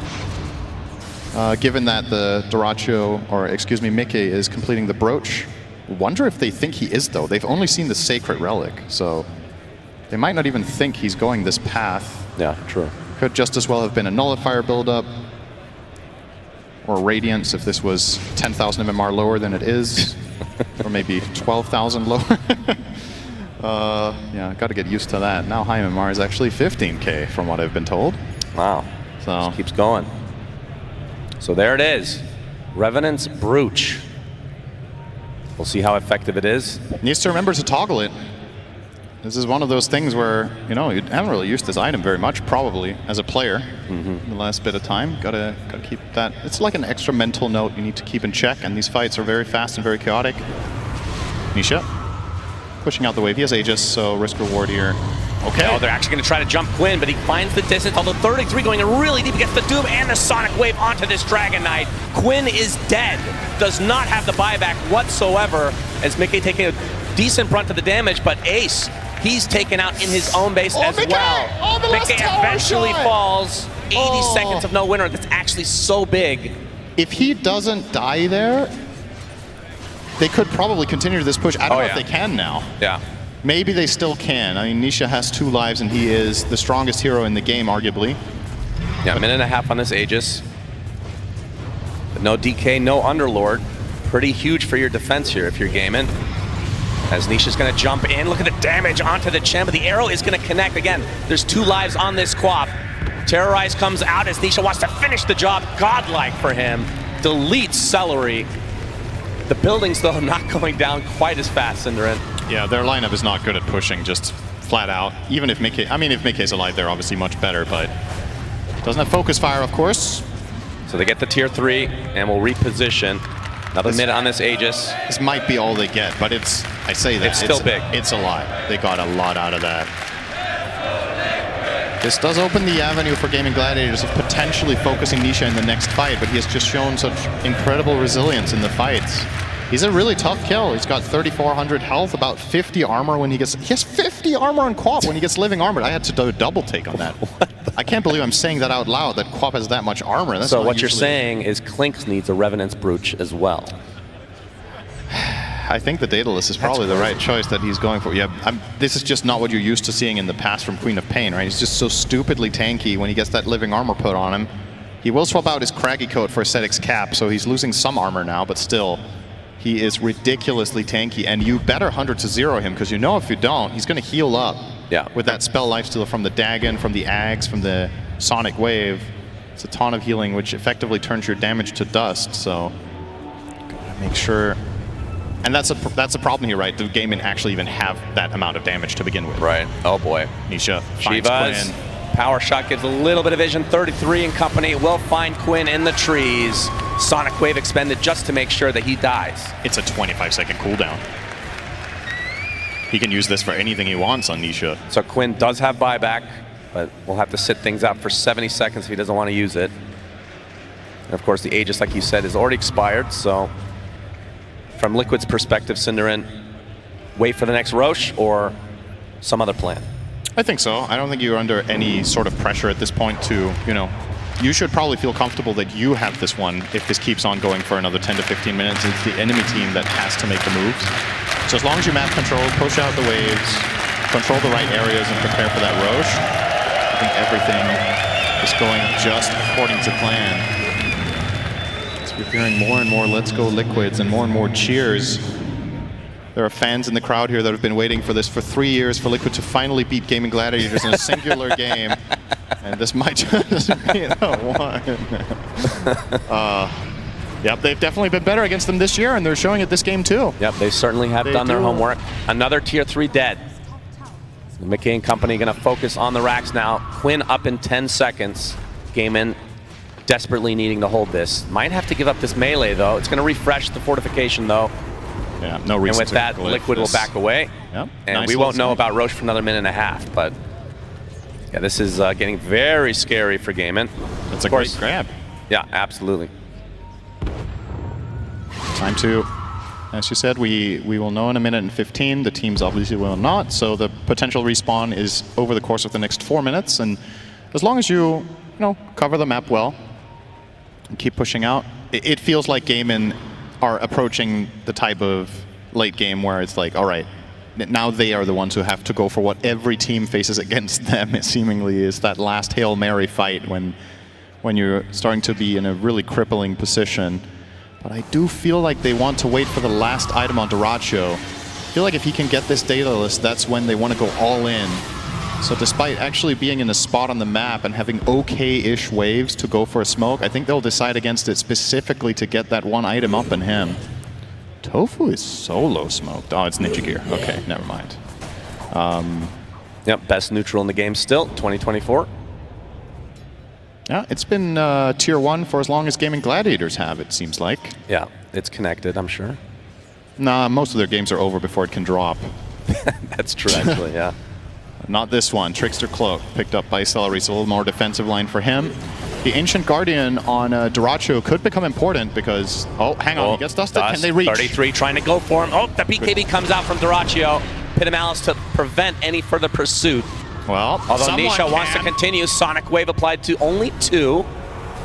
And Quinn will pop the Dragon Form. Nisha going in really deep. He's going to get Dragon Tail. He's going to get 100 to 0. He's dead. Does have his buyback, though. You can see that Clinks finally goes down, though. Duracho just melts. Buyback comes out immediately from Nisha. Mickey with the big whirlwind doing so much damage. Tofu will TP out, though, as 33 eventually will drop. to Quinn. Shirley blinks away to ensure the kill.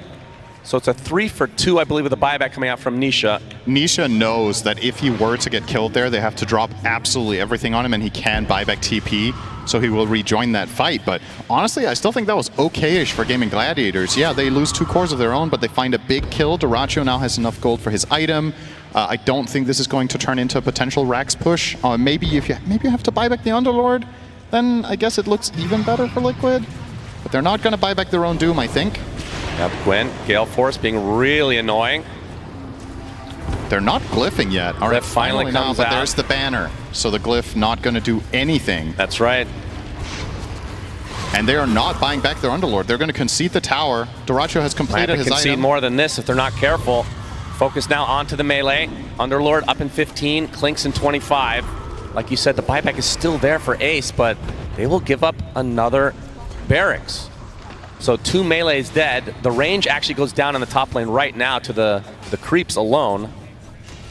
So 1 lane remaining here. Basically, yeah. For the side of Gaimin. Yeah, okay. And 100 HP on a range tracks, which is 1 little poke from any of the farmed heroes. Octarine core on the Willow. Wow. All right. Well, Boxy has got some stuff going this game. Yeah. And Nisha hits level 25. So let's see what talent he takes here. He could take 250 Sonic Wave damage, or he could take the -2 second Blink cooldown. Both are incredible talents when you have the Octarine build. As we've established already, the Sonic Wave has a cooldown of 26 seconds, so adding a 250 pure damage to that feels real good. God, Whirlwind is insane in these late game scenarios. Mickey did so much damage here. And now he has the 25 talent on him as well, which is Whirlwind kills extend duration by 2 seconds. Oh boy, yeah. That's even longer. Nisha will take the Sonic Wave damage over the Blink cooldown. Would have put his Blink on a 2.5 second CD, but wants the damage. Yep, Gaimin want to try to contest this. We can see that Roche, a little bit damaged, will go back into the pit, so we have the good old-fashioned Roche up for Roche number 3. We have a refresher now on 33. This could have huge implications on this game. Yep. On this fight specifically. Easily has the mana to use it with the Octarine that he bought earlier. Liquid keeping their composure here. This is the vision is everything here. He looks at Quinn. They look at each other. Quinn gets the stun off first, pops the BKB. Sonic Wave onto 2 though. The Doom onto Quinn. He tries to get the high ground. Whirlwind with the Overgrowth combination, just shredding these heroes on Gaimin Gladiator's side. Quinn is going to be next because he was doomed at the beginning of the fight. They're going to buy back en masse. But 33, he might be the first to fall for Liquid. He's on the other side of the trees. Tofu eventually, no! He actually lives on Doom some way, somehow.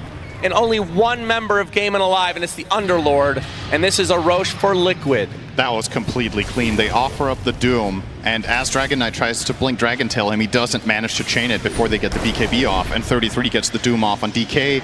He's screwed in that fight. And he gets all right, Roche really wants to go home, but he will die here. And the Refresher Shard will drop. And the question is, can they just end here, Cinder? Clinks is dead for 60, so Quinn is for Dragon. 50. Yeah, there is no way. This isn't minimum megas. I mean, what are you going to defend with? Underlord is auras only. He has no damage, no utility to try to delay the push, except, he's going to Crimson Guard the barracks, right? But they don't have Glyph. Yeah, Raindrax taken out by 33, and now Mickey and company focusing on the mid lane. And this will be uncontested, of course. Mirana's up in 5 seconds. They even have the banner here, so this wave. Oh yeah, that's a pretty nice placement. Now the tier 4s are next for Liquid, trying to take this game number 1 here in the upper bracket finals. Quinn up in 15 seconds. Clinks in 15. They're going to lose at least 1 tier 4, maybe both, with the Ancient being fully exposed. We might see a big team fight here. 33 jumps in.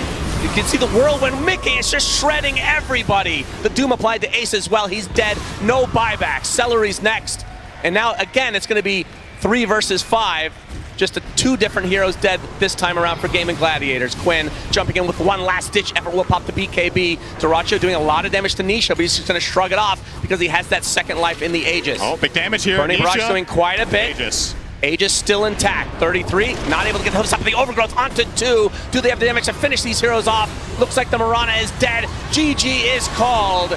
Liquid take game number 1. which is exactly what we wanted to see, a close game, Cinder. I think we saw that this time around. Yeah, I mean, if any game gets past 35 minutes with Gaimin in it, it's probably a close one, right? But in reality, how close was this game actually? Because Liquid, it felt like won basically every single fight from 20-minute onward, or at least tied it, and just got so much value out of their support duo. I think everyone in their team played a massive game, and especially Nisha on that Queen of Pain. Oh my, so much damage. Absolutely. Let's see what the panel has to say about this game, number one. Well, look, originally I was going to say it was a close game. It was that back and forth that Jenkins wanted. But Synderen and Sunspan making it very clear there that a lot of these team fights just going the way of Liquid. And Jenkins, it was down to that support duo. I mean, that last fight, very heavily on Insania with the overgrowth there. Fantastic positioning from him. But even before that, just the fears coming out from Boxy on the Dark Below too. Yeah, honestly, everybody on Liquid completely clutched that game. If I had to pick an absolute MVP, I would say Nisha on Queen of Pain, but they were such a unit. We saw that whenever 33 was able to doom Quinn, they were winning fights, but then he went for a Revenant's Brooch on Wind Ranger for Mickey, and then all of a sudden the Doom switches to the Clinks, because that's when Duraccio could have actually carried the game, because he was doing some serious damage in the late game there. So they basically identified that as the game was progressing, they're going to change the way that they take these fights, and that is very impressive. They didn't have to lose fights to make that distinction, to know that that's how they had to change it, because the thing is, if you lose a fight to Gaimin, they're going to beat you. Like, that's enough for them. So Liquid played this game completely flawlessly. Yeah, well, we just saw one of the very first team fights that happened in that game, and that also went the way of Liquid. So it was phenomenal how they weren't able to give Gaming Gladiators the space that they normally are able to get for themselves here.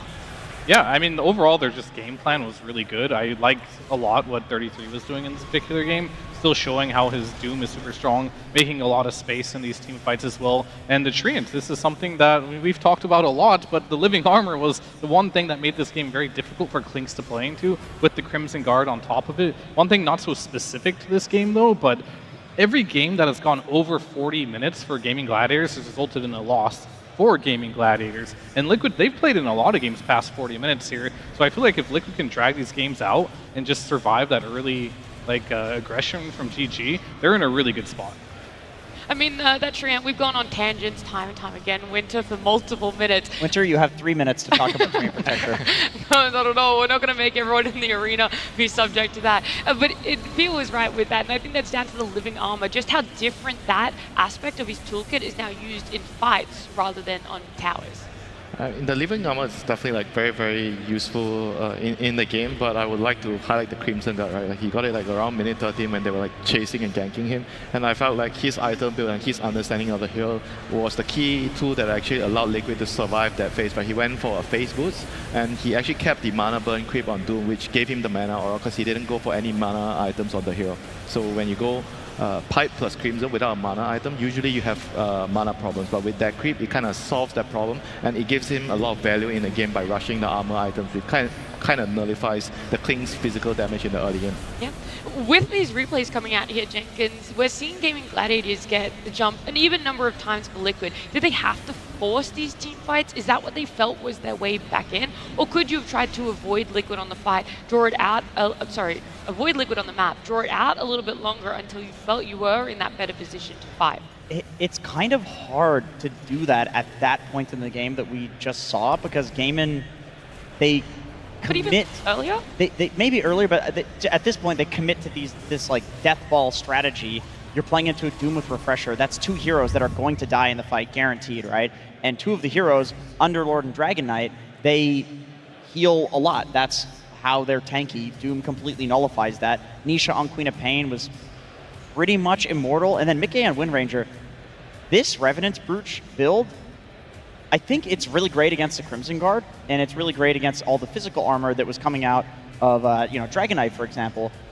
I kind of low-key think that this is something that Liquid figured out in the last couple of days, and they just think that it's broken. Like, I would imagine that in another game, Mickey on Wind Ranger will go for Revenant's Brooch, even if it's not into this particular matchup. Anything you want to add, Phil? I mean, I agree. The Revenant's Brooch looked good. I talked a lot about the Doom and what was good about it, but I feel like it's almost criminal not to talk about how well Nisha played this game on the Queen of Pain. He had a rough laning stage. Like, Quinn definitely schooled him there. He zoned him out from like the first wave at like, not first wave, but at level 5.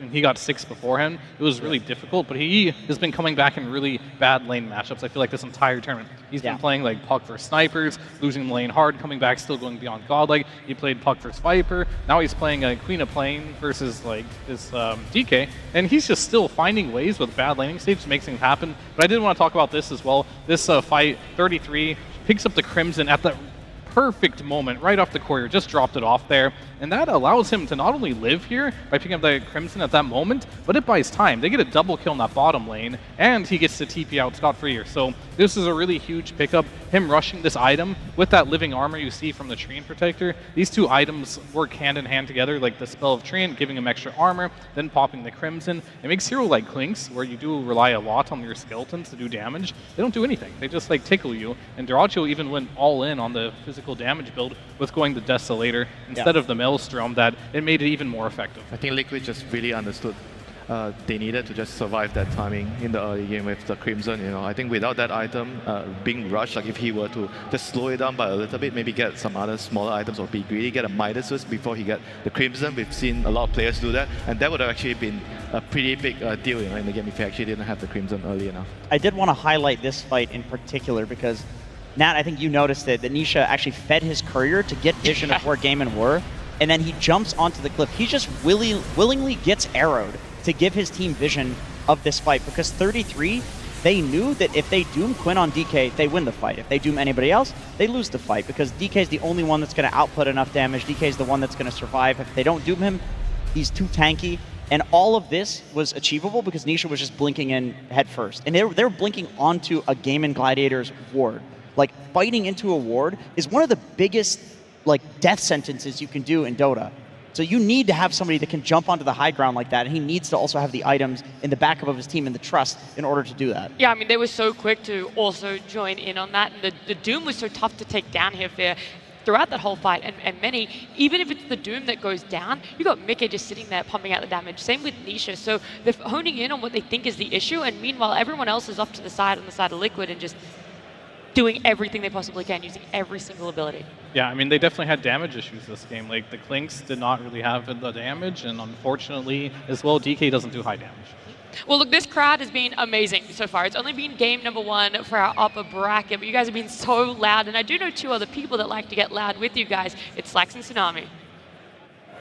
We sure do like to get loud over here, my friends. Yes, it is me, Slax and Tsunami.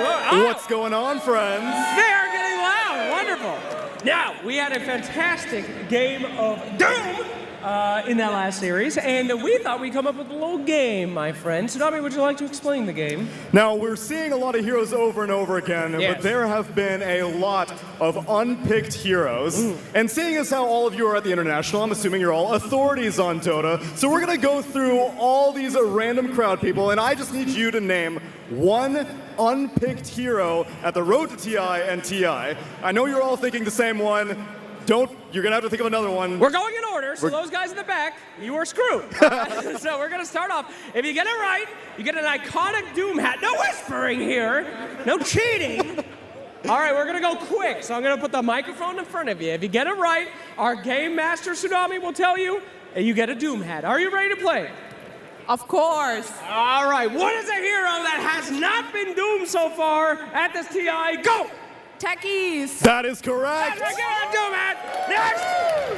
Meeple. That is correct. Visage. That is incorrect. Oh! You are doomed. Silent, muted, inconvenienced. Out you go. Inconvenience. Brewmaster. That is incorrect. Oh! Okay, we're moving on quick. What do we got? Witch Doctor. That is correct. Throw her hat. Fantastic. Hello? Whoa. Tie Hunter. That is correct. Hey, fantastic. He's ravaging. I feel ravaged by that man. Thank you. It's a skill shot. All right. What do we got? Arc Warden. That is correct. Give this man a hat. Axe. Huh? That is correct. Yeah, axe. Incredible. Get that man a hat. Vengeful Spirit. That is correct. Yay! Ogre Magi, baby! That is correct! That is correct! There's a long time for that one. Abaddon! That is incorrect. Oh! On the end? Punch! He just said punch! I'll give you a hat. It's still correct! Take your hat, take your hat. Somebody said over here. Oh, we gotta say hello. Ringmaster. Oh, this. Oh, we got a funny guy here. We got a funny guy. I like that. That's toxic. That's good. No booing. All right, huh? Wisp. Wisp. That is incorrect. Oh, of course there's a wisp at TI. I'm so sorry, Dota Detective. Life stealer. Life stealer. That is correct. Someone got my answer. What? Someone get my answer. Name 2 and I'll give you 4 hats if you get it right. Oh my god. Double or nothing. Waking? That is incorrect. Oh. Come on, K1 was in this tournament. The group, the savior, same deal. You name 2, I'll give you 4. What? OG. OD is correct. One more. One more. Sky Mage. Which one?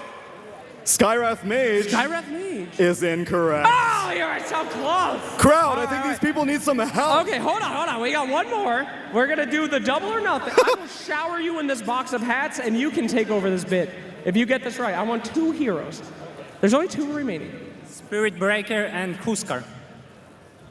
That's an 0 for 2 there, buddy. Oh, my. You had your hand up? I really thought you knew something I didn't know. Oh, dear. Can anyone solve our mystery? Okay. Okay. Juggernauts and Necrophos. That is correct. Give me the hat box. Give me that. All right. Oh, get ready. You're about to take a hat shower, my friend. Here we go. Make it rain on them. What? What's it? Go, Duracio, go! Go, Duracio, go! All right, you give out these hats now. My job is done. What a great set. All right, we're going to throw it. Well, Take my guess, Pagna. the game has ended, sir. Give him my hat, for God's sake. All right, here. Take your hat. Was that right? It was not right. Okay, we'll take a hat anyway. Thanks a lot for watching. We'll see you for the next game. Back to you guys on the panel. So sometimes I wonder if the fans watch more of the games than Slacks does, not knowing if Pogna got picked. Brother, it got picked up yesterday. This man wasn't watching. It did so well for them as well. You guys on my panel, though, could you have gotten it? Especially those last 2 picks.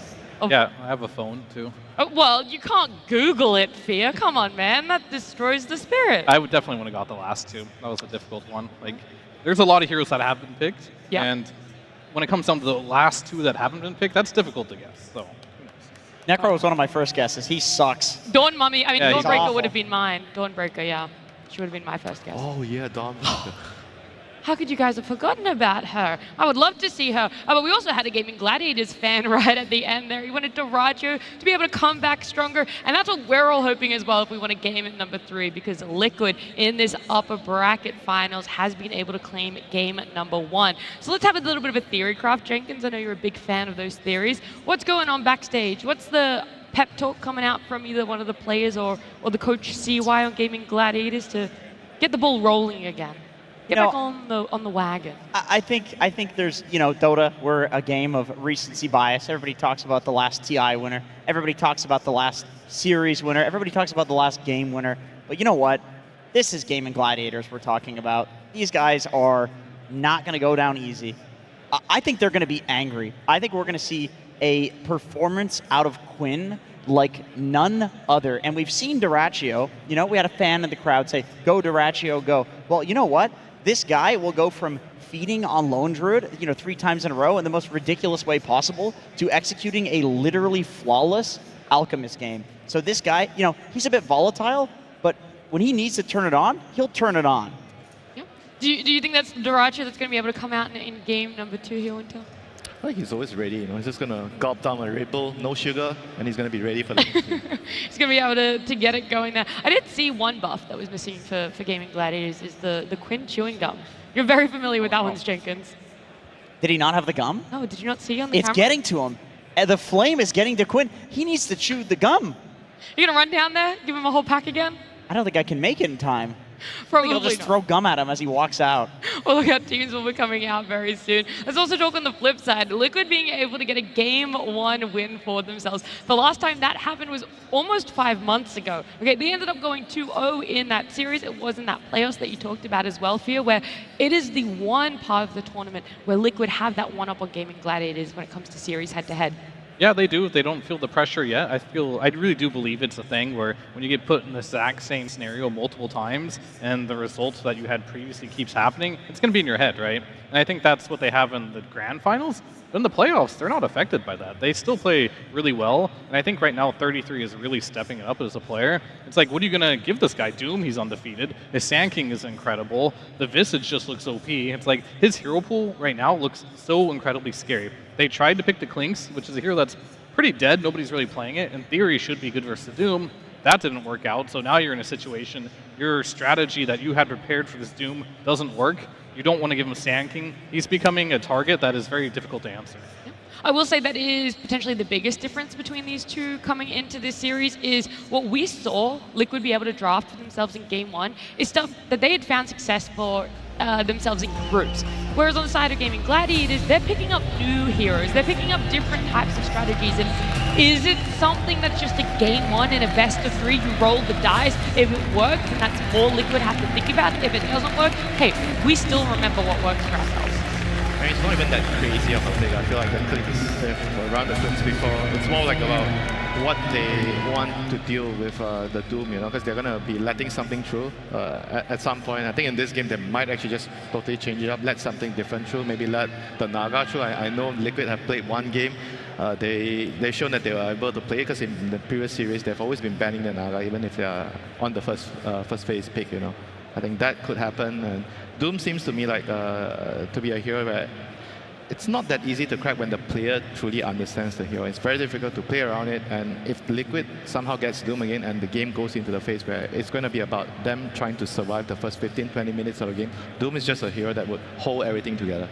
I do think it's worth, though, trying, if you're Gaimin Gladiators, to ban out the heroes that like only Liquid look good on. I'm not suggesting that they do this, but... Is that a long list, though? Is that maybe the problem? I mean, would you just ban out Neta? I feel like you would just ban his hero out. Maybe you ban out Neta, but I think there's heroes like, okay, Queen of Pain for Nisha. I don't think it's going to get banned, but just as an example, other teams have not been able to make this work.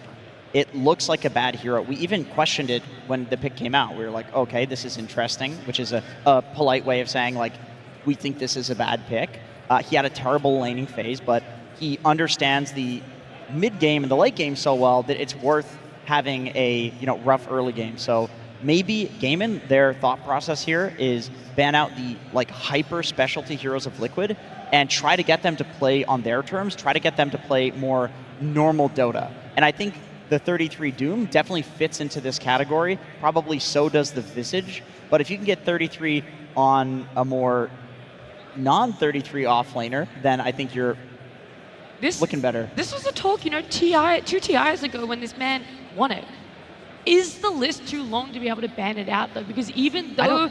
I don't think so. There's like 5 heroes. He's played 5 heroes. But what I'm about to say is, I think the pool looks smaller because he's on Liquid, but it's still there. I do think there is still a depth that maybe he hasn't played it in this tournament. Maybe he hasn't played it for 2, but has he forgotten how to play that hero entirely? That definitely also plays a role, but like overall, I feel like he's gonna be wanting to play a hero that he's really been practiced a lot. Like you don't want to like mid-series, okay, I'm gonna play something that I played 3 months ago, but I didn't play the hero like the last 2 weeks, you know? I understand that too. I can definitely see that logic. Maybe what you do is you ban out Beast, Sand King, Visage, Doom, and then he picks Enigma because it's the only hero left that he's played in this tournament, and then you respond with a Tofu Rubik and then steal the black hole. Maybe that's the play. Okay, all right. I mean, they did try the let it pick through and then counter it with a weird hero before with the Clinks, and it didn't work out. But I feel like Clinks is much less good than Rubik is. Like Rubik is B tier, Clinks is like a straight up D tier hero. Wow, you just slapped it right on there on the lowest tier possible. What do you think, Fear? How good do you think Clinks is in the current meta? Jenkins is about right. The hero, he's not very good right now. Someone clip it. Jenkins is going to have to keep that one for memories. Yeah, I mean, Clinks right now, especially if you go for the build that Duraccio went, which is the highest damage output build, it just isn't stacking up to the other ranged carries right now. Alrighty, well, what's very dependent if they're able to ban out all of 33's heroes, or at least the majority of them, is if they even have the 4 picks themselves. We don't know who's going to be first pick or second pick, and the only way to find out is to get into our draft. Team Liquid versus Gaimin Gladiators. Game 2. We got a game at number 2 here. A lot of fans in the crowd, some of them hoping for a game number 3, some of them hoping for this series to be closed out now, but either way, let's see what is going to be respected and taken out. The Naga Siren is still going to be on that ban list first phase priority. Sand King Doom is now up there, changing out a clock.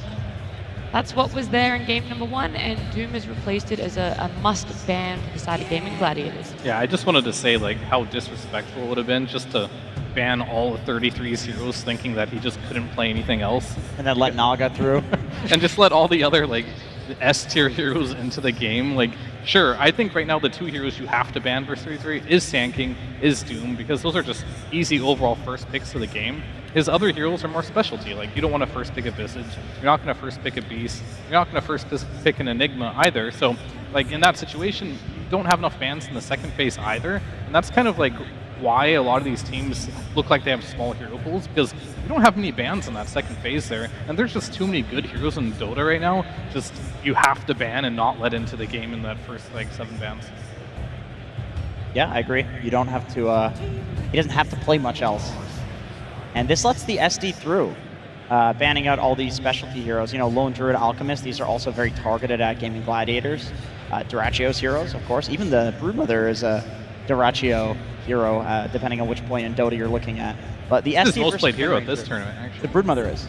Oh, I thought you were talking about the Alchemist. Oh, yeah. I mean, these are all classics for him. But they all are, yeah. The SD Purge against Windrun is definitely one of the strongest counters to this hero in the game. So banning out all these specialty heroes means that Gaimin gets a very nice counter pick with their first pick.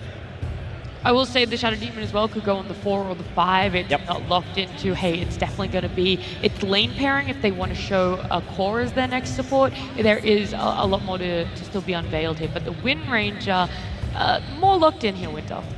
Yeah, he's going to be most likely the carry. We've seen a couple of games where he was played as a position 4. Don't think we've really liked it that much. I think this hero is just in a very, very good role in the carry. Like, he just does everything that you want. And I don't really mind picking my carry early if it's a Wind Ranger. He's very strong in the lane, doesn't really get bullied much. One of the best carries to rotate around the gate, TP to help, fight in the runes, and it's just very, very useful for the draft. And I do feel like when you are opening your heroes, it's always nice to open a hero where he's always going to be doing okay against any lane matchup.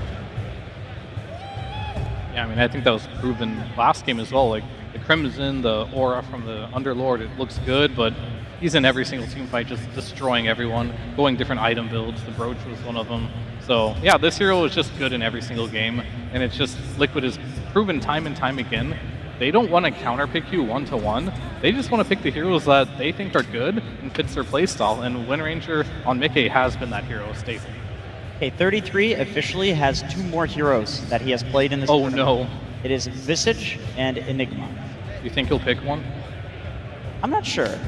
I'm more curious as to what Gaimin Gladiators are actually going to pick up. You know, the Beast ban isn't a head scratcher, but the lack of support bans is. This is very abnormal for what we see in bans for our series. There's at least normally 3 supports banned out, but the only one that we can see right now is that Naga Siren. It feels like there's so many quote-unquote OP supports that other people have looked towards, just sitting there, waiting to get picked up. Too many support heroes that are really good, right? Because in this specific matchup, you're trying to blunt the enemy's playstyle. You're trying to slow their heroes down by banning the certain core heroes that build certain items. You know? So I feel like the supports are kind of getting forgotten in a way. But you kind of can't ban them all because there's just way too many of them. So it's much better, in my opinion, to remove the cores that could allow the whole lineup to work. And they're going to go for the DK again. which is still like a very, very good hero. Like, and the pairing with the SD, I think we brought this up before with the Disseminate with the DK. Before the DK goes in, you put it on the DK. DK is just going to be doing a lot of AoE spray damage in a team fight. I think this is a good DK pick. You could argue that they lost with it last game and that it didn't look so good in some of the fights, but that was because he was being doomed. I think without the Doom, Quinn was looking extremely good on the DK. He won the lane, he was doing a lot of damage in the fights when he wasn't getting doomed, and it's a good counter to, it's a good hero against the Visage. You have very high armor, Visage has the birds doing small instances of damage, and I think they probably picked it knowing that the Visage or the Enigma, two summons heroes, are likely to come out for 33. Yeah, the two best supports in the game right now for me are probably Naga and Tusk. So not surprised for them to pick up Tusk here. You just kind of have to weigh what you want to pick for 33 here. He has this hero pool. They know what they want to pick from. This is classic Liquid. Whether it's the best Visage game or not, well, it's on his hero pool what he's going to play, and they're going to pick it from. Mickey's the same story. Whether it's the best, Wind Ranger game or not, he's still going to play it. Maybe in those last couple picks, Nisha gets a little bit of flexibility. I do like the DK a lot too, but however, I want to see it to be defaulted to carry, not to any other position, because we kind of saw in that last game, the DK didn't do much damage, and that's just kind of like the problem with the DK mid. You don't scale into the point where you're a big threat, but when you do play it in the carry position, you focus on getting like these Daedalus and you're getting the farm. This hero's, when it looks the best, looks really good versus the Visage too, just because you'll have all that AoE damage that can build it.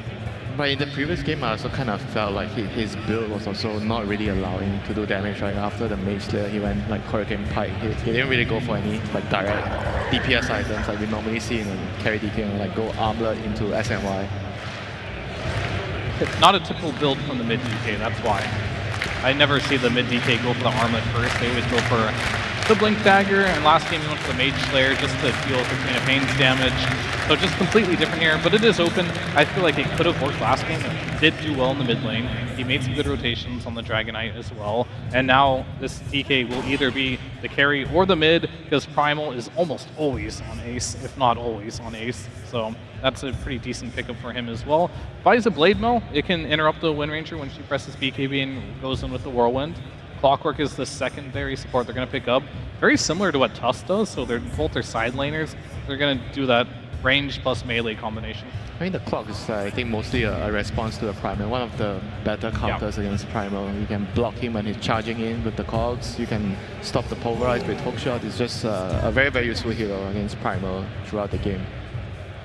It's also good against SD, and when you're playing against SD, you want one of your supports to be able to target him right away in a team fight.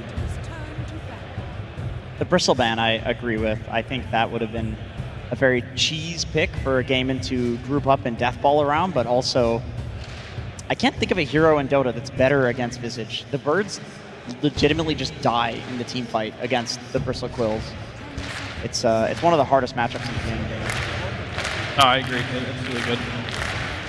Not a hero we see a lot of, but in specific situations it can be really good. I can never tell if the crowd is cheering for a pick or if they're cheering for themselves being on screen right there. Be a little bit of both. Some people just like to cheer, I respect it. Is that you, Jenkins? Oh, we got the wave going on. That's hype. All right, last pick here. Liquid, they need a mid laner. Same situation as last game. They don't know if DK is going mid. Nisha, no matter what, will be getting counterpicked, but Nisha's been so good this tournament when getting counterpicked. It seems like a good Timber game, right? But you don't know your matchup. That's like the only thing with the hero right now. Yeah, I agree the Timber looks good, but Nisha's looked really good on these pucks and Queen of Pains, these type of heroes where he just plays the map so well with them. That even if he loses his lane, he somehow always finds a way to get farm and have impact in the game. Yeah, Puck would definitely be an interesting one here because on one hand, I do feel like, there's the DK stun into Mirana arrow. There's like good disable for the Puck, but there's also Drinking Buddies, which is going to be able to pull the Puck out of any sort of like single target. This is why I think the Tusk is such an excellent pick here.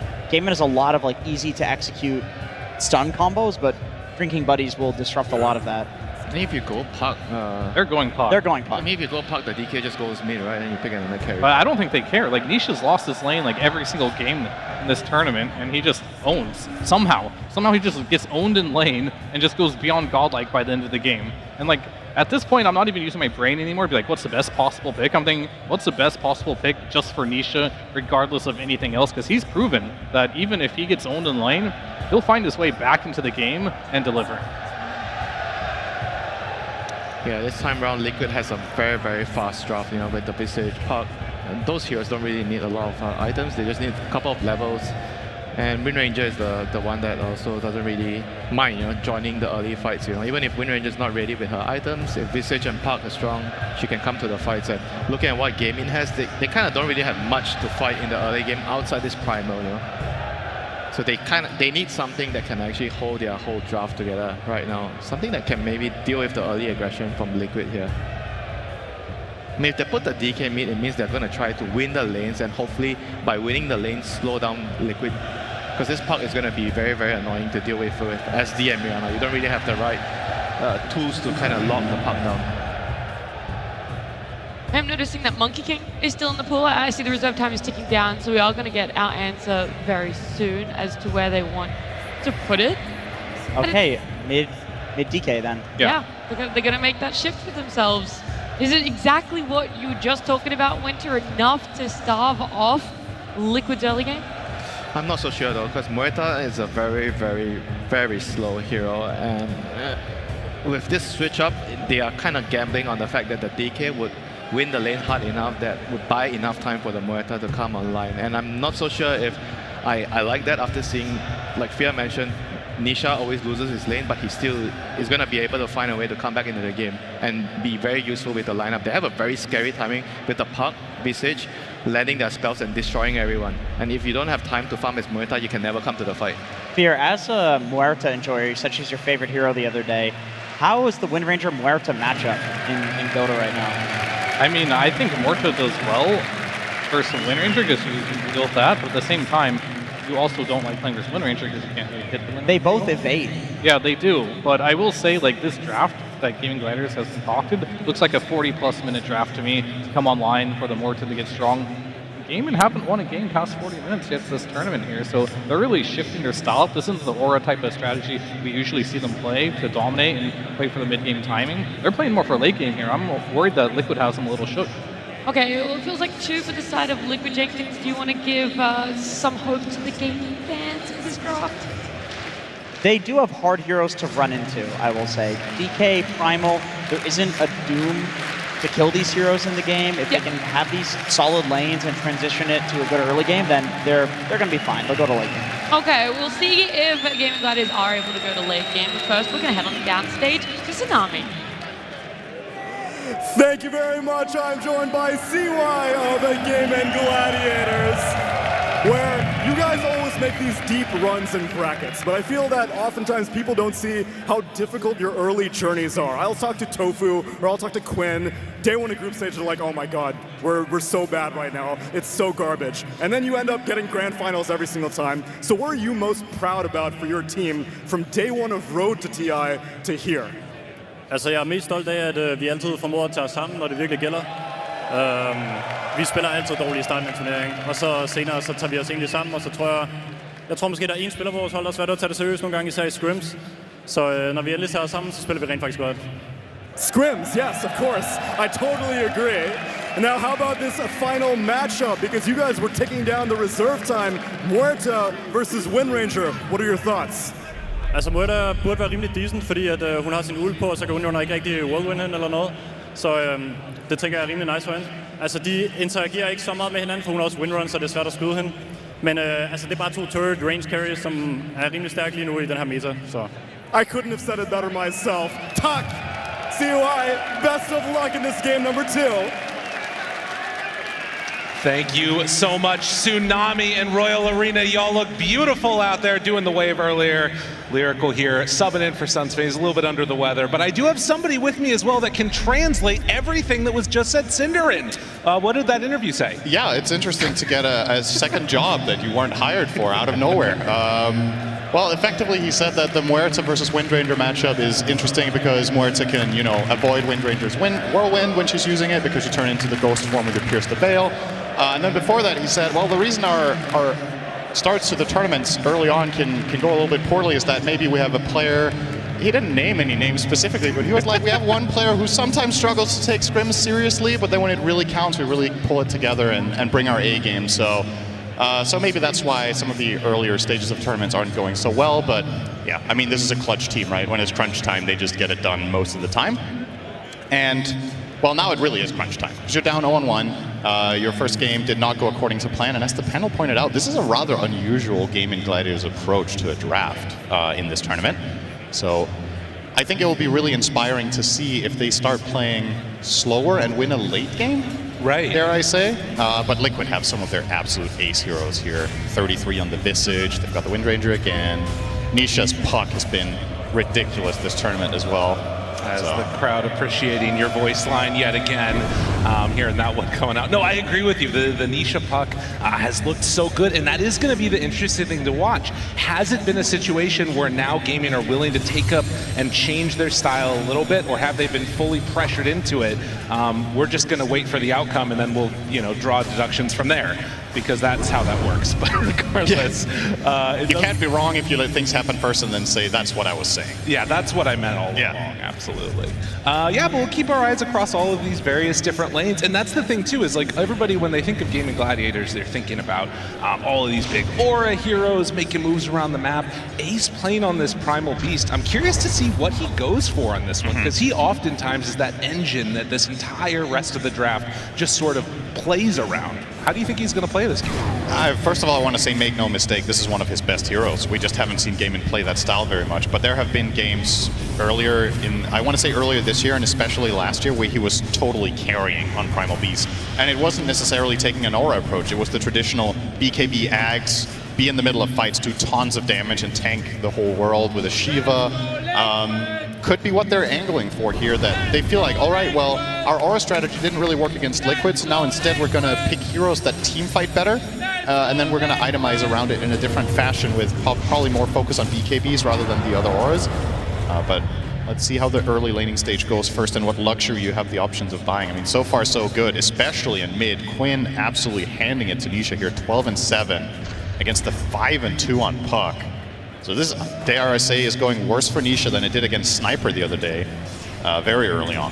Yeah, this is a dangerous matchup, even later on into the game too, right? Not just the laning stage, but, you know, blink stun at certain points in time, and then you've got the follow-up coming in from the rest of those heroes, which could just be the death of them, as Mickey, pressure on him. Well, they get a little bit of help from the Centaur creep there. That's why they call them neutral creeps. That was just chaotic evil. It just wanted everybody to suffer at the same time, but nobody really reaped the benefits there except everyone watching who got a little cheap laugh out of it. It's like, all things considered, all cores probably not too unhappy here. It's relatively even. Nisha's caught up a little bit now here in mid, but I think you make a good point. In some of the games that we've seen Nisha do incredible things on this Puck, he hasn't necessarily... Oh, hang on, Celery's doing a ton of damage to Boxy. That's a 5-stack. This is getting up there higher and higher. It's only level 1, though. I mean, it keeps him back for the moment, but the high 5 shows he was never really that worried about his health in that movement. But yeah, able to also do a nice little shards play over the top and get that bounty rune. Yeah. You were saying I said something really smart, though, so you can keep saying that if you want. I forgot. It doesn't really happen very often. Yeah, so the thing was, it was about the Puck matchup in this game, that sometimes Puck has these pop-off games when Nisha plays it in particular, but this time, as you mentioned, Dragon Tail into Arrow is a dangerous combination, and you have the Pulverize, even something like the Calling can actually be quite a big issue for the Puck as well. So I think the player to watch in this game, which is the case for many of Liquid's games, will be Boxy. The Tusk is the true combo breaker you have in your lineup on Liquid. I guess Clock can be a little bit of a pseudo by just breaking the fight up with Cogs. But a lot of the time, against a hero like Primal Beast, it's actually a quite interesting matchup that, generally speaking, Clockwork is good against Primal, but once Primal gets the BKB, it can quickly get quite awkward, where you Cog into someone, and if Primal's in the Cogs as well, he's just trampling them to death inside of those Cogs, so gotta be a little bit careful with your placements, but on paper, very good in the first 20 minutes of the game. Absolutely. And of course, they were able to sort of block out the nice counter that the Shadow Demon normally is, taking that in the first phase overall. Yeah. Could also see, as this game gets later, I wouldn't mind seeing Tofu get back and get some stacks up, because that's the other thing that Primal can really accelerate his farm through and start looking super solid if you want to play more of the stack game. And there you go, cogs are out, power shot, Ace still feeling very survivable, and he's so low and he goes down. Tofu with the last couple ticks, and he also manages to get out. Oh, he does it! The snipe!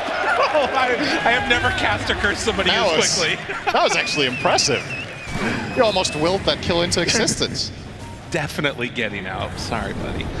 Well, now another banish coming. Duraccio, the calling, the silence is out. A little bit of drinking buddies. Make sure that 33 and Boxy will be fine. Yeah, there are 3 stacks of poison there on 33, but no mana left in the tank for Celery means no chase. But yeah, it was a thing in the draft as well when we were talking about it, or looking at the Shadow Demon pick. The panel was mentioning how multiple supports made it through the pool. And the thing is, you're unlikely to want to grab the Omni Knight when you're playing into the SD. So I think for Gaimin Gladiators' perspective, they were kind of happy to see that first pick where they can just snipe counter it with SD and then also not have to ban Omni. I think that really opened up the draft for them quite nicely to go for this pivot that they have here. Ace will get power shot, big damage. Insania, slow down. Can he reach? He's getting closer. Oh, he went the other way. He tried to block it off, but there was a tree blocking his path. Does have the onslaught, but this is weird. This is still really good for the side of Liquid. The amount of time Ace has to use to run away here and then TP to base for a refill. And then they try and set this up. The wraparound coming from Insania. If they can whittle Gaimin down a little bit, they're baiting them out here to the side, snowball forward, and now caught inside the cogs. Do they have enough damage to bring down Celery? Oh, the calling! Stopping that other soul assumption. He finally manages to throw it out, but it's not enough damage. Oh, is Boxy gonna die? Oh man, this would be huge if they could find that kill. For a 3v2, that is an awesome outcome for Gaimin.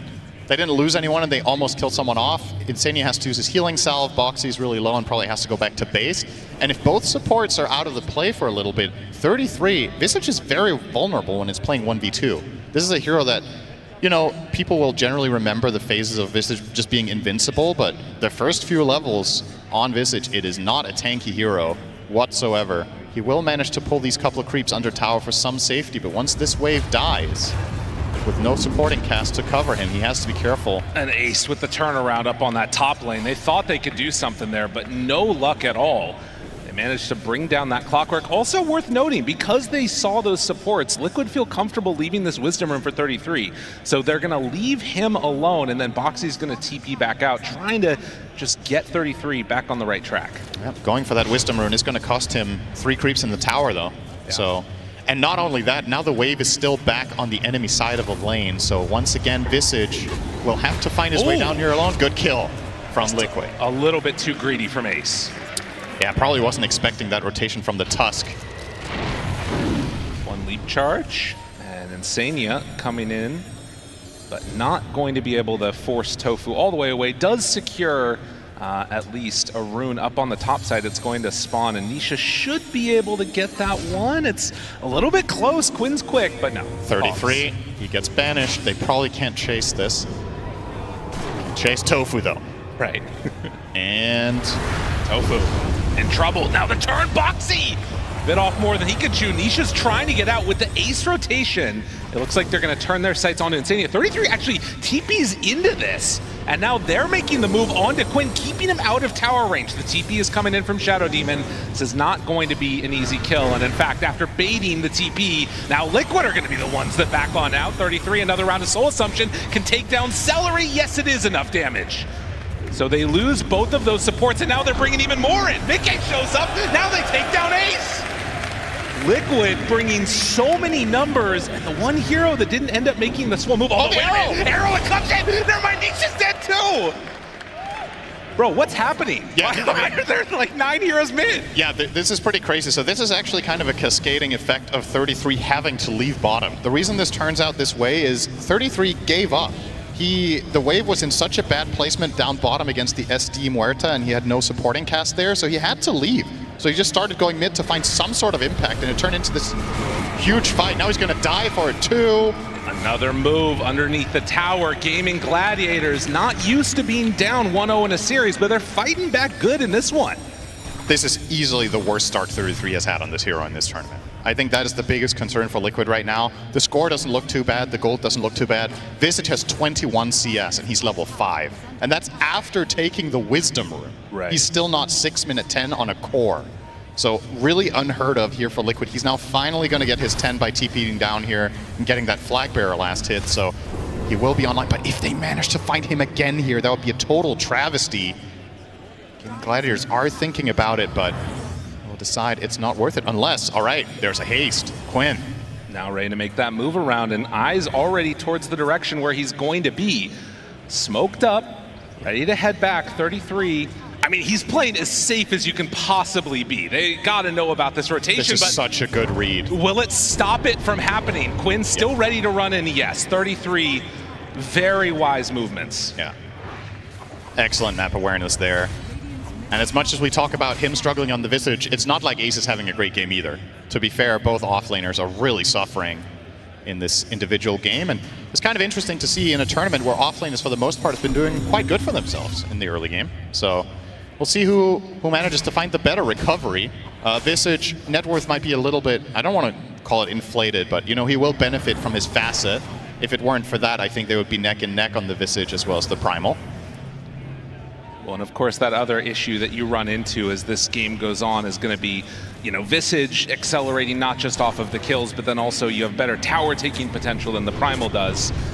Should note, they're coming through, and Tofu is right there. And now Mickey doesn't like the look of it as much, so he'll head back through the game. But it definitely feels like Primal is the one that likes to sort of get in there a little bit more in the fights, at least until 33 has those items to stay alive. Yeah, and he's also opting for the Vanguard as his first purchase here on that Primal. It's an item we don't see particularly much as the first pickup for many heroes. You know, some heroes will get Crimson at some point, but this time it is extra valuable. You're playing against the Visage familiars, you're playing against the Windranger, of course, so Crimson is a complete given. But it's not an item Primal usually buys as his first, but this game is just too good. So as far as the supports go, nobody's really having a particularly standout game in terms of experience, with the exception of Tofu, who... Oh, hang on. That's a good curse right there. I mean, that he was having a good game until that. Okay, maybe still. No, he's still. No, he's still. Thought maybe I had another leap in this pocket, but no. So the reason I was looking at this was all the supports were level 5 except for Tofu, but now Celery will pick up his 6. Clockwork is almost 6, and Boxy is a little bit off. So it does give a slight advantage Gaimin because they have all their spells unlocked to take fights. But with that, death on the Mirana might slow things down a little bit and get them caught up. Tofu in the last game on Mirana was having very little farm. This might have been something they talked about post-game, that they want to build up the Mirana a little bit more than they did. Right. And this time around already, he has half the farm that he did last game at 35 minutes. He has it minute 12 in terms of raw CS. And that will, of course, reward him the earlier level 6. Let's see if this move is going to be successful for Gaimin. They're scanning right now on the gate to see if Windranger went through. They're also going to bring the Shadow Demon through this one. So Mickey, if he does not get a read quickly, this is going to be an easy bring down. And I think with this Blink Dagger reveal, jump forward, stun, there's creeps in the way, he can't get the arrow in time. And so Mickey lands the shackle and gets some separation. Now the hook shot, the turnaround, sometimes farming keeps you alive. As Mickey was not going to get hit by that arrow, and they're also going to bring down this Shadow Demon. Boxy makes the move forward, they give the kill over to 33. I mean, whether lucky or good, Liquid are just winning right there. Yeah, the timing just wasn't the right one there with the creeps coming in, as you said, blocking off the arrow, so Gaimin couldn't commit fully for that, and that's a really nice turnaround for Liquid. Not only do they keep Windranger alive and find 2 kills, there's some soul assumption action. Yeah. Visage just gets that nice bonus gold on the last kill, which is going to propel him into a much better position in the game than prior. Now with this 14-minute wisdom, will Liquid actually make it in time? This is pretty close. I think they're too late. God, that is a big round of people running forward and going to find that kill onto Celery. Duraccio just going to back away, realizing that there's a lot of danger coming his direction. Yeah, and I mean, I think the Crimson is an interesting choice. It's something we can talk about here a little bit too, to help try and keep these towers alive a little bit. But honestly, if they bring numbers like that, I don't think Crimson's going to keep these tier 2s alive, even if they want to keep that pressure on. No, it's more a matter of can you have the staying power in fights. Right. We've seen plenty of fights with Liquid once they get this Wind Ranger up and running, and together with the Visage, they have to buy this item on the side of Gaimin. So he's the only real candidate who could get it on this Primal Beast, so he'll have to, arguably maybe you could say, sacrifice going for the build that Primals often want to do with the BKB. Yeah. He'll get it later. As we've said a couple of times already, Ace's game is just not that great, and that has seemed like a recipe for disaster in a lot of Gaimin's losses. Is when Ace isn't off to a good start, some of the times the tempo just can't really match what they like to look for. Liquid once again in a very comfortable position. Maybe again with the Crimson and then potentially having like Gleipnir timing on the Dyrachyo Muerta, there could be something more that they make work at that stage. Liquid already have the Gleipnir complete. It looks like they want to make another go of this. And again, you know, Blink stun from Quinn into an arrow. This should be a pretty easy kill on everybody, but the counter move being made by Liquid right now into these Ancients. If Insania finds them, off to the side, there's creeps in the way. Dyrachyo, does he realize who's nearby? The jump forward, hook shot in. They have the snowball, they have the kill. Liquid just smelling blood in the water and going hunting. Yeah, are they going to go to try to steal the stack as well? This is kind of slow with just Puck and Clockwork. We'll want to try to also defend. They want to keep everything alive here, bringing the numbers against Ace and the Siege Creep. Can they even stop this push? Maybe yes. The tower will stay alive, but it will be in deny range. I mean, this is so good too because they're not showing that there's two heroes still over to the Quinn's side. gonna jump him. Instant drinking buddies. And now they go, trying to find what they can do. And the jump through coming from Ace control, but immediately broken. Now Mickey goes in with that focus fire. Ace still trying to do what damage he can, but there's just not enough HP on Quinn to go for this fight. This is the other thing. I was talking about BKB on Primal, but you know, against these heroes, sometimes you also want to get that Blade Mail. Yeah. And he can't afford to get everything, so he has to make the team decision here of getting the Crimson. That means once he's in the middle of them, they can freely hit him without any repercussions. So Mickey just doing a full-on whirlwind into his face with the Gleipnir. And Ace cannot sustain that amount of damage just yet on that Primal, so he kind of had to go in for that, otherwise the fight would have been even worse. But once again, really, really nice fights from Liquid. I believe, did they get the deny on the tower? No, Quinn did get the last hit on it. Okay. But still. A tough series of events for the side of Gaimin Gladiators, who are now facing a 4K gold lead for Team Liquid, 6-11, 17 minutes in. And while we keep talking about all these items that seem like they're going to be great, if they don't get to that net worth sort of critical status, Gaimin are just going to be sitting ducks here. I mean, is this the point in time in the game where we start seeing that patented, like, you know, split push style spread out across the map, or do you think there's still ways that Gaimin can fight here? I think split pushing seems like a very dangerous proposition against the heroes you're facing. Clockwork can get vision with the rockets. You've got Puck, who's one of the best catch heroes on the map, who can combo with seemingly any of the other heroes and find kills on stragglers or random heroes off on their own. I think for Gaimin, you're probably thinking about, let's get this Crimson and try again and get a better angle. And for them, I think the best possible fight is jumping and killing Tusk. Right. And then starting the fight and building it around that. But, well, speaking of jump, Nisha has eyes on Ace. They see him here again. The Wind Ranger moving into position. Two supports a little bit to the north. Can they get away on Ace? It's gonna just go for the TP out, but the snowball comes in time. And again, in the grave. And in fact, it's the Visage that finishes the Crimson Guard first. He's now ahead of every Radiant hero. Can you believe it? Just these couple of moves where Soul Assumption is involved. And 33's game is completely recovered. They even find Tofu, a little freebie there. And this is what you're talking about, the dangerous split push. Even without the Clockwork, they're finding these pickoffs as they happen. But they have the Crimson Guard done now. Do they decide to get a group up smoke play and fight together? Do they have enough damage themselves? Right. Well, maybe an opportunity here. If you find the Puck with the calling, Nisha goes down. Dyrachyo gets the kill. That's what Gaimin Gladiators needed. That's a really big one. Just something to break the map open a little bit, give you some space to get out. Maybe you can snowball off this slightly by at least getting some vision out in the enemy jungle, or counter, dewarding something, just, you know, getting a little bit of breathing room, because Liquid have really been running the show for the last 5 to 10 minutes. Seems like Gaimin have been struggling to find any successful move, but that one did work out. This one time Tusk was not near Nisha to cover him. And Ace, seeing that there's some Lotuses being taken, is going to go for the hunt now. Finding Boxy would be big, and he goes right on through him. Do they have some help nearby? It does look like it, and yeah, immediately going to be a disruption? Okay. Now, Celery there. They'll find this kill onto Boxy. And again, getting out on the map, helping. Now, does Boxy manage to deny out to Roche? Well, he's trying. Does he get a stomp? Maybe a stomp opportunity? No. Ace kills him off.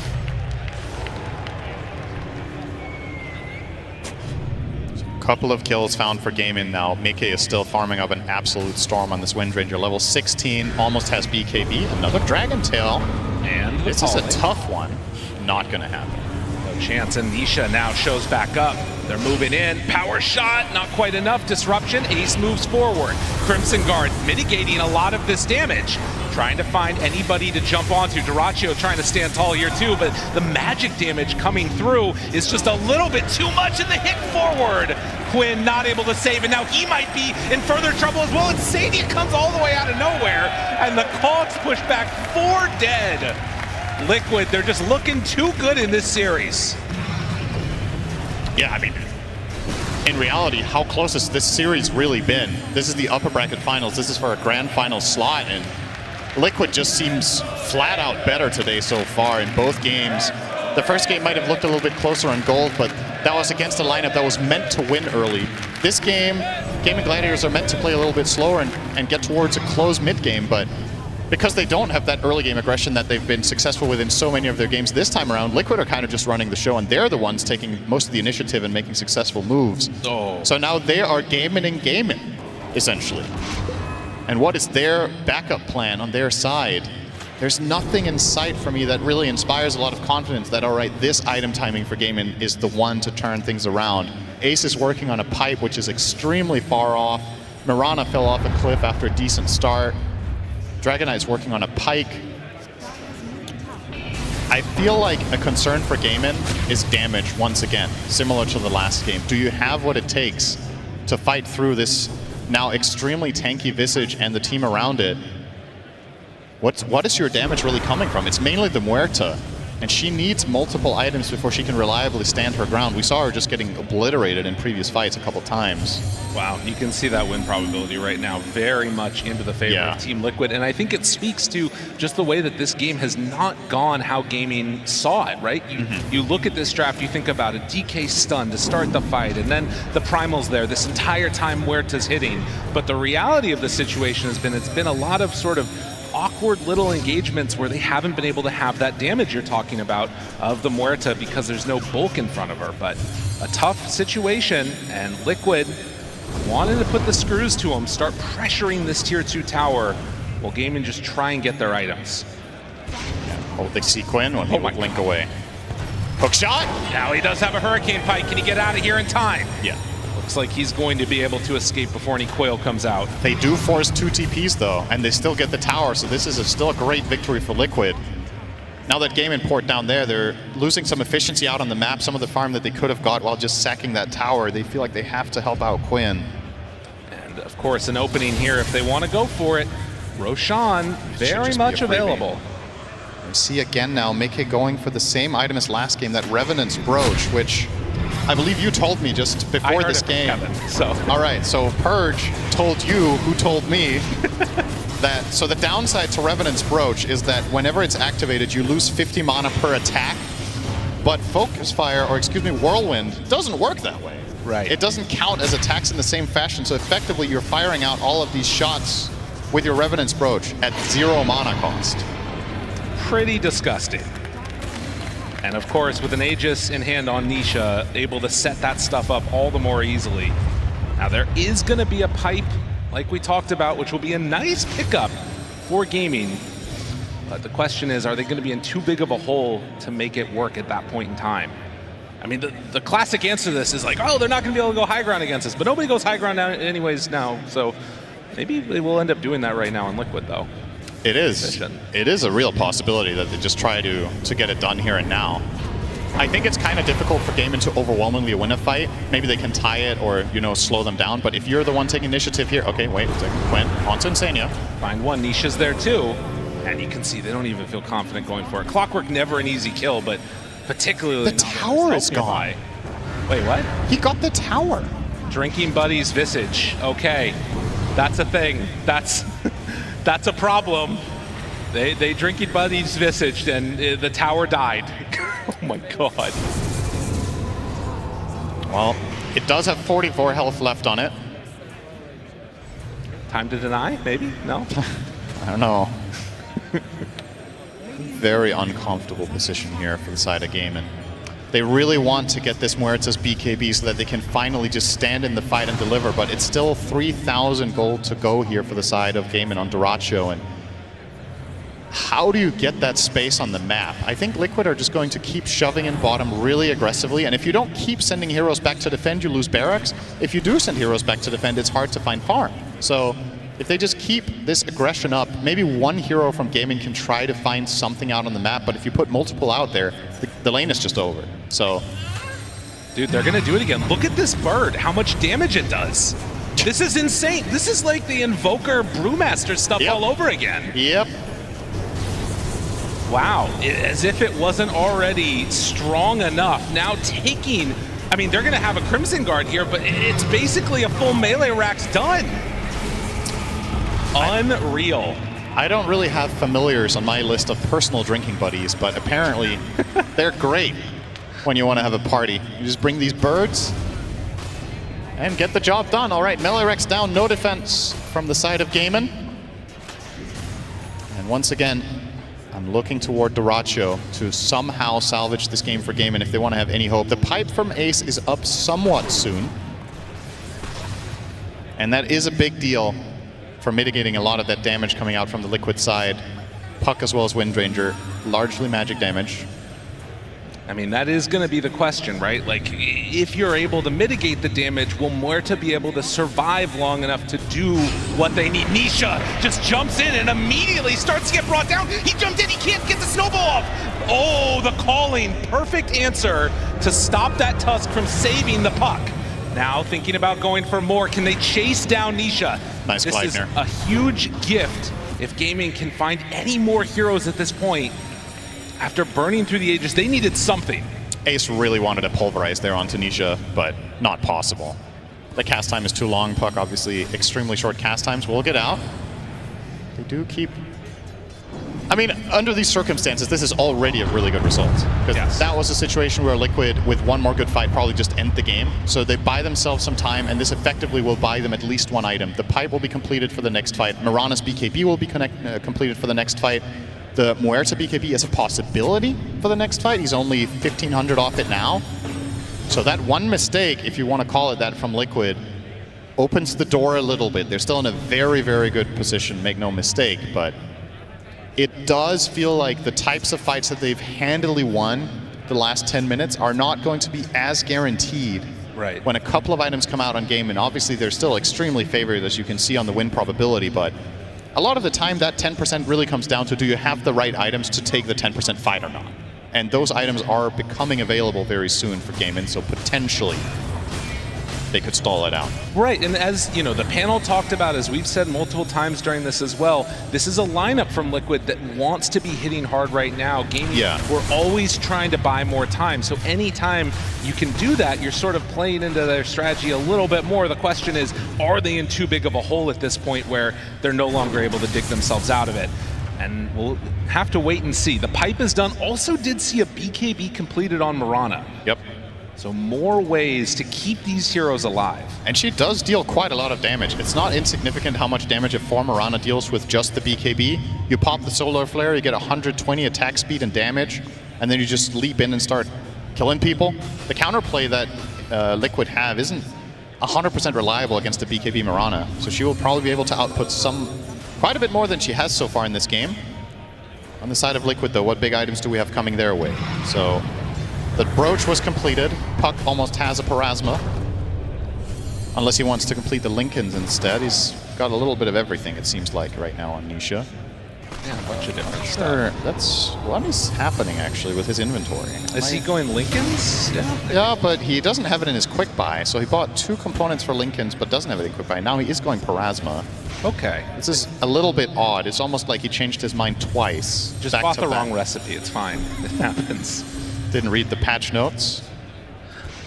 Well, we'll see. The courier now coming out to him. And of course, the other thing to watch for is we saw that AC coming for. Yeah, he has it on. It was on the backpack of the courier. He had a dead courier with that much gold in. Oh my god. Okay. All right. He's a little bit richer than I was expecting. This wasn't even on my radar that he could have the completed Lincolns plus almost the completed Parasma. All right. That is very good news for Liquid. That is so much better than I was thinking. I mean, he is farmed, but man. Witchblade, Parasma, Blink, as well as Lincolns will be completed in just a moment here now, 30 minutes in for Nisha with that dead courier respawning. I mean, yeah, this is the scary thing, right? You're getting Crimsons, you're getting ACs and all that stuff, but you've got a Revenant Scourge, you got Parasma. This is a magic damage lineup, and all you got is the pipe. There it is. This is a lot. This is a sick upgrade with how much... If you think of the last fight that just played out, Nisha just got 2 major items leading into the next one. So... yeah, definitely keep a lookout for the puck to ramp up heavily in the coming fights. DKB from Huerta too, but of course that blink stun from DK won't factor in anymore, but they get the jump on him instead. Misses on the hook shot, and Dyrachyo standing tall. Now Nisha steps forward, knows that there's not much that can kill him. Do they have anything else that they want to throw out right now? There's the shackle shot. They need to keep that Muerta alive. Quinn trying to block damage, but it's not going to happen. Muerta's gone. Ace does not have what it takes to take down the rest of Liquid. They are way too strong, and they bought out for this fight. No buybacks, 4 dead. Liquid, they're ready, they're moving. This game is over. It's just over. Unreal. Well, everybody gets their items and Liquid say, we're better. Can they do this now? The snowball onto the creeps. They're gonna try and end this game right here and right now. Liquid taking the tier 4 tower down, has to jump away on Tofu. Arrows going down, but look at the Drinking Buddy Visage Birds. They're dropping so quickly. Tier 4s are gone. They're not even gonna get to respond. Team Liquid closing this one out. GG. Wow. I mean, a lot of people going into today would be like, oh no, it's Gaimin versus Liquid again. Gaimin historically are doing really good in this matchup against Liquid. But we did see the stats prior to the series that, you know, in playoff situations, Liquid a lot of the time does quite well against Gaimin. It's mainly the grand finals that have been eluding them. And this one, another playoff match that was just extremely, honestly, very, very one-sided for the side of Liquid. I don't think many people would have expected them to come in slamming this hard, but absolutely no problem for them this time around. It was one of those moments too where you look at the way that the game went on and crowd showing some appreciation for the performance. They have so often faced off against this opponent, and to get the win here has got to feel great.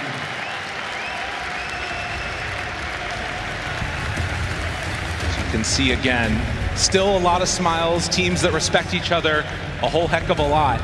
And of course they know that this might not be over. These two squads might be facing off again sometime in the very near future. So they're getting ready to go, and the coach appreciating what he's seen. And this might be, you know, they might face each other again, but if history is to repeat itself, Liquid are probably hoping that they get to face someone else tomorrow. Because, you know, grand final track record has not been the best, but at the same time, maybe they kind of want this rematch. They want to finally be able to break that grand finals curse. They will obviously have a shot tomorrow against whichever team it is they end up facing, but today, they definitely look like the best team of the tournament. Absolutely.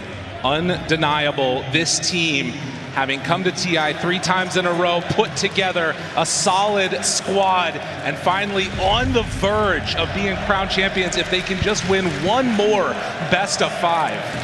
So we get ready to head on down to the stage.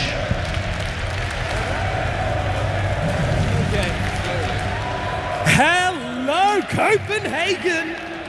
I am here with your first TI Grand Finalist, Boxy. Hello. My goodness, I mean, it's looking a little bright here, isn't it, Boxy? Shall we, It's a little bright.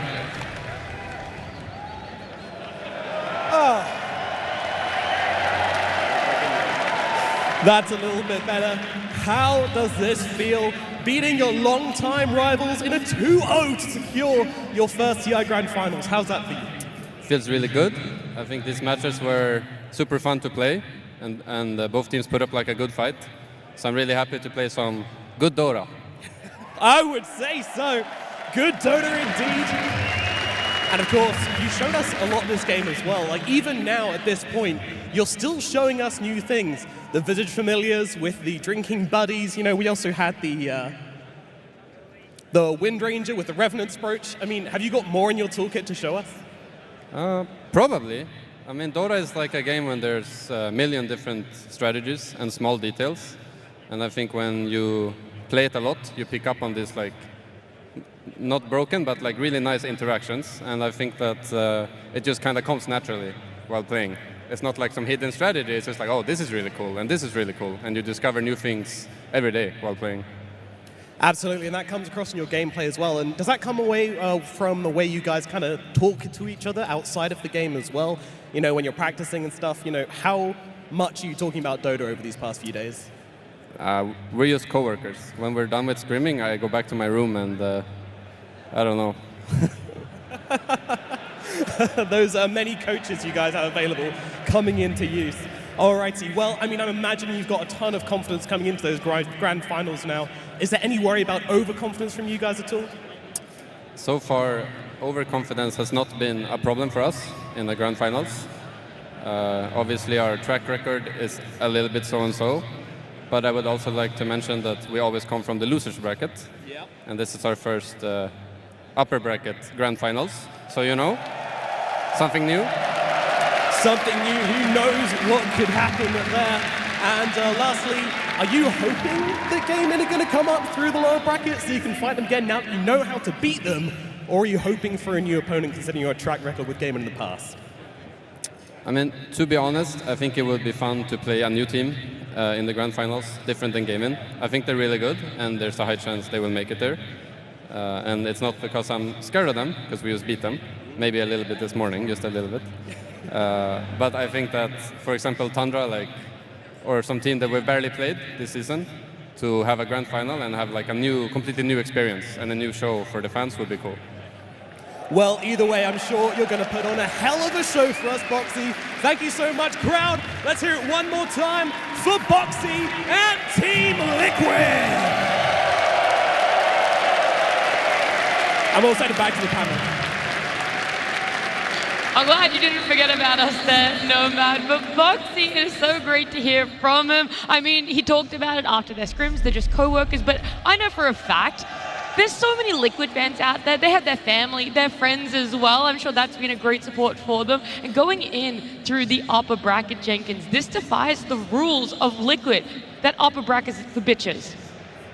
That is a rule. I think that this curse, this is the best chance for it to be broken. For Liquid. I think no matter what, we are going to get a hell of a show in terms of the grand finals.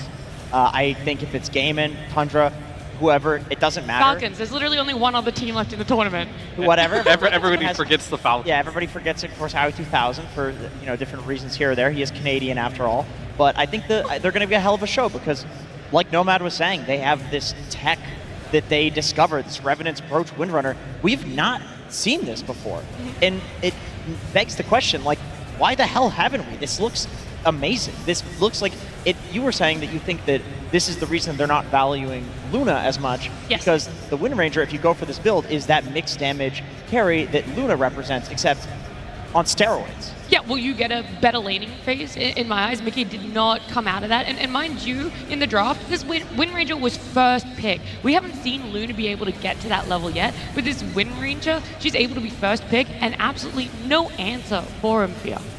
Yeah, we also need to just describe what the Brooch does on the hero that makes it so good. Please. I think we haven't done that yet. It's just the fact that, like, when you activate it, typically your right clicks, each right click will cost mana, and it'll drain your mana really quickly if you're attacking quickly. But it doesn't work on abilities. So if, like, it's a PA Dagger, for example, Wind Ranger, when she uses her Whirlwind, it's not draining your mana. And that's, like, the part, but it's still doing the bonus damage. And that's why it's so good, and that's why it looks kind of broken here, and I agree. This is one of those things that, even to now, like, we're seeing these Lone Druids come out, now the Wind Ranger, the Revenant's Brooch, there's so many different things that are just in the game right now that it's really hard, because there's so many things in the game right now, to keep track of what's good that we're still discovering going into the last day, potentially, that things are still undiscovered. Yeah, there's like way too many new stuff that's still coming out. Like this brooch thing is definitely gonna be like a staple with this Wind Ranger hero. I feel like there's a lot of like item combinations like to heroes, and this is one of the by far the strongest ones we've seen. The Kandat with the Luna doesn't really compare to this brooch with Wind Ranger. Yeah, I mean, look, 8, 0, and 7 for Mickey, that first pick Wind Ranger, just having a flawless game. On the other side, though, a hero that was picked up a little bit later on the side of Gaming Gladiators was the Primal. I want to talk about it a little bit more because whilst there might have been that idea for it in the team fight, he could never do anything for the Primal. The Primal was consistently silenced, and I think I only really saw about 5 of his abilities go off here. Yeah. It was a very tough game for Primal to play. Like, you're playing versus Puck, who has the new facet where he can drag you inwards, which cancels all of your abilities on this hero, making it pretty impossible. The clock was picked afterwards as well to deal with it. And Ace, it's not a hero that is really popular this patch. I know he's good on the hero, but I really felt that this hero was hard countered this game. And on top of that, Gaimin, they looked a little shook after game 1. They kind of like changed their whole strategy up. They have this offlane Primal. They don't really have any real aura buyers. I mean, Dyrachyo will always be Dyrachyo and pick heroes that he wants to play, but they also have Celery, who's also not playing an aura buyer. Nobody's really buying auras, and that's not really Gaimin style whatsoever. They feel like they're playing for that late game timing against Liquid because game number 1, they lost in the late game, but they just couldn't get there in this particular game. The over-adjustment, Jenkins? It was a bit of an over-adjustment. I can understand why they wanted to pivot after how game 1 went. Usually you will see a team either like ban out the one hero that they thought was a problem and then like kind of run it back and do the same strategy, or completely, scrap the first thing and then do something entirely different. I didn't think Gaimin was going to go that route, just considering how dominant their picking. They kind of did both, right? They banned the Doom and they changed their own draft. Yeah. That's where I think the over adjustment comes in. Is like maybe and in retrospect, it's obviously a lot easier to say this, and maybe they get another chance.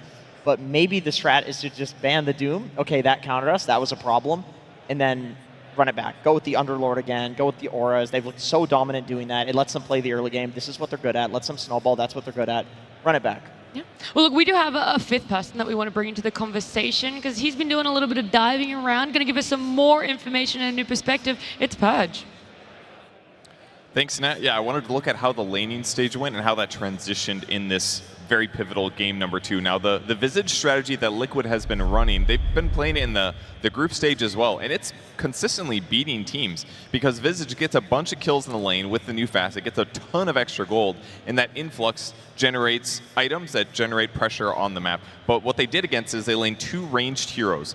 Neither of these heroes is easy to harass for free, so they don't get these free soul assumptions. And when they do have an opportunity to go in, Celery does the smart thing, which is disrupt. When you disrupt, that's 3 seconds of time that you can buy where you can't throw out soul assumption nukes. And then they layered it with Dyrachyo's silence, which with this AoE is going to silence the Visage and prevent the soul assumption from coming out. This first soul assumption in this fight was like 8 seconds later than it was ready to go. So they can basically take a normal fight where their opponent only gets 1 nuke instead of 2. So that was a really cool lane pivot that they did. 8 minutes into the game, Visage is a good 1,000 gold behind Muerta. This is uncanny for Liquid playing that hero so far. But some crucial mistakes Gladiators made throughout the game start to add up a little bit. Ace here charges in, unfortunately a little bit too early, interrupts by the snowball, so he gets no damage out of his charge here.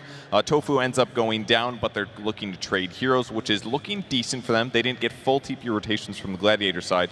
And then Celery here TPing in, coming over to try to help the fight, but unfortunately he gets gone on by both Puck, who's full HP from a regen, and Visage. That's going to finally get 3-3, his first kill in the game, and some gold influx, and he also cleans up Ace as well. So this catches him up finally. This is a really big moment for them. And then ultimately, this transitions really well because Liquid just starts playing really, really, really fast on the map. They get this kill on Celery. We'll go back in time a little bit. Another crucial mistake for Gladiators here. Quinn blinks in to catch Mickey. There's supposed to be an arrow follow-up, but unfortunately he doesn't stun right away for some reason. He uses Breathe Fire, and at this point, he's behind all the creeps. These are providing interference here, so they just can't get the stun follow-up. These are crucial mistakes that Gladiators normally doesn't make, but for whatever reason, small mistakes here add up. They lose heroes, and Liquid takes that advantage to snowball the game.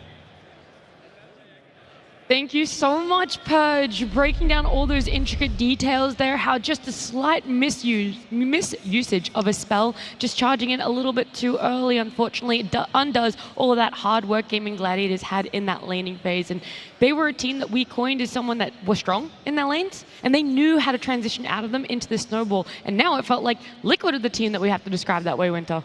Yeah, this game is definitely like I feel like the tale of the two carries the difference of the Wind Ranger and the Moreta. Moreta is a lot slower. He tried to come to some of the fights, but I think the crucial one we saw in the replay was a 20-minute fight. He showed up in the middle tower. He came with a Force Staff. He came with a Maelstrom, whereas the Wind Ranger came with a Gleipnir, and he came to the fight and he actually killed Dyrachyo off. You know, that's like a very, very clear example of why Wind Ranger is very, very strong in those early fights. And where Moreta, he's a lot slower. You know, you need to farm stacks, you need to go back, you need to wait for your items, you need to wait for your BKB. Whereas a hero like Wind Ranger doesn't really need it. Now she's a like 0 item hero, and she can be effective, which is why she's played as a support a lot of the time. Maybe not so much these days. Whereas Muerta, I feel like, is more of like a 3 item carry. You can show up with like 2, maybe and a half items if one of them's like a Force Staff, Maelstrom, something like that. But Windrunner, she's fine just walking to a lane and power shotting. If you're just tuning in, unfortunately, that's our upper bracket finals all done. A 2-0 for Liquid. They make their way to the grand finals. We don't know who exactly is going to be meeting them just yet, as we still have 4 teams in the running. So we're going to jump on back down to that lower bracket. It's Falcons up against Tundra, but before we get there, let's hear from Falcons themselves. So far, my best moment at this tournament is definitely us securing a game in front of the stage in the Royal Arena.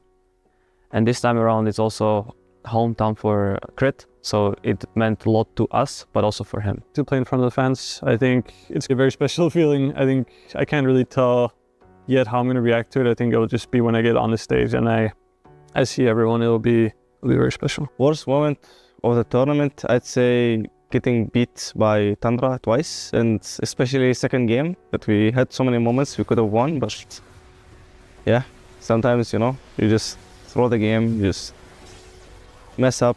I think after the loss, we had a good talk as a team. We sat down and kind of looked over what happened. We knew it was like very chaotic, and we probably made it more stressful for ourselves than we should have. We honestly have learned a lot from that series, in particular when it comes to drafting and some map movements.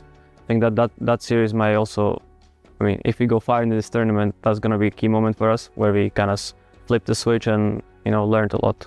I think the strongest team right now is, I mean, it's kind of close. Like Tundra, they got, even though they got standard, but you know, the standard sucks, you know, like they're a really strong team right now, I believe. And you know, Gaimin, like, I think they're also still a strong team, and Liquid all, but like I'd say like the strongest has to be Gaimin right now. Even though they haven't performed much in this season, they have very strong run at EWC. And I think from the scrims we played against them, they are in their top form right now. The best player of the tournament right now, I would say, I mean, it's kind of, I mean, I don't want to say myself, you know, I would always choose myself and say I'm the best in the world, but you know, I'd like to give someone else. So like, I'd say the best one is probably Saxa, because he just returned and, you know, like he's still in shape and he's still a really good player, and, you know, like he has his own ideas, and like, he's like 6-0 in Mirana or something. So like, probably he is.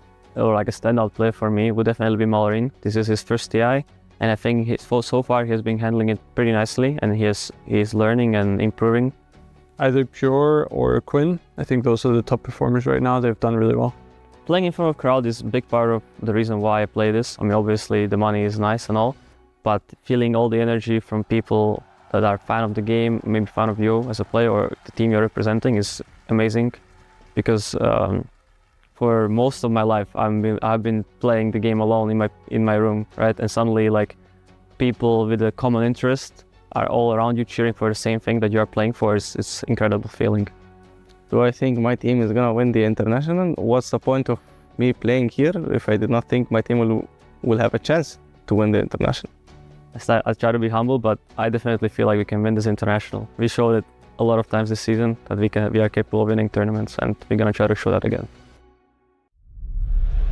You gotta have a healthy amount of ego and confidence here, and that's definitely delivered on the side of Falcons. I mean, they've already made a fantastic run for themselves in that lower bracket. Yesterday, they sent home BB Team. Earlier today, they already played. They sent home Cloud9. On the side of Tundra, though, they were in that upper bracket. Unfortunate for them, they got knocked down, but they also played earlier today, Fear, and they were knocking out Extreme Gaming, China's last hope and last different region that isn't Western Europe here in TI13.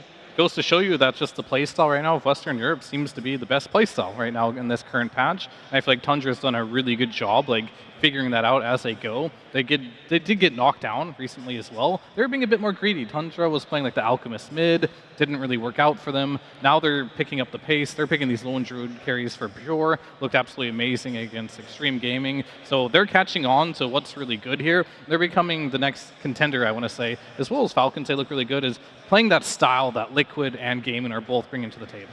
Yeah, it's definitely not easy, you know, like you come into a tournament, you have your own preparation, right? And then somewhere down the tournament, you figure out, oh, these are the actually real heroes that needs to be picked, and we don't really scream it much, you know, and having the confidence to just swap mid-tournament, it takes a lot of like skill and confidence to be able to do that.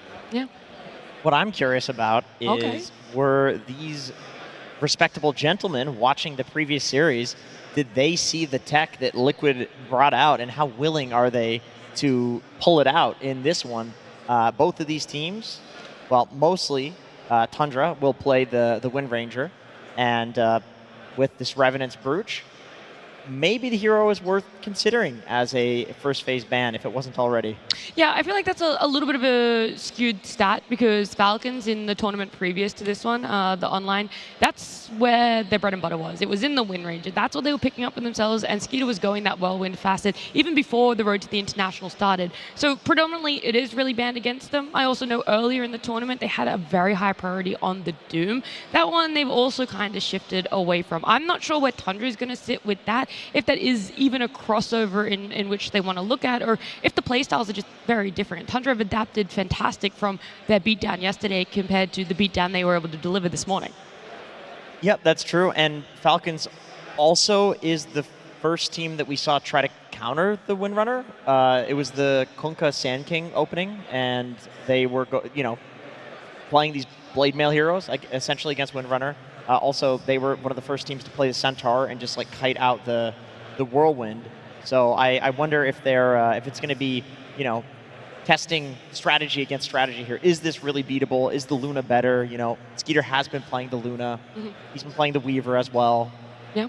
A lot of questions. There's so many questions, and as much as I'd love to answer them, Jenkins, I can't. But our teams might be able to, and before they can, let's bring them to the stage.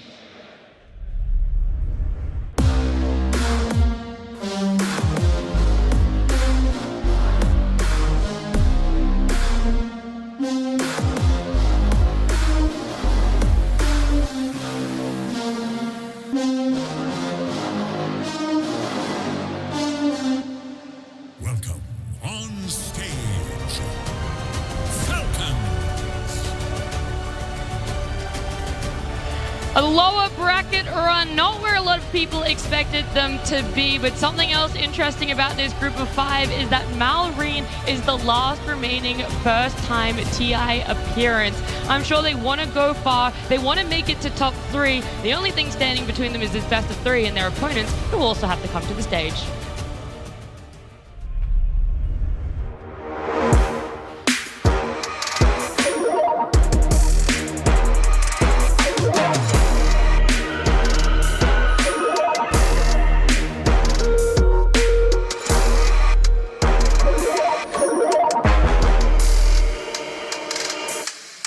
Welcome on stage, Tundra Esports. They say all things come in 3, and this will be the 3rd time Tundra and Falcons face off in the lower bracket. It could also be the 3rd time Thompson claims a TI Aegis for himself, but either way, Falcons up against Tundra, the way it has gone in the past, is in favor of Falcons. We've seen it before at Birmingham, we saw it before at Riyadh Masters, but this team is able to get the number of Tundra in this lower bracket. And will it repeat itself here, Fia? it's hard to say. Both these teams are coming off 2-0 victories just today, so there's going to be a lot of momentum. I feel like Team Falcons has brought some, not new, but heroes that they used to play, like the Broodmother on Amar came out recently, which looked really good. They brought out the Malorine Timbersaw, which is a classic, bring out some more comfort picks. And on the side of Tundra, out of nowhere, it just came to Lone Druid. And I must say, Pure looked very, very comfortable in that Lone Druid. It looks like he knows how to play that hero and for years now, and he now just brings it out. Makes me wonder why he didn't do it earlier. It looks really good. Maybe really shocking if I see it actually go through the pool just by how good he looked on it. They're also bringing out the Malorine Hello Kitty because he does have the tattoo on his face again. And that's been out. Did you know he has a 100% win rate in the playoffs of TI with the Hello Kitty tattoo on his face? You know, I think it goes further than just TI. There are other stage games where he has worn his Hello Kitty tattoo and it has resulted in a successful win for them. It's not just this event. Truly a symbol of fear. Fear. Yeah.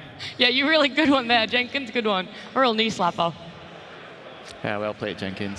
Hello Kitty is a symbol of fear. You heard Okay, one thing with they're going to interfere here for a second. And Thompson Invoker, this is a hero that I want to talk about. I feel like it was very underestimated at the start of the tournament, and then we started seeing some things like teams trying to counterpick the Invoker with the TA, and then the laning phase, which traditionally has always been hugely TA favored. We're seeing Invoker come out on top of that with his new facets, and I mean, this hero is just completely different from how it used to be. And the way that Thompson plays, he's running around the map, he's in invis, he sometimes is not necessarily the highest net worth, but he's getting his team a lot of net worth. He is ruthless on this hero. I mean, the bad list is definitely going to be interesting against Tundra. Like, Falcon wants to, I guess, remove all these very, very niche heroes. I feel like when you're playing against a team that has heroes that are very, very hard to understand or hard to counter, I think the easy way is you just take it all away from them and you force them to play normal Dota. Because I feel like Tundra looks strongest when they're playing something very niche, you know. Nobody really knows why they want to play in that particular game. Only they know the timings, and that's when they really shine as a team. I will say Thompson has the edge in this mid matchup for this series, though, just based off of hero pools. Because look at Malorine, he loves his Timbers, his Primals, his Monkey Kings. Melee men. Melee people, right? And Thompson, he loves all the wizards, you know? He's going to play the Puck heroes, the Zeus, the heroes that are good versus those melee type of heroes. So this is definitely a matchup hero pool-wise where Malorine is going to have to pick something different. I think the Sniper is one hero that they both share. That's going to be heavily contested. The Puck as well, we've been seeing, I mean, I'm just going to say it, Nisha, you know, lose those lanes on Puck, he's able to come back. I'm not sure if that's prevalent for either of these two mid laners, but there is that potential of looking out further than just the lanes. I mean, they're both used very differently by their teams, I feel. Okay. For Falcons, their mid hero has very similar hero pool with their offlaner, so they kind of feel like they have two offlaners in some of their games. And whereas for Tundra, they draft their mid hero with a very, very different type of flavor. You know, he's very niche. He plays heroes that probably only he plays in the tournament, and it works for them because they kind of give him a lot of priority in the draft. So I think when you compare them, it's very hard to directly say that, oh, Thompson is better on this specific hero, or Malorine is better with this hero. They just play very differently because their team operate differently around them. Or maybe we could compare just the hero pools in general for the two teams, see what exactly is overlapping outside of that mid lane. Because I want to know as well, everyone's always talked about for Falcons, the make or break that is Amar on that off lane.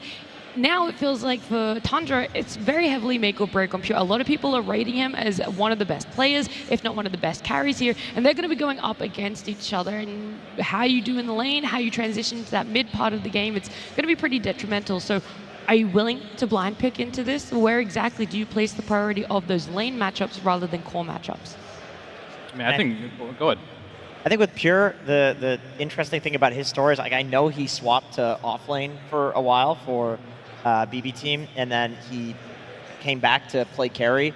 He did that because it was required, not because he wanted to. This guy has always been a carry player, and he played carry from the offlane when he was playing it, so it doesn't surprise me that he has improved to this point, especially playing with players that are so experienced, such as Thompson, now playing with Soxa, Ramses. Like, this guy has learned a lot, and now he's one of the top 3 carries on the planet. I'll also add that he also played offlane from the carry position at one point too. Yeah. That's probably why he switched to the offlane, because he's playing Slardar and Leshrat carry every single game. he's done it all in the side lanes at this point. So he has a very wide hero pool, and I think that is something he can use to his advantage here. But I think it's not so much about having a wide hero pool in this tournament. It's about having a good set of heroes. Liquid has definitely demonstrated that, just being very comfortable. And I think this is why Tundra has gone so far. Maybe Pure didn't come in with a set of heroes that were necessarily imba for this patch, but he is just so good at everything that he can pick it up really easily, just like he picked up that lone druid.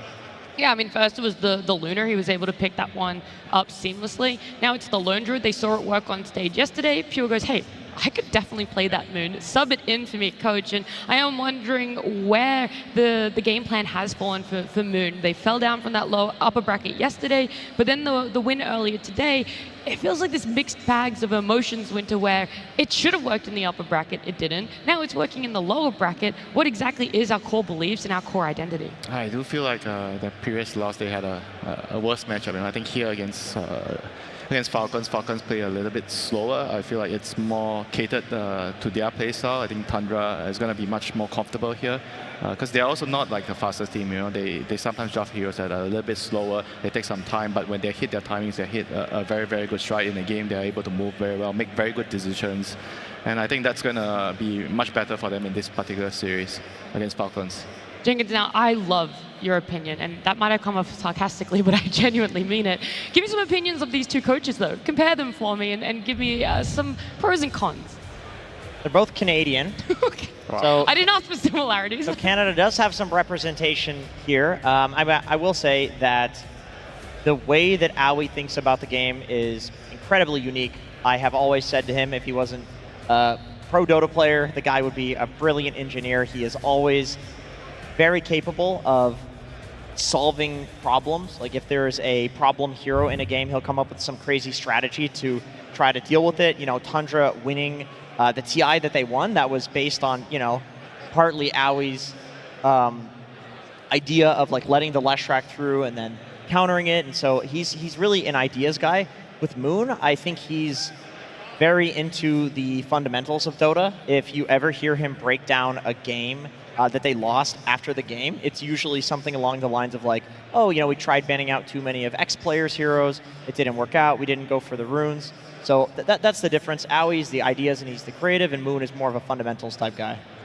I love it. Thank you so much for that one. We also saw, just very briefly on that graphic, the head-to-head of this season between the two teams. I know I already talked about how they've met up in the lower bracket 2 other times in 2 different tournaments, but the biggest difference is their position 4. Unfortunately for the side of Tundra, 9 Class wasn't able to make an appearance here due to visa issues, but Sox are coming in. In that piece that we were just watching before, Falcons showed a lot of respect, especially Skeeter on Sox being able to come in here, fit in flawlessly as well. And so now, is this a whole different Tundra? Is this going to be a different ball game that Falcons had to have prepared themselves for?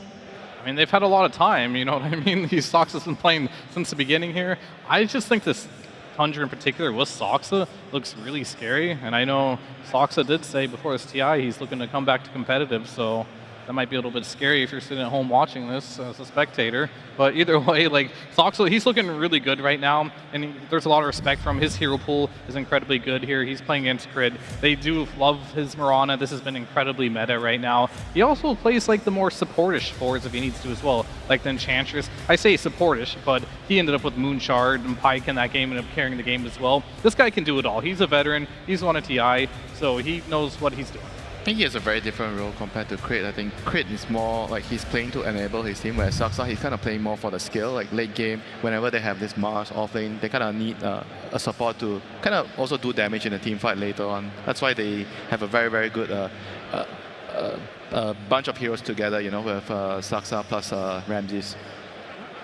One interesting dynamic in this game, in this series, is Aoi versus Soxa. How so? Pitch me the idea. They were both on Tundra when they won the TI. So we're Snaking and Skitter. Yeah, but I'm just same. They're all meshing together. Oh, okay, all right. And I know that they share ideas regardless of what team they're on. Like these guys, they're sliding into each other's DMs. It's like, have you seen Visage with drinking buddies? Like this shit is crazy. And so they're gonna know each other. I mean, he's not joking. You can literally message Aoi about anything Dota related, and he'll just tell you. Yeah. And he takes, and beyond. And he takes everybody's opinion seriously, because I was showing him some Pudge tech, and he actually wanted me to show it to him. Turned out to be completely useless, but he gave me the Did he say time of day. that? This is completely useless? He said this works in your pubs, Jenkins. I mean, honestly, that's how you beat Falcons, I think. Just flood Aui's inbox with useless questions, and he'll just like take them all seriously, and he just won't have time to focus on actual strategies for his team. Yeah. I always wish I had someone on my team, that could actually talk about stuff like this. Just therapy now? Yeah. Yeah, so we're just breaking down our pubs and all of the rest of our players on our team. Look, that is that. I've heard a lot of other players talk about it, how if there's a bug or if there's an insane combo to be had in this game, the team that will know it is Falcons. If Aui doesn't know 90% of them, then the rest of the 5 players will probably know the other 10% to make up for it all. But let's look at Tundra a little bit more, okay? I feel like we haven't really described what we expect from this team. They're a massive conglomerate of different regions. I mean, we have Whitemon there on position 5 as well, originally coming from SEA. He made that small stint in NA for himself. Now he's making a name for himself in Western Europe. This man is been so key in ensuring Pure has been able to get through those lanes and have a great game for themselves. Yeah, he's definitely one of the better position 5s in terms of just laning, and he also plays very aggressively. He plays a bunch of different heroes. He's very good in particularly the supporting heroes that can initiate with very little net worth, in particular the Clockwork. I think that's one of his best heroes, and the Tusk as well. All these melee heroes work really well in the current meta because the range hero, the carries are all range heroes. So he's been having a very, very good tournament so far.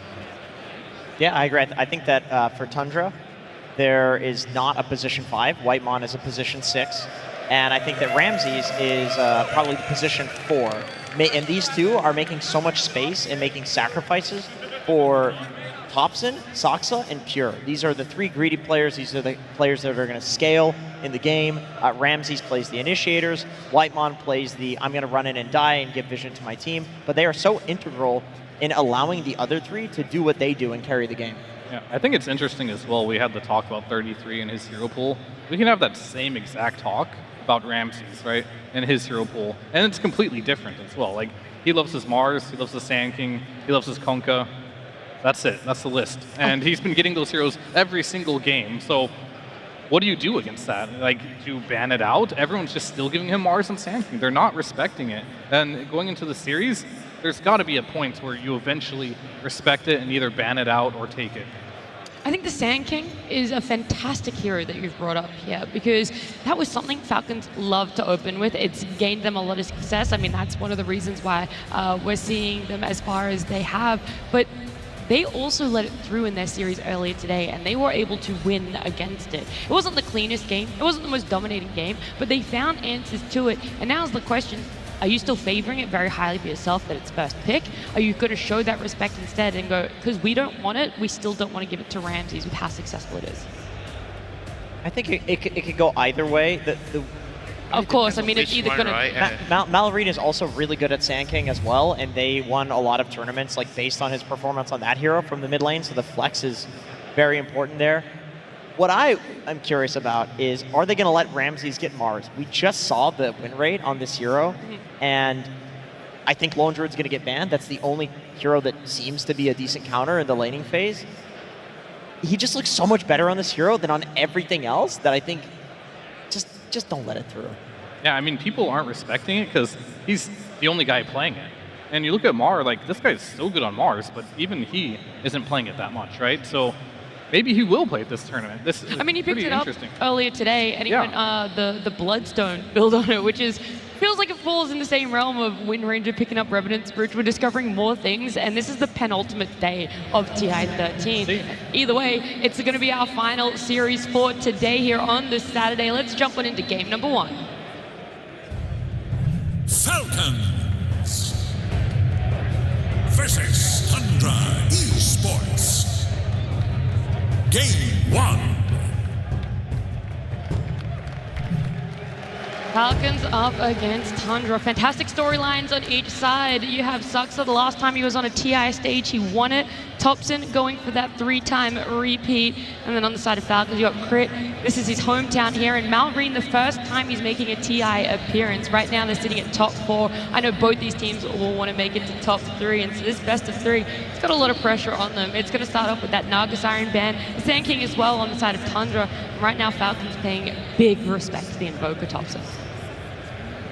Yeah, and I think this is pretty important too because, as mentioned before, this Invoker is good versus like the Monkey King, potentially the Timbers that might come out from Malrine. A lot of his hero pool does not enjoy playing versus Invoker, so I do think like they're banning out the heroes that Thompson specifically plays that is good versus what Malrine will like to play in that mid lane. Sniper going out, same with that Invoker. I'm not sure if there's another one that they should ban. I think those are definitely the 2 worst.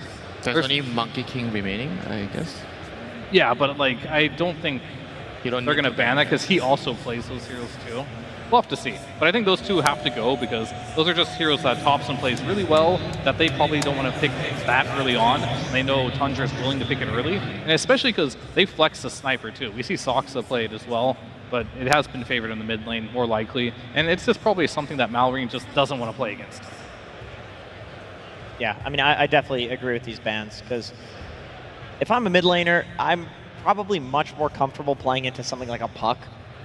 How many mid lane matchups have we seen that's like Puck versus X? You know, these guys have played it hundreds of times. Whereas Sniper and current Invoker feels a little weird, like the matchups are different. And Sniper's just so cheesy, it's always going to win lane. Yeah.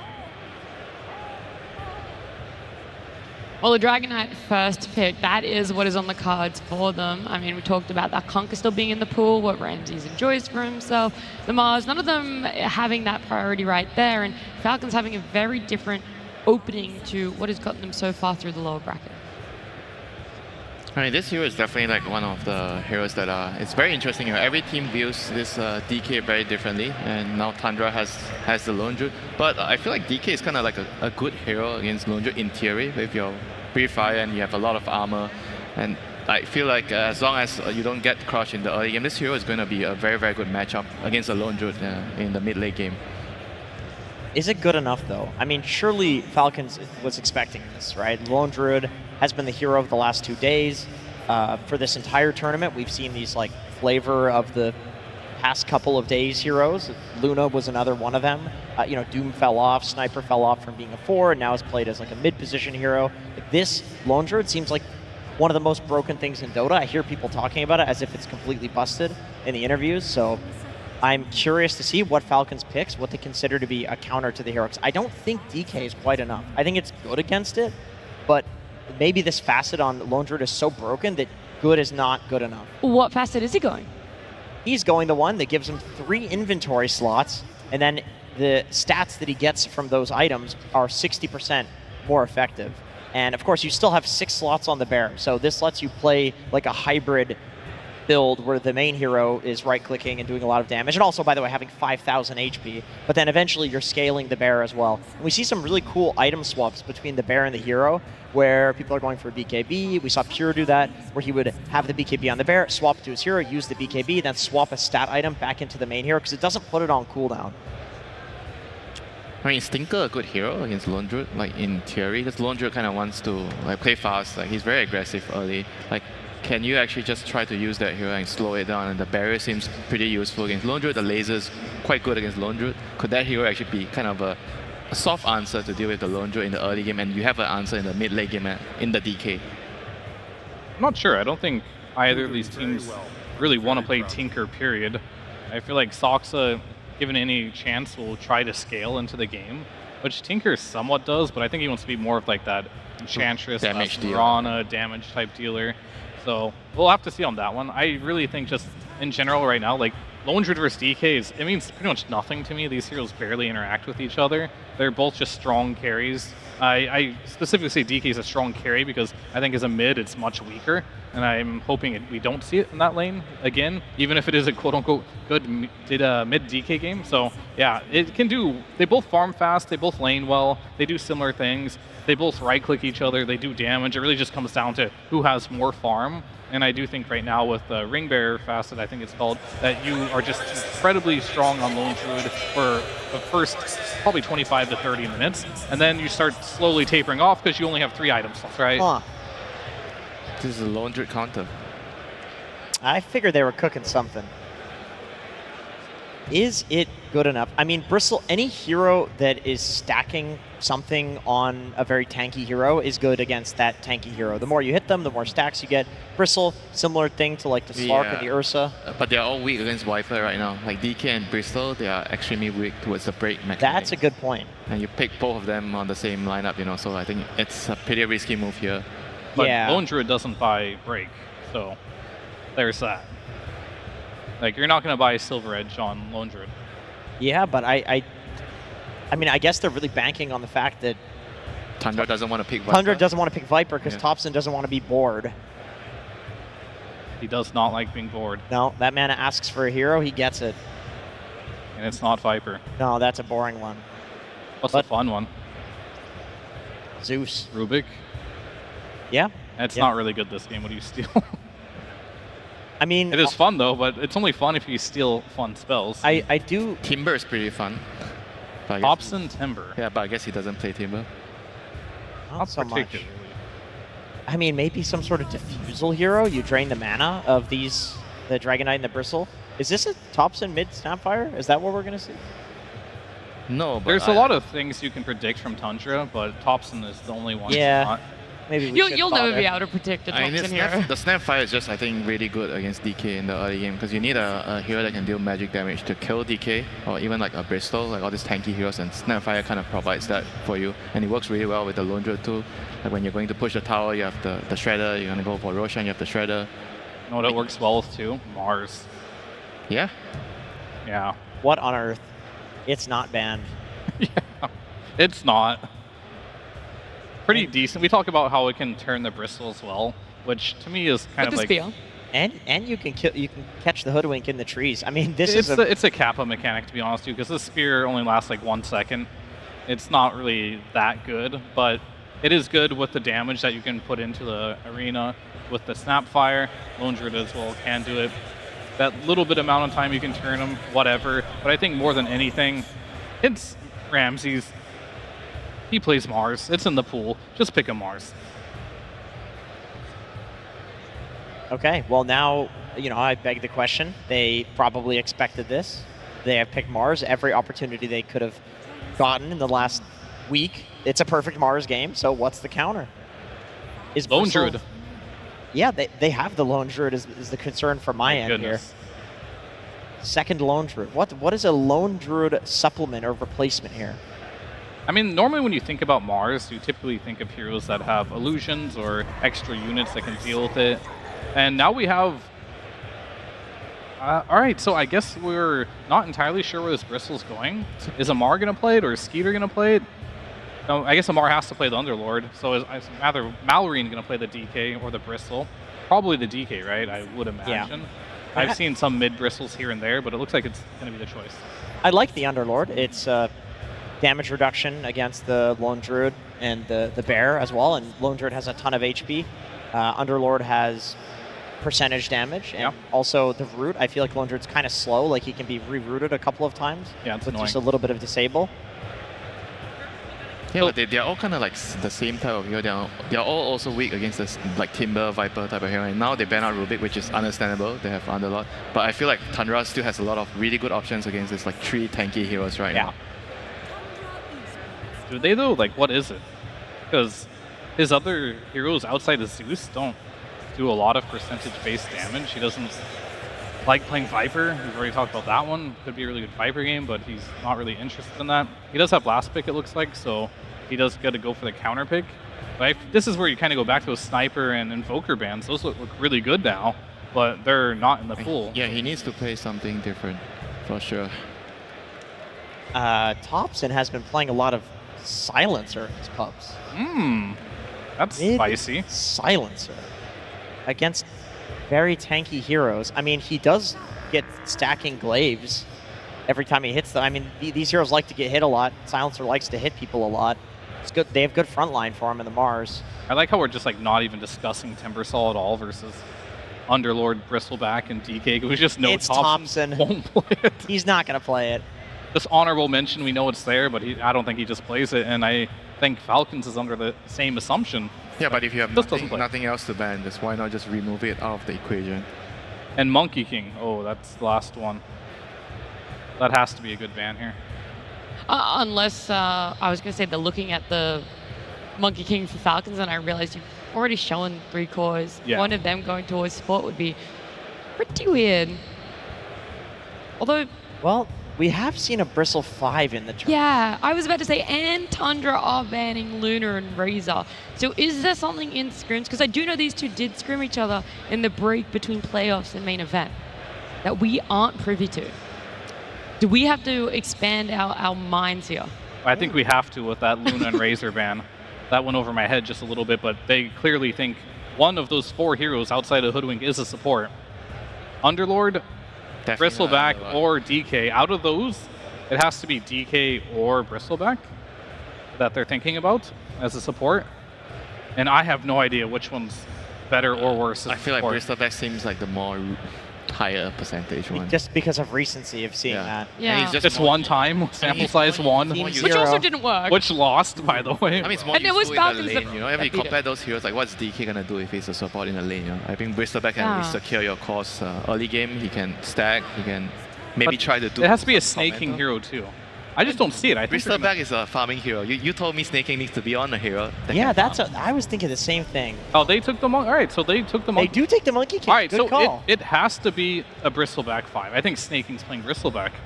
Or Underlord and you just atrophy aura. That's it. You're like, yeah, an aura plus I think that 5. has less viability than Bristleback as support. I think so as well. I'm actually kind of feeling the silencer against this lineup. Even more, now you're just like, this is it. It's a Thompson here. It's looking Surely you would- fantastic. Right click. Surely you would dumpster any of these heroes mid, right? He's going Dazzle, I'm going to guess.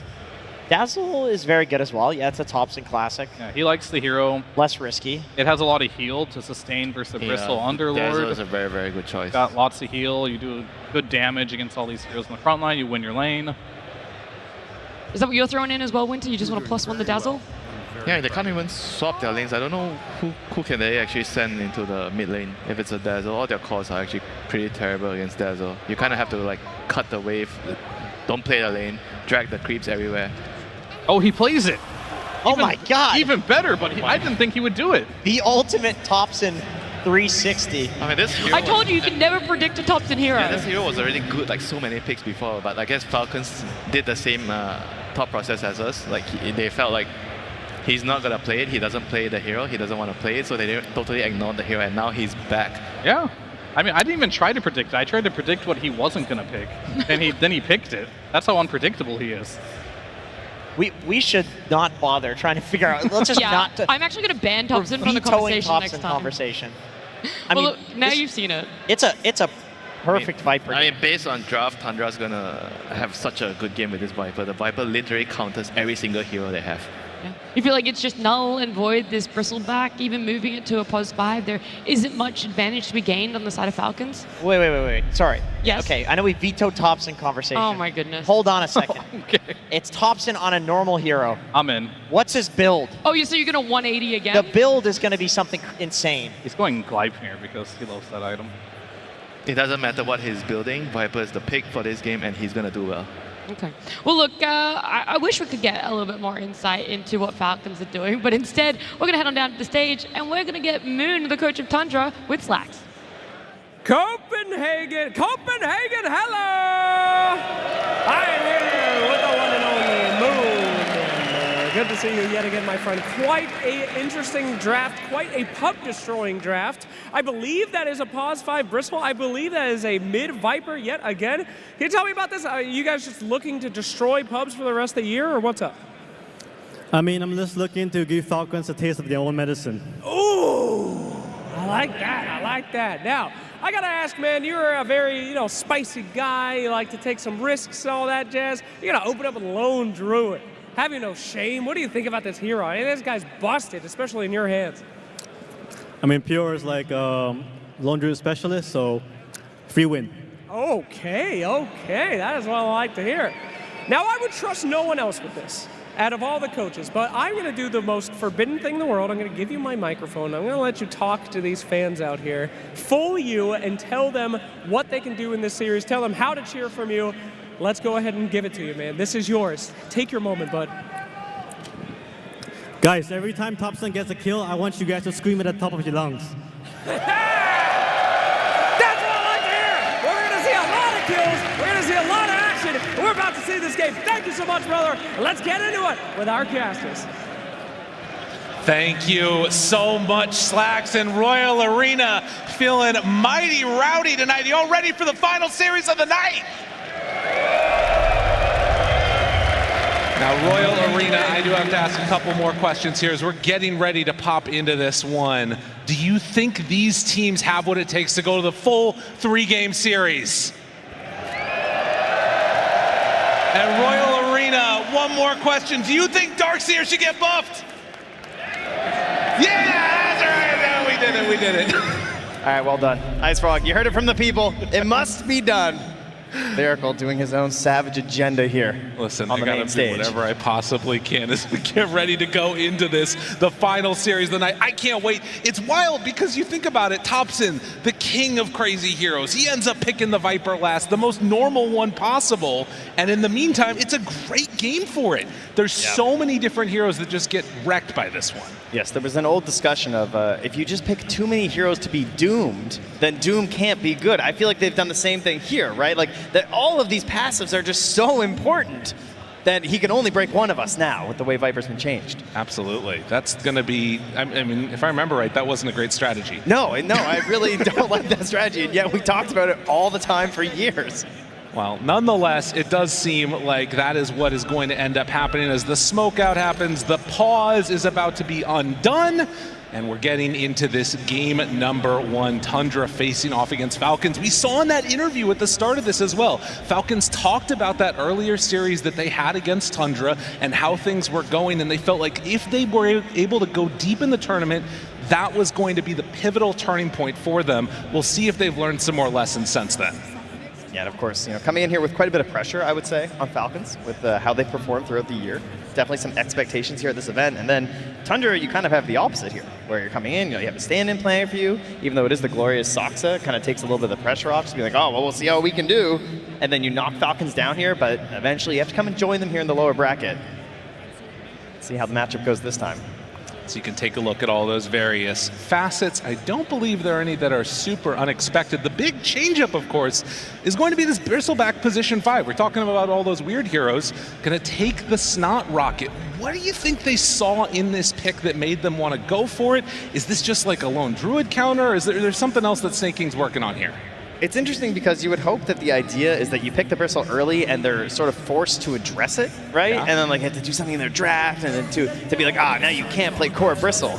But you kind of look at it and you're like, well, I mean, I guess they kind of can't, right? Especially with the Viper coming up. But then the Viper's still so good against the other cores that to me it doesn't really feel like the support bristle has like fooled anybody. Like right. I don't think you've really messed up their draft all that bad here. No, they must just think that it's actually that good, which I'm curious to see how it works. And again, for anybody that's not been playing all that much Bristleback or taking the facet for a long time, people were saying that this was like actually the bad one to take for a while. But on a support, it feels like it makes more sense. It's pure encouraging everybody to have a little fun out there. Of course. He's having fun. He's playing the Lone Druid again. Both of these teams are well known for their all chat, having a good time here. So they're just going to pause it up here so they can really enjoy the moment here on the stage. Absolutely. They are ready to go at a moment's notice once all the mic issues have been sorted out, which it does look like they're fixing those right about now and getting ready to get underway yet again as game number 1, again for top 3, trying to secure this one. TI 11 winners is what he says. Mar, I mean, this is really just the all chat heaven. Well, they got lots of time for it. Now they have to focus back on the game here. As we are still just before the Bounty Runes, in case you forgot. I know, short attention spans. It happens to the best of us. And out across the map, they will go. Amar playing on his Underlord has not always looked the greatest in the earlier series as Whitemon gets chased. Oh, Soxa keeping that Enchantress alive with the Scatterblast shot. Have ourselves of course, the long range. We saw some snaps messing around, go for some of the other facets, but we are back to the big Scatterblast, the snipe from downtown. Helps lead into kills there, makes life easy. Also, again, an amazing pairing with this Mars. We've talked about the Willow a lot as a duo. Snap is probably the other, second best one, I would say, to go alongside that Mars. So looking for another good game here from Ramses. Whoa, early gank, not what you were expecting. Thompson in some trouble. Snaking getting ready to dive underneath the tower. You weren't ready for that, buddy. He just never left. Oh, wow. Kind of stuck around at the beginning, thinking, hey, maybe I can make use of this bristleback. So that's a play that probably won't work again. I mean, gives an excellent advantage early. How many more games do they need to play? I mean, how many more times does that need to work? That's a great start in what could be and what seems to already be a bit of a tough matchup, because as soon as he comes back in, Malrine starts taking the deeps. 6 stacks there and drops down to 80 HP. That's scary. Yeah, you heard the panel talking about Thompson could go for this Dazzle and of course ends up with the Viper, but it's all the same idea here, is that there's not really a good laning solution here for Falcons. That's why you're going to see that play from the Bristleback, but even with that kill happening, you're still going to have a very hard time doing much in this lane. We're going to see a lot of creep pulling shenanigans here for sure.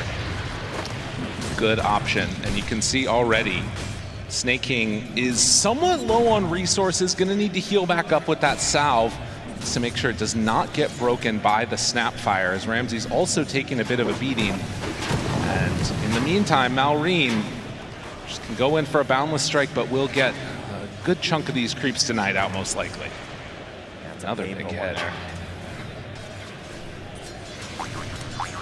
But of course, that constant spam will cost something for him. Thompson about to get that bottle delivered out. We'll see if they decide to bring any more heroes over to help out Malrine, because honestly, the way that this is looking, if you get a couple more levels up on Thompson, he's not going to be able to approach the creep wave. No, that moment is definitely approaching quickly, so you have to hope that your side lanes are going to be going a little bit better, right? 6-0 already, and you can see that the DK not having the best of time there, but down bottom, we're seeing Pure off to a decent start, facing off against Crit and Amar in this side lane here to the side. Yeah, got some pretty good potential for global mobility here on Falcons. You're going to have the Gate, and then you have Monkey King, who pretty much is global these days with the Simeon Stride facet. Snake King, that is a lot of stacks. That's right. Finds them, kills them. And something that you don't necessarily love when you have this full-bore Snapfire is getting a melee hero up in your face. That's what Bristleback is aiming to do here. And hey, you know, another advantage of Simeon Stride is you get back to the fountain faster. True. So even if your lane is a bit of a disaster, you just gotta skip and hop your way all the way back home here, like Malrine's gonna do. Yeah, I mean, for getting a first blood, you're looking at these CS numbers across the board. Tundra are kind of wrecking. Look what he's doing. He's on the move. He's come down bottom. Oh my God, he says, who needs mid lane? Yep. I mean, if they gank me, I'll gank you. Move forward, try to find him. Pure Blood able to get the fear out. Can't quite get the distance though. And the root, a very timely one. And Pure stays alive. Well, for now, remember, it's Simeon Stride, so Malrine maybe still considering things here. Boundless up in 4 seconds. Bushwhack at the ready if they wanted to try and throw it. Malrine, again, nobody is in the mid lane right now. It's just sitting there. They jump forward, try to kill him, and they get him. On the other side of the map, Snake King did go down to Soxa. And yeah, this is going to need to be some type of a change because he's stealing creeps now. Yeah, does he just get these over to Amar, make his way back to the mid? I guess that'll be the plan. He's found gold in a different way here by getting some kills down at the bottom lane, but now, everybody out there, I know Dota's changed a lot. We don't normally have a 2-0-3 lane structure, but even if that's what we're seeing here at this point in time as he comes back mid. Catches enough here to be kind of okay. Jeez, Thompson is going to be 6 relatively soon here on this Viper, though.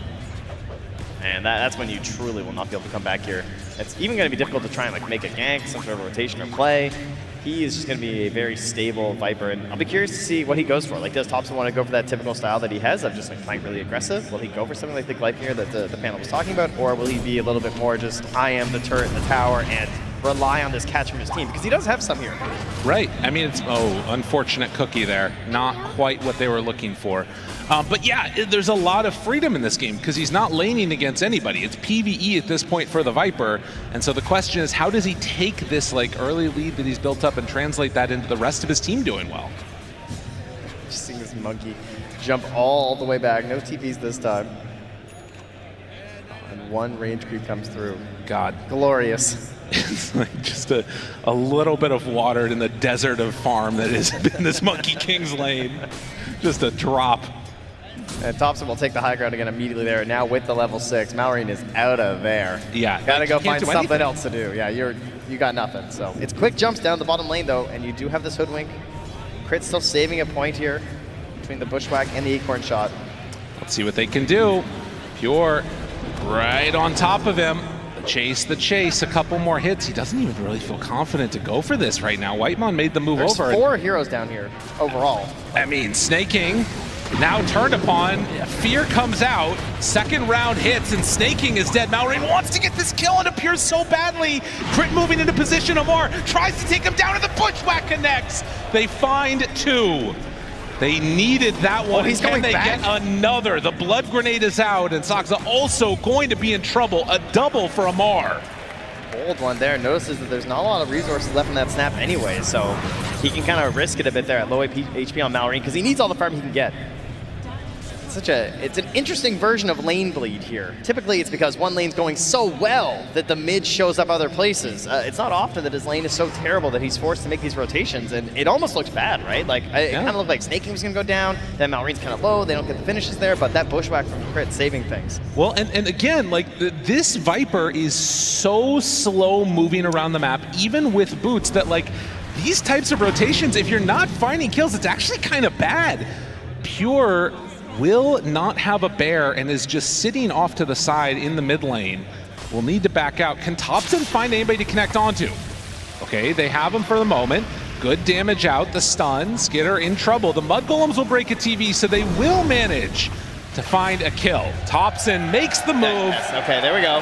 They've been waiting. They've been very patient. Okay, let them have their cheers. Moon commanded. Very good. Excellent following of instructions. That's why they're so good at Lego in this country. Okay, I got it. It makes a lot of sense. As Thompson looking for another one now. If he steps forward and manages to start right-clicking you, you are going to die in this game. The strongest hero by a pretty wide margin. With that said, Amar, with those couple of kills and being involved in it, has actually went to the top of the net worth chart. Yeah, hoping to sort of match these plays, right? If you're going to be going around, following around this Viper, you're going to be there with the gate eventually. Still holding the point right now, if they can find a moment. And he wants to get the Atos too. I love Underlord Atos. Yeah. It's like one of my favorites. You know, actually able to start fights, help your team out a little bit here. Nothing sadder than an Aura bot Underlord who just can't help like get that one little bit of the fight started. We'll see if he commits for it. Seems like it could be a pretty nice answer for them. And obviously a good way, you know, off the back of a stun coming from DK to set up for anywhere around the map. As Pure, they're actually gonna drop the gate. Crit thinking about going through that one. Amar comes through. Crit does go down. Now Pure in trouble. Pure will fall, but they get the break onto the DK. DK starting to fall as Amar wants to get out through the gate, will manage to, but instead it's right there to the side. Oh. And Ramses was very ready. Malrine tries to come in to maybe find something else, but he's just going to be cleaning up some farm. Well, they're hurting Pure. He has not had a good game. The unfortunate part of this is that the rest of Tundra is doing quite well. Wait a minute. They bring down that big Underlord here, but it's Ramses. And now he in a little bit of trouble too. Malrine will get caught by that spear. Snake King looking for the slowdown. Crit. Ramses already drops the arena. The Boundless is out. Do they have enough to chase him down all the way? Cookie gets a little bit of extra distance, but Crit is there with the Bushwhack and the finish. I mean, the armor is just ridiculous. And now Saksa might be in even further trouble as they're stacking up that goo, hitting away onto this Snapfire. Snake King, will he go down? No. Like, Crit's got the Blightstone too, right? And so they're tagging up onto that Mars, and then just even the earlier points in the Acorn shot is so much damage because of the tree bounce facet. This has been a very bizarre game. We've got 15 kills in just under 10 minutes.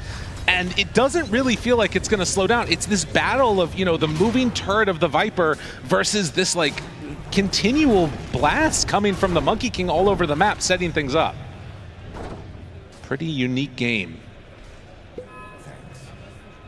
But will they be able to keep it up? How are you feeling about the way that the next couple minutes work out here? I think a lot of it depends on the itemization. And so going through that, like we see that Amara did indeed bail off of the Atos. He's thinking about the mech instead right now. He's already purchased some parts for it, so he seems to have committed. I think part of it is that like there's not someone super slippery that you necessarily need the Atos for, and Skitter's going for the Blink first. So knowing that that's going to be available in the DK, you don't want to like double down too much on this early initiation. So instead, he's really convinced that Malrine is going to hit these Boundlesses, right? He's going to start them off. That's going to get them into the Bushwhack, and then he can just sort of roll his way in or TP his way in on the Underlord, and hopefully that's going to start a good fight for them. He feels like they don't need the Atos. So that's how it works for Falcons. And then, of course, on the side of Tundra, we're just playing Viper, right? He's holding this haste rune right now. They can just stand behind him, feel comfortable, and just push this tower with the catapult. Getting good usage, at least for now, out of this gate means that Ramses will be an easy target. That does immediately mean that there's also going to be a rotation towards mid as Tundra secure the tier 1 tower there. Yeah, they all hop through the gate down to the bottom. Are they going to try and pressure there too? It's very low in the tower, so there is some good wards there, as you can see. But it's just going to result in Pure retreating back to the jungle as he finishes up his Maelstrom. Crit tanking a Viper Strike. As a haste rune, this is a big moment for Thompson. He doesn't have Viper Strike, though, used in the mid. Could still drop a lot out on them. Malrine, recognizing the danger, is going to back away. Amar drops the pit and runs right into Pure. This is pretty much nowhere left to go. So they'll find Amar, misses on the spear. Mech tries to buy a little bit of extra time, but in the end, it will be enough to take down that Underlord.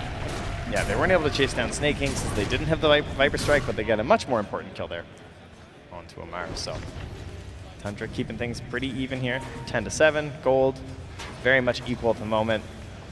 Amar is still the big one on top, but he's not really the person who gets to decide a whole lot in this game. He doesn't have the full freedom to just like walk and guarantee that something's going to occur for his team. He does need that little bit of help from his DK and his Monkey. And they're just finishing up these first items. A little bit of... Mostly Skeeter's finishing up his first item. He has a blink because Malrine has gone triple Wraithband. Yeah. He wants to be involved and active, and he knows that he can't wait for these bigger items. Well, and I mean, it's because of this. Like, look at how Tundra is playing. And they're actually even going to drop the arena right onto Snake King. This Bristleback will get caught, pushed up to the high ground, but Falcons, are they coming to try and contest it? Skinner jumps forward. They have the control onto Thompson, down low, dead. Now looking for more. They had the pit and the kisses coming out. Wukong's command used, but no extra ability to control. The spear is there, and it looks like the trade is going to be the bristle for the Viper and maybe finding more. Skinner there, crit with the follow-up, jump forward, great boundless strike, and Pure's Bear is just running off to get killed. That's another hero if they can get it. Oh, and they bring it, Only the roots. The recall, the resummon there. Make sure he keeps it nice and healthy. Very nicely done. I mean, that's kind of the punishment for arenaing just on the Bristle. Yeah, they were hoping that it just would immediately give them a numbers advantage, but because they brought in the Underlord who has this mech, like there's no early auras here on the Radiant side they're going to help out, right? So they just kind of bet on the fact that auras would be stronger for them on the side of Falcons, and they'd still have enough damage left in the tank after Snake King died to just go straight for the aggressive, and they were correct. That's a little bit of a help, though. The Pavis finished up here for Whitemon. Yeah, anything to try and power these guys up a little bit more. Gleipnir, they're working on it for Pure at the moment. Malrine, up in the trees, will run right into Whitemon. Now, this was the 14-minute wisdom that they were aiming for. Cookie, chase. Malrine running away. They dropped the key onto the low ground. Dude, these fights are really bizarre, the way that they've been starting and stopping. Yeah, and he's still down bottom right now with Ramses coming in close. No blink just yet. Hunting, wanting to find this Underlord, who does stick around a bit too long, and the pit is dropped. He's still going to back away, maybe trying to bait them in. I think that his distance is too far for them to catch up. Now Snake King's in behind with Malrine as well. Wait, what's going on now? They're thinking about, I think they were just convinced he was going to get caught. He drops a ward there as well. So Ramses, see Snake they King. don't see him. Oh, there they do now. And they got him. Ramses in a bit too far and will get killed off. So they bait out the movement and manage to kill Ramses. What an insane wraparound play from Falcons. That was pretty wild. That was so unexpected. Ramsey's just totally busted there. I mean, he didn't even get the gold for his Blink Dagger, so that's going to be the death cost. He's going to have to come back. He doesn't have that immediate, let's just go smoke out with my new Blink. Right. He's got to go hit the jungle again. And in the meantime, Falcons building up these stacks. So a triple of Ancients, double on the hard camp, and a stun is used onto Thompson. Not many places to go, and if you're found, well, you're going to be killed. Malrine takes him down again. Who needs a laning stage, honestly? And he's slowly catching back up now, 1,000 gold behind. It's just this single target focus they have there, right? Big physical damage onto this Viper. Force Staff will do a lot to help him, but that's a pricey recipe that he's still quite a ways away from. Right. Well, and again, you know, you look at these heroes, there's good net worth on Pure, good net worth on Thompson, but it does sort of have this feeling where they're getting outmaneuvered around the map. Double wards placed down by Whitemon as Crit and Malrine head through that direction. This Mars Blink Dagger feels like it's going to be something that maybe can turn the tides a bit more into their favor. Yeah, been waiting a while, and then additional control coming out from the Gaimin done on Pure. Well played, hits the full bore, and Malrine just caught. Off to the side, Soxa making the move that they needed. Support's getting together for it. And another round. Snaking, hit, full bore, punch, done. A double kill for the Snapfire. The stand-in coming in clutch. And we heard the panel talk about how it's not that good with the spear versus the bristleback because it turns you, but it's only for a second. But with the support bristle, it's kind of good because it's not like he's stacking up a ton of survivability on this bristle quite yet, right? So it only really takes one good shot from the front to take away half his HP from Ramsey's there, just obliterating Snaking with the help of Soxa. Well, both teams just throwing haymakers back and forth at each other, but now with an Atos done, maybe this could be a smoke-up opportunity for Falcons. They're getting together in the mid lane. Crit's seeing what happened to his mid laner. You know, he's level 10, Malrine's level 9. Saying, it's all right, buddy. I'll get my Gleipnir. You know, I'll start with the Atos. I'll start setting this up. I might need to scale a little bit here on this Hoodwink. An understandable feeling as they push out that wave. Now Snaking farming underneath a Radiant Ward. Do they feel confident enough to make this move? There is a mech here on Soxa if a fight breaks out, and that's Jumps the break. forward. Yeah, man, they don't care. It's a little distance away, and Snaking just barely lives, and now Thompson, he's in too far yet again, and they're gonna kill him. Just like clockwork, they run on in, and Snaking surviving. It's like Secret Agent Soxa there. Did you see that cookie? Yeah. You go in, I'm going this way, but I'm surviving. I gotta keep my stocks high for after this tournament. Man. Well, Malrine wanting to get a little bit of retribution here. We'll go for the chase down, and Snaking moves on in. Arena, turn, find, kill. Can they get more? Crit is a pretty juicy target for them. He talked about how much net worth and levels this guy has. Gets to the far side, but Ramses was already prepared and on position. So Falcons end up losing to Tundra. Yeah. Back at it again. Isn't it fitting that it's Malrine sitting there waving with a little high five, thinking, oh, we're going to kill you there, Soxa, and he just mechs, but he's the guy who runs away and survives. It's true enough. Bit of a teammate's baited-in problem there. And now, Tundra feeling confident, they can just run right into the pit, make the move. TP coming from Snaking. He takes down that ward immediately. Now, do they realize what's going on? There's no pit, actually, excuse me, the Underlord ulti for 30 seconds. But Amar starts to make the move over. Roche getting somewhat lower. They're in this area, and already they've backed away on the side of Tundra. Yeah, they just decided to retreat way out there, feeling like they really want to make sure they have this arena here. Whitemon will get caught, but it's an edge. Boundless, a lot of heals come through. It's an edge. Now in trouble is Skinner. He gets punished. Whitemon gives him the tip, and can they find more? Snaking, he's rooted. They can't quite get the connection of the bear and the cookie together, but Falcons not getting what they needed in that one. again, an absolute slobber knocker of a match so far, 20 minutes in. It's just been back and forth, Trent. Yeah, I like that positioning from Tundra too. Just recognizing like, hey, we don't want to fight like quite yet. Let's back away, see what they do. They overextend a little bit. You get the punish because both teams kind of playing the same in this, you know, who gets jumped essence, right? Trying to blow up this edge with the overprotective wisps can be very hard. Trying to blow up the bristleback could cause you some problems as well, thanks to the goo shooting out all over your allies. This time it's Falcons. It feels like getting the jump in this one is not necessarily the easiest thing to do, especially because, you know, if you go for the jump on the bristle and you miss out on the kill, then you get this big TP coming in from the Underlord, but on the other side, right, Ramsey is just baiting out Whitemon, waiting to jump in with the arena, so. 20 minutes comes up, it's daytime, Tormentor rises and quickly falls. Soxa will get the shard.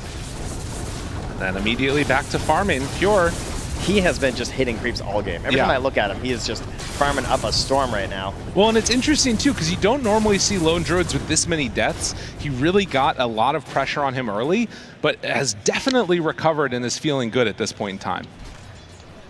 Yeah, living a lot in this ancient camp here, but as you can see there, still a little bit behind some of these other heroes. Yeah, I guess he's more so neck and neck with Amar as well. Skeeter there.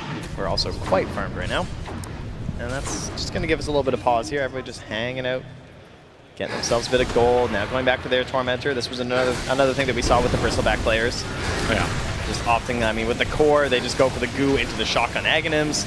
As support, you can goo it up a little bit first just to help yourselves get it. And Crit gets a little bit more help here. The Hunter's Boomerang here to try and amp up this incoming spell damage. That one will be a nice one for him. And resets the net worth between these two teams to just about even again. You can see it's really just a battle of the two mids not getting a ton of farm, bottom of the cores, but it's the position 4s that have really stepped up in this game and are kind of carrying the load. Yeah, it is funny. Hoodwink and Snapfire, they're both super similar with how they can scale too, right? Yes. Not so much anymore. They nerfed a lot of those aspects of the little shredder, but you know, eventually it can happen.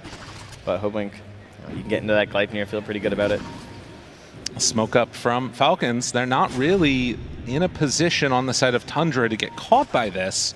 Playing a pretty good defensive positioning. The question is, what are Falcons going to try and do when this smoke does not work? And is the answer just run right into Roche? Yeah, I think this feels pretty good for them. Pretty bold move. Tundra were really close to just getting it up top. Pretty much for free. Right now, they don't have any vision down here. They don't necessarily know this is going on. Well, they seem to be moving that direction, but maybe the call is just to give it up. I mean, they already left as well from Falcons. They're gone too. Dude, they're just... Both teams just really worried about doing something too risky here in the pit.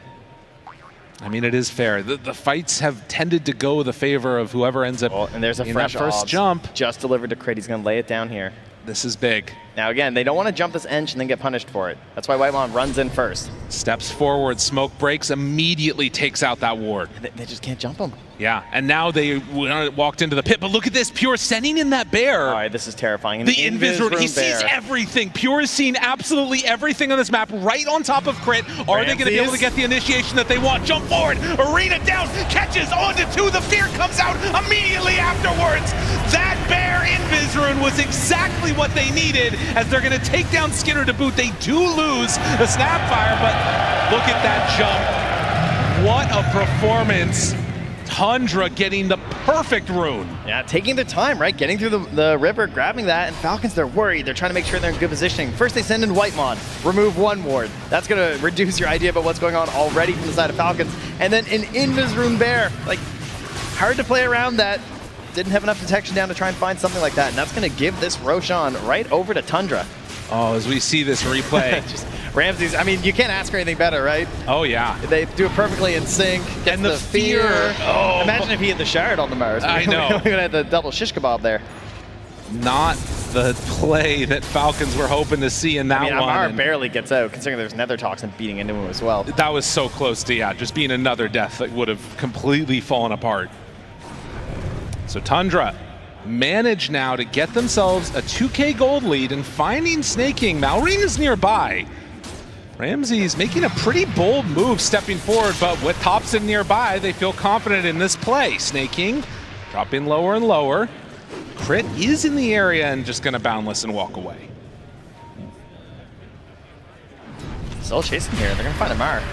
He's got to run. Double Gleipnirs. Finds him. trying to escape, pops the pipe, does have TP, but there is no way that he's getting out of this one. And when the Horde catches up to you, they'll take him down. So Tundra firing on all cylinders after that Roche fight. Yeah, if you're Falcons, how do you reset a little bit here? You see what he's doing. He goes up top, he cuts the wave, gets some pressure onto this tower.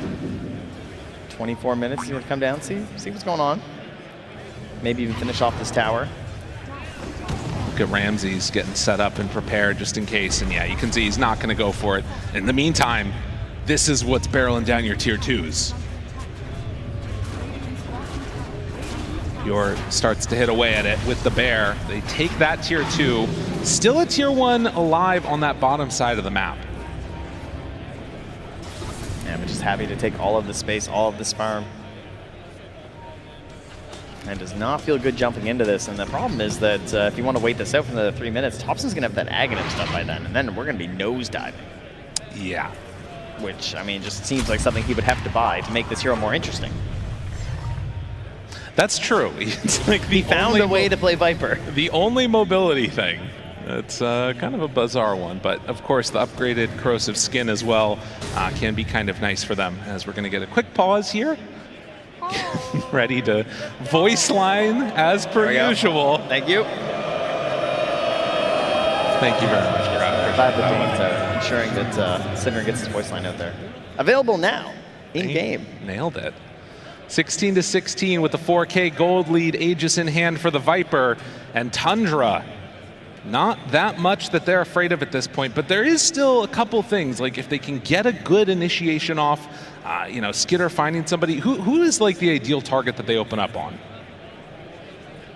I mean, that's a good question. It depends. Like, if you feel like you can actually get Ramses before it's BKB, that would be nice, because he is definitely the main thing that controls these fights. There's also the aspect of just like the minus armor onto someone like Thompson, but because of the Aegis, you know, obviously he's going to be positioned up front. You don't really want to kill him first, so in a dream world, it's probably Ramses. Okay. That would be great. But, you know, obviously he knows this. That's why he is a BKB. That's why he has 2,600 HP. He is a hard hero to jump. Well, on a smoke up. Now cooking forward. A little bit of an interesting one there. Just getting some extra move, the heal, and eyes potentially towards this Dragon Knight. Found. Sign sealed delivered and broken TP away. Not gonna happen. Oh, that was his 9-second BKB and use the as crowd. well. They wait to make sure it's his Thompson. Okay, yeah. Well, we can cheer. Yeah, okay, now good. they're looking for more. Snaking. TP's out. We'll be able to make that one work. Yeah, no more control left there. They're hitting quite a bit with this Aegis here. Pressure all over the map. Reducing the farm area of Team Falcons. Couple of kills, couple of towers. Gotta say, this is going pretty well. Feeling good about themselves and what they've been able to do so far. And with a catapult in hand, see where they decide to go with this. It looks like they're ready to maybe go up high ground. Nobody's been able to deal with the catapult yet. Yeah, and there they go. Immediately in, Arena down, feared, a lot used just to find the kill onto Snaking, and in fact, Ramses, you can see, takes a lot of damage. Pure, the bear ends up going down. Now the resummon. The rest of the team still far away. They can Underlord ulti in if they want, but this is dropping so quickly. Yeah, they're still holding mech here on Soxa. He has Greaves coming in here too, so this is not an easy team to push into. They just got to give up these racks. Immediately takes it down. You can see how quickly it happens. They come in, Tundra, take the full set of racks, and we'll see if they decide to stick around for more. Still a minute left on this Aegis. I mean, it's exactly when you wanted to go high ground, right? Because you have the Aegis on one of your heroes, and then you have Pure at level 18 on the bear. So he's got the Gleipnir, he's got the Disperser, and he's got the last points there into the bear necessities. So you get an 80% stat bonus on these items. It's a lot. And he's also got a Pupil's Gift, so perfect. I mean, he does a ton of damage. Yeah, it's pretty nasty. So again, another situation where we've seen the early push-oriented lineup. I don't think we had thought that it was going to happen in this fashion, but Tundra now hold a pretty significant lead here in this game. Yeah, and you know, they're holding that middle of the map. They're going to get themselves another rune. Going in for it. And it's what won them the last big fight. What more can they do? Nosedive at the ready. But maybe just going to try and secure the rest of those bottom towers there. Could be an easy pathway for them, as it is going to be reclaimed. And yeah, for Falcons, going to need to find ways to pick people off. And again, you do have like good avenues to do this. If Tundra ever end up splitting up at all, Malrine finds somebody, Underlord ulti in, it should be a relatively easy kill. Yeah, they also have pretty good ways to just split push there. As you can see, the hero damage has been largely carried by Crit there, 13.7k. Have to do something there on that Hoodwink. Spamming all over everybody, and that's going to be the Gleipnir. So they don't really want to fight you. They want to fight you at the Roche, right? Try and contest for the Aegis maybe, if it's still possible at that point. But for the most part, I'm thinking Falcons want to delay things out here as much as they can, because you're going to see Tundra move as a ball a lot of the time here. So if you can split up, push a lot of these side lanes out, maybe try and reduce the XP advantage a bit because they're grouping up, that's really the best thing you can hope for. But again, Tundra recognize that we are super strong right now, so they just want to push together. They do have a lot of big items that are queued up, and a decent amount of gold being floated too. So this 9k gold lead, maybe not a full indication of all of the build-up, a lead that they've got. A huge hit opens up and Thompson forced all the way away. That said, they were able to burn through that initial bear. Ramses pops the BKB, jumps forward, wants to take down Skinner. Is it enough damage, though? It doesn't look like it. He's surviving through that. They miss on the bushwhack, but now Thompson, he runs forward. They need to take down this Viper. It's not going to happen. Viper stands tall and they jump in, find him, he gets out, just barely, as he is burning down in the fountain, but Tundra hit pretty hard. They were all in on that kill on Thompson, right? Aegis was gone, this was their moment, they'd waited long enough for this, and not able to get the final kill there. The mech comes out, the heals are there, he's able to back away and then come right back from that high ground after surviving to dish out the big damage, get the break onto the DK. They did hold that tier 2 tower, though, worth noting. It's one of those that becomes pretty important, I feel like, against the bear. Because if creeps get in on any of those other side lanes, suddenly you might just get mega. They're down here, they're actually hunting. Ramses jumped into one tree line, didn't find Malrine. Proud, trying to give him a little bit of energy here as we move into the 30-minute mark. And Tundra, just so strong right now. Very happy, I'm sure, to see that it's still there. Team didn't sneak it away, but both teams, same idea here. Snaking and Whitemon gonna be grabbing the shards. So the hairball's out. It's something. They need whatever they can possibly get at this point. That is for sure. As you can see, the way that the last couple minutes have all looked into the favor of Tundra, it all came off the back of that Invis rune. And then the Roche being able to take it. But still more room to grow. It's mainly just the lone druid, though. I mean, yeah, he has a butterfly done now. So absurd. The stat bonus on that is just unbelievable. Hasn't even switched it in yet. Doesn't even need it. Doesn't even want it. I mean, he's got to run, you know? He doesn't want to reduce his movement speed. That's true. Maybe he just brings it in later. Yeah, he's got to get to the fight first. Yeah, how many stats he's going to be getting, it's going to be really hard to deal with. And the other big problem is that even if you deal with him, I mean, you've still got the bear that you need to contend with first. But a sheep going to be on the way for Ramses too. As they spam out these lanes, push in mid. And the call is head on down to Roche. 25 seconds till it's going to be back up. A relatively short respawn timer. All of this stuff favoring Tundra. Yeah, and Falcons are going for the same idea of just trying to blow up a single hero and make sure there's nothing that can stop them. So the nullifier is done now for Malrine. Okay. I mean, that might have ended up turning into Thompson dead if he had it in the last fight. Of course, it is going back to the base on the courier. Okay, so. Again, the pressure comes. Roche has respawned. They did not check this on Tundra. We'll see if they decide to go back for it or if they're going to feel content just keeping a firm control of this map. Nullifier coming out now. And a Crimson Guard completed too. But yeah, it does have that feel that a contention here is really needed. He keeps sending it back. Does he? Oh, he doesn't want to reveal to them that he has it. he doesn't want to reveal his nullifier, so they're all in on that one assassination play. He's trying to make sure he's like in vision so that it updates the top bar, right? So if you click, it won't show that he has the nullifier. So he's going to show on that wave. And then he can deliver back to himself and be oh so sneaky. All right, this is it. This is his big fight. I mean, they put everything into this. The nullifier reveal. Thompson is showing on this creep wave too. If they can burst him at the start, the jump we've seen this before. Thompson found, nullifier, bringing him down low, broken, damage, out, he gets the nosedive away, but he is going to fall. And now, Pure, they find the bear, the root is there, and they're gonna take it down too. The fight that they were waiting for, Falcons, they hide that nullifier and they get the kill. There's 50 seconds until Roche is gonna move.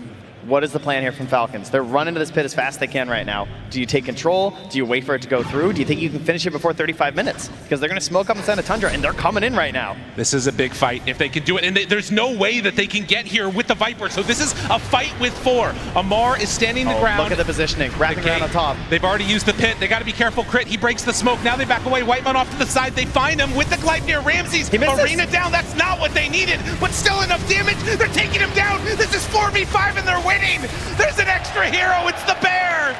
The bear does not care as they jump in from Skinner, BKB out from Ramses. Falcons trying to do what they can, but it's not enough.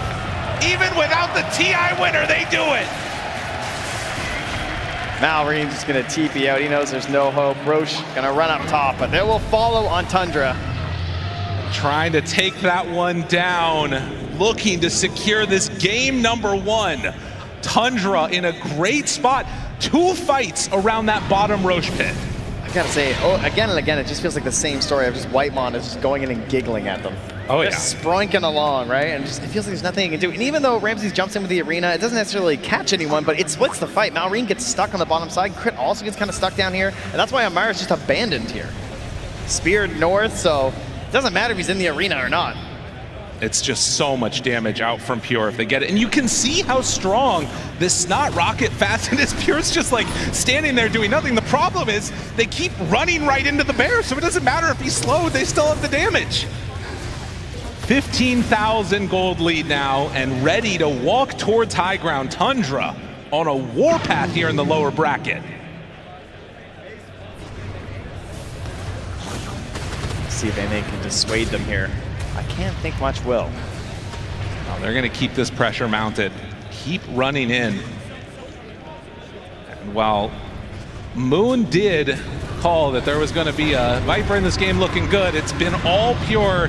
But we also said this is a specialist. This guy knows what he needs to do on this hero, and now they find the Hex, find Malreen. Skinner jumps forward, wants to stun. Do they have enough to deal with these heroes? Tundra do lose one of the bear at least. Pure tries to back out. They're gonna also lose Thompson. Maybe going a bit too far, not quite connected. Do they have enough? Yes! The root is there, the heal comes out, the mech to control. Pure tries to get out of there. Meanwhile, Soxa gets up to the high ground, but they start beating into them. Do they have the damage to take down this bear? Pure is still living through it. Pure is eating them up, but eventually they take down the Aegis. Oh, but it's Whitemon now with the damage too. Brings down Skeeter in the back. And now turning, hitting, punching, trying to kill, and yes, that's already another dead. Now the Boundless jumps through. Ramses gets killed off by Skinner, doing the damage with the Mortimer's Kisses. Malreen does survive through it. Oh, these are last chance buybacks. They're spending them all. Dude, Pure is still alive. That bear is still alive too.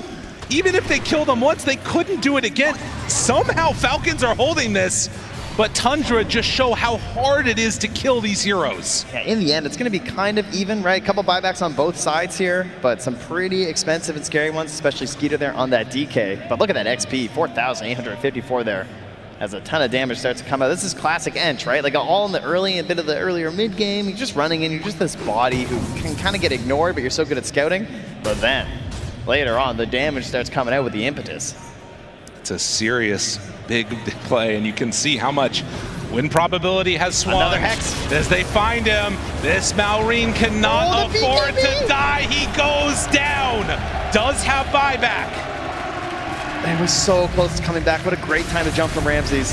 The perfect answer, but look at this, Pure just tearing through those buildings, and now they find him again, the Bristleback. They're dying one by one by one. Malreen has the buyback. He uses it now. Now the control, the root is out, the Gleipnir is there.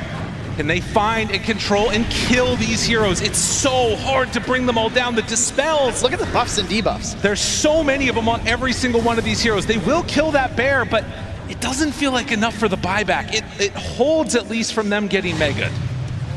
Yeah, looking to keep their middle lane here and get a few more XP points across the board here, I guess. No buybacks in the game now, by the way. 0. We just did 15,000 damage on both sides, and according to this, no one died except a bear. What a huge swing. Falcons trying desperately to stay in this game, but it feels like this inevitability of the lone druid and pure playing it is just causing so many issues. I mean, look at the damage numbers, and it just feels like they can tank through all of it almost. Yeah, a little bit more evenly spread there, as you can see on the side of Tundra, but part of that being that they have a support bristleback. You know, you can't really blame Snake King too much. He's not there for the damage. He's throwing out the goos. Absolutely. Getting him good and sticky for you. Well, we did see the Monkey King before he had to buy back queue up the Scotty, but ended up having to go back for the Mjolnir instead, which is obviously a pretty nice damage increase, but would have loved to be able to reduce that healing that's coming out. Yeah, as you can see from here, just standing there. Good old Spirit Link. 40-minute mark coming up now. A lot of these Lone Druid games have been finished in, 20, 30 minutes, somewhere in that neighborhood. This is such a good telescope game. Thompson just doing it for the team, right? Oh yeah. The nosedive, helps himself, helps his allies. And with Falcons, knowing that if they get up to your high ground, it's going to be real hard to stop it. But likewise, you're seeing Tundra show a lot of respect, not wanting to head up high ground again and end up losing a fight. That is how you let the game swing back into the favor of Falcons. So they'll wait for the next Roche. Still 3 minutes till it's capable of respawning.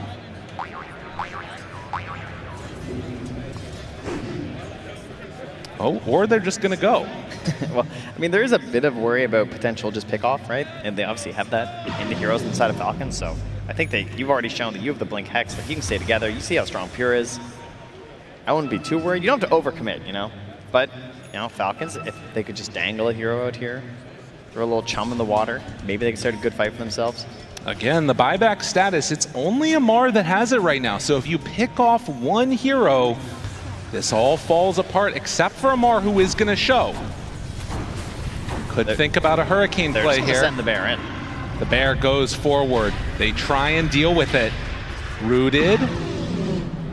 Gets the dispel. Ramsey's still sitting there pretty as they'll walk into the pit. Pure is just daring them to fight him. It's really hard. He's going to throw on the Defiant Shell and head in. And now they move in. That's the tier 3 tower already. Gun starts hitting, but have they committed too far? It doesn't look like it yet. The nullifier's out. The BKB is there. Ramses. They cookie and they run away the main hero. He is lying in wait here on this Mars for that perfect opportunity. And they might just do it again.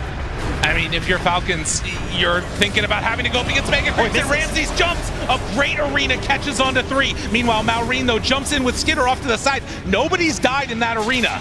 But the jump away, tops in with the Hurricane Pike, gets a little bit of separation. Soxa walks forward. That is the Bristle, dropping very low. Goo on everybody. Ramses is dead off to the side.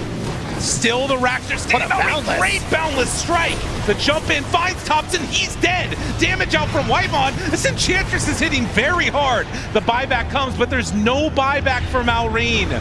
Skitter, they need to get more kills. They got to take a couple more of these guys down. Pure ready to hit right into him, but look at him. Whitemon up on the high ground. Only Mana can stop this spree. Coming from the Enchantress. Snaking, he's still standing there right up front and center, wanting to kill him off. The smile's coming from Ramses. He knows what's happening. GG is called. Whitemon, you're a monster. All right, I see how it works. Stand on the low ground, you might miss. What if I just go into your base and start laying into you? It's a good idea. So many of these games, we've seen these Enchantresses get completely out of control, and another time where it ends up happening. Tundra, they're going to take the first game of this series. An unbelievable performance as we get ready to see what they can bring in game number 2. Before that, though, back to the panel. There was a lot going on in that game number 1 between the Falcons and Tundra. By the end of it, it feels like Whitemon is the unsung hero. So many times you're not putting your eyes towards that Enchantress, the damage that she can put out there. But oh my goodness, Whitemon, we talked about him before this series, and he really, really shone in this one with the Enchantress.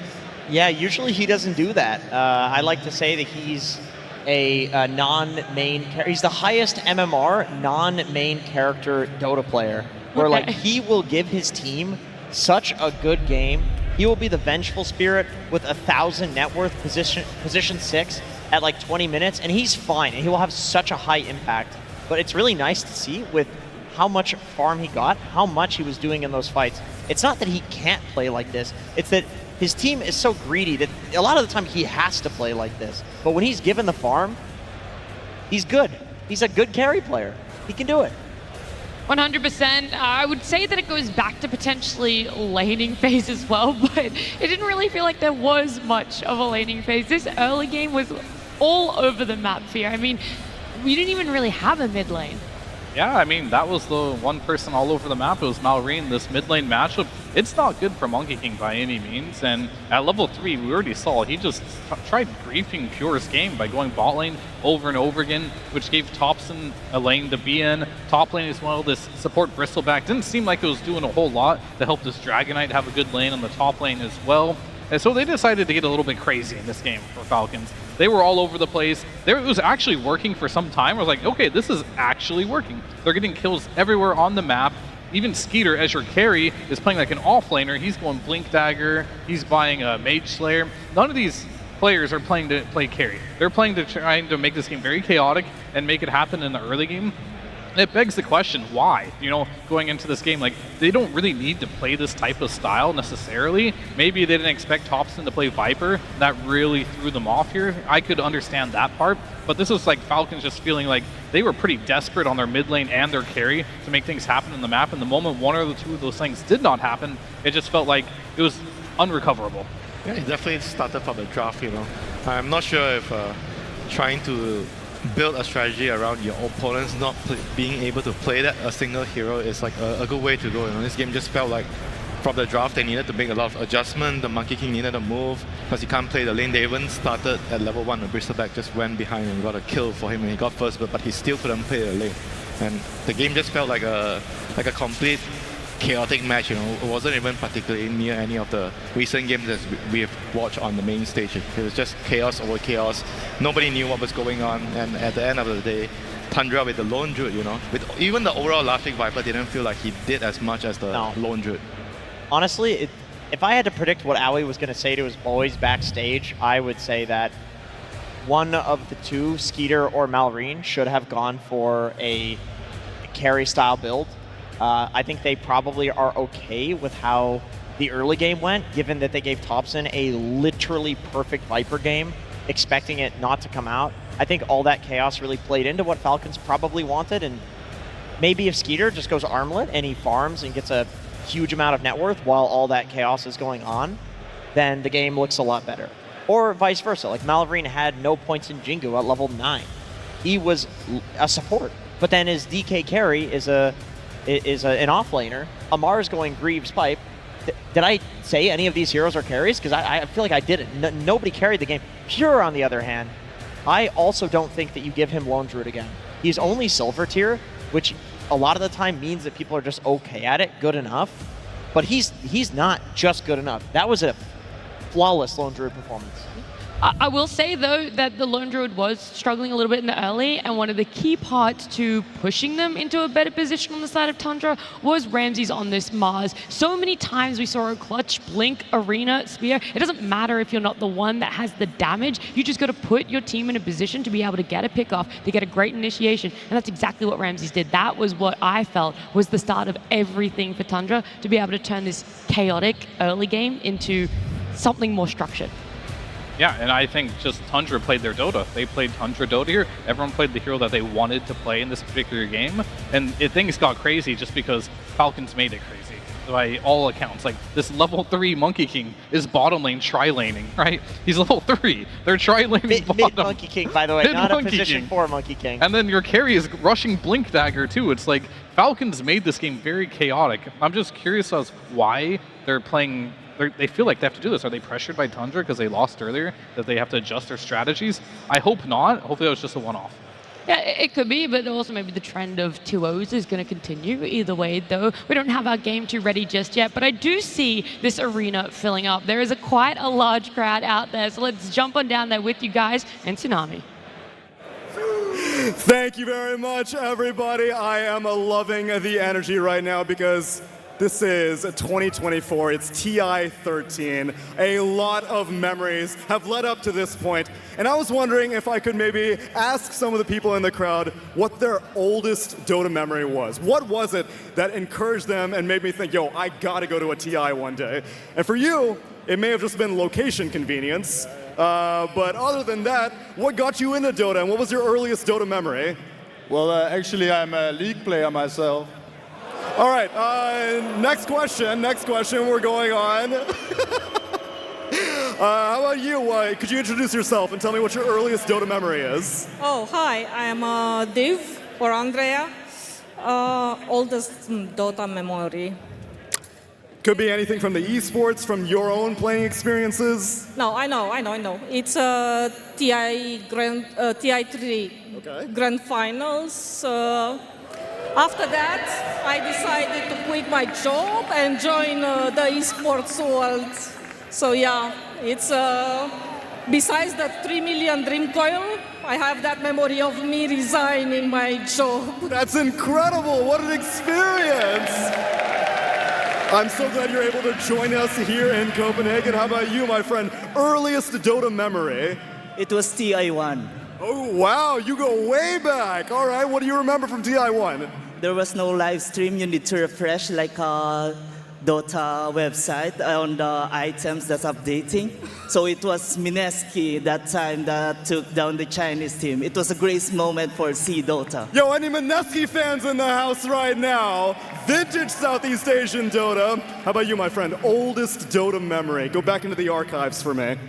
Maybe it's not the oldest memory, but it's the brightest. Okay. The way how did Papi with Dandy decide to solve the map against Tong Fu on the international on 2030. This is the best memory from Dota from my side. Yo, I love it. I love the energy. For me personally, if I had to think back, probably around TI2 era. I remember loading up Dota, seeing that blue loading screen every single time, and that was really my first time watching Dota esports in general. It was a formative experience for me. It was how I got into following competitive video gaming, and I guess just in general maybe enjoying the broadcast side of things. I never really realized the entertainment value that a panel can provide, and I think it really had a strong impact on who I became and how I joined this industry in general. I mean, the moments I had there, sometimes I feel like they still follow me around, but you know, you can't go back. You got to keep looking forward. That's it for me, though. I hope you on the panel also have some great memories as well. Look at that cheeky fan sitting beside Oh my God, Tsunami. there's Snare. Of course, Nevin. James as well. I feel like this man, all right, James, he is an enigma. When you least expect it, he just pops up. This face recognizable anyway. Great to see him there out in the crowd. Yeah, I'm actually a little bit speechless. I got to meet James for the first time last year. Not my earliest Dota memory, but again, one of those bright ones. Phil, what's your earliest Dota memory? My earliest Dota memory? Yeah. I like the trip down. Oh, you shouldn't have asked him first. Yeah, I mean, so back in 1950, remember a before game computers called Dota All-Stars and Reign of Chaos. Oh, God. Loaded up the map, and Pudge had like all these flies that would go Oh, around I like him. this, where this is going. Yeah, he didn't have hook back then. You just walk down a lane and they just kill everything. It was really OP and not a very balanced game. Yeah? Is yours as old as that one, Winter? I remember everyone buying Blink Dagger and BKB give damage and armor.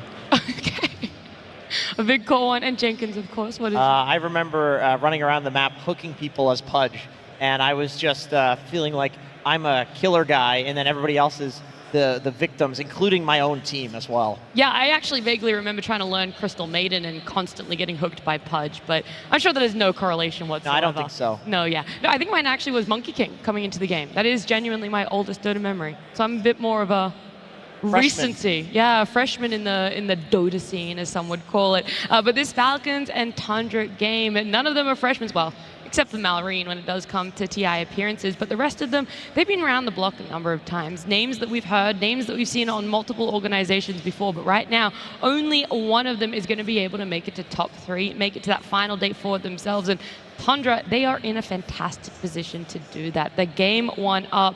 Pure was able to get the lone druid for himself. And I mean, simple answer, just ban it.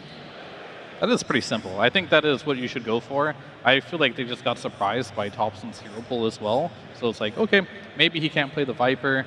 He picked the Viper. They even did some cheeky things, put the Bristleback mid at level 1. You got first blood on Mallory's Monkey King. That was first blood. Still, at level 3, he felt like he had to leave the lane and couldn't come back. And it just made the lane really weird. And top lane as well, I must say this Bristleback 5, we've seen it twice now. 2 losses. I don't feel like it did Skeeter any favors in that safe lane there. He felt like he was in a position where he had to rush Blink and play like an offlaner. And when your mid feels like a support and your carry feels like an offlaner, that's not the position you want to be in. Yeah, they just need to keep things simple. Sometimes getting a simple strategy, getting a simple draft is just the way to go. Don't overcomplicate things. Don't try to be too cheeky and just play normal Dota. Can we lay all the cards out on the table here? I just want to hear what you guys think.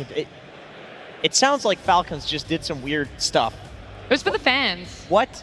Fan service. What do you think the percentage is in terms of like their draft? Was that like an 80-20 outdraft? Was that like a 70-30? 90-10 for me.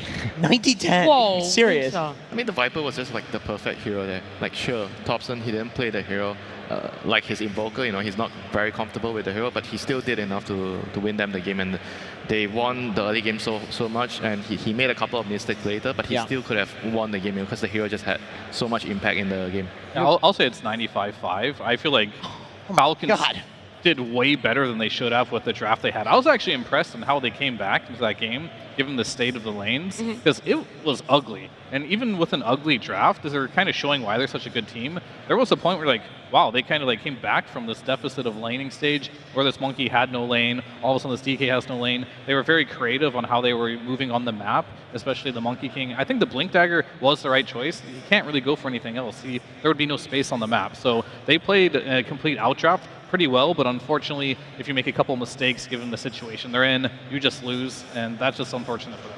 What if they did the opposite, Jenkins? Instead of being like, oh, let's try and look for a carry here, try and get some more net worth, they just actually kept running towards Tundra. You just make it more chaotic and more of a bloodbath than what we already saw. I struggled to see how it could be more of a chaotic bloodbath than that. Possible. That was going to be my follow-up point to the question of, was this a 90-10 draft?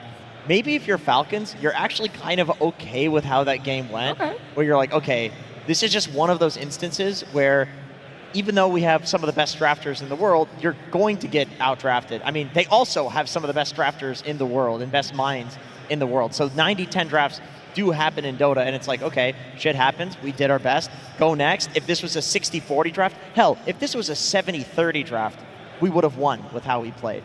That doesn't feel too bad if you're a Falcons fan. Yeah, there's always something positive out of a loss like this. Yes. The draft is so difficult, but we found a way. Sometimes in Dota, you just need to be able to be creative, and they were creative, and they almost came back into the game.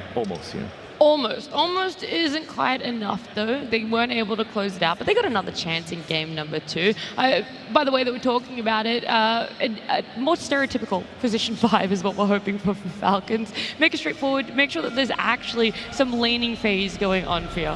Yeah, I mean, they need to enable at least one of their cores. That was the issue here. Seems like the Bristleback didn't really enable the DK very much, and there was no way the Monkey King was going to win the mid lane either, so just a stable 5 potentially could have given Skeeter a better game, and then all of a sudden things could have happened. More than anything, Jenkins, what's really on the line for Falcons right now isn't about the top 3 at TI 13. It's the Hello Kitty tattoo 100% win rate on stage that you brought up.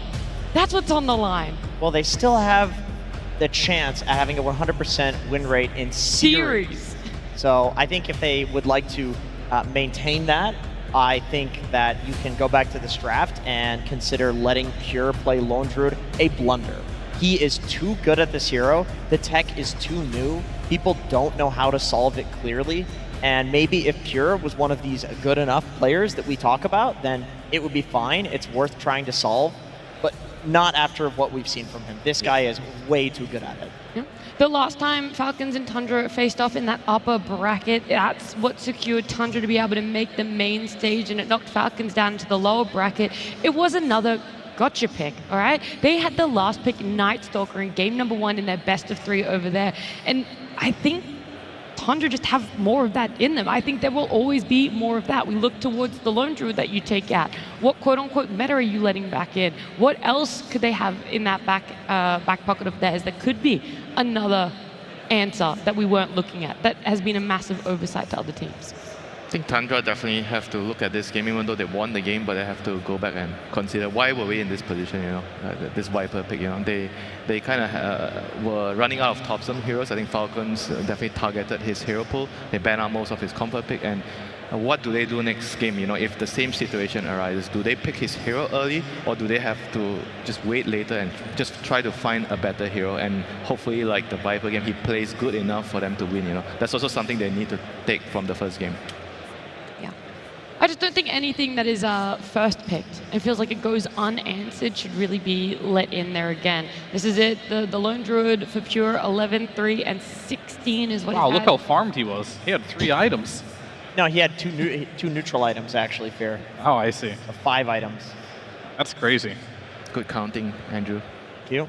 He had a Vlad's on the bear as well. He was building some support items using the bear. Yeah, I mean, that's the crazy thing about the hero right now is you literally hit your peak with 3 items. And those 3 items are like 5 items, just based on how the hero works, right? So that's the timing in which a lot of teams are not able to get past. Sure, maybe as it gets later into the game, it gets weaker, but does it even? Because like your bear is still going to get your items that you're recycling, and it's going to be quite good. 21 assists on Ramses. I know it came up beforehand when we were breaking it all down and everything, but it really does go to show how phenomenally he is on this Mars. We already brought it up before that you can't keep letting him have this. They will pick it up whenever they possibly can. That's also something that is a big question mark around. Do you let them have it again? Do you even try and early pick it up for yourselves? Because we know Amar also loves that hero. I think you need to ban it or pick it. I don't know if it's something they have to ban in the first phase. Like, I did like the idea of picking a Lone Druid and then kind of like baiting the Mars out. I think that's fine. But Tundra has first pick again, so. Well, look, a little bit of a spoiler because right now we're going to get into game number 2 draft. Falcons versus Tundra Esports. Game 2. Tundra with that game number 1 win, and a little bit of a spoiler from Jenkins. They're also having first pick for themselves here. Big questions around what is going to be focused on. Do they have to do a little bit more of core bans? They're still going to respect that Invoker on the side of Falcons, taking it away from Thompson. Tundra even respecting the Dragon Knight. Yeah, it's going to come down to the Sniper or the Lone Druid. And I feel like right now, playing versus Tundra, the deeper they get in this tournament, the scarier they become. Because we talked before, Ramses, Sand King still in the pool as well. We talked about his Mars, he'll just safely pick up later on. We talked about Thompson, he's playing these Invokers in the mid lane, these Snipers in the mid lane. Now you're bringing Pure into the conversation with these Lone Druid type heroes. You can't ban out Tundra anymore. Something is definitely going through now. No matter what you do, they're going to get something that looks scary, and this Tundra team is looking very scary. They're going to choose to go ahead and ban out that Lone Druid. That now leaves the Sniper in the pool, and they most likely will gobble that one up. I mean, what's the trade then? Shadow Demon? Sniper, Shadow Demon. I think at this point, I would so much rather a team have SD than Lone Druid. Like, SD counters a lot of stuff. It's a really strong support. But if you are Tundra and you pick Mars, or you think you can get a Mars and they have SD, then you can't see into the arena, and so SD can't like imprison and save people. So there are ways around it. can't believe we're on a patch where there's unironically first pick sniper every game. And the crowd cheers. What a time, you know. This is a good time to be alive. I mean, you look at like the drafts, you see like 5 carry heroes on one team. Yeah, and it's like, oh, they're going to win. This is a good draft. Well, now, what is going to be that response from Falcons? Because most teams, they go, don't even try and counter this sniper. Maybe just ban it out. That's how annoying it is. I don't feel like there's an actual response to sniper. I think it was, who was it? Was it Aurora or something who picked 3 counters Lycan, right? to sniper? Yes. Lycan. Yeah, they picked Lycan, Storm, and Spectre, and they still lost to sniper. So it's like, you can counter the heroes so much, and the typical heroes that do counter sniper are just not good heroes right now, to the point where you can pick a bad hero versus a good hero, and you just won't Some of counter. them are okay, right? Like Centaur, Clockwork. I think you can't really pick too many counters. I think you pick 1 or maybe maximum 2. You don't go more than that. I think the objective is you want to have a hero that can go on him and kill him alone in the team fights. Because Sniper as a support, why is he so valuable? He does a lot of damage. He wins you the lane, and in the team fight, he does a lot of damage. So you kind of have to dedicate one hero that can kill him alone in the team fights. And Clockwork, Centaur, these are the type of heroes that you could also be looking at. Well, I think Sniper is a 3-part problem. Number 1 is, yeah, you have to get on the back line and kill him. Number 2 is, if he's mid lane specifically, how do you lane against him? And number 3 is he going mid, right? Or is he the flex potential of the hero? So it's very difficult to counter because, yeah, he's flexible, he doesn't lose mid lane, and the heroes that can get on the back lines are kind of applicable only if he is a support. I feel like those counters versus core sniper aren't as good. You just build a BKB. Yeah, and you just stand there. And with 20 armor extra from take aim. Yeah, it's very strong. I do like the idea of the Centaur. I think that Disengage is also extremely good on this patch in general, but then again, Tundra, they might be given another Mars opportunity here. I was about to say, okay, ban the Mars. Right. Yeah, that's the right move. And then they pick the Centaur. Okay. Now going down Ramsey's list, probably. Yeah, there's no more off Kunkka. lane. Oh, Kunkka's banned. Kunkka's banned too. There's no more off lane And heroes that Sand kind King. of fit that kind of role. Maybe Primal, but it's not as good as the other heroes. So the only other heroes he's played that are not banned is, I think, Alchemist, Slardar, and Night Stalker. Yeah. The rest have been banned, and the Alchemist game did not go well for anyone who didn't watch that game in the Road to TI. Slardar is very situational, and so is Night Stalker. I will say I don't mind the idea of a Night Stalker with a sniper if they can get it later on in the draft. You do not want to pick it here. Usually you want to be playing against like 2 squishy backliners that you can go on, you know, like SD plus Storm. That feels really good. Traverse Centaur, though, I feel like Centaur kind of hard counters Yeah, Night I guess Stalker. you can just run away from the Night Stalker ult to the silence. I feel like we're going to see a completely new hero from Ramses this game, because all the other picks he did pick, he picked later in the draft. Yeah. And I feel like the heroes that are available, they don't seem very good in this game. So I think he's going to have to reach out of his comfort zone in this particular game, which is good by Falcons. They're trying a different approach here. They're trying to shut down Ramses and really challenge what he can do. But Ramses is a veteran. He has been to many tournaments. He's won tournaments. He's no stranger to adapting to the game, but he's going to be put in that situation this game. Yeah, this game is definitely going to be a true test towards his hero pool. You know, what can he pick that would allow the sniper to succeed in the game? You were doing very well. I'm very proud. I mean, for Falcons, they are kind of looking for their second support, and are they going to answer the sniper here? Because the sniper is already set in stone. He's going to be a mid hero. Are they going to pick their mid hero right now? Decide what are they going to put against the sniper here? There's not many good matchups. There's not even any matchups that's going to be okay in this lane. I don't know what does well. People are trying Zeus, but that hero just does not seem like a good Dota hero right now. I wouldn't mind seeing... is Queen that bad of a matchup? I don't think it's good. This is what they're putting mid. Okay, this could work. I'm not entirely sure. We haven't seen it before. Maybe you have to put a couple more points in the armor to just survive the harassment. That could be the idea behind this one. If it does, then it can work. You have the chain that can close the gap. You're very tanky, so that can kind of deal with that as well. So I like the idea overall, and then now into most likely your support pick. You know, Ramses has actually been playing Magnus in his pubs. Okay.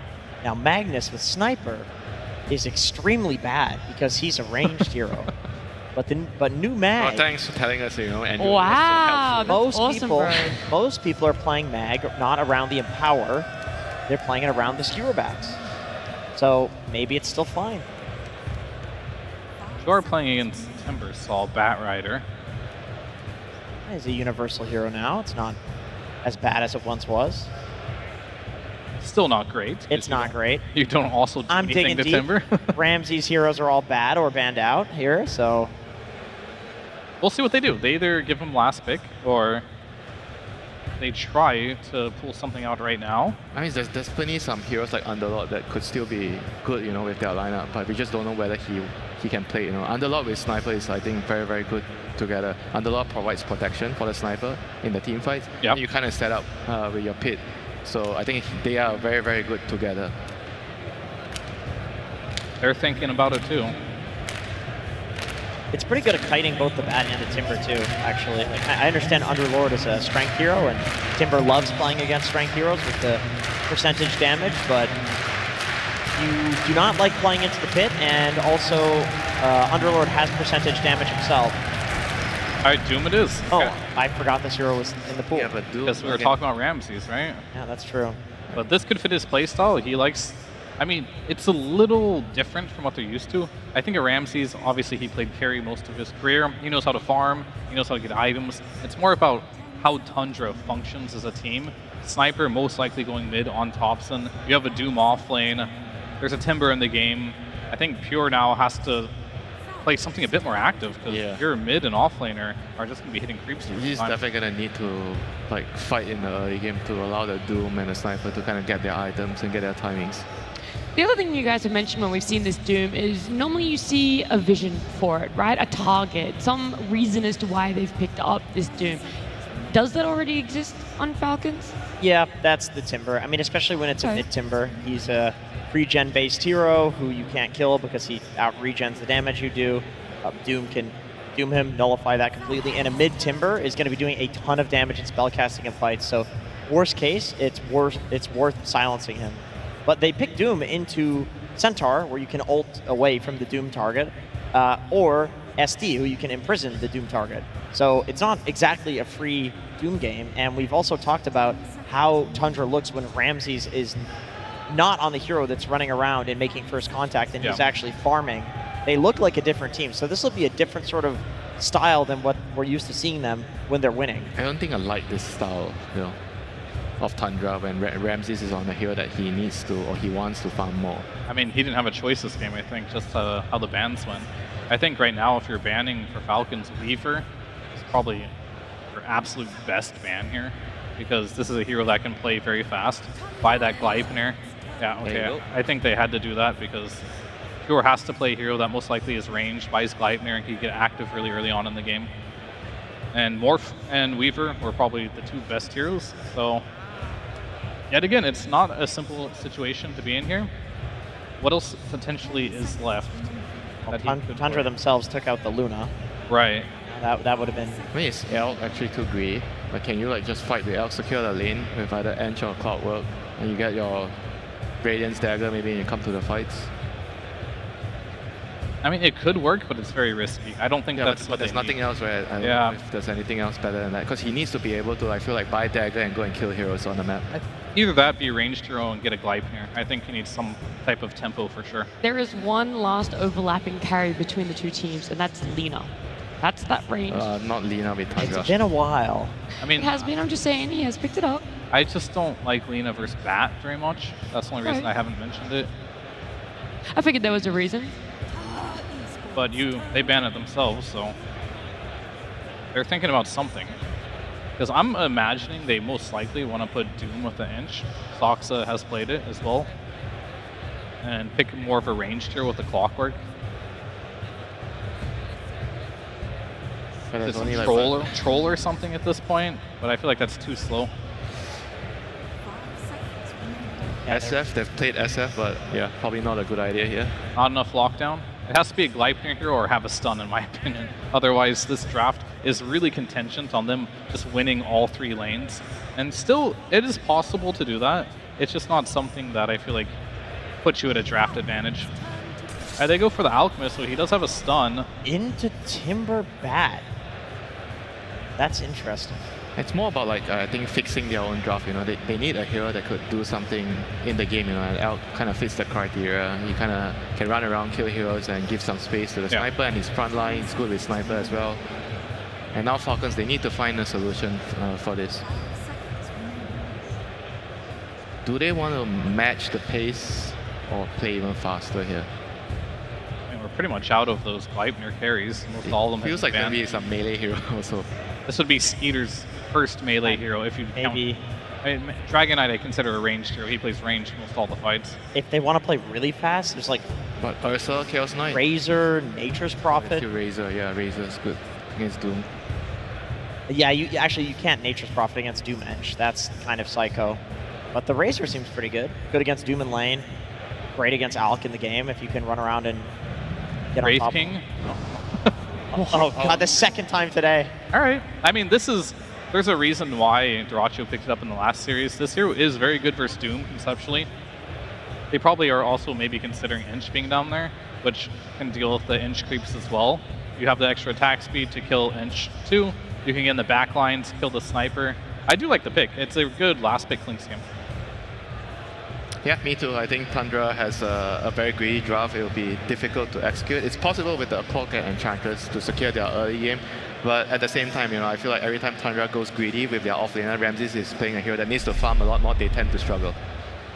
Yeah, I agree with both points. I think this is. I think Falcons is pretty happy with their draft. When they saw the Alt come out, and they already have a Timber. When they see the Doom come out, and they already have a Centaur, like they're picking into counters.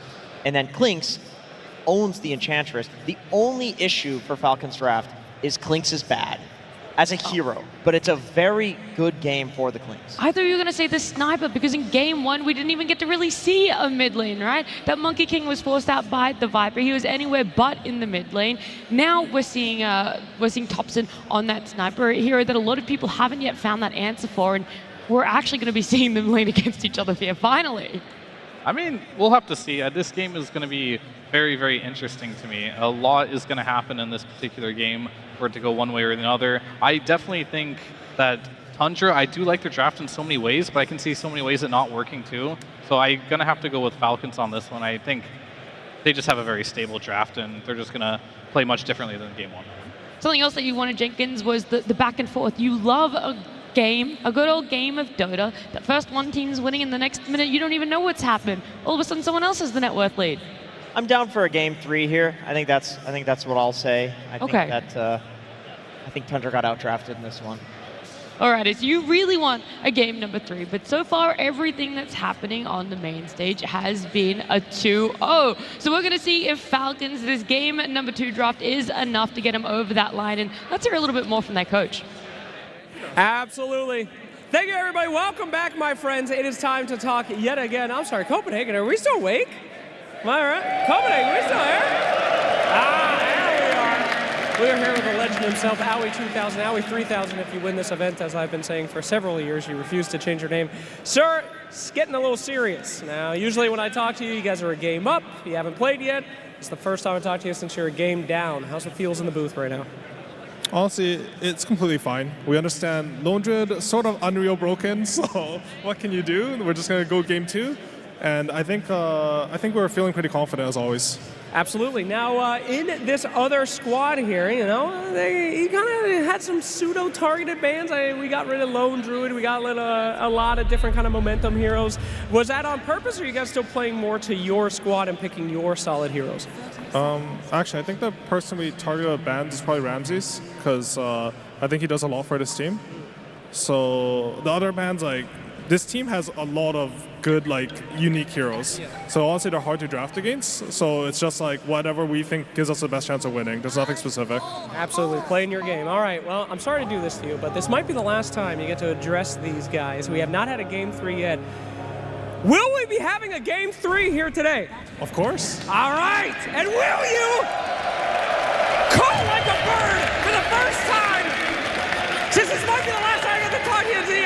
will you call like a bird for this audience? Call, call, call! Falcons, baby! Let's go to game 3, Howie! That's my boy! Oh my God, the death crow, it tolls and it's loud right now, apparently. I swear, like, Owie just needs to get a hug after that one. I'm not exactly sure. Slacks is a madman. Caw, caw! It's good, you put him on pressure. Absolutely. Well, we heard a lot of things in that one. Lone Druid, Broken Hero, go next game. I think it's a good mentality to have to go into it. Try and just take some of the pressure off. Be like, we'll be able to deal with this in the next game. We'll see if it actually works out that way, though. Yeah, it feels pretty accurate from what we saw, I gotta say. That Lone Druid was a big problem that they could not solve in that one, and so also feels a little unfair that you come into the next game and suddenly, even though you weren't playing Lone Druid, little Ramsey's there on his Mars, his hero pool got eviscerated during this draft. Owie mentioned it, but it was very clear that they were just really trying to target it down, trying to get him off these comfort heroes. And he winds up on the Doom, which is kind of funny, because back when he used to be a carry player, he actually used to bust out the carry Dooms and the carry Beastmasters at times. So out of the offlaners available, he's one of the two that he's certainly very comfortable on, but it's not as playmaking as these heroes that they've been using on him so far this tournament. Right, and a lot of times this Doom has occasionally looked really bad in this tournament, and sometimes it's looked amazing. It's looked like it's the most important hero in the game. So we'll just have to see how Ramses is able to play it in this one.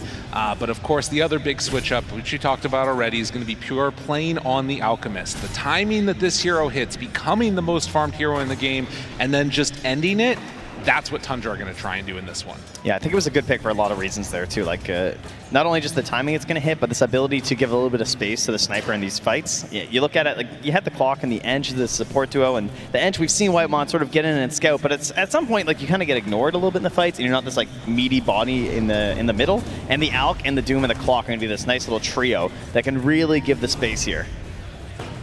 See if your sniper can just peep away. Right, in that ghillie suit, keeping some distance.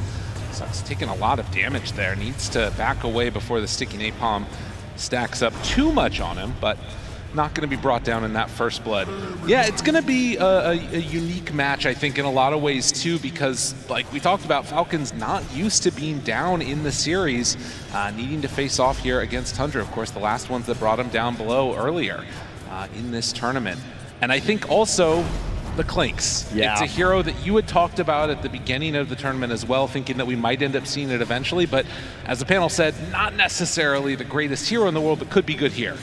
It's one of these heroes when the top range carries get targeted with the bans, right? We start to see the gyros start to come out a little bit. I mean, even Luna, believe it or not, at one point seemed to be one of those heroes. We're like, wow, Wind Ranger and Luna's banned. I guess we have to play Luna. That quickly went the way of just being a top tier hero almost immediately. But Clink's is sort of next in line here, and some players like it more than others. Ooh, a little bit more. There you go. And it comes out just in time. Skitter drawing that first blood. Yeah, likes enough right now, that's for sure. Doom. It's an interesting hero though. It's one that we can often see players kind of get a little bit crazy on. You might see these Clinks players off on their own a lot on the map. Surely not, right? Ramsey's forced all the way back. I mean, he is off the lane entirely. Clinks has a super free game, but Snake King did end up using a lot of his mana pool there for that. As, again, a little bit of all chat getting thrown around. Not sure exactly what that's about in the It's Malrine. There doesn't have to be a reason. He's just. I think sometimes he just kind of rolls his tattoo on the keyboard there. The Stuff just Hello pops up. Yeah. He just places it on the keyboard and gets another one on his face. That's all. It's a nice way to do it. As he gets the refill there of the bottle, you can see Doom still very low. Has a 13 stick charge though. Wow. When you're really digging deep. I mean, he's got it. He's ready for it. Yeah, obviously versus the bat lane always feels good. But he's going to have a hard game. He's having a hard lane, and then you have to, we heard the panel mention, there are some problems. We already saw this earlier, right? We had the Workhorse versus the Doom that was saving some team fights before. We're going to have that Shadow Demon to disrupt, so you have the single target initiation, but they're going to have single target save. Even before the Workhorse, just Stampede against Doom. It's very hard to actually lock someone down in a fight. That means you're going to need this synergy between Saksa and Ramses, which is what they've built a lot of this TI run on, is the synergy between these two. So we're going to need Hookshot, we're going to need some Cogs, and we're going to need a Doom on top to really make sure they get these kills. Right, and of course... And, oh, he lived the stick. It came into play. Just out of there in time, but Ramsey's still in trouble. That tree is not going to keep you alive, so they take down the Doom, and now also going to even bully back the Clockwork. This lane feels mighty rough for that Doom. Should also note, you know, one of the other things that the panel was talking about was how dangerous this sniper ends up being. You can see already off to a really good start in the mid lane, 36-8 versus the 24-1. At the very least, if they can catch him out later on, you were talking about this, the Shadow Demon actually is kind of an interesting answer for him too. You were talking about this. Okay. Why are you trying to give me credit? I don't know. This was your idea. The take aim, you just dispel it, and then he doesn't get the 20 armor anymore. It's pretty cool. That's a great idea, Lyrical. That makes a lot of sense. Sometimes he's a lot of armor, he's hard to kill, but Crit's going to look to get rid of that. And pushing him out of the cogs there, Snaking trying to run away. They do get the Hurricane to try and keep some distance as they're diving underneath, but Thompson here to try and help out. They'll take down the Bat Rider. Now Skidder in trouble. This is looking familiar. I saw a game like this once where the mid rotated down, even though it wasn't going that well for some of the allies down there. And Thompson obviously not having a bad time like Malrine was, but he's quickly trying to like give a little bit of assistance to that bottom lane since Ramsey's having a bad time.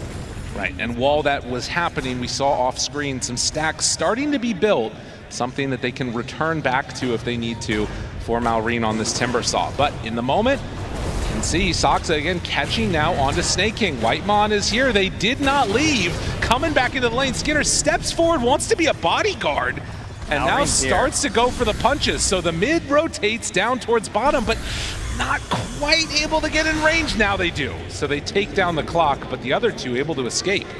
Yeah, perfect moment to have the Twisted Chakram there to make sure you can actually find them in that tree line. Don't get bogged down by the trees. And we're getting close to the 7-minute mark now too. So Doom already heading off to the side to go and pick up that Wisdom Rune. You can see another round of stacks being made by this Shadow Demon. Malrine comes through, runs into the Alpha Wolves, and then goes back through the Twin Gate to the bottom lane. Very interesting. And they're actually leaving that Wisdom Rune. Yeah, so they're now going to get that one on Soxa for the quick level 6 on clock. Oh, it's going to work out. He actually waited long enough. They're going to catch Ramses. If he gets caught right now, this is devastating. It was a lot of time for Malrine to spend, but they weren't quite sure where he was, right? Like, he gets spotted up top. He's like, would he really Twin Gate back down and just, like, come right into my lane again? The answer is yes, it turns out. But I don't blame Ramses for thinking that maybe that's not what's going to happen. So bullying Ramses in both the drafting phase and now in-game itself as well, trying to keep that Doom under control, which seems to be a pretty good answer. He's having a hard time. There's no doubt about that. His mid laner's double his level, so you know there is a cost to be paid here. Thompson having a great time. But if Malrine can grab these stacks, the Crit is again going to be building up for him here. Obviously shouting one of the best heroes at this. Thank you, Obs. Makes the move in again. Not sure if that one's going to get on the Ancient, says it does look like they weren't quite able to do it, but the bigger kill is right towards mid. Thompson starts to fall. Gets the kill onto Snake King, but they do manage to bring down the little dwarf man. Yeah. Skinner making that rotation to help out, and now looking for the clock, gets the slow briefly, still looking for a chase down, and yeah, there's a stack and a chance for some more damage. They're moving in, Clockwork in trouble, done. Double kill for Malrine. Falcons, they are not done with them yet, and now they eat the Whitemon creep, looking for more. Hitting down the Enchantress, starting to find that finish, do get a mana burn, but Snake King moves in too. Malrine deciding to back away. Ramsey still moving in for more, and now the Sniper's shown up. They got to get away on Snake King. He backs out, tries to get up to the high ground, and Tundra will not be able to get any kills off the Thompson rotation. Yeah, now he's stuck down here, so Soxa happy about that, at least, as he will grab level 5 in the mid lane, working towards that 6. More stacks. Got another one there. And now Malrine brought down low. They force out the Stampede. Snake King still brazenly running forward. But a little bit of an awkward exchange here because, again, there's nobody in the mid lane at this point for Tundra. The Shadow Demon just soaking up the XP there. And here comes Pure through the Twin Gate as well. They're bringing everybody. Oh, he went through, though. Yeah. Oh, Skinner, nice move. Yeah, good choice. So they bring numbers, and this is all for a tier 1 tower that's definitely going to fall. But are you happy committing all these resources for this? Sox is still hunting, of course. Wants to set up here up top. Doesn't have level 6, though, so not super easy to create a turnaround play. Still, you can see the power of this Tundra lineup when they do get all together. Falcons respecting it, not having the Stampede up and online. Deep wards placed into that dire jungle too, up on the top side of the map. This one is close to getting dewarded, but Does look like, at least for now, if they make that move up, they'll be able to take it down. 1 point reactive armor here. I've seen some Timbersaws die to this versus Ench, right? That's not going to happen here, right? Oh, is he going in too far? No, he just gets the kill. Thompson walks forward and just punches Crit to death. Up top, maybe an opportunity. They find him. Amar turning, punching. The Doom is dropped, and now in trouble and going to fall, though. Maureen, they're stepping forward, wanting to do what he can. Ramses will get that kill with Thompson in tow. So the first usage of the Doom does secure a kill on the opposing offlaner. Thompson running around here, but he's helping out, right? He's securing some final kills onto people. He's not getting super poor, and that is space for Pure. As it is definitely a very stacky game here, so concoct onto himself here just for the AoE damage. You can tell all your friends you're doing it on purpose now because the pro players do it. It's okay. Absolutely. And again, an unbothered Alk at this point in the game is a really scary proposition. Only level 8, but a lot of CS, and now Whitemon starts to die. They're gonna pop that Stampede, hook shot in to try and interrupt this battle, but they've already got him. Thompson in trouble, no chance for a take aim. He is going to die. And just like that, they lose 3 on Tundra for the 1. Yeah, and at the same time, Amar was actually jumping as well on Ramsey's mid. Drove him back a little bit there too, whittled him down. So lots of good pressure across the map here from Falcons. 11-8 on the stacks. Crit carrying the heavy load there. Oh yeah. As now, Skeeter trying to get aggressive here on the early Clinks moves. Finds him. Ramses over to the side. Didn't like it. Yeah, I mean, wise decision, I think. There are people moving in. Does have the full Deso done now. But you've got Midas and Radiance completed at 12 minutes. I think if you're Falcons, you need to try and sort of get some pressure on, because if they're free to just farm and there's no towers being taken, they're going to accelerate so quickly. Yeah, I'd be curious to see how Ramses plays this with the Midas too. Does he try and get a blink and just kind of throw his body in and just accept that, you know, if I can start the fights off with my Clockwork, it doesn't matter because my Alk and my Sniper are so farmed? Or does he want to try and ensure that he's actually going to scale and catch back up to them? Right. That's a fair point.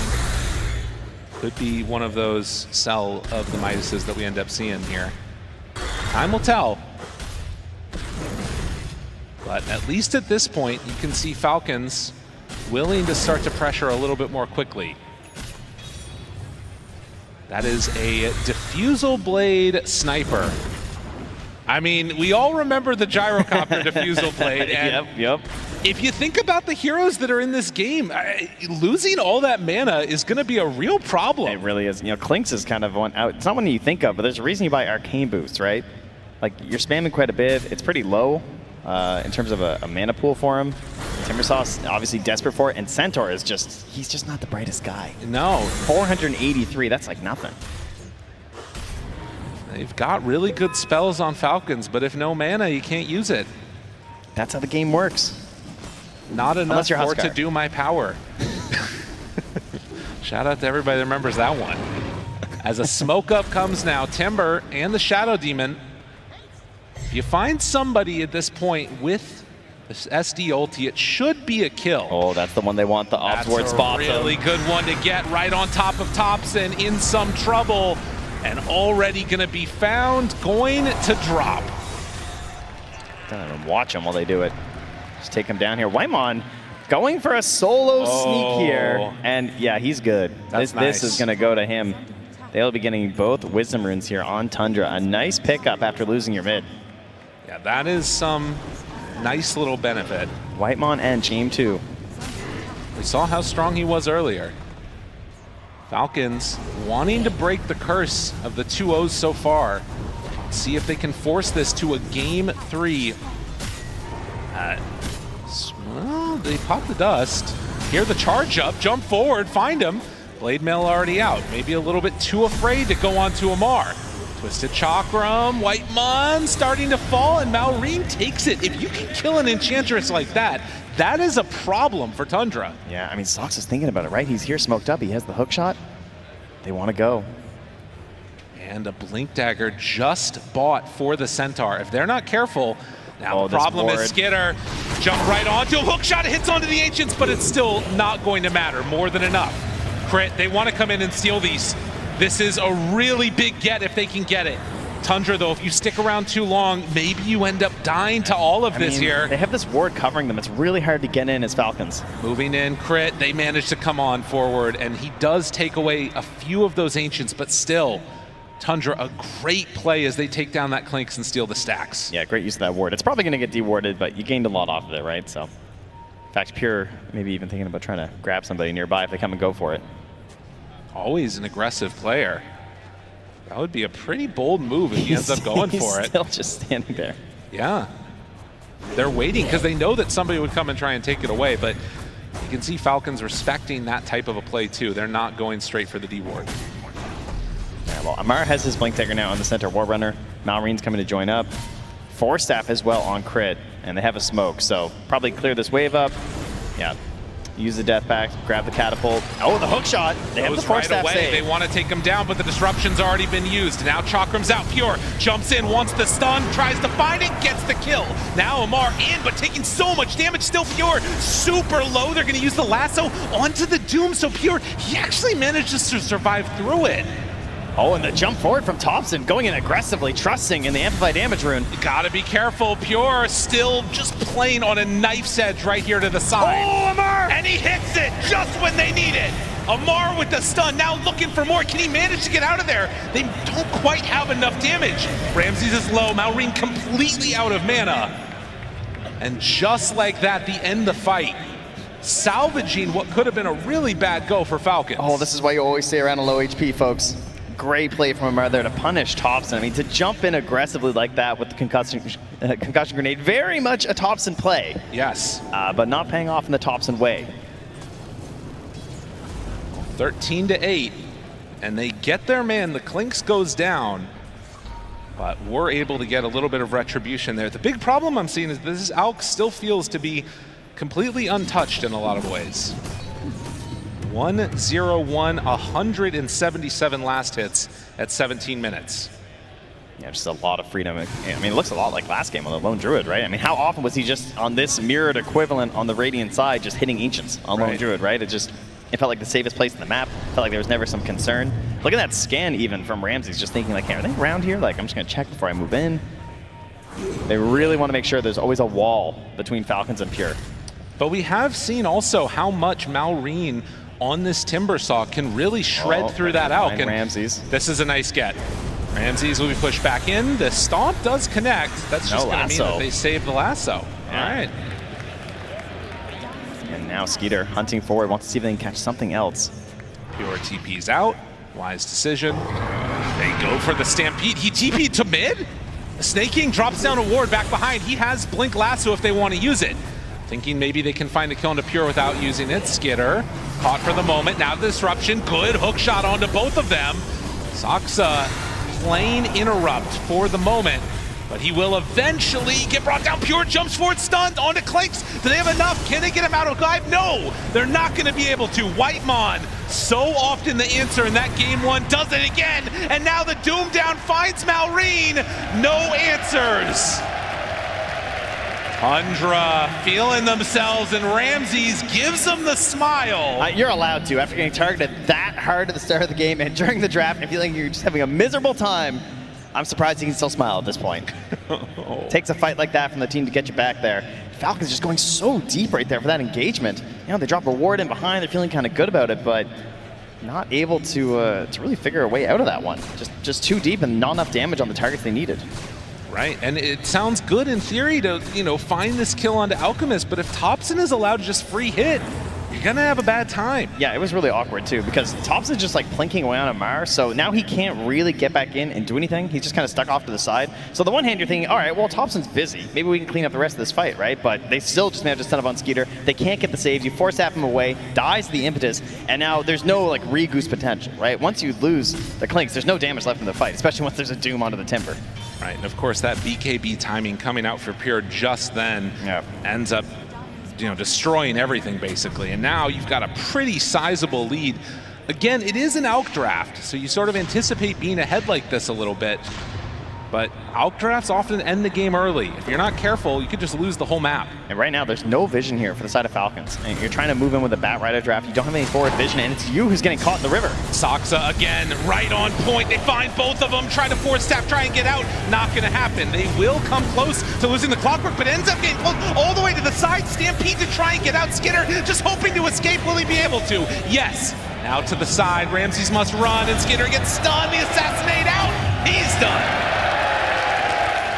Tundra, time and again, have found this Clinks and have punished the pick hard. They're trying to get out of these fights with these force staffs, and you just see the impetus chase down, just chunk, you know? It just doesn't matter. It feels like any chance to try and break away and get a secondary fight going for yourselves from Falcon is just failing because these saves aren't working right now. Weimon's just consistently getting the good targeting, and then again, Pure, right? Another concoction onto the Clinks. He has a single target in mind, he's hitting it every time, and that's a problem with the Clinks, because like, what can he do? He can't just like go BKB right now, or at least he doesn't feel like he can. Right. Doesn't think like that's going to be enough for the hero. He needs a little bit better spacing. He just wants to be able to like trying to consistently hit, not have to rely on the BKB, but I don't know, the saves just aren't working. Right, well, and you're getting the other saves going the other way. The hookup with Clockwork is actually, you know, having some extra value in these fights, keeping people alive or otherwise they might not end up being alive. And now a 5K gold lead. Skidder again gonna hunt. Can they find the right target? Sox is playing out of his mind. This guy is having a heck of a performance here at TI. He's done it before. A couple of times, you know, played pretty darn well at this tournament. You're not wrong. You're gonna take that lead, they're gonna back away, and again, the pressure is once more here on Falcons. They feel like they have to do something. They don't want to just sit back and farm because they've already seen what Pierre's been doing on this Alchemist, so it feels like you're just like falling further and further behind. You imagine that Tundra are also just thinking about Roche soon. Like, they have a great lineup for it. They got this Alchemist, they got the Sniper. You have this Clockwork to help cover you. But at the same time, in the back of your mind, you got to imagine, as Falcons, if you lose one more fight in a bad way, the game could potentially just be out of your hands. It has to, like, you want to make that move, but it has to be the perfect move. And Tundra, like you said, going into the Roche pit. And they're just following the flowchart here. And no way you're going to fight this one. No, need to just try and get into that next set of items. Crit is going to start to maneuver down this direction. They already have one deep ward in between the tier 1 and tier 2 on the bottom half of the map, as Roche is finishing up here.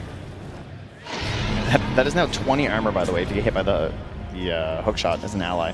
Yeah. Just kind of ridiculous for 4 seconds. Well, and it completely answers Clinks, right? I mean, this hero is just all physical damage. Good facet choices and solid play so far has put Tundra in the lead. If they can close this game out, if they can take this Aegis and keep that pressure on, get to play at this last day at TI, keeping their hopes and dreams alive. And on the other side for Falcons, they need to force this game 3 if they want to be able to close out.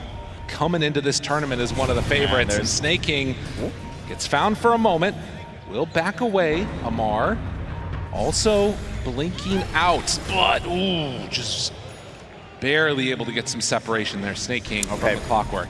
It would appear Soxa is human. Yes. It takes a while to figure it out. Does manage to miss a hook shot. And Crit just trying to poison the wave from away. Escape afterwards. No hook shot here on the chase. Soxa just being intimidating with nothing but a jetpack. Pure going for the Lincoln Sphere. So opting for like the very defensive build here on this Alchemist, Amar. I think he can just afford it because he just needs the control. Yeah. Like this Clinks is just, you know, you get on top, he gets stunned. You've got enough allies to help get that damage. So to ensure that you just don't get lassoed. If he were to get lassoed and die before Chemical Rage, then I could see a good fight actually happening for Falcons. And he just wants to ensure that doesn't happen. Right. And he's saying that like, I'm in no rush to end this game. I just want to make sure that they're not going to be able to like even things back up. The one that's left behind while the rest of the team goes forward, and they find this Timbersaw was not anticipating that he would be alone down bottom. And getting this Doom kill, like, on the one hand, you can think for Falcons, okay, Doom is down, like now our Timber can have a good fight, because they're going to have a hard time controlling him without that, but then you're fighting into the Aegis. Yeah. So it's just a good way to try and get a punish here and still keep rolling all over this map right here from Tundra. Pure eyeing up the AC next, as he will grab that whole creep wave and start heading together, and has turned into split push central for the side of Falcons. Yeah, trying to get gold everywhere on the map right now. You can see you got Crit and Skeeter way up top. You got Snaking inside the Radiant jungle. Amar's farming Radiant Ancients. Can they get out of here? Oh! Skinner found push 2 times outside of the base. It's going to end up costing him his life, but can Skinner get out afterwards? I don't think so. They TP back multiple and get the Clinks. Happy trade there for Soxa. Draws them back, so maybe they're not taking your objectives, I guess, at the very least for Falcons, but obviously they're still very happy about that on Tundra, because it is a lot of hope just pegged on this Clinks. Right. So many issues at this point that they need to contend with. And, you know, we talked about it. Is Ramsey's going to keep scaling? The answer is definitely yes. He's almost passing up the Clinks now in terms of net worth. Might need to look for help from some of these other heroes in this game. Of course, the Batrider, great at being able to isolate that single target, but obviously don't want to do that against a sniper with Aegis at this point. Does have the Eye of the Vizier as well, which is pretty helpful. Oh yeah. A little bit of a longer range initiation. Mar trying to get towards the Crimson Guard himself. A flare from Soxa. That sees everything. Spots them farming inside the Dire Ancients. Amar running towards their base, hoping he's going to keep him alive. Finds a courier. And then the TP back. That's Pure. Hits the mid tower. Ramses hits the top tower. I mean, it just goes to show how confident they are in their play right now. And Soxa is waiting right off to the side. I mean, this is a free kill if they want it, if they want to bring numbers back. But at least for now, it doesn't look like that's what they're interested in. Going over, Pure suns himself underneath the tower. Wait a minute, this could be an opportunity for them. Already dead on one. Maori needs to back away from the sniper. And trying to hunt, trying to find. Crit gets him! They drop down the ulti immediately onto this sniper, dropping lower and lower and dead. Can they do it a second time now? Clockwork has shown back up. They got to back out on Crit. Crit is in trouble. Stampede run forward. The blade mail, it's out. Hobson hitting himself, doing a lot of deeps. They run in with Malrine, trying to do what damage they can, but there it is. Already onto him through the BKB. They will find and kill Malrine. Tundra taking control there of the outpost, allowing him to get back on Ramses, drop the Doom once more, and keep the push alive. Next tier 2 to fall here. And we're approaching 28 minutes. And they are near the Wisdom Rune if they would like. They're also on your high ground because there's still 30 seconds without a Timbersaw. This is dangerous. Tundra keep the party moving, and buyback status not available for that Timbersaw because of gold. Tundra, I don't know if they're going to be stopped off of there, but they jump in immediately. No Doom available, but still get the counterplay. I mean, they just have nothing right now. For Steph, gets away. That hook shot nearly hitting from Soxa. That would have been a death, for sure. But Tundra, they will be stopped in their tracks, it looks like. Yeah, they're going to get back for the Wisdom Rune, though. Snaking not able to get over there and steal it. So that's going to be double again here for Tundra at 28 minutes. Further widening the gap. Now, you know, there's no Aegis. There's no Doom for over a minute right now. If you are Falcons, you've got to be thinking about getting out here, but you know, they look out, they got one good ward up here, but it's expiring soon, and they're on the move. They got to make a play. Stampede in 12. It's the only option. They run towards it, and actually, Pure is getting over that direction too. He's going to show as well to take the tower, maybe kind of bait them in here. Could be an opportunity. There goes that ward, though. They've lost their forward vision. Snaking's got one obs. Who can they find? I don't know if they're going to be able to get it. I mean, it looks like Tundra is prepared for this. They're circling completely. Yeah, they're so ready. They know exactly what's going on. All right, Soxa, go get him, buddy. He's holding the gem. Oh, which means he might find Skeeter. And a full AC done now for the Alchemist. As if they're running up problems already with the hookup. And more armor. More attack speed. Snaking still smoked, about to wear out though. Does have 2 more in his inventory. Do they want to play around this vision here? Drop it down and then look for a fight? It doesn't look like it. I mean, you've got to be super careful with your wards and make sure you're getting something out of the map. The other thing is that they know that Roche is going to respawn on daytime side, so they're trying to get stuff set up over here too. Jump in, find him, Doom. Caught, down to half HP, dead. That's the Clinks. That is what you want. You look to farm up to get to this point where if you can isolate a single target, they just get blown up immediately.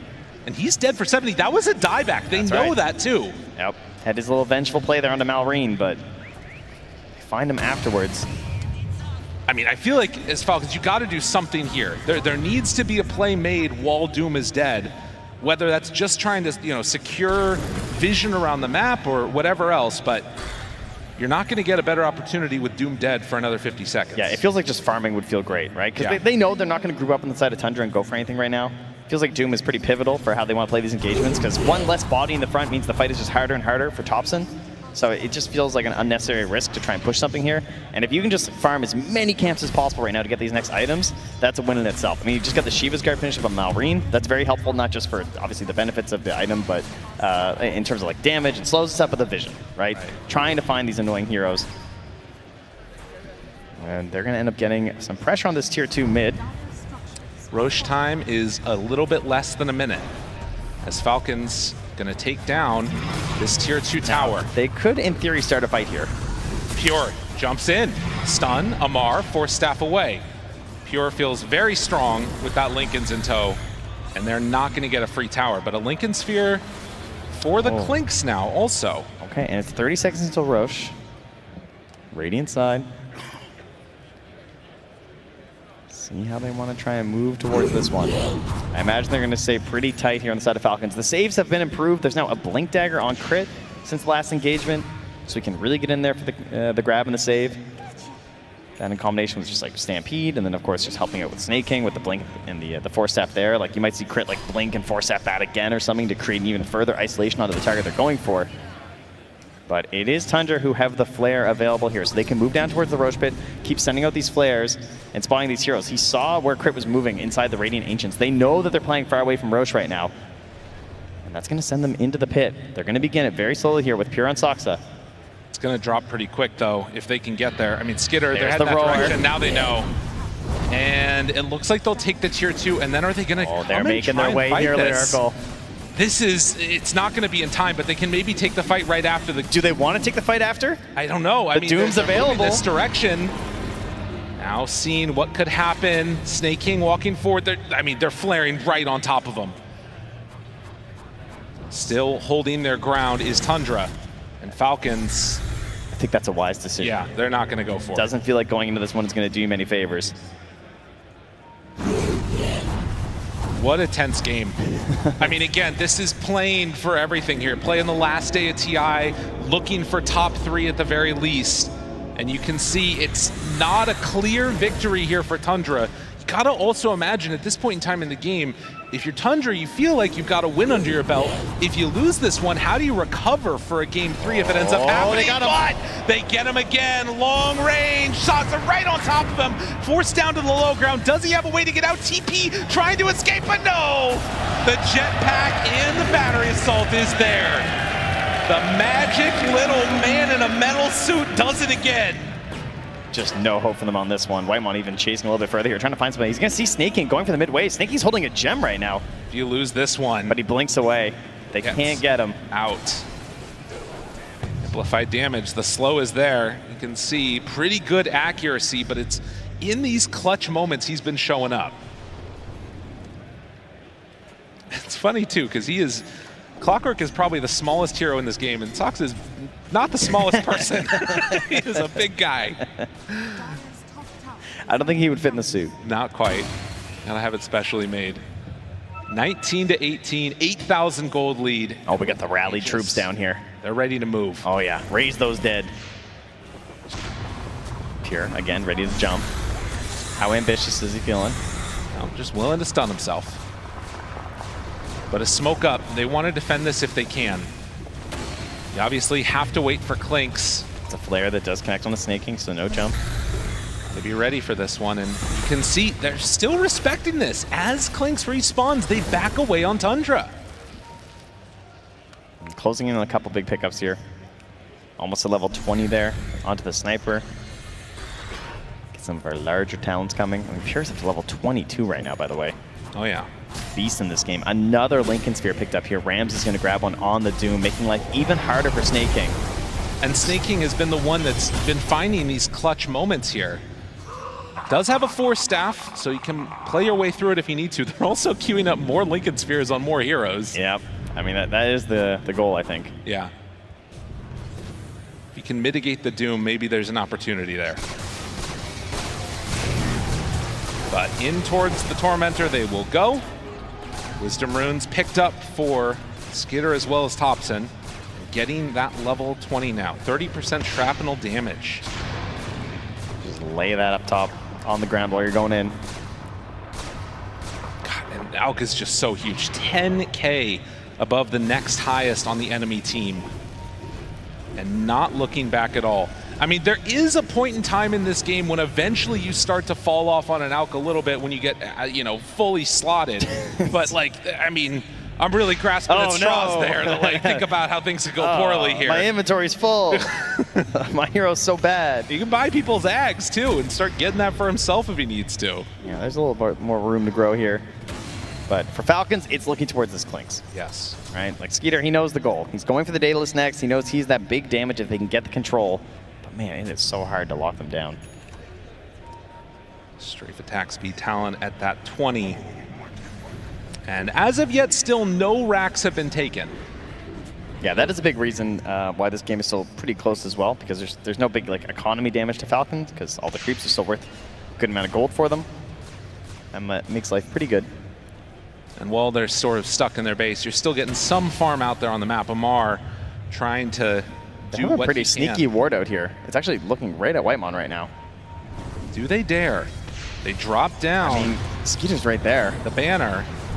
They bring Amar back. He's fire flying. He's committing. Thinking about it. Jump forward. Lasso got him. And the Stampede under control. But look at it. The jump forward stun. And Thompson didn't have the answer. Clockwork. Hook shot in. Finds the perfect targets. Dude, what a counter initiation that was. He's just too good. He's ready for it there. Now Pure's high ground hitting your buildings. Oh, and it could all come crumbling down so quickly. 15 seconds on the Aegis though. And they do it. Can they whittle him down and then try and get that perfect timing on Thompson? He's still not at full HP, but no, Tundra, they take what they came for and end up backing out. Amar, does he feel the desperation? It's tough, man. It's a tough one, tough call. Do they decide to go in for more? I mean, Sox is just waiting up front here. He's low on mana, but he still wants the grab. They don't have the Bat Rider. They need to try and stop this pressure. Even without the Aegis, it's still such a hard hold. Sniper can just hit you from outside of the base, and Pure charges it up, immediately starts to go to town, and there it is. Already caught with the Doom. Does have the disruption. Force staff to try and keep him alive. Malrine, we'll see if he's able to live through this one. But Amar out with the stomp. Now Snake King looking for the chase down, pulls him back in, but immediately interrupted again. Saksa right on point. Skinner nowhere left to go. He too is gonna die. Falcons, they do not have enough left in the tank. They are too strong on Tundra. Saksa and Pure are just in sync right now. The control coming in there with a hook shot as well to catch the Clinks with the gem. They're giving them no chance to fight back on Falcons. What an unbelievable performance that we've seen on this Clockwork. How many stand-ins can you say come in and perform like this on the biggest stage? Saksa has had a fabulous game. Malrine, the young gun, hoping to get something done here, trying to stop it. Ramses, he won't stop all chatting. As Malrine is brought lower and lower. He wants that kill into Ramses, does get it. Buyback now comes from the Timber. How much more do you have left in the tank? It's 5 seconds until the Bat's back up, and they still need a little while before they get the rest of their heroes. It's two heroes. It's a Conda sniper. It's a scary sight. Malrine jumps in. Crit. He's targeted. Oh, what the a bounce hometown back. hero. He's caught. Crit. Disruption. Living for the moment. Snake King's dead again. They don't have an answer. Ho, ho. Guys, says Ramses. It's over. With no regard for human life. The heel turn. Ramses is just all over him as they get the mega creeps. They are going to take the tier 4 towers. Skinner not willing to give it up, not willing to say no, never say die. They're going in for Thompson, trying to kill him, but no. Skinner backs away, barely able to survive. Dodging, trying to survive through it, but in the end, it's Whitemon. One last hit from the ledge takes him down. Oh, a buyback from Thompson. They want to cement this game. Ramses has done it with the alt chat. They know they got to go now. There's a fire lit under Falcons. They're ready to take this one out. Maureen goes in for another salvo, but he's all alone, although the supports are coming back alive again. Falcons back out. Thompson, he's ready to come back in. Ancient exposed. Falcons hoping, dreaming, just want to keep this TI alive, but I'm not sure if they've got enough left in the tank. Pure moves forward, blinks back for a moment. Maureen still lives through it. Now Amar caught in the cogs. Whitemon eyes on the prize, taking down the Ancient. GG is called. Tundra eliminate Falcons. And Pure wants to hear it. He's asking you, what now? What now?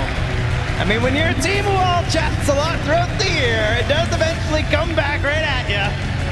Falcons find that out at TI. Tundra took control of their destiny here. They're going to get to play on the final day of TI, trying to get hopes of the most won TIs for a player, for that man right there in the middle, Mr. Thompson. And at the end of it all, still the handshakes going around. You can see they came in to play on this game. Thompson going for 3, Saksa going for 2 here. Tundra have a lot of hopes coming into tomorrow, but they'll be there. Let them hear it, crowd. Give them your adoration, Tundra. They take it down here. They came in and played absolutely perfect Dota. They took them down earlier in the tournament, and they did it again on that big stage. Off the back of a first-pick sniper, for goodness sake. Yeah, I mean, and this support duo as well. You've got to watch for them tomorrow. Whitemon and Stocks are playing so unbelievably well. They just gave these games to Pure where it was free. The Lone Druid, the Alk, he was just so unbothered throughout so much of it. The Clockwork, the Enchantress, we can't see that again. Oh, no. Unbelievable performance as we're going to get to hear from the winners down on the stage. Thank you very much, Lyrical. Yes, indeed, I'm here with the man himself, going for the 3 times and making it through the lower bracket. How does that sound, Thompson? That's good. Let's do it. That's very good indeed. I mean, Falcons have looked absolutely unstoppable in this lower bracket, but you took them down. How? What is the key to beating this team? I think we kind of outdrafted them in this.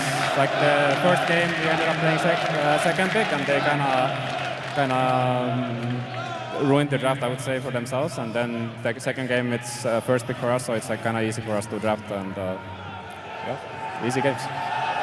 Easy games. I mean, the crowd is going crazy. You're still cool as a cucumber. It's honestly so impressive.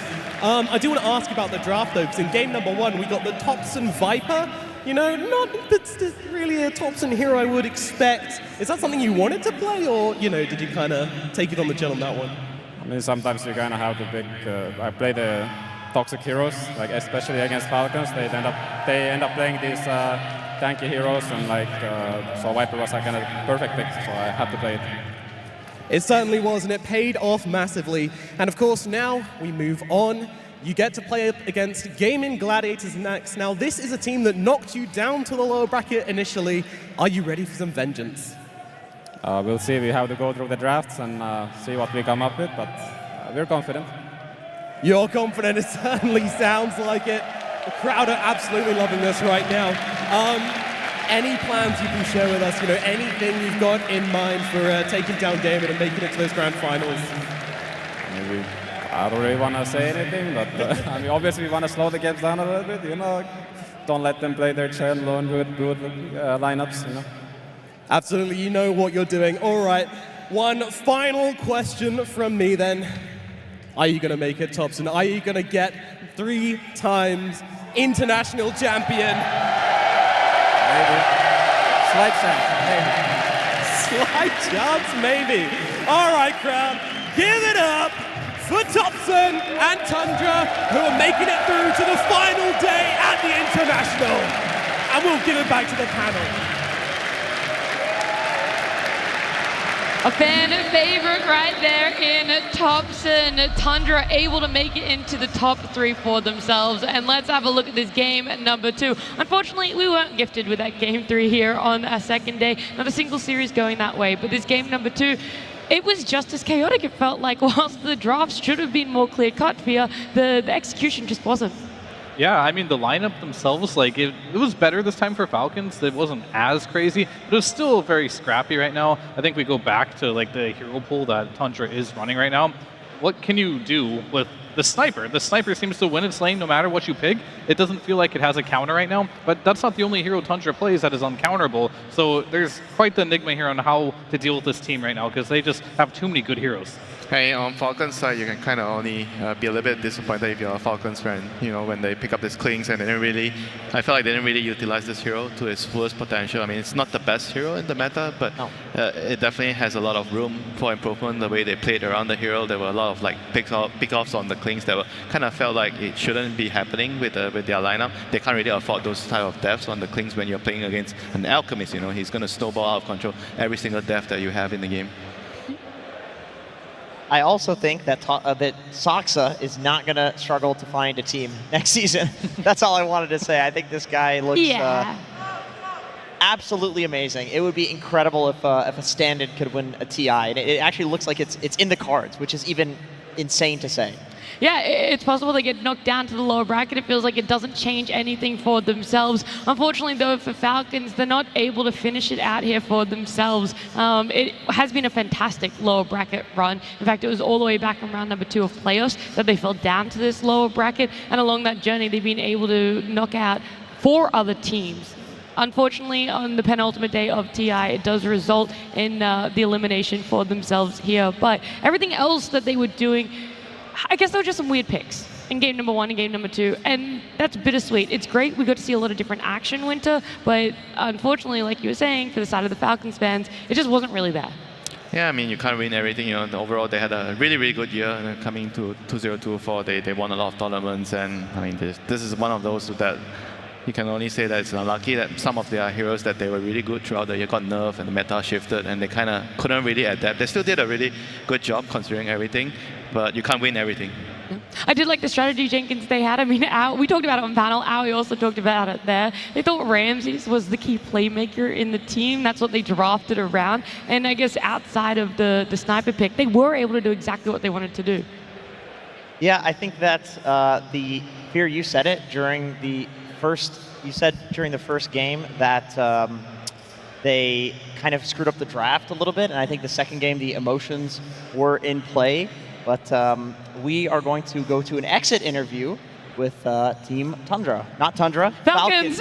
They didn't lose, Falcons. Yes, Falcons indeed. I'm here with Snake King.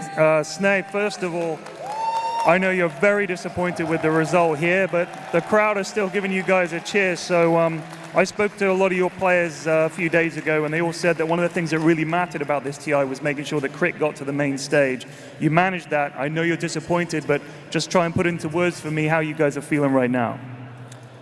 Obviously very bummed, but it is what it is, you know. But I'm glad that Crit got to play in the playoff stage at his home crowd, and he's very thankful for that.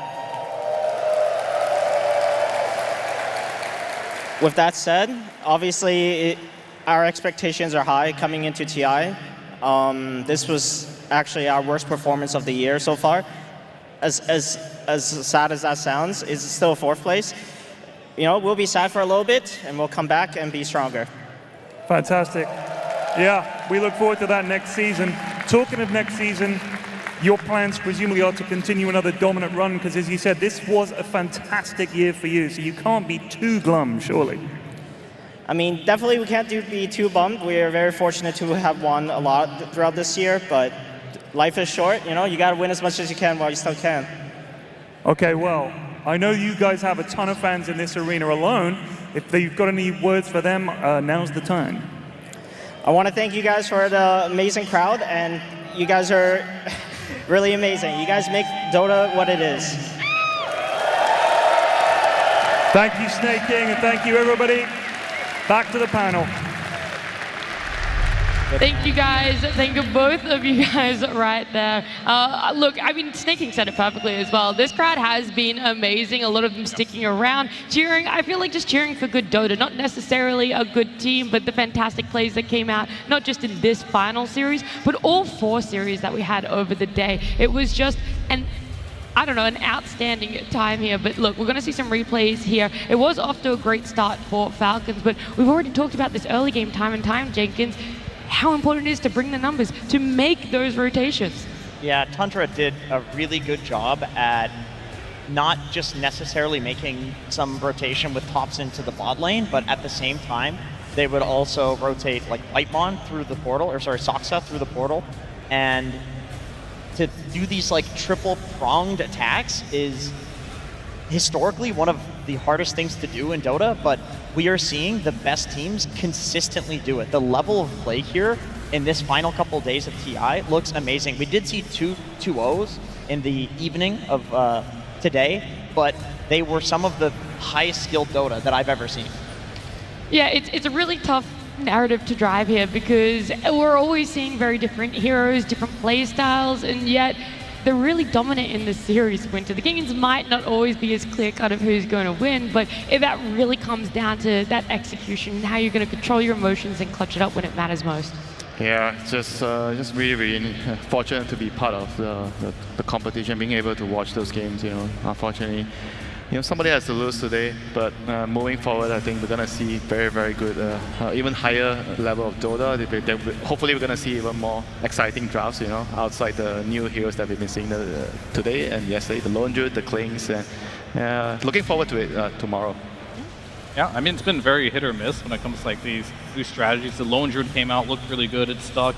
Unfortunately, the Klings came out, didn't look so good, not going to stick so much. Strategies are starting to come into fold. We're starting to see the teams that do play the fastest are having the best results right now. We have 3 teams left, and it's going to be exciting to see which one's going to hold the Aegis at the end. That's right. It's insane to think that 2 weeks of TI has gone by so fast. But this is that game number 2 scoreboard right there. Pure having a fantastic game on the Alchemist. And remember, this was a last pick Alch into what you guys said were 2 counters that had already been picked on the side of Falcons. I'm not going to say he was the make or break, but the fact that you can have a deathless game on a hero that was already counted in what had been picked up, that's true testament to how Pure plays. I think he played excellent. There are pretty high expectations on Pure in general and a last pick Alchemist as well. And in every single fight, he was the bane of Falcon's existence. He was jumping in, he was stunning crit when he was trying to hit the lassos, he was jumping on the Klinks when Klinks was doing a ton of damage. Like, Pure looks like one of the best carry players in the world right now. And I am interested to see how the teams tomorrow will solve his carry pool. Yeah, well, look, let's keep the conversation going about this game. Let's head on down to Purge and hear what he has to say. Thanks, Nat. Yeah, but I think the most interesting thing about the Alchemist pick was it kind of picked Tundra into bad lanes. Now, when pro players are drafting, they kind of religiously pair a ranged hero with a melee hero, but in this case, they'd already shown the Clockwork and the Enchantress, and if we take a look at the last phase bans, almost all the best ranged carries had been banned out prior to this. So what ends up happening is Doom has a really bad laning stage. He's laning against 2 ranged heroes, and that results in snaking the Batrider as well as the Klinks just bullying the crap out of both of them, consistently getting zoned, getting super harassed down. There's even a double kill moment here where they get kind of grouped up. They can't really right-click back. All they can do is kind of cast their spells, and they both get ran down. That really hurts Ramsey's net worth, but ultimately it's for the greater good, right? Pure's supposed to have a carry game, the carry that's supposed to collect gold and then use that gold in a game-defining way. And Pure really did that. He did a great job jungling at some point in the game. He hadn't participated in any kills, which is a little bit weird for this tournament so far, but as long as you get used to the net worth in a good way, it's worth it. Look at this TP. The second that his Blink Dagger was delivered, he instantly TP's top to make something happen. This is the sign of a carry that wants to win the tournament. He blinks in, he stuns the Centaur, and then he gets the support dive. We're going to ignore that one. But the one afterwards, he finally found some core kills. He jumps in, they find the Klinks, and the space gets made on the map. Once again, willing to leverage Whitemon's life in the middle of the lane for the benefit of his team. Soxa gets the follow-up stun, and who comes again? It's going to be Alchemist. He jumps in from the side.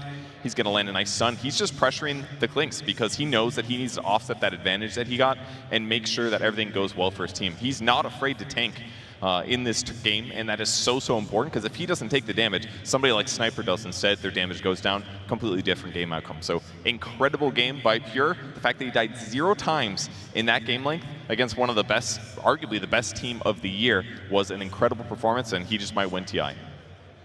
Ooh. We had to hear from Birch. You just might win TI. And I mean, this has always been a tournament, a patch about how active can your carry be in this early game. How many kills can you get onto him? And how can you make sure that you choke out your opponent's map? Pure, he goes for a completely different strategy here in that game number 2, and it's still successful. He's the one initiating, and yet still not dying, Winter. Yeah, it's really good at farming and making your teammates rich as well. Like in the past, when the carries are farming, they're usually taking a lot of resources away from the map. But the way all the modern carries are playing, they're farming and they're also making sure that their teammates are rich at the same time, getting levels, and you're helping your team. And this is what it takes, to win tournaments nowadays. Yeah, well, look, since we're already on the topic of Pure, we have been gifted with a very slight listen in to what happened in that game number 2. Feeling bad? But it's not. It's good fight, guys. It's good fight. Cleans ban. Guys! Stand! Amashutsun. Oi. Oi. I'm champion. No, man. Chill out. Focus, guys. Focus. There you go, some of the comms there from Tundra. We were actually having this conversation of what teams look the best. Is it that clear, precise comms? Is it something that just elevates your team? And somehow Tundra have hit both of them, Fio? Yeah, they had a little bit of both there. They're having fun. Obviously, they probably felt like the game was secured at that point. Dropping oyoyoys. But I think, in the most part, like Tundra, they're pretty calm and collected. They wouldn't be able to get to the top 3 without it. They're a good team. The communication's good. And they figured it out.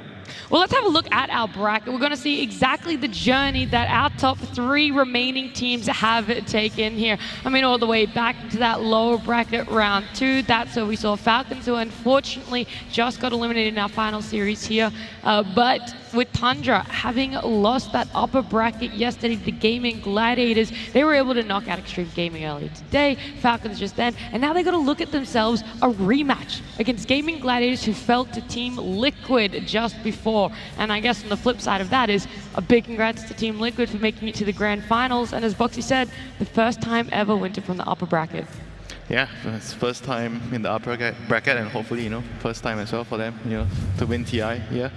It's going to be a really big accomplishment for their players, and it's also good to get the second place curse off the back. Yeah, that would be nice for them, but this stack on Liquid, they've had a lot of trials and tribulations, Jenkins, around making TIs altogether, their results at TI, and now they're grand finalists. They just have to wait between Gaimin Gladiators and Tundra as to who their opponent's going to be. Yeah, and I think that this Liquid often looks the best when they can make a pivot, and then that pivot looks good. Like, this team will pivot no matter what, right? If they lose a game, they're going to completely change the strategy in game 2, or they'll say, like, okay, this hero that we thought was good is now bad, or we'll do the same thing. And then they pivot, and then this time around, they're actually winning when they do said pivots, because clearly it worked against Gaimin Gladiators. If I'm Tundra, I am opening up those replays, and I'm not closing them until the match tomorrow, because Liquid completely decimated Gaimin. Nobody expected it, especially in the way that they did, because they were able to slow down the game.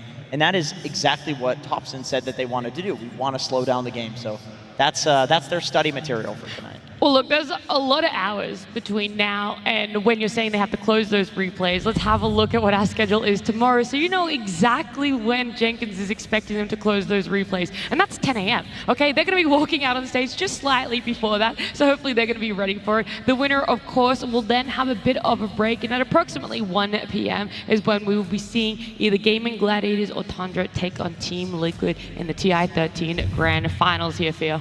Yeah, I mean, it's going to be pretty exciting either way. Like, we do get to see Liquid finally go there on the upper bracket final. They won the grand finals there. Tundra, they have a chance to have Thompson, the 3-time TI winner, coming from the lower bracket there, but they have to get through Gaimin Gladiators.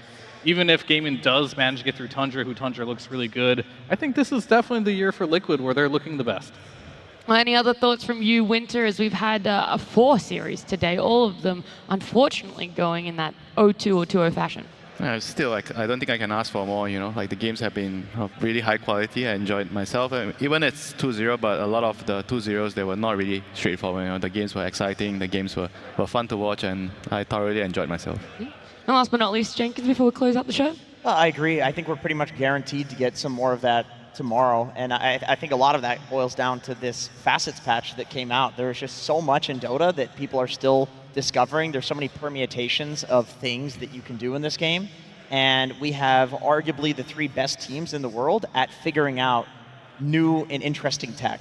So at the very least, if there's a 0 on the other side of the wins in every single series tomorrow, we are going to get some amazing games. All right, you guys have made me excited for tomorrow. And for the second last time, we're going to say goodnight to you guys. We'll see you bright and early here in Copenhagen, Denmark for our grand finals on the last day of TI 13.